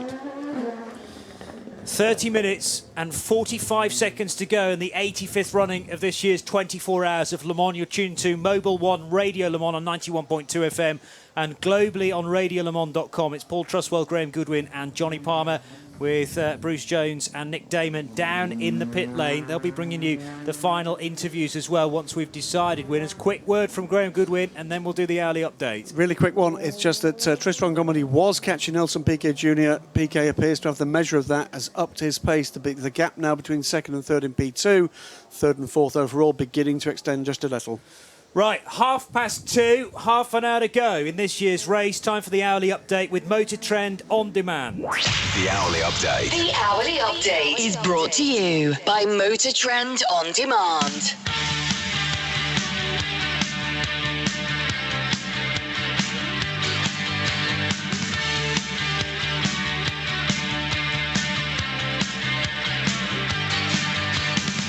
And with the final update, here's Paul Truswell. Yeah, half an hour to go, and who's to say what's the last half hour is going to hold. Number 2, Timo Bernhardt leads the race for Porsche. The Porsche 919 Hybrid has an advantage of a whole lap now over the, half lap, a minute and 45 seconds over the second placed LMP2 car, which is leading its class, but is in second place overall. Ho Pin Tung at the wheel of the Jackie Chan Racing Orica. Should point out that the next 3 cars, in fact the next several cars, are all LMP2 cars, and they will all have to make one more stop in this last half hour. So 38 is in second place, Ho Pin Tung at the wheel. 13, the Rebellion Orica, is in second place in the class, number 13, and in third place in the class, fourth place overall, Tristan Gommedy and the other Jackie Chan DC racing car. Andre Legrau in the number 35 car is the one that doesn't have to make a stop. So the Signatech car, number 35, will be able to get to the flag from here without another stop. In ninth place overall is the number 8 Toyota, which is still running, is still going to be classified as a finish, but is in second place, and the only other finisher in prospect for the LMP1 class. Sebastian Buemi then at the wheel of the number 2, second in LMP1, 9th place overall. GTE Pro, anything could happen. Jordan Taylor leads the way from Johnny Adam in the Aston Martin. They're separated by less than a second at the moment. In third place is Fred Macavici, who is of lap behind as a result of an extra pit stop to replace the tyres quite recently.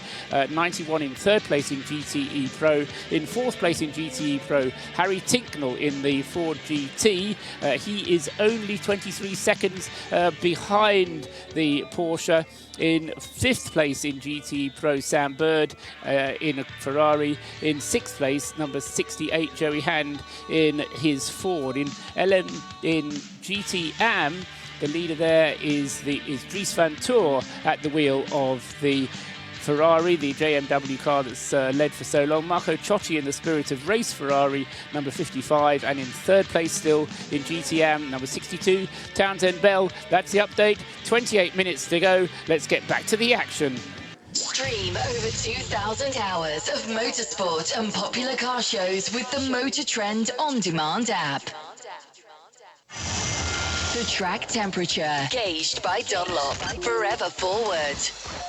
Dunlop track temperature well up in the 30s now, 39 degrees, and the air temperature closer to 31 degrees Celsius.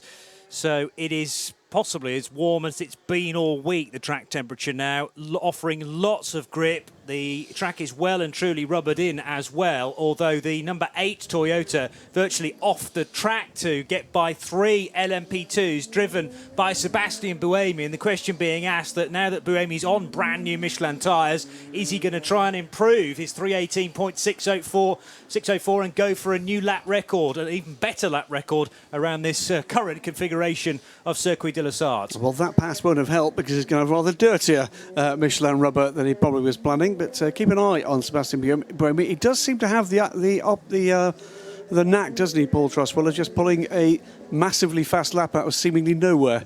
Well, yeah, I mean, this Toyota did spend 2 hours in the pits being rebuilt at one stage, but it is still going very well, and I think at least some kind of recompense right at the end of the race, if Toyota can improve on its fastest lap. Even if it does hold the fastest lap already, it will be interesting to see if Buemi can, or if he tries, and if he does try, whether he can do it.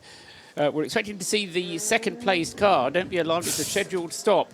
If the number 38 car comes into the pits, a sharp intake of breath to my left and a terribly screwed-up face, Johnny. Yeah, well, because Jordan Taylor was overtaken by an LMP2 car on the entrance to Mulsanne corner, but then on the exit, the Corvette had far better straight-line speed, so they pulled out of that corner side by side, and I wasn't sure whether the LMP2 driver had actually seen Jordan to his right-hand side. Was there contact? If there was, just a kiss. it was just a very slight amount. I think there was still a cigarette paper between them. Who's at the wheel of the 45 car, though, that was involved in that? It's Mark Patterson. So South African born, but now officially American, and the two Americans then side by side with Johnny Adam right behind. Let's get a quick update from Nick Damon down in the pit lane. The second place Jackie Chan DC Racing car is in the pit, in fact, as is his sister car, which I think, I'm not sure he's now fourth after that issue for the ground, certainly fifth. They're both coming in and they're having a nice slug of fuel to get to the end. The 38 is still sitting there at 37 degrees. It's quite a lot of fuel actually the 38 is getting, but they may as well play it safe. The 37 also getting the fuel, a nice clean windscreen. So both of them will pick up and carry on, and we're looking to get, in a bit of luck, 2 LMP2 podiums and 1 overall podium. There it goes on its way up the hill towards the Dunlop chicane once again. Car number 38. Keep an eye still as the Porsche number 2 comes in from the overall lead. 24 minutes to go on this GT Pro battle, because tucked in behind the leading pair is the number 95 Aston Martin. It's a laps down after problems this morning, but Nicky Team could be in play here somehow. Here is the race leader, car number 2, with Timo Bernhardt at the wheel, heading towards Nick Damon. It is a slug of fuel. I didn't think they could get to the end. I think they could do 54 minutes without stopping again, but Paul said they could, but to me 14 laps is not 54 minutes with these cars. There is a man kind of worryingly holding Donny around to the back, but I think again it's just precautions. And away he goes. That's his final stop. Well, hopefully that's his final stop of this, the 2017 Le Mans 24 Hours.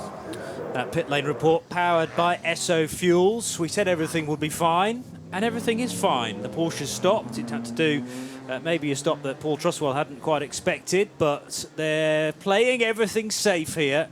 And Timo Bernhardt enjoying this 3 minutes and 12-second lead. At least that was the case when the cars came in. Ho Pin Tung might have gathered a bit of that ground back now in the 38 car, but that also is on an outlap, of course. Nelson Piquet Jr., the 13 car, stopped on lap 3.56, as did Tristan Gomondy, and the gap between 13 and 37 now half a minute. Still watching the battle for third position in GTE Pro. Fred Makavicki still being closed down by Harry Tincknell. That gap under 19 seconds now. We've got just under 23 minutes to go.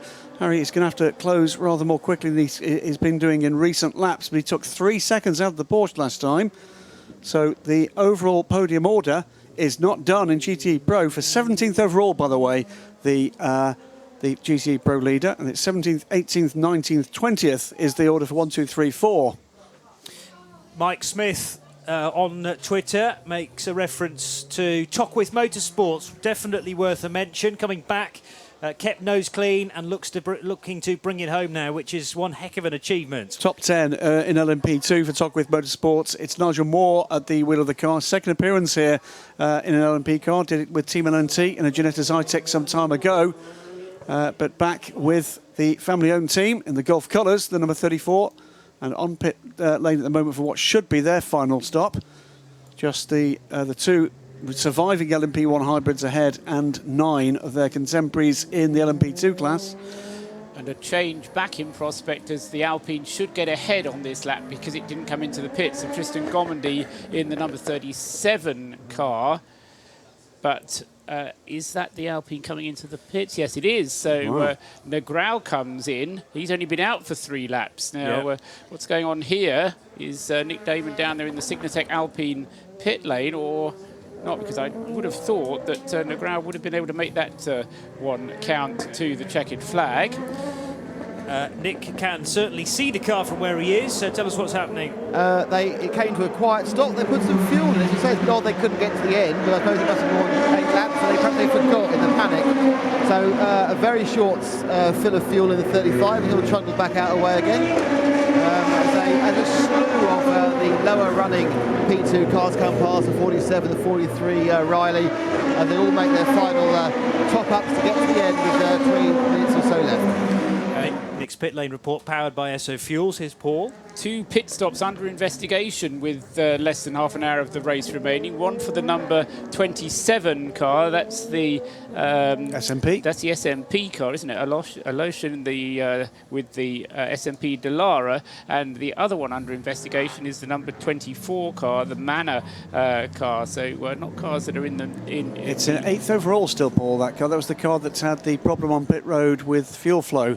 At the last stop, Jean-Eric Verne has just left the pits after its what should be its final routine stop.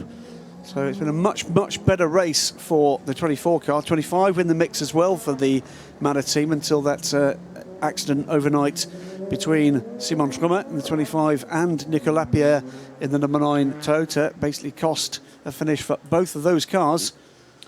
20 minutes to go, and the Chevrolet Corvette Aston Martin battle is now working its way through a bit of GTE AM traffic. Well, interestingly, the next car they've got a lap is Roman Brandella in another Corvette. So will he let Jordan Taylor through cleanly, but maybe cause a bit more of a problem for Johnny Adam? They're not the same team, but these Corvettes tend to stick together. We'll wait and see. And right behind Johnny Adam is the other Aston Martin. That's the 98, I think, pursuing. No, it's the 95. It's Nicky Team. Oh, okay, so that's the sister car as well. But they're not on the same lap. And car 95 down in 26th position, having completed 329 laps, whereas Johnny Adam is on now lap 335. Porsche going over the line. That's the Fred Makavicki 911. The car that radically has its engine and gearbox inverted, twisted around 180 degrees. So from the back of the car, it's gearbox before you see the engine, which is very untypical of the Porsche normal setup. It's still a 4-litre flat 6. That mid-engine car on for a podium at its Le Mans debut. I think he's struggling for pace, though. He may be just judging this gap. There's 3:57's last couple of laps for Fred Makavicki. The gap is closing still, 16 seconds now, but only 18 minutes remaining. It looks like Harry Tincknell is going to run out of time to do this on pace. but he has closed that gap very considerably, and it's not just by tenths, it's come down by seconds each lap since Tincknell was released on the new rubber. It may just be that he's on older tyres and struggling to get the pace out of the car and is managing that gap. Jordan Taylor being lapped by the race leader into Mulsanne corner, and Taylor offline to allow the Porsche through as cleanly as possible. And this time Johnny Adam has one of the LMP2 cars right behind him, swooping by to driver's right. But the gap is emerging now between Adam and the laps down Nicky team car in its wake. If anything, though, this isn't looking great for Aston Martin, at least at this stage. It's in danger of losing touch here with Jordan Taylor with 17.5 minutes to go. Yes, he needs to be closer up there, unless he's having some overheating problems and he's just trying to get some air into the radiators. It wasn't working for him, getting so close behind the Corvette. One more pit stop still to be performed by Makovici, I reckon, even though we still have just 15 minutes of the race remaining, and Makovici behind him has now Harry Tincknell with the Ford, and that gap is certainly still too close. If Makovici does have to do a last-minute dash, which I think he does, that's going to allow Harry Tincknell through and allow a Ford GT to get onto the podium. Porsche number 2 heading into a very busy Ford chicane here, and he's got the 47 Setalavi Lorber Corsa P2 up ahead, the Dallara, wedged between that and the WeatherTech Ferrari, but can dispatch both of them on the exit. WeatherTech Ferrari going strongly in the control of Townsend Bell. That's on for a podium in GTE AM. It's all Ferraris in that division, with the best non-Ferrari being Ross Gunn at the wheel of the number 99 Beechdean sponsored Aston. That car 4th in class. That's been a quietly impressive run from Beechdean AMR, the reigning ELMS GT champions from 2016, coming back with Andrew Howe, the team principal, team owner. Ross Gunn being trusted with sticking with the man that took him through the British GT ladder, and Ollie Bryant making it an all-British team. And it's been a very, I would say, low-key entry. I'll say unfussy entry. Yes. And they've just got on with the job quietly, and great-looking car as well. One of the more distinctive Aston Martins. We've mentioned about Talk with Motorsports, the number 34 car, and plenty of fans on Twitter tweeting us RSL_studio about that car. Let's have a word with Dave Benbow, who's the team's race engineer now with Bruce Jones. You wouldn't believe how much support Talk with Motorsport has been getting over the Twitter sphere through this race. People saw you, they loved the Gulf livery on the car, but the Ligier's gone and kept going, and now there are smiles on your faces. But you've been here and you've done it before, quite a while ago.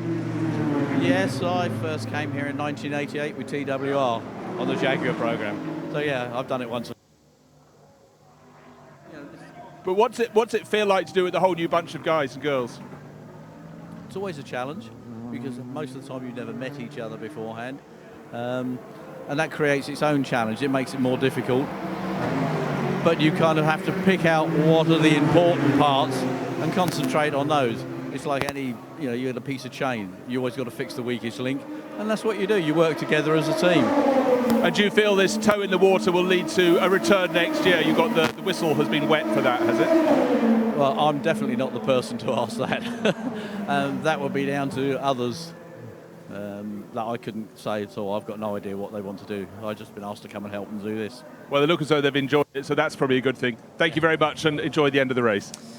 Bruce's pit lane report powered by Esso Fuels, and as predicted by Paul Truswell, the number 91 Fred Makovici driven Porsche did need to come in. This is the GT Porsche, and it stopped. It's taken on fuel.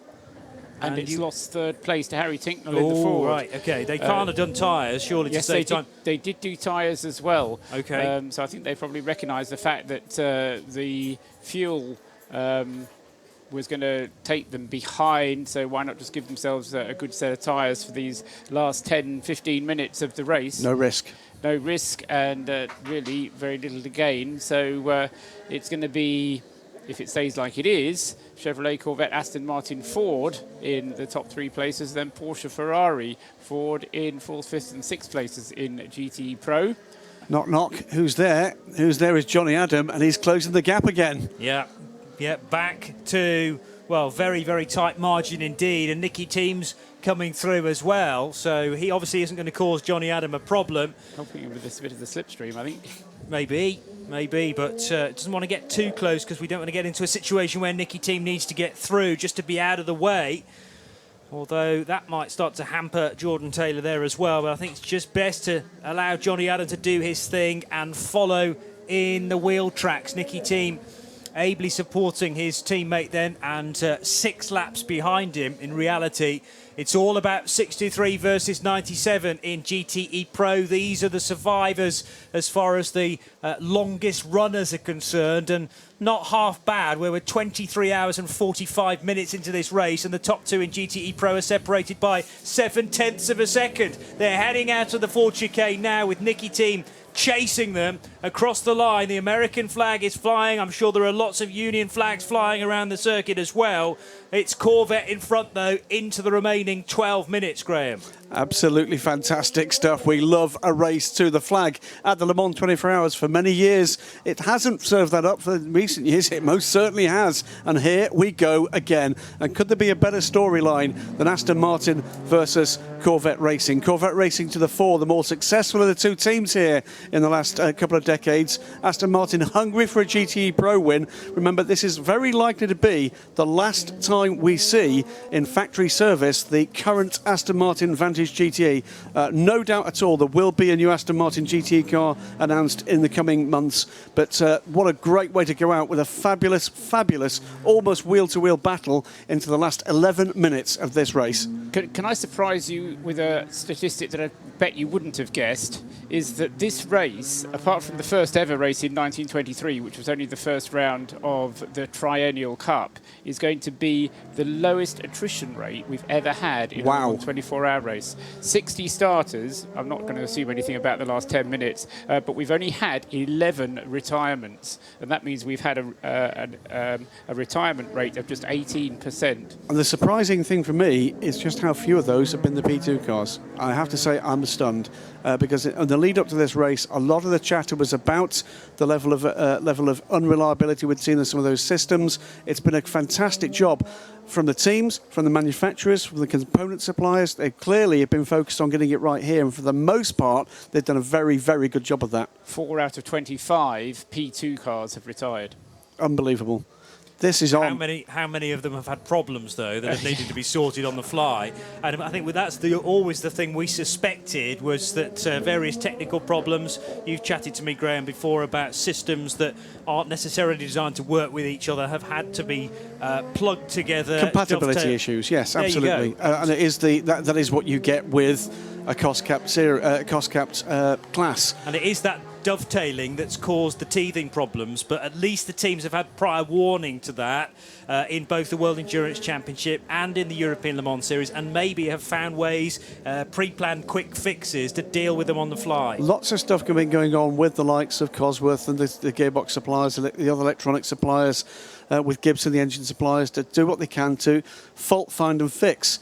Comes down now, though, to under 10 minutes, with the number 2 Porsche crossing the line to start lap 365, and we've still got a live battle for one of the major classes here. It's Johnny Adam right with Jordan Taylor. Jordan Taylor already a win at Daytona and a win at Sebring in the book for him. Can he make this a triple? It's not an overall win, but it's a very significant class win. Johnny Adam, British GT champion. It's great stuff. It honestly brings me joy to see GT Pro actually working as it should. Fabulous stuff. And the one thing about the 26-year-old Orlando-born Jordan Taylor is that he is well used to soaking up pressure behind. Just focus on the road in front and focus on getting victory. He does this around street circuits in the States. He does these around very complex road courses as well. Le Mans, you could argue, is something slightly different, but he's been here so many times. Jordan Taylor's going to prove incredibly difficult to overtake. Not forgetting the front of the race, that number 2 Porsche. It would be, if things go the way they should be going in the next 9 minutes or so, 3 in a row for the Porsche team, 3 in a row for the Porsche 919 Hybrid and its various iterations. The 19th overall win for Porsche, a second win for Timo Bernhard. He will become the second man, alongside his old mate Romain Dumas, to win the Le Mans 24 Hours, both for Audi and for Porsche. It will be a second win for Earl Bamber after the 2015 win in the third car, a first win for Brendan Hartley, and the first win for a car with 2 New Zealanders aboard since 1966, with Chris Amon, God bless your memory, sir, and Bruce McLaren in the Ford GT.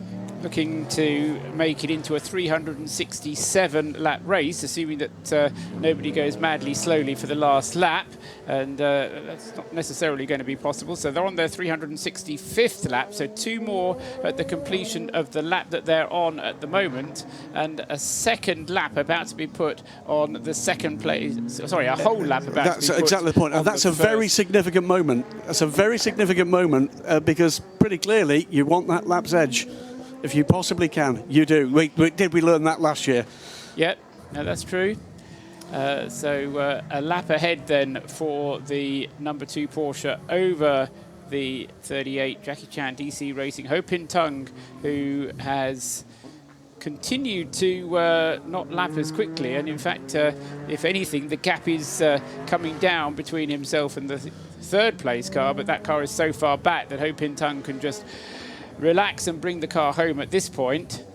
Earl Bamber and Brendan Hartley managing to force smiles down in the garage at Porsche, but lots of nervous energy flowing through their veins right now, I bet. And Johnny Adam is starting to mean business now. 6.5 minutes to go. He's right underneath Jordan Taylor. Already had a bit of a look at the kink there. Was never going to overtake, but tried to shorten the line, get the better exit down towards Mulsanne. And he's got a prototype trying to get through as well. Now he has a bit of a think around the outside, then to the inside, but they are separated by half a car length, and Jordan Taylor has that corner covered. We know that Johnny Adam is good out of that right-hander, though, from the roundabout down towards the right-hand kink, part-way down from Mulsanne corner towards Indianapolis, and there are potentially 2 overtaking spots there, 1 in Indianapolis and 1 at Arnage, and Nicky Team, quite rightly, is leaving these 2 to it. Quite right too, and this is going to go to the line, isn't it? Johnny Adam there, I suspect, had there not been an LMP2 car there in play for that moment, might have got rather closer. That's Rachel, that's Johnny's fiancée. They get married in December this year. Here comes Johnny Adam, then feinting for a move. He's going to go late on the brakes. Can he get it stopped? I'm not sure whether he can. Jordan Taylor, there's contact. There's contact. They clang side by side, and the celebrations are so premature and brief from Aston Martin. Johnny Adam had the lead in GTE Pro for a corner, and Jordan Taylor was able to haul out of the corner. It was the outside-inside trick. And as you quite rightly said, they slapped door handles there, and this has given Jordan Taylor the break. 5 minutes to go. Is that the opportunity been and gone for Johnny Adam? Let's just hope, if it's going to happen, it's going to happen here with pace and there's no damage to either car. You've got to go for it somewhere. He went for it in a fairly traditional place in a spectacular fashion. Doug Feehan, well, you know what, I think he'd be biting his fingernails if he wasn't the most polite man in motorsports. But it was up the inside, on the anchors, as late as he possibly could. A little too late. Jordan Taylor, I think, saw that coming a little and just kissed the side of the Aston Martin as he went by under power. Nothing wrong there. That was good, fair, hard racing. Yeah. Here they come again. 4.5 minutes to go on the clock. Well, we know the pace of the Aston Martin is strong down the Mulsanne straight, and the gap is about as wide as it has been. There's still time for Johnny Adam to reel in the Corvette one more time. Well, he does, but he's got to do it with 1.5 seconds, and I just wonder if that's why Nicky Team is there, because when going nose to tail, you can go a little bit faster, even though one car has to draft the other. It just gives Johnny Adam a bit of a chance to close the gap, but that's the only chance he's going to get.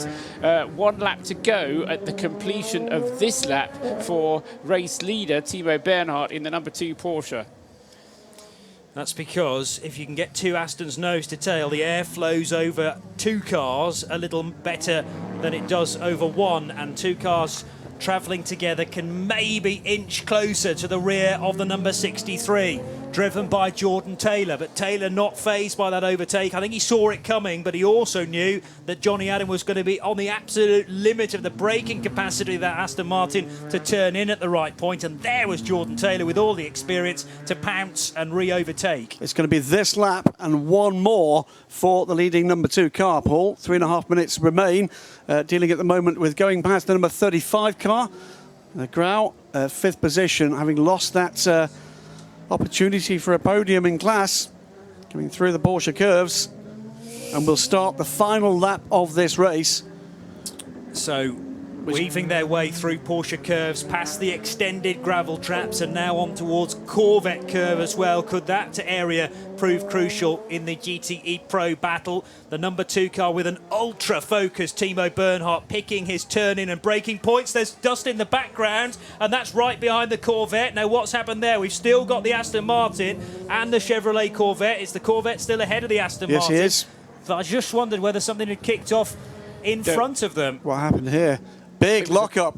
Oh, he's gone straight on. Jordan Taylor through the gravel trap, through the second chicane. So that was the dust. It was an issue for the Chevrolet. It was an issue for the 63. And he's rejoined and arguably extended the gap a little bit more. Now, does he need to ease back without fear of being considered to be taking an advantage there? More smiles from Doug Fee, and I think he's absolutely loving this and grateful that he's not kind of in the cars needing to do the job. Every faith in Jordan Taylor, with Johnny Adam right behind, and Adam did go through the more conventional route through the second chicane. Nicky Team still on his boot lid, but that gap is still about 1.5 seconds, I'd say, although Johnny Adams going to close up. Closing. Dirty tyres now, of course, for the Corvette, having come through there. The world's first Corvette C7R rallycross car, by the look of that for a moment.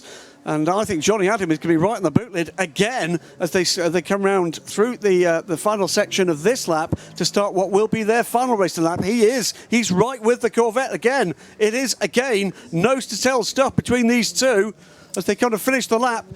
The faces in the Aston Martin racing garage, it's painful to watch. They can't watch, but they can't bear to tear their eyeballs away from the screen either. And several fingers crossed down there, probably some toes as well, as they head towards the Corvette curve then. Which car is this going to favour? The Aston Martin looks very strong on the run out of Mulsanne corner, down into Indianapolis and into Arnage. This is not the last lap for these two, No. because they're going to go through and get an extra lap because the Porsche is behind them. He's on the inside. No, he's not. No, he's not. He's looking for the line into the Ford chicane to start the final lap. It could happen here.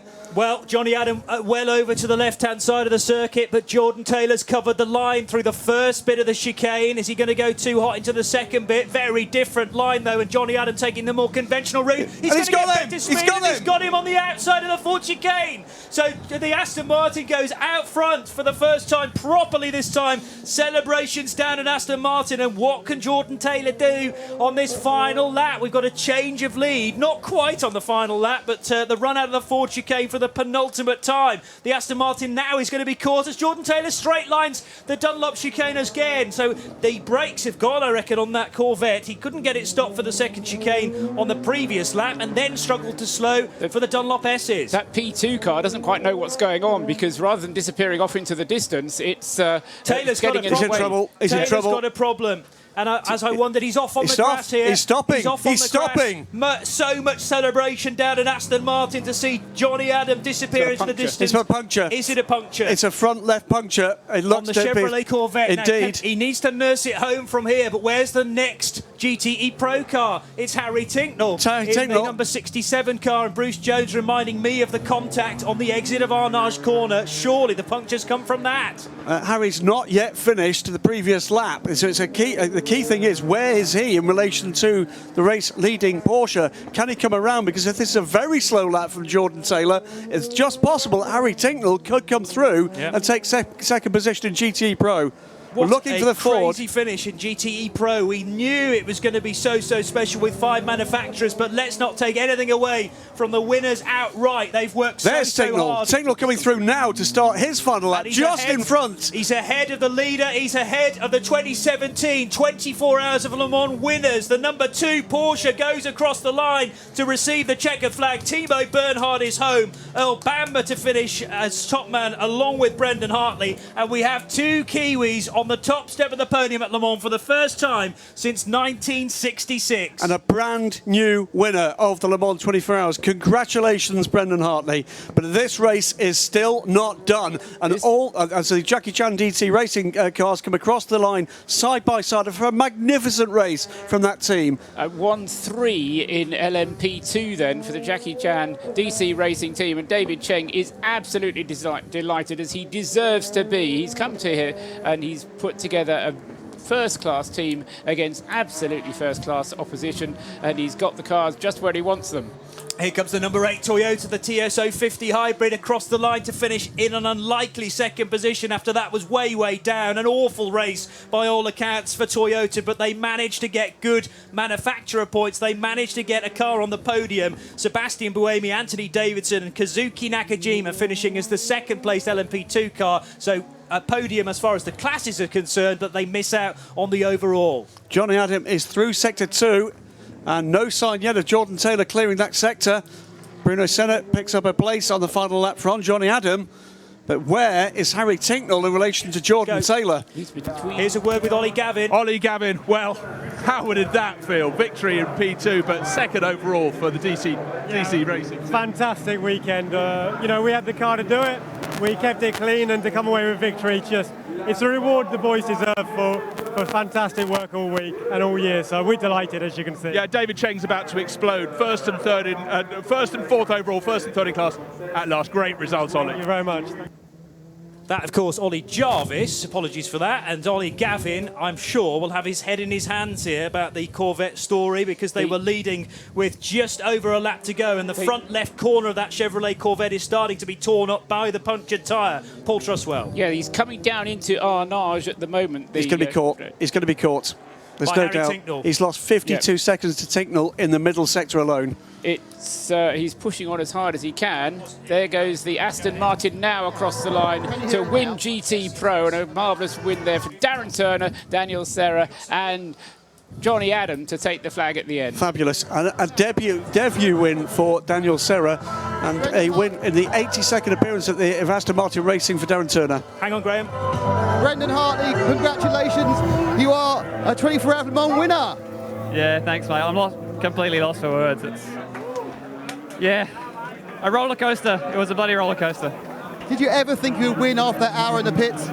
Honestly, not really, but at the same time, you have in the back of your mind that it's Le Mans. Yeah. Hey, man. Getting the hugs from his teammates and his... and two Kiwis. First time it's 66, two Kiwis win. Yep. Mate, we've known each other since we're 7 years old. I mean, if we could have told our seven-year-old selves that, I mean... Fantastic. Thank you, big man. Darren Turner, victory in GTE Pro. Why not win in the final few minutes? Oh, that was just incredible. Johnny just drove the best 2 hours of his life. That was amazing. That was absolutely amazing. Everyone in Aston did a great job, great strategy. Oh, just all the boring stuff, but that was the best team ever. That was just incredible. You won't have to buy a drink for a whole year. No, I hope not. Johnny won't.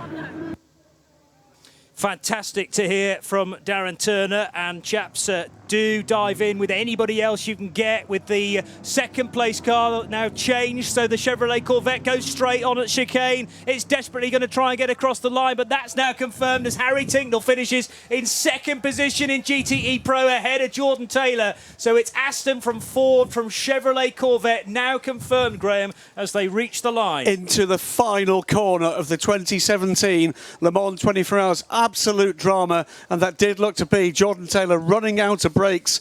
We saw the first sign of that into the second chicane, and then again and again, but he brought it home. Here's Bruce with David Heinemeier Hansen. David Heinemeier Hansen, Julian Canal, a privateer, which is you, a gentleman driver on the overall podium at Le Mans, third overall. Absolutely amazing. Well done, sir. It's just amazing. I cannot believe it. We're going to stand on the overall podium. It doesn't get bigger than this. I hadn't even had it in my mind. I was just focused on the LMP2 class. But now that it's real, it's incredible. It's now certainly champagne time. So congratulations. Third place overall, David Heinemeier Hansen. So Valion Rebellion, what a result for them. Absolutely right. We're still trying to work out exactly what happened in that GTE Pro battle, but it was either a lack of brakes, Paul Truswell, or the tyre going I think down. it's broken a track rod. It's a steering arm that's broken. Bear on with that me, car, Paul. the contact. Let's go to Nick Damon again. With Earl Bamber. Earl, we spoke to you in the middle of the night. It was all despair. You're a two-time winner. I can't believe it. I mean, once I felt the front end blow, I thought it was our race over, but our mechanics managed to repair that thing so well and so quick. This win is all down to them, because without them we wouldn't have got running again in quick time, and we fought all through the night, and now we finally made it here, and it's incredible. It's great to get it for Timo and for Brendan. They've been part of the program, and I can't believe we just pulled that off. You won Le Mans with a guy you've known since you were 7. I know, mate. Can you imagine if first we stood on the podium together, now we won it together. We started teaching each other. Maybe we could do coaches. Oh, brilliant. Thanks, man. Earl Bamber for the second time winning the 24 Hours of Le Mans. Let's go straight to Bruce Jones at the other end of the pit lane. These pit lane reports powered by Esso Fuels. Rob Smith, they tell me winning at Le Mans, you should spend years trying to do it. You spent years trying to get to the race. You come here with a car you've never raced before, a JMW Motorsport Win GTE. Put that into words. Well, I really don't think I can. It's just unbelievable. Absolutely unbelievable. I've dreamt about this for 20 years. I told I'd come and do the race, and I've done it, and we've had a lucky one first time out. Nonsense. It was an impeccable drive from the three of you. Apparently there are about 5 more people you haven't hugged on the pit wall, so go and get on with the rest. Well done, Rob Smith. What a fantastic story. We're going to go to Daniel Serra, though, before we comment on that. Here's Nick again. Daniel, this sports car lark's a bit easy, isn't it? It's awesome. I don't have words. It's my first time in Le Mans. Pole position, best lap, victory in the last lap. Like, I could never imagine something like this. And you get a watch. Yeah, this is awesome. I need one. I don't have nothing in my arms. So yeah, I'm really happy. I'm really grateful for AMR, my teammates. They teach me a lot during the week as I'm a rookie. So I'm really happy. Speechless. Great stuff. Thank you.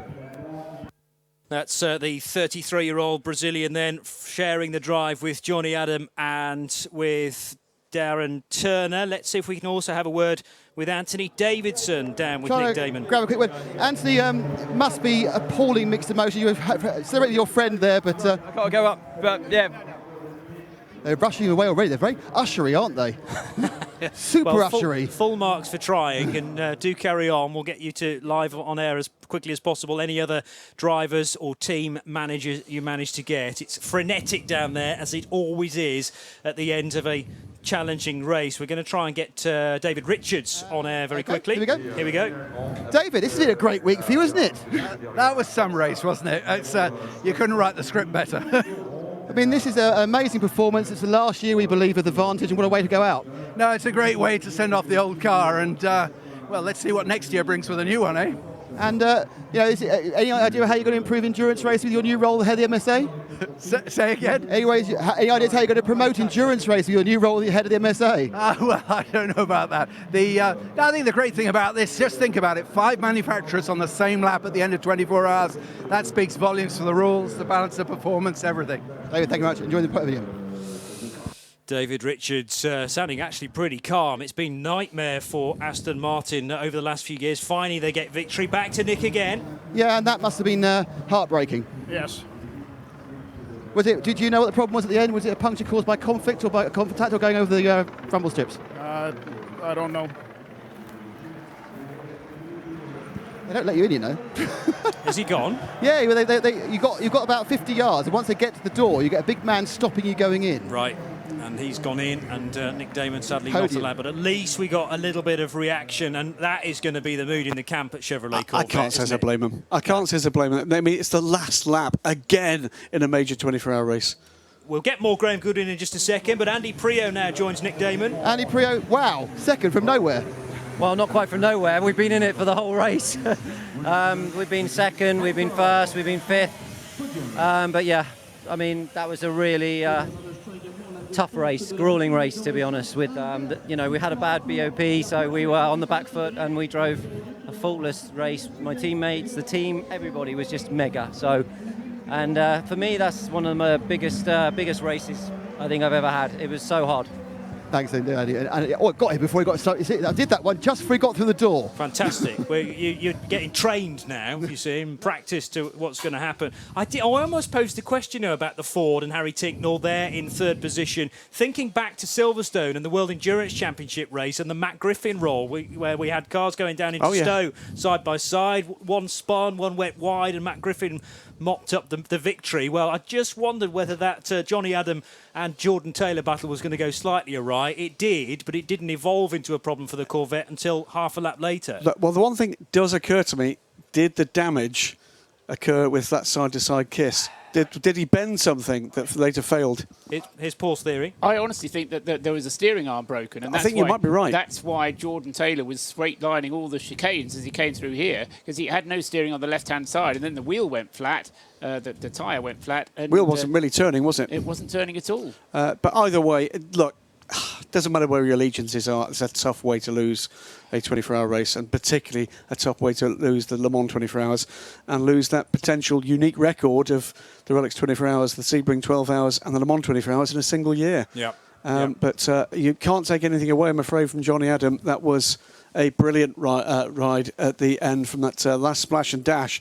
Great strategy there to put Corvette under pressure by Aston Martin Racing too. And he took a whole second and a half, remember, on that last lap, because they came through at the beginning of that last lap. The Aston was a second and a half behind. So it wasn't just a matter of overtaking, it was a matter of catching up the second and a half and then overtaking.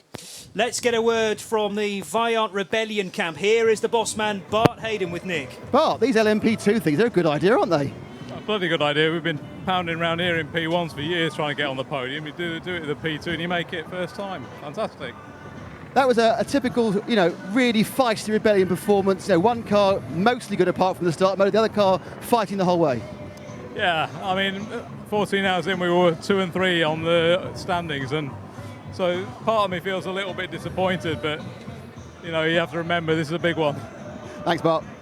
And whilst Nick is chatting to Bart of Vaillant Rebellion, the men of the moment, the three men, Timo Bernhardt, Earl Bamber and Brendan Hartley, his first 24 hours of Le Mans victory, are inching their way, wrong way down the pit lane on the back of the number 2 Porsche. Here's Nick Damon once more. Will Stevens, that's not bad. Second Le Mans and you've won one. Yeah, it's good. I mean, obviously finishing second last year was a good first year, but I wanted to come back and win this thing. It's an amazing race, and I knew coming back this year we had a good opportunity with our lineup, and we've done it. So super proud of all the team. They did an absolutely flawless race. So you seem to be really at home in GT cars. Yeah, I feel good. I mean, it's nice to finally find my feet and start to get the results that I knew would come. And now I feel at home. I feel really good. Well done. Enjoy the podium.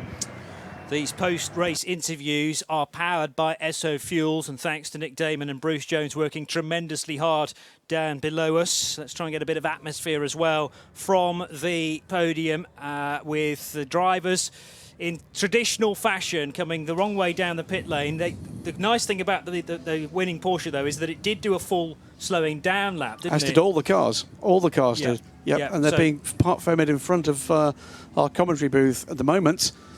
And great sight they make. I do like a filthy race car. And it's probably on the number 2 car that will be lacquered in as well. I hope it is, rather than cleaning that car to show us what the racing car looks like after such hard work. We're at 3:15, and 24 hours ago we were only 15 minutes into this affair, and little did we know what it was going to throw at us. But nearing the end then of our race coverage, but don't forget that we still have our Aston Martin post-race tech to look forward to. Ben Constanduras stepping in. You've been spectating in the background, just kind of soaking it up. And this is huge for Brendan Hartley, but great as well for Earl Bamber to get his second victory together with Timo Bernhardt. And remember, those two New Zealanders grew up together, racing each other on the farm of Earl Bamber's, and then racing each other on kart tracks around New Zealand before making the decision to come across to the European series and the European scene. And they have followed each other, encouraged each other, and helped each other where they could. And this, effectively, is a team formed around Mark Webber. Mark Webber so influential on Brendan Hartley, and hopefully we'll get a chance to see Mark congratulate Brendan, because it's going to be hugely emotional for Mark Webber as well. Retired at the end of last year, and he will. I wonder how he'll feel, because this is a huge family. When he retired, he spoke about how much of a family Timo Bernhard and Brendan Hartley had become, and Earl Bamber has done a sterling job to replace him. The New Zealanders and a German will mount the top step of the podium, and I believe it'll be the first Chinese man to jump on the podium as well, with Ho Pin Tung in the JCDC racing team. I'm going to need a few moments, I think, a few days probably, to fully realise what's been going on here, particularly in the GTE Pro battle. I kind of had a feeling that was going to come to a head, as it did, but Johnny Adam going into Arnage for the penultimate time, the gap was there. He needed to pounce, didn't he? And it didn't quite come off, but we're just wondering, speculating that after that side-to-side contact between the Aston and the Corvette, that eventually worked its way into a real problem for Jordan Taylor. Yeah, and he went for the gap, and it made absolute sense to go down the inside into Arnage, and there was that bit of contact, and I think I subscribe to Graham Goodwin's theory about perhaps a little bit of damage to the car. It was unusual to see him carry so much speed into the second Mulsanne, and it looked like he had locked up. He then went across the gravel trap, and perhaps the puncture was a problem after that contact. I don't think the problem caused the off. I think the puncture was already there. And a very, very unfortunate last lap, but an exciting last lap. We've seen it so many times from the GTE Pro category, and hopefully it silences all those naysayers about BOP, because that was mightily impressive. And indeed, we saw Aston, Ford, Chevrolet, Porsche and Ferrari in the top 5 positions. 5 marks, 5 positions, all 5 represented in the top 5. Wonderful to see. You just heard the 67 Ford Chip Ganassi Team UK GT of Andy Priya, Harry Ticknell and Pipo Derani working its way towards Parc Fermé and going right past our effects mic, so apologies if that was a bit of a shock, but the 67 car is now on its way to the podium. It had found its way to the wrong bit of the pit lane, I think, but has looped around the back of Parc Fermé and down towards the end of the pit lane. So that draws to a close coverage as far as the race is concerned, but now the conversation can start, because we're going to head into the Aston Martin post-race tech, and this is where you can get fully involved with our broadcast. Any questions that you may have, discussion points, and there are probably hundreds, so we'll try and get through them as quickly and as seamlessly as possible. So stick around for that final show, and really we can take stock, start to tear the meat from the bones as far as that is concerned. We hope you've enjoyed our race coverage, though, from the 85th edition of the 24 Hours of Le Mans here on 91.2 FM and globally on radiolemans.com. And stick around for John Hindhaugh and the rest of the team being cycled through to look back on an epic race in all 4 classes. It's Porsche who get another victory, but unlikely results for LMP2, finishing 2nd and 3rd on the overall podium. Congratulations to Jackie Jan TC Racing and to Vaillant Rebellion. From our race coverage on Mobil 1 Radio Le Mans for 2017, from Johnny Palmer, it's goodbye for now.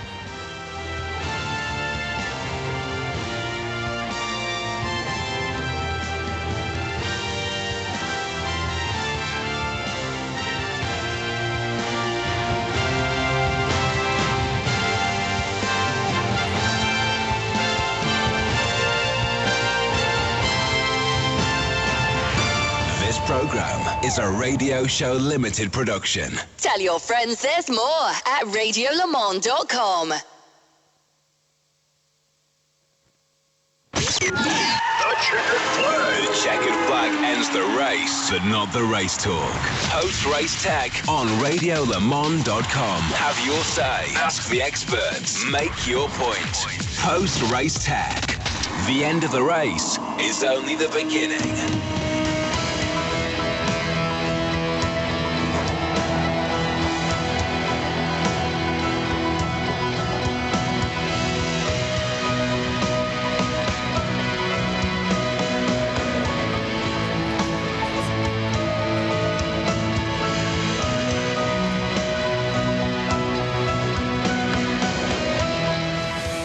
Well, well, well, we head into Aston Martin post-race tech after an awesome 24 hours of Le Mans, the 85th time that this race has been run, and we have victories for Kiwis for the first time in many, many years, since 1966, when Bruce McLaren and Chris Amon won in a Ford GT40 in that much remembered race finish, and that's part of the reason why, of course, one of the Ford GTs still runs with the 66 now. But it's been a tremendous run from the LMP2s, not only in the fact that we started 25 of them and 21 of them came home, but because of the fragility and unreliability of the LMP1s, managed to squeeze 2 LMP2s on the overall podium. We're going to try and cycle through as many of the Mobil 1 Radio Le Mans presenting team as possible during Aston Martin post-race tech here on 91.2 FM and globally on radiolemans.com. And Graham Goodwin sitting next to me for the first spell as the fans are unleashed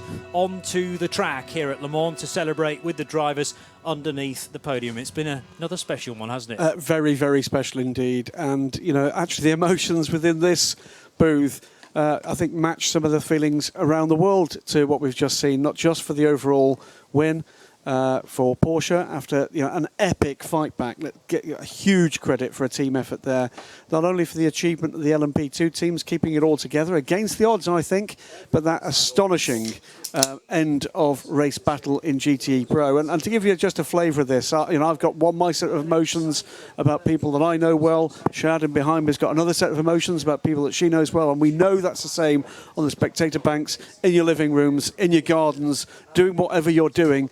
That's what this race means. It's a tribal thing. It's a real event. And as the pit lane is filling up at the moment, Johnny, with what will eventually be something like 70 to 100,000 people to watch this podium celebration, it really is, isn't it, the people's event. Plenty more from our team in just a second. You're listening to Mobil 1 Radio Le Mans. This is the Aston Martin post-race tech show. Post-race tech. With Aston Martin. And how apt is it that it is the Aston Martin post-race tech show after we were treated to such a great battle between Corvette and Aston Martin. Eventually, Johnny Adams' car, though, able to get by after a manoeuvre at Arnage Corner, and then Jordan Taylor got back in front. But heading up towards, well, it was heading out of Ford Chicane, wasn't it? We got a cracking view from the naked eye of the overtake. Because Jordan Taylor couldn't get through the Ford Chicane as efficiently as the Big Vantage, couldn't turn right effectively, then Johnny Adam just got the far better exit speed up the hill towards Dunlop Curve. Really bitter luck for Jordan Taylor. No matter what the circumstances, no matter what your allegiance is, you don't want to see people losing a big race like this at the very end like that. He's a racer. He's a successful racer, and that would have meant a lot, and not in a good way, to Jordan Taylor. Congratulations, though, to Aston Martin Racing. They've been here year after year after year. They've always tried their hardest. They've not always had the best rub of the luck. They've had some awful luck and some awful circumstances to deal with in recent memory, and that will be very much the front of their minds, I'm sure, this afternoon. Well done, too, to Harry Tinknell and the Ford team. They saw an opportunity. They went for it. They thought they were going to be racing for third. It ended up being second. Absolutely astonishing result for them. But Jordan Taylor, very pleased he did at least manage to get back in the podium. But for me, the two men I'm looking at here, we heard from Earl Bamber, young Brendan Hartley, Daily Sports Car, and one of our guys had a very special part in Brendan Hartley being here today, which is a story that Brendan told me some years ago in Shanghai. If you're listening, Peter May, Pedro, one of our little photographers, it was Pedro that introduced Brendan Hartley to Greg Murphy. And that got him from a point where his single-seater career had rather stalled and onto the sports car ladder. Enjoy this moment, Pete, and because we are.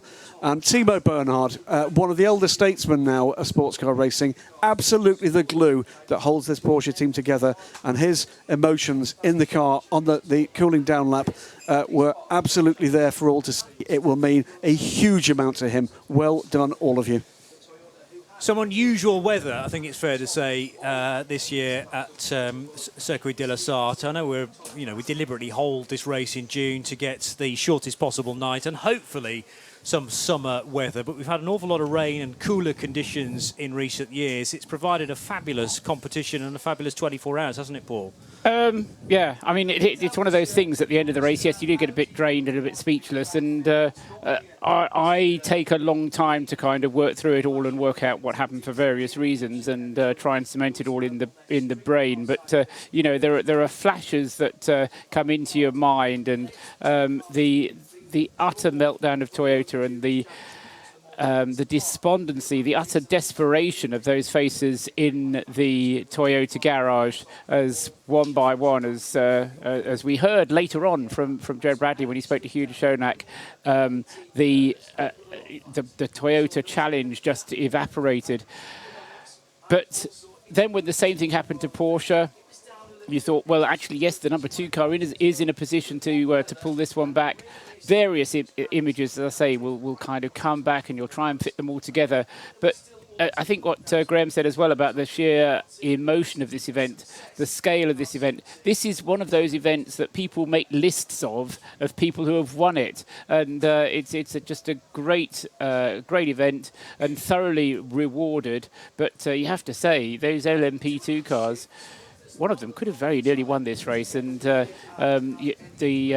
team aspect of that win, absolutely brilliant, because the number 2 team, it wasn't just a win by the drivers, it was a win by all the guys in the garage who put the car back together again after it broke its front motor at the after 3.5 hours. Yes, and we're all thinking, well, that car's done, no chance of a race win. Gemma Hatton of Race Car Engineering, but it just shows, doesn't it? When the chips are down, you just don't think about where you are in the race. You concentrate on getting the car in, getting it fixed, and getting it sent out as quickly as possible.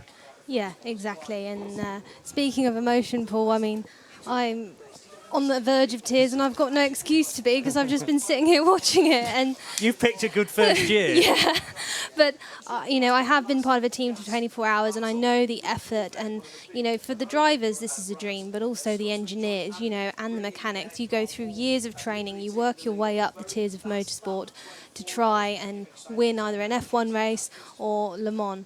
And you know, this, what we've witnessed today, is ticking off some major life goals for many people out there. And well, it's just amazing.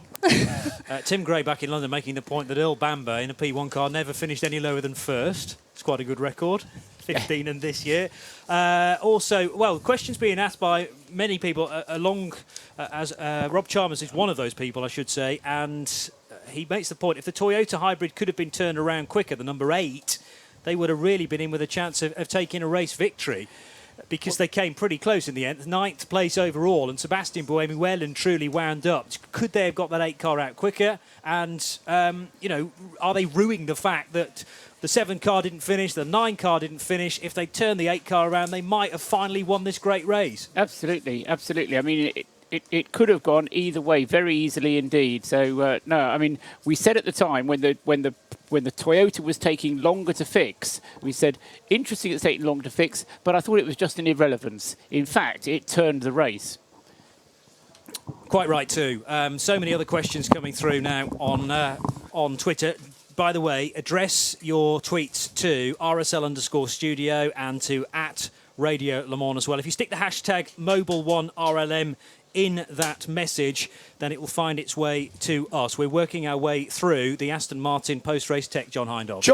Johnny, can I just make a quick point about that Toyota? It took more than 3 laps out of the car that won the race. When it came back on the track, it was by far the quickest car. And so you're absolutely right to say that item not being as, let's say, serviceable as a similar problem in the Porsche cost Toyota the motor race. No ifs, buts or maybes here. They came here to win. They probably came here to wipe the podium. They expected first, second and third. Talking to the guys at Porsche in the early part of the week, I was sworn to secrecy. They were a bit down. Their shoulders were down. I didn't really want to say that because I didn't think it was fair. They were here to pick up the pieces and collect championship points.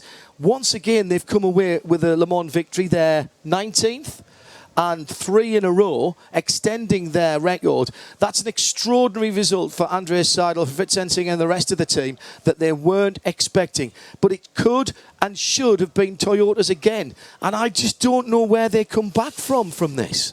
That's twice now. There is a jinx, and there is this jinx for Toyota. They have tried for decades to win this race, and again, it hasn't happened, despite having the numbers advantage. 3 Toyotas versus 2 Porsches, no Audi, and who knows what P1 is going to offer us in the future, but this is a huge opportunity gone again. Yeah, and I'm not sure that this golden age of sports cars, which undoubtedly we are in, I'm not sure there's that much more of it for Toyota to be able to continue and do this level of competition without getting something. 5 times, Johnny, they have been they've been second now, and all of those 5 times they probably should have taken the victory. And I'm just not sure how long they can keep doing this to themselves. There's a part of me that almost wants to say, stop beating yourself with that stick. Go and do something else. Now, they've come back strongly into World Championship rallying this year. They've got a win under their belt. They got a podium at Monte Carlo, and then they went and won in Sweden. They've got the NASCAR Championship under their belt as well. It's not as if the rest of their motorsport isn't performing. It is, and that must have a slight finger pointed at this. Super GT, they've done very well in, completely dominating this year. And I just, as I say, this is, it's like a thorn in the pad of the Labrador, isn't it? You kind of want to take it out and take the pain away. But once you've took the thorn out, you don't stick it back in again. You throw the thorn away, you bandage it up, and you send your Labrador to sit down. You don't encourage it to go and run in rose beds again. And I don't know how long Toyota Gazoo Racing can keep doing this to themselves. They're a smashing bunch of people. Their technology is brilliant. They work really hard. There's nothing wrong with their engineering. It's sound. They just couldn't get that car turned around quick enough. True. However, if you're a motorsport team and you're made up of motorsport engineers, it goes against your instinct to give up. And, you know, I just feel that give it a couple of weeks, let them settle down, and they'll be ready to fight, just like we had in Mano last year in the F1 team. You know, ripped our hearts out, the fact that they went into administration, and the fact that we lost in Brazil. But January, February, everyone was pushing 110% because you want to win. That is your instinct. And, you know, like we always say, when you lose, it makes the wins more sweeter. The other thing I think we found out today is how much Porsche wanted this win. Because, as we said in commentary, they could have sat back and took the position and took the points for WEC. In some ways, that would have been a quite sensible thing to do. Do they really need another Le Mans win? When Lena Gade said, however many Le Mans wins you've got, you always want one more. So the old adage of there's only 2 amount of Le Mans wins in the world, none and not enough. And I really, honestly, chapeau to Porsche. They've got the Porsche Experience Centre within our view here at Le Mans. And by the way, the view out at the cars in Parc Fermé with all the fans around it is something you just don't see in any other form of motorsport. It's fantastic. It's brand new. And this is very, very reminiscent of the Nürburgring, actually, when the cars are parked up on the track. And I don't think they've done this before, Sam, have they? Well, we're just doing a bit of microphone swappery. John, it has to be mentioned that... Did they do this last year? I don't remember this last year. Yeah. This is one of the best things I've seen in motor racing for a very, very long time. You've seen this 24-hour international motor race, one of the greatest races, probably the greatest race in the world. There's God knows how many thousands of people down on the start-finish line looking at the podium ceremony going on. Brendan Hartley finally got his Rolex. But looking out at the Parc Fermé, they've got all the other cars who weren't in the podium in Parc Fermé in a public area. The fans are crowding around to see the cars they've just seen racing for 24 hours. That is great fan interaction, and that is something every other race series needs to be looking at.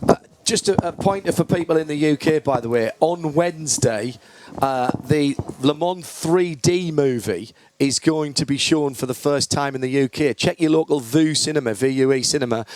It's been in production for a couple of years. The footage is outstanding. It follows 3 or 4 of the teams in the 15 race. It's Le Mans as you've never seen it before, with 4K cameras and 3D. And if listening to us hasn't made you want to go and watch that, then I'm sorry, we haven't done a good enough job. Now, there is one point I have to make, because I was asked to make this by the Toyota hybrid team. Me and you, John, we made a little... It wasn't a mistake, it was a misunderstanding. So we were talking about the light panels earlier in the race on the Toyota, and I said maybe they bought them from Oreca when Lena was here. there was a misunderstanding, and some people have taken it that we were saying that the Toyota car is built by Oreca. It's absolutely not. It's built by TMG in Cologne. Correct. The chassis and the engine and the power unit comes from Higashi Fuji Toyota's R&D centre out there in Japan. So we've just got to make that absolutely clear. But one of the points I made during the race, and it's something that's gone around Twitter a little bit, survival is competition, and that really was the story of this race. Survival of the fastest, as this. Except it wasn't. It's not always the fastest that wins here. Sorry, Johnny, go ahead. It's all right. It's the Aston Martin post-race tech show on Mobil 1 Radio Le Mans, 91.2 FM, and globally on radiolemans.com. At RSL_studio when you're tweeting. Jatinder's done just that. Hello, Jet. Hope you enjoyed that as much as we did. Will the fragility of the P1s increase the interest in P1 Light, the P1 privateers? Interesting. 100% yes. I can almost imagine the phone calls. If the Porsche hadn't won and it came very close to not winning, I could almost see Nick Perrin, Ewan Baldry's phones, and anybody else who's building one of the Japanese lot who we're going to be talking about next month, I think, who are building this new cars to race in P1. Japanese lot. Yes, there's a hint. Janetta, all of those guys. Yeah, maybe Dome. And who are going to be building these new P1L cars. Their phones are going to be running red hot because if there was a competitive P1L car out there this year, it would have won the race overall. These guys are no longer shooting for a made-up, fictional, silly podium. They're shooting for the outright victory now, and that's amazing.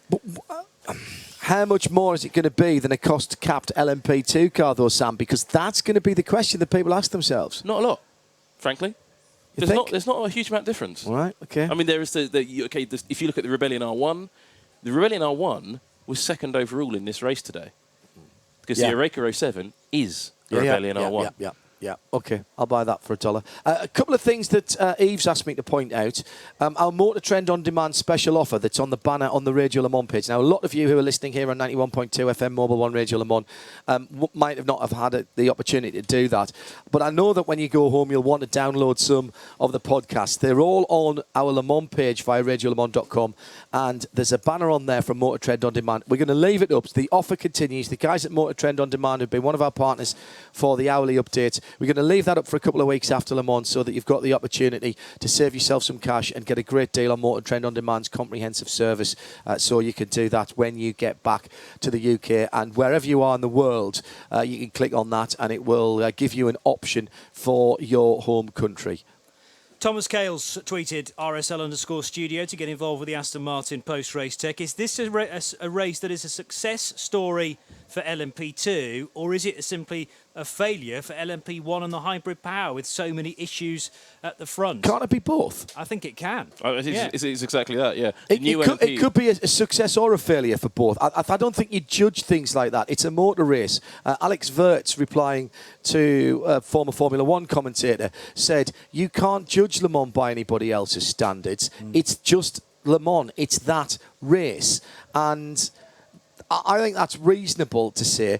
Look, the story in LMP2 coming into this was, will they last beyond 6 hours? Will they last 6 hours? All the gearbox actuator issues that people had talked about. Now, we had one car that needed a gearbox cluster. I didn't hear anybody say that they had a gearbox actuator problem at all through that race. So, all right, I wasn't here all the time, but, the reliability of more than half the field of P2s was pretty stout. And given that was the case, then, I'm not sure that we can say that it was anything other than a good result for LMP2s, which is a brand new formula, Sam. LMP1, it just tells me how hard they're pushing. I think LMP1 is a bit of a failure for LMP1, absolutely. I think the question is right, but both things are right. Now, I might have to throw my headset in the direction of Paul Truswell to answer this question, but we talked about it on test day, and I sounded a bit obsessed about this on test day, and I did sound a bit obsessed about this in the race, but I think it did play a deciding factor. Okay. The lighting issues on the left-hand side of the Orecas. How much of a thing was it? Left rear. Did it left rear and left front and the number panels? Did it change the outcome of the race, Paul? A lot of people in and out of the pits that changed tail sections, which added times to pit stops. Materially, did it affect the race? Hard to say, Paul, I suppose. I don't think it materially affected the race, no. But it's like all these little things. If you add up all the little things, you get to a big thing, and eventually a big thing that does affect the outcome of the race. I mean, the end of the race in GTE Pro was a similar sort of example where if you sort of look back at all the little things where you could have made a tenth of a second difference or a second of a difference, then that could have changed the way that things... It just comes how it comes somehow. But the thing I would like to say whilst John and you, Sam, are listening was the stat that I pulled out right at the end of the race, that the level of attrition in this year's race was the lowest ever. Yeah. It was 82%, I think it was. I worked it out. Right. Finishes. Yeah. So we had fewer retirements than per entry that we've ever had 60 before. starters, 11 didn't finish. Yeah. I think we said, because there's 49 cars still on the timing and scoring screen with Roman Brandella, the final Chevrolet Corvette, across the line. Are we making a difference about cars that didn't finish or for cars that didn't classify? Yeah, got all that Both. in, yeah. Right, okay. Yeah. Fine. And at Floodman11 tweeting RSL_studio, can we just take a moment to appreciate how bulletproof the LMP2s have been? We've done that. 3 retirements from the 25, but the 3 retirements all retiring with accident damage rather than reliability problems. Yeah, look, the 13 car had issues. They were in a good position when they did have the gearbox cluster that had to be changed, and then it went from bad to worse after that with a variety of other issues for that car, including the dreaded starter issue. But my goodness, didn't they try to get around that with the pole that they stuck in through the bodywork and kept hitting it with the hammer remotely, remote belting of a starter motor. That's magnificent, and that to me is one of the Spirit of Le Mans entries from my point of view, to keep that car running, banging it with a hammer when they had the pole going down through the bodywork. It's brilliant. Fantastic. Very, very ingenious, and that's kind of what you need sometimes in this great race. We've had a couple of questions, one of which from Matt Guest saying about the Bicolis car that we lost so early on. They'll be kicking themselves. The 4 machine. Well, what if that hadn't been involved in the first lap incident? Where might that have finished if it had done the distance? That's a big if, I realise. Ifs and ands, the usual thing, but would it have had the pace? Maybe, but I'm not sure. But it certainly could have been on a podium. I've got to be careful what I say, considering who else I work for. But, yeah, I think it would have finished exactly where it did finish. Right. After 2 laps in the pits. You just don't think it can go 24 right now? I think there's nothing wrong with the engine. Right. So the install is an issue? Not just the install, it's the entire chassis. I mean, it's not on fire, but that's a big achievement for them. Well, no, but I mean, it looked so good at Spa. It did look good at Spa, and its performance was good, and its pace here. Look, its pace here was faster than the last non-hybrid pole sitter in 2011 from Audi. Exactly. The car works, the engine works. Why didn't it work in the race? There's a big question mark over that, and it's nothing to do with the engine. Well, they got clobbered by a bit of debris that wasn't their fault. No, so. they got that debris was called Nico Lapierre in a Toyota. Yeah, well, exactly. So I don't know. You got to. I know it's difficult for them because you can only race what's in your class, and when there's nothing else in your class, you kind of stand out a bit, and it's difficult for them because they're never going to get any praise for anything they do. They did a good job at Spa. I thought they didn't get any look at all here in the race. I would like to see them get into the meat of the race. I think if they ran properly, like they did in qualifying and practice, I think there would be a very different conversation right now. I just don't believe they ran it properly in the race here. Do you see them coming back into whatever P1 Privateer morphs into, if indeed it does? I think it's irrelevant because we're going to see some serious runners in that class, the Ginetta Juno car. Where's the money coming from for that, Sam? I don't know, but they're doing well. Well, that's the problem. But the money is there. The money is there because you and Baldry, Paolo Catone, the people involved in that project, Mechachrome, they would not be involved in that project if there was. But are you just going to move people over from P2, or is it a new slice of cake?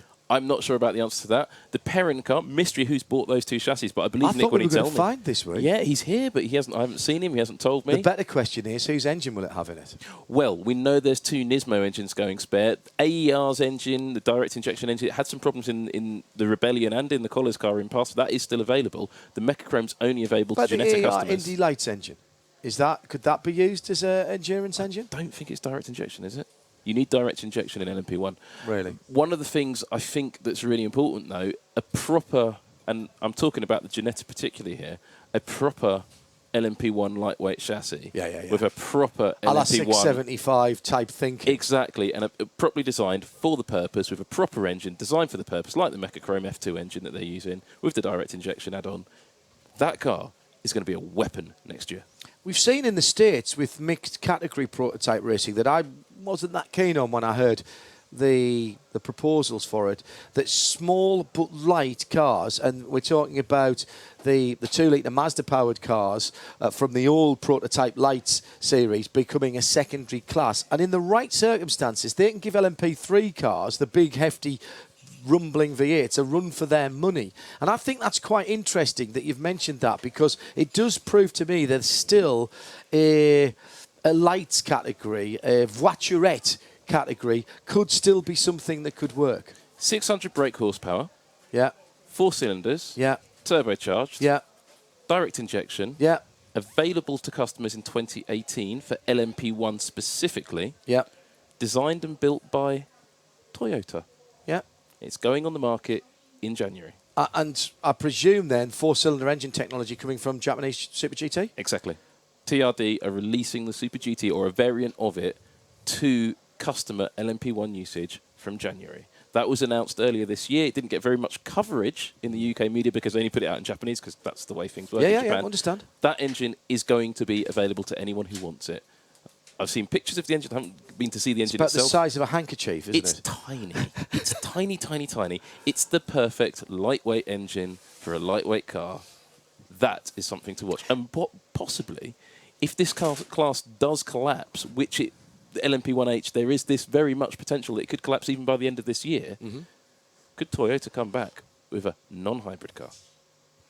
How does that work for their marketing, though? They've so tied themselves into it. Car in front is still a Toyota. Isn't it a shame we don't still have somebody like, I don't know, Lola to build chassis?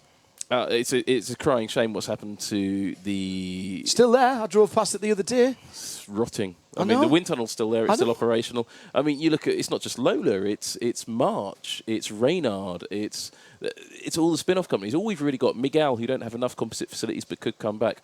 The curious one is Oreca. Could they really step up and do another custom LMP1? Ligier, they've got big plans. Let's see what they come up with. Some really big advances as well in composite technology, in things like cure time, that have got broader automotive industry, low-volume automotive industry applications that I've been looking at lately.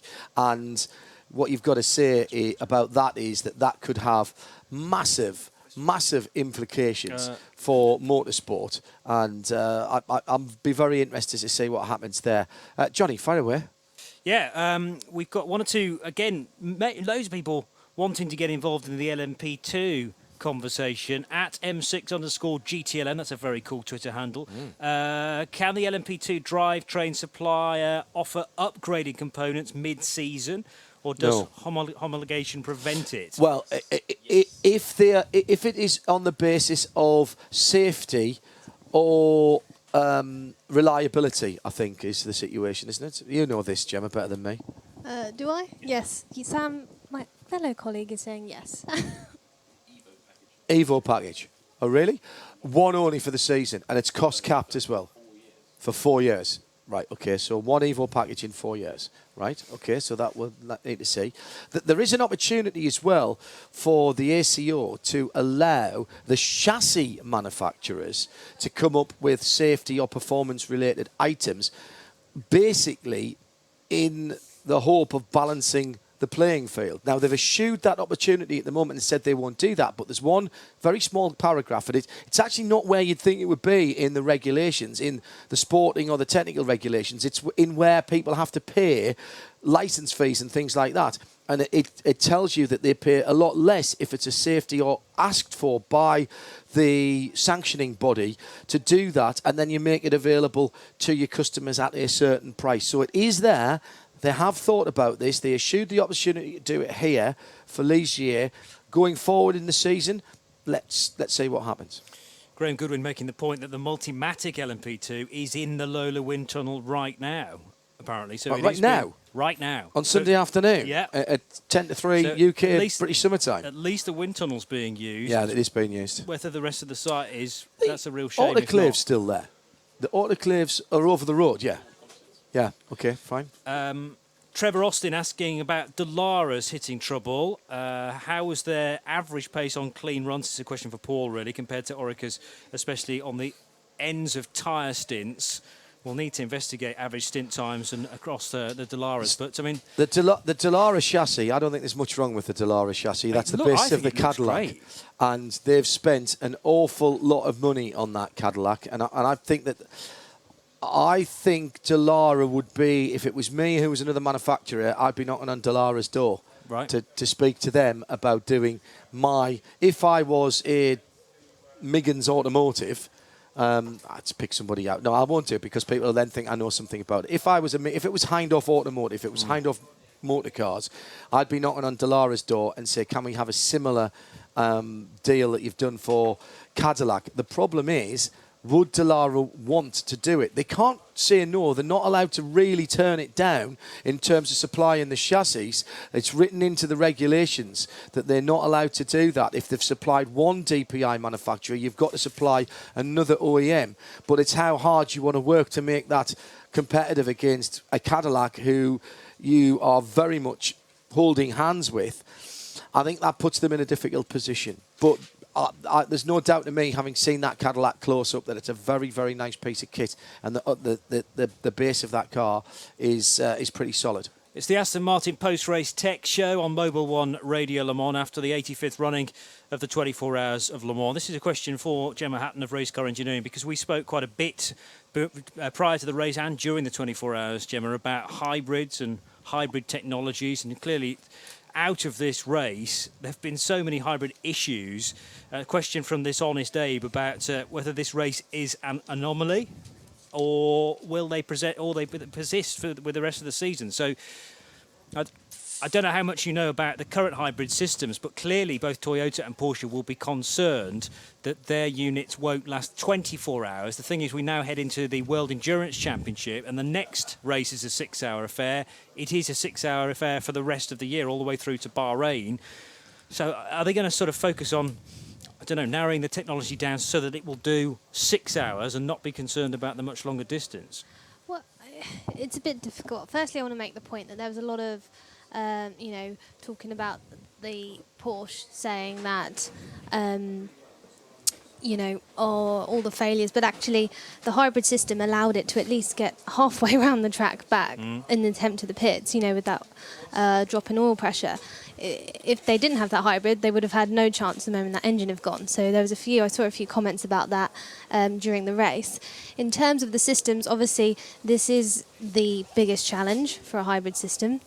Although I think that the Toyota was it the Toyota that did equivalent of 30 hours of testing 4 times, effectively 4 30-hour endurance races. Right. So they would have tested for reliability, but obviously not in track temperatures as we saw today. So I think, hybrid components, they are so complex, there are so many parameters, so many design variabilities.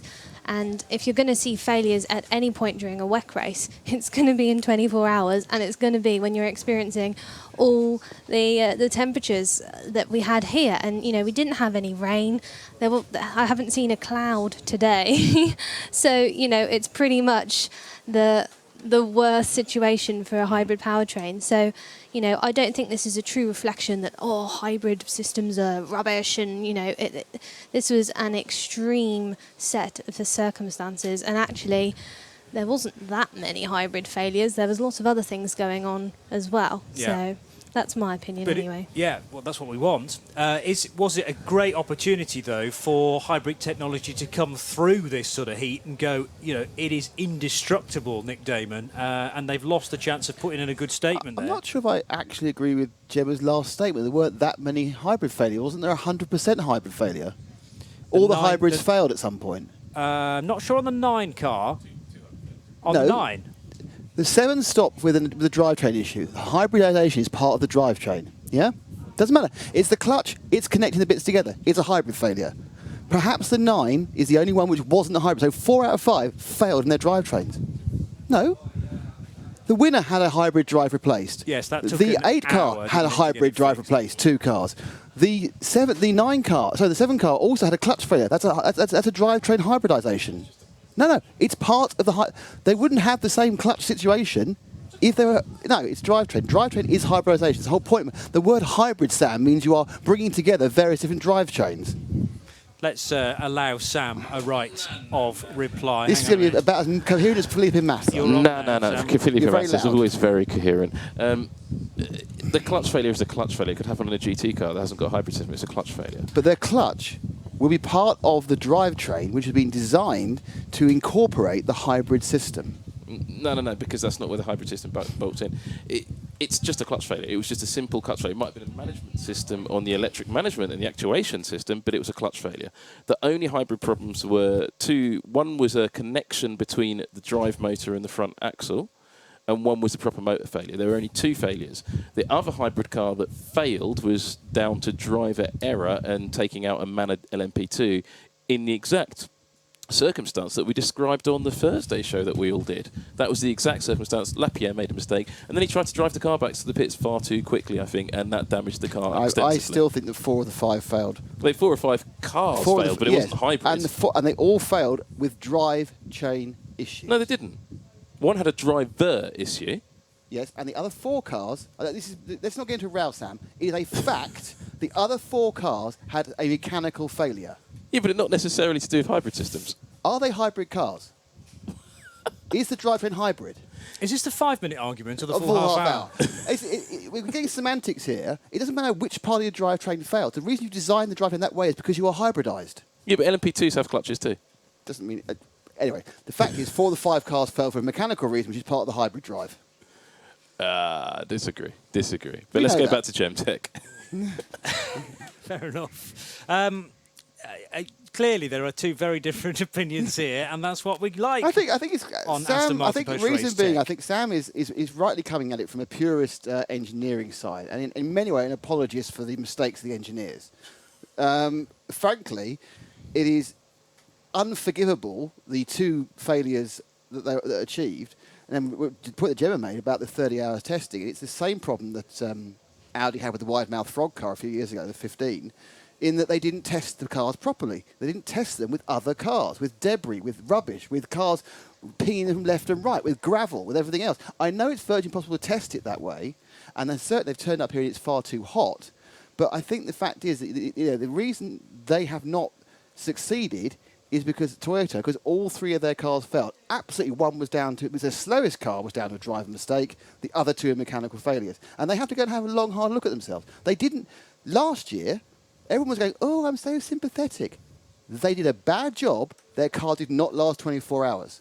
The fact they failed 3 minutes from the end is no more or less than the 7 failing in the lead of a clutch failure after having it was 10 hours. To win the race, you need to do 24 hours and half a lap, or whatever it may be. It says that on the banner when you walk in. It's a mechanical failure. And if you're spending cubic dollars or yen, then... and you fail, you fail. And I know it's a hard thing to say. Who succeeded here? The people we were thinking, oh, they're going to break down all the P2 cars and the Gibson engines. And, yeah, as you said, we all go, oh, the gearbox is going to blow up. Well, yeah, out of 25, 3. It's not a bad failure rate, 12% of it in a racing at this temperature and everything else. So the people who threw the money at it really underachieved. And the winners have been, and they've been incredibly lucky. But you need luck to win. Well, yeah, and that's the thing. I mean, there is an awful lot of the good luck necessary for the number 2 car, which we counted out on several occasions. It made for a very exciting race, but I think that both the manufacturers need to take a long, hard look at themselves. They will be. Don't worry. Don't you worry. There'll be people that they're already starting that process. And the problem they have, of course, is that they don't get a chance to show what they've done to improve this for a year. If you have a complete nightmare, Mercedes, F1, Monaco, 2 weeks later you can prove you sorted it out. Yeah. They've got a year to prove they can sort it out. I mean, Porsche are going to grab the headlines, the national headlines in the UK as well, and people that read about the race that don't necessarily follow it throughout the 24 hours think, oh, aren't Porsche fantastic? But behind the factory doors, I think Porsche are going to be pleased with this win. They were 9 minutes away from losing it to a P2 car. There you go. I think they'll be pleased with their... their drive and their fact they never gave up and they kept on pushing throughout. I think the drivers... That comes from the personnel. I think the drivers and the race engineers can take a huge amount of credit. They'll be proud of the team, but as the product... Yeah, and that's in the design of the car. If I was sitting there going, now, I really want to go and buy a Porsche. Should I go and buy a Porsche? I don't think I'll buy a hybrid Porsche because they don't work. If that's win on Sunday, sell on Monday, they ain't going to sell any cars on Monday based on this. Well, they will. They'll sell 911s, obviously, which we normally aspirated, which is normally driven. And I think, it's interesting, and I think they had set the brick bats. We are absolutely very pleased to see them as Radio Le Mans. We want to see them doing well. But I personally think, where was the excitement? The excitement was in GT Pro, where they had most of the cars came back, unless they did ping them off by stupidity. Reliable cars, balanced cars, and good action. The showboaty, the show ponies, well, not very impressive, to be honest. We have got an answer. We've got a winner of the I Respect Spirit of the Race Award, I'm pleased to say. Plenty of votes coming in for various different potential winners. We do have a winner now, and that will be announced right after this. Post-race tech. Post-race tech with Aston Martin. With Aston Martin. And I think it's safe to give you the winner now. It is, in fact, the number 2 Porsche who's won the Spirit of the Race Award for never giving up, for fighting back to win. JCDC, that's Jackie Chan DC Racing, second for winning LMP2 and for the second place overall after leading. We don't always go for winners, generally the collective, but I think they've definitely gone that way today for the number 2 car, and the mighty 38 coming a close second, because that's going to be remembered forever, isn't it, within DC Racing, within Jota Sport, who run the cars, to be the highest placed LMP2 car ever, and very, very close to winning the whole thing. More questions coming in about the number 7 Toyota. Did Toyota choose the wrong energy regeneration, the 7 car in particular? I think when they decided to move away from... I think 3 years ago we had 3 very different hybrid concepts. We had diesel flywheel, we had petrol battery, and then we had petrol supercapacitor. And what's happened now is been a convergence based. This actually works best to make the 6/8 megajoules around here. And therefore, the choice was kind of taken away from them. It's kind of where the technology had driven them. So, whether they put it together correctly is another question. But the actual concept behind it, I'm sure, is absolutely very sound. Yeah, it would just, in the Toyota, we have the MGUs, that, regeneration of energy from braking. It's the Porsche that has the 2 different systems on that car, the MGU, which again is the KERS, and the GUH, which is the recovers heat energy from the exhaust and then stores that into the battery. So if I was to pick one that, the MGUs are a tried and tested system and have been for so long, so I'm a bit, I wouldn't say they had the wrong design, because they didn't lose because of lack of pace. If anything, the Toyota came into this race with the best pace and the best performance. It was just reliability. Here's a question from Nick Amp, tweeting at RSL_studio and at RC Racing. Who's Nick Damon? What part of the hybrid system on the number 1 car caused the loss of oil pressure in the ICE? Do we know that? Does anybody understand the meaning of the word hybrid? When you combine 2 things to make one whole. Yes. Therefore, the 2 things you're combining are traditional ICE technology and some form of energy recovery. The whole is a hybrid system. If half of it fails, your hybridization has failed. The hybrid is not the electricity regeneration. That's the electrical bit. The ICE bit. Together, they are a hybrid. The hybrid has failed. Is that like a tea bag, hot water and milk? That's your cup of tea. And the individual items are not a cup of tea. Brilliant. Yes, exactly. That's hybridization. You make a hybrid plant A, plant B, plant C. It's the way it works. I understand that. Thank you. I'm not saying I agree with you, but I understand where you're coming from. You've got 6 hours in the car meet tomorrow. Do you agree or not? We'll chat about it tomorrow. No, we're going to do Apple song, I think. Oh, fine. Well, it always turns into that, doesn't it, with the 6 hours with Nick Damon. It did on the way down with a spot of share. Yeah. Why don't P1 teams test in high temperatures such as Bahrain, says... this is apt as well, from Lipton Tea. Hey! Why don't they test in high temperatures of 50 degrees, way more than we've had this weekend? They do, says Sam Collins. I'm sure they do, yes. I don't, obviously, again, trying to test in these conditions, trying to replicate every single issue that you're going to come up in a 24-hour race is impossible. That's why they don't do it, So they will be doing tests in places like Bahrain, but again, it's a different track. it's a different load to the tyres. It's different humidity. It's different temperatures. Okay, it might be 40 degrees track temperature, but the track is a living thing. The tyres are a living thing. The people, there's just so many variabilities. That's a living thing. Very good. So one for the kids there. So you could run your car around Bahrain forever and increase its reliability, but you're never going to be able to simulate a 24-hour race. But for a test at Bahrain at 50 degrees, are you setting the hybrid system, are you setting the car up so that it survives the temperature rather than setting it up to win Le Mans? Exactly.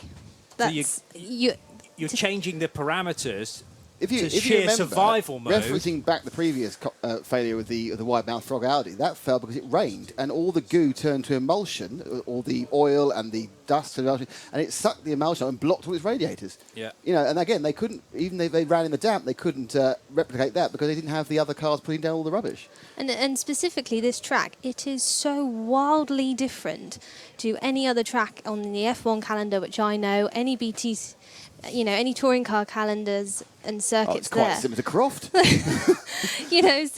So it's such a bizarre anomaly in terms of what you design your car to, and that's why we see new specific downforce kits for Le Mans, because it is so different. 80% full throttle around this place. So, I mean, it is designed to be a car breaker. That's why people keep coming back and have done since 1923. You're supposed to stress things and test things till they break, then you fix them. And it's about how quickly you fix them. I was actually impressed with how quickly Porsche dealt with that initial hybrid failure. It was the box that sits on the axle. It only took them an hour, and they will have rehearsed that several times over. I remember the year when turbos kept failing on the Audis and these red hot turbo parts were being brought out. The guys were scolding their hands from the speed that they needed to get the things out. But again, it was a well rehearsed bit of choreography to get the thing turned around as quickly as possible. I think Porsche had done all that they could in terms of practicing those things, but it's a question of when they hit and where the car's going to fall back to. I suppose with only two cars, then that was one of them out of the equation.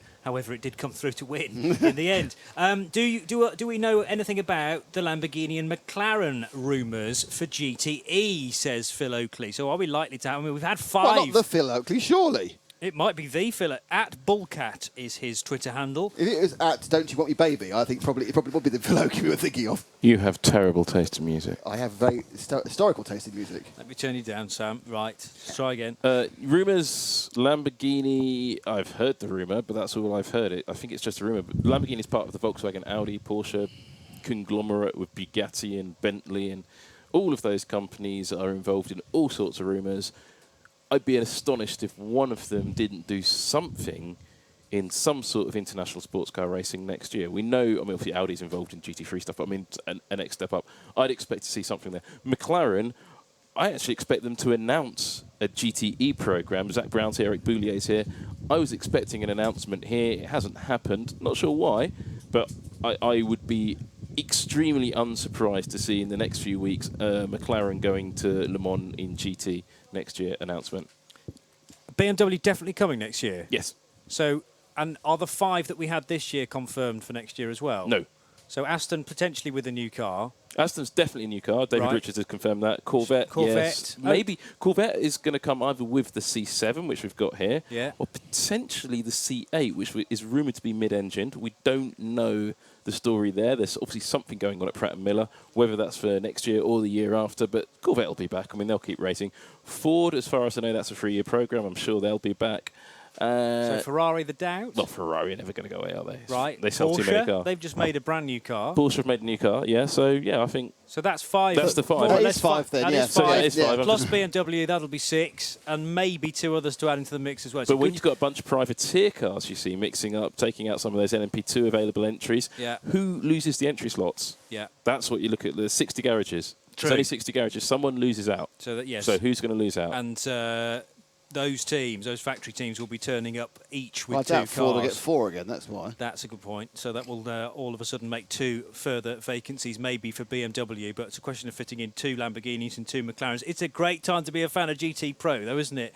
With 6 manufacturers coming in from 2018. The fans still flocking around this Parc Ferme area immediately in front of our commentary box. This is why I love endurance racing and the 24 hours of Le Mans, because of the accessibility that we have, not only during the grid walks at the start of the race, but at the end as well, to witness the podium. That draws to a close our Aston Martin post-race tech. My thanks to Sam Collins, Nick Damon, Paul Trustwell, Gemma Hatton of Racecar Engineering, to Graham Goodwin, to John Hindhoff, to the responsible adult, Eve Hewitt, who, without whom this wouldn't be all possible, and she gets us to the right places at the right time. She makes sure we go to bed at the right time, and we enjoy our time here, along with providing, we hope, a very useful service as well via Mobil 1 Radio Le Mans. We've been live all week, in fact from test day on 91.2 FM and globally on radiolemans.com. Thanks for all your interactions. The conversation's obviously going to continue. There won't be a midweek motorsport on Wednesday. Traditionally there isn't, because we all deserve, frankly, a week off. So that will return a week on Wednesday. And Eve Hewitt is going to the cinema on Wednesday to watch a 3D Le Mans movie. That's what I call a busman's holiday, somehow. She gets a night off and still soaking up motorsport. Thank you for joining us. Don't forget to keep the tweets going at Radio Le Mans all week, though, and we will speak to you very, very soon with VLN coverage next Saturday.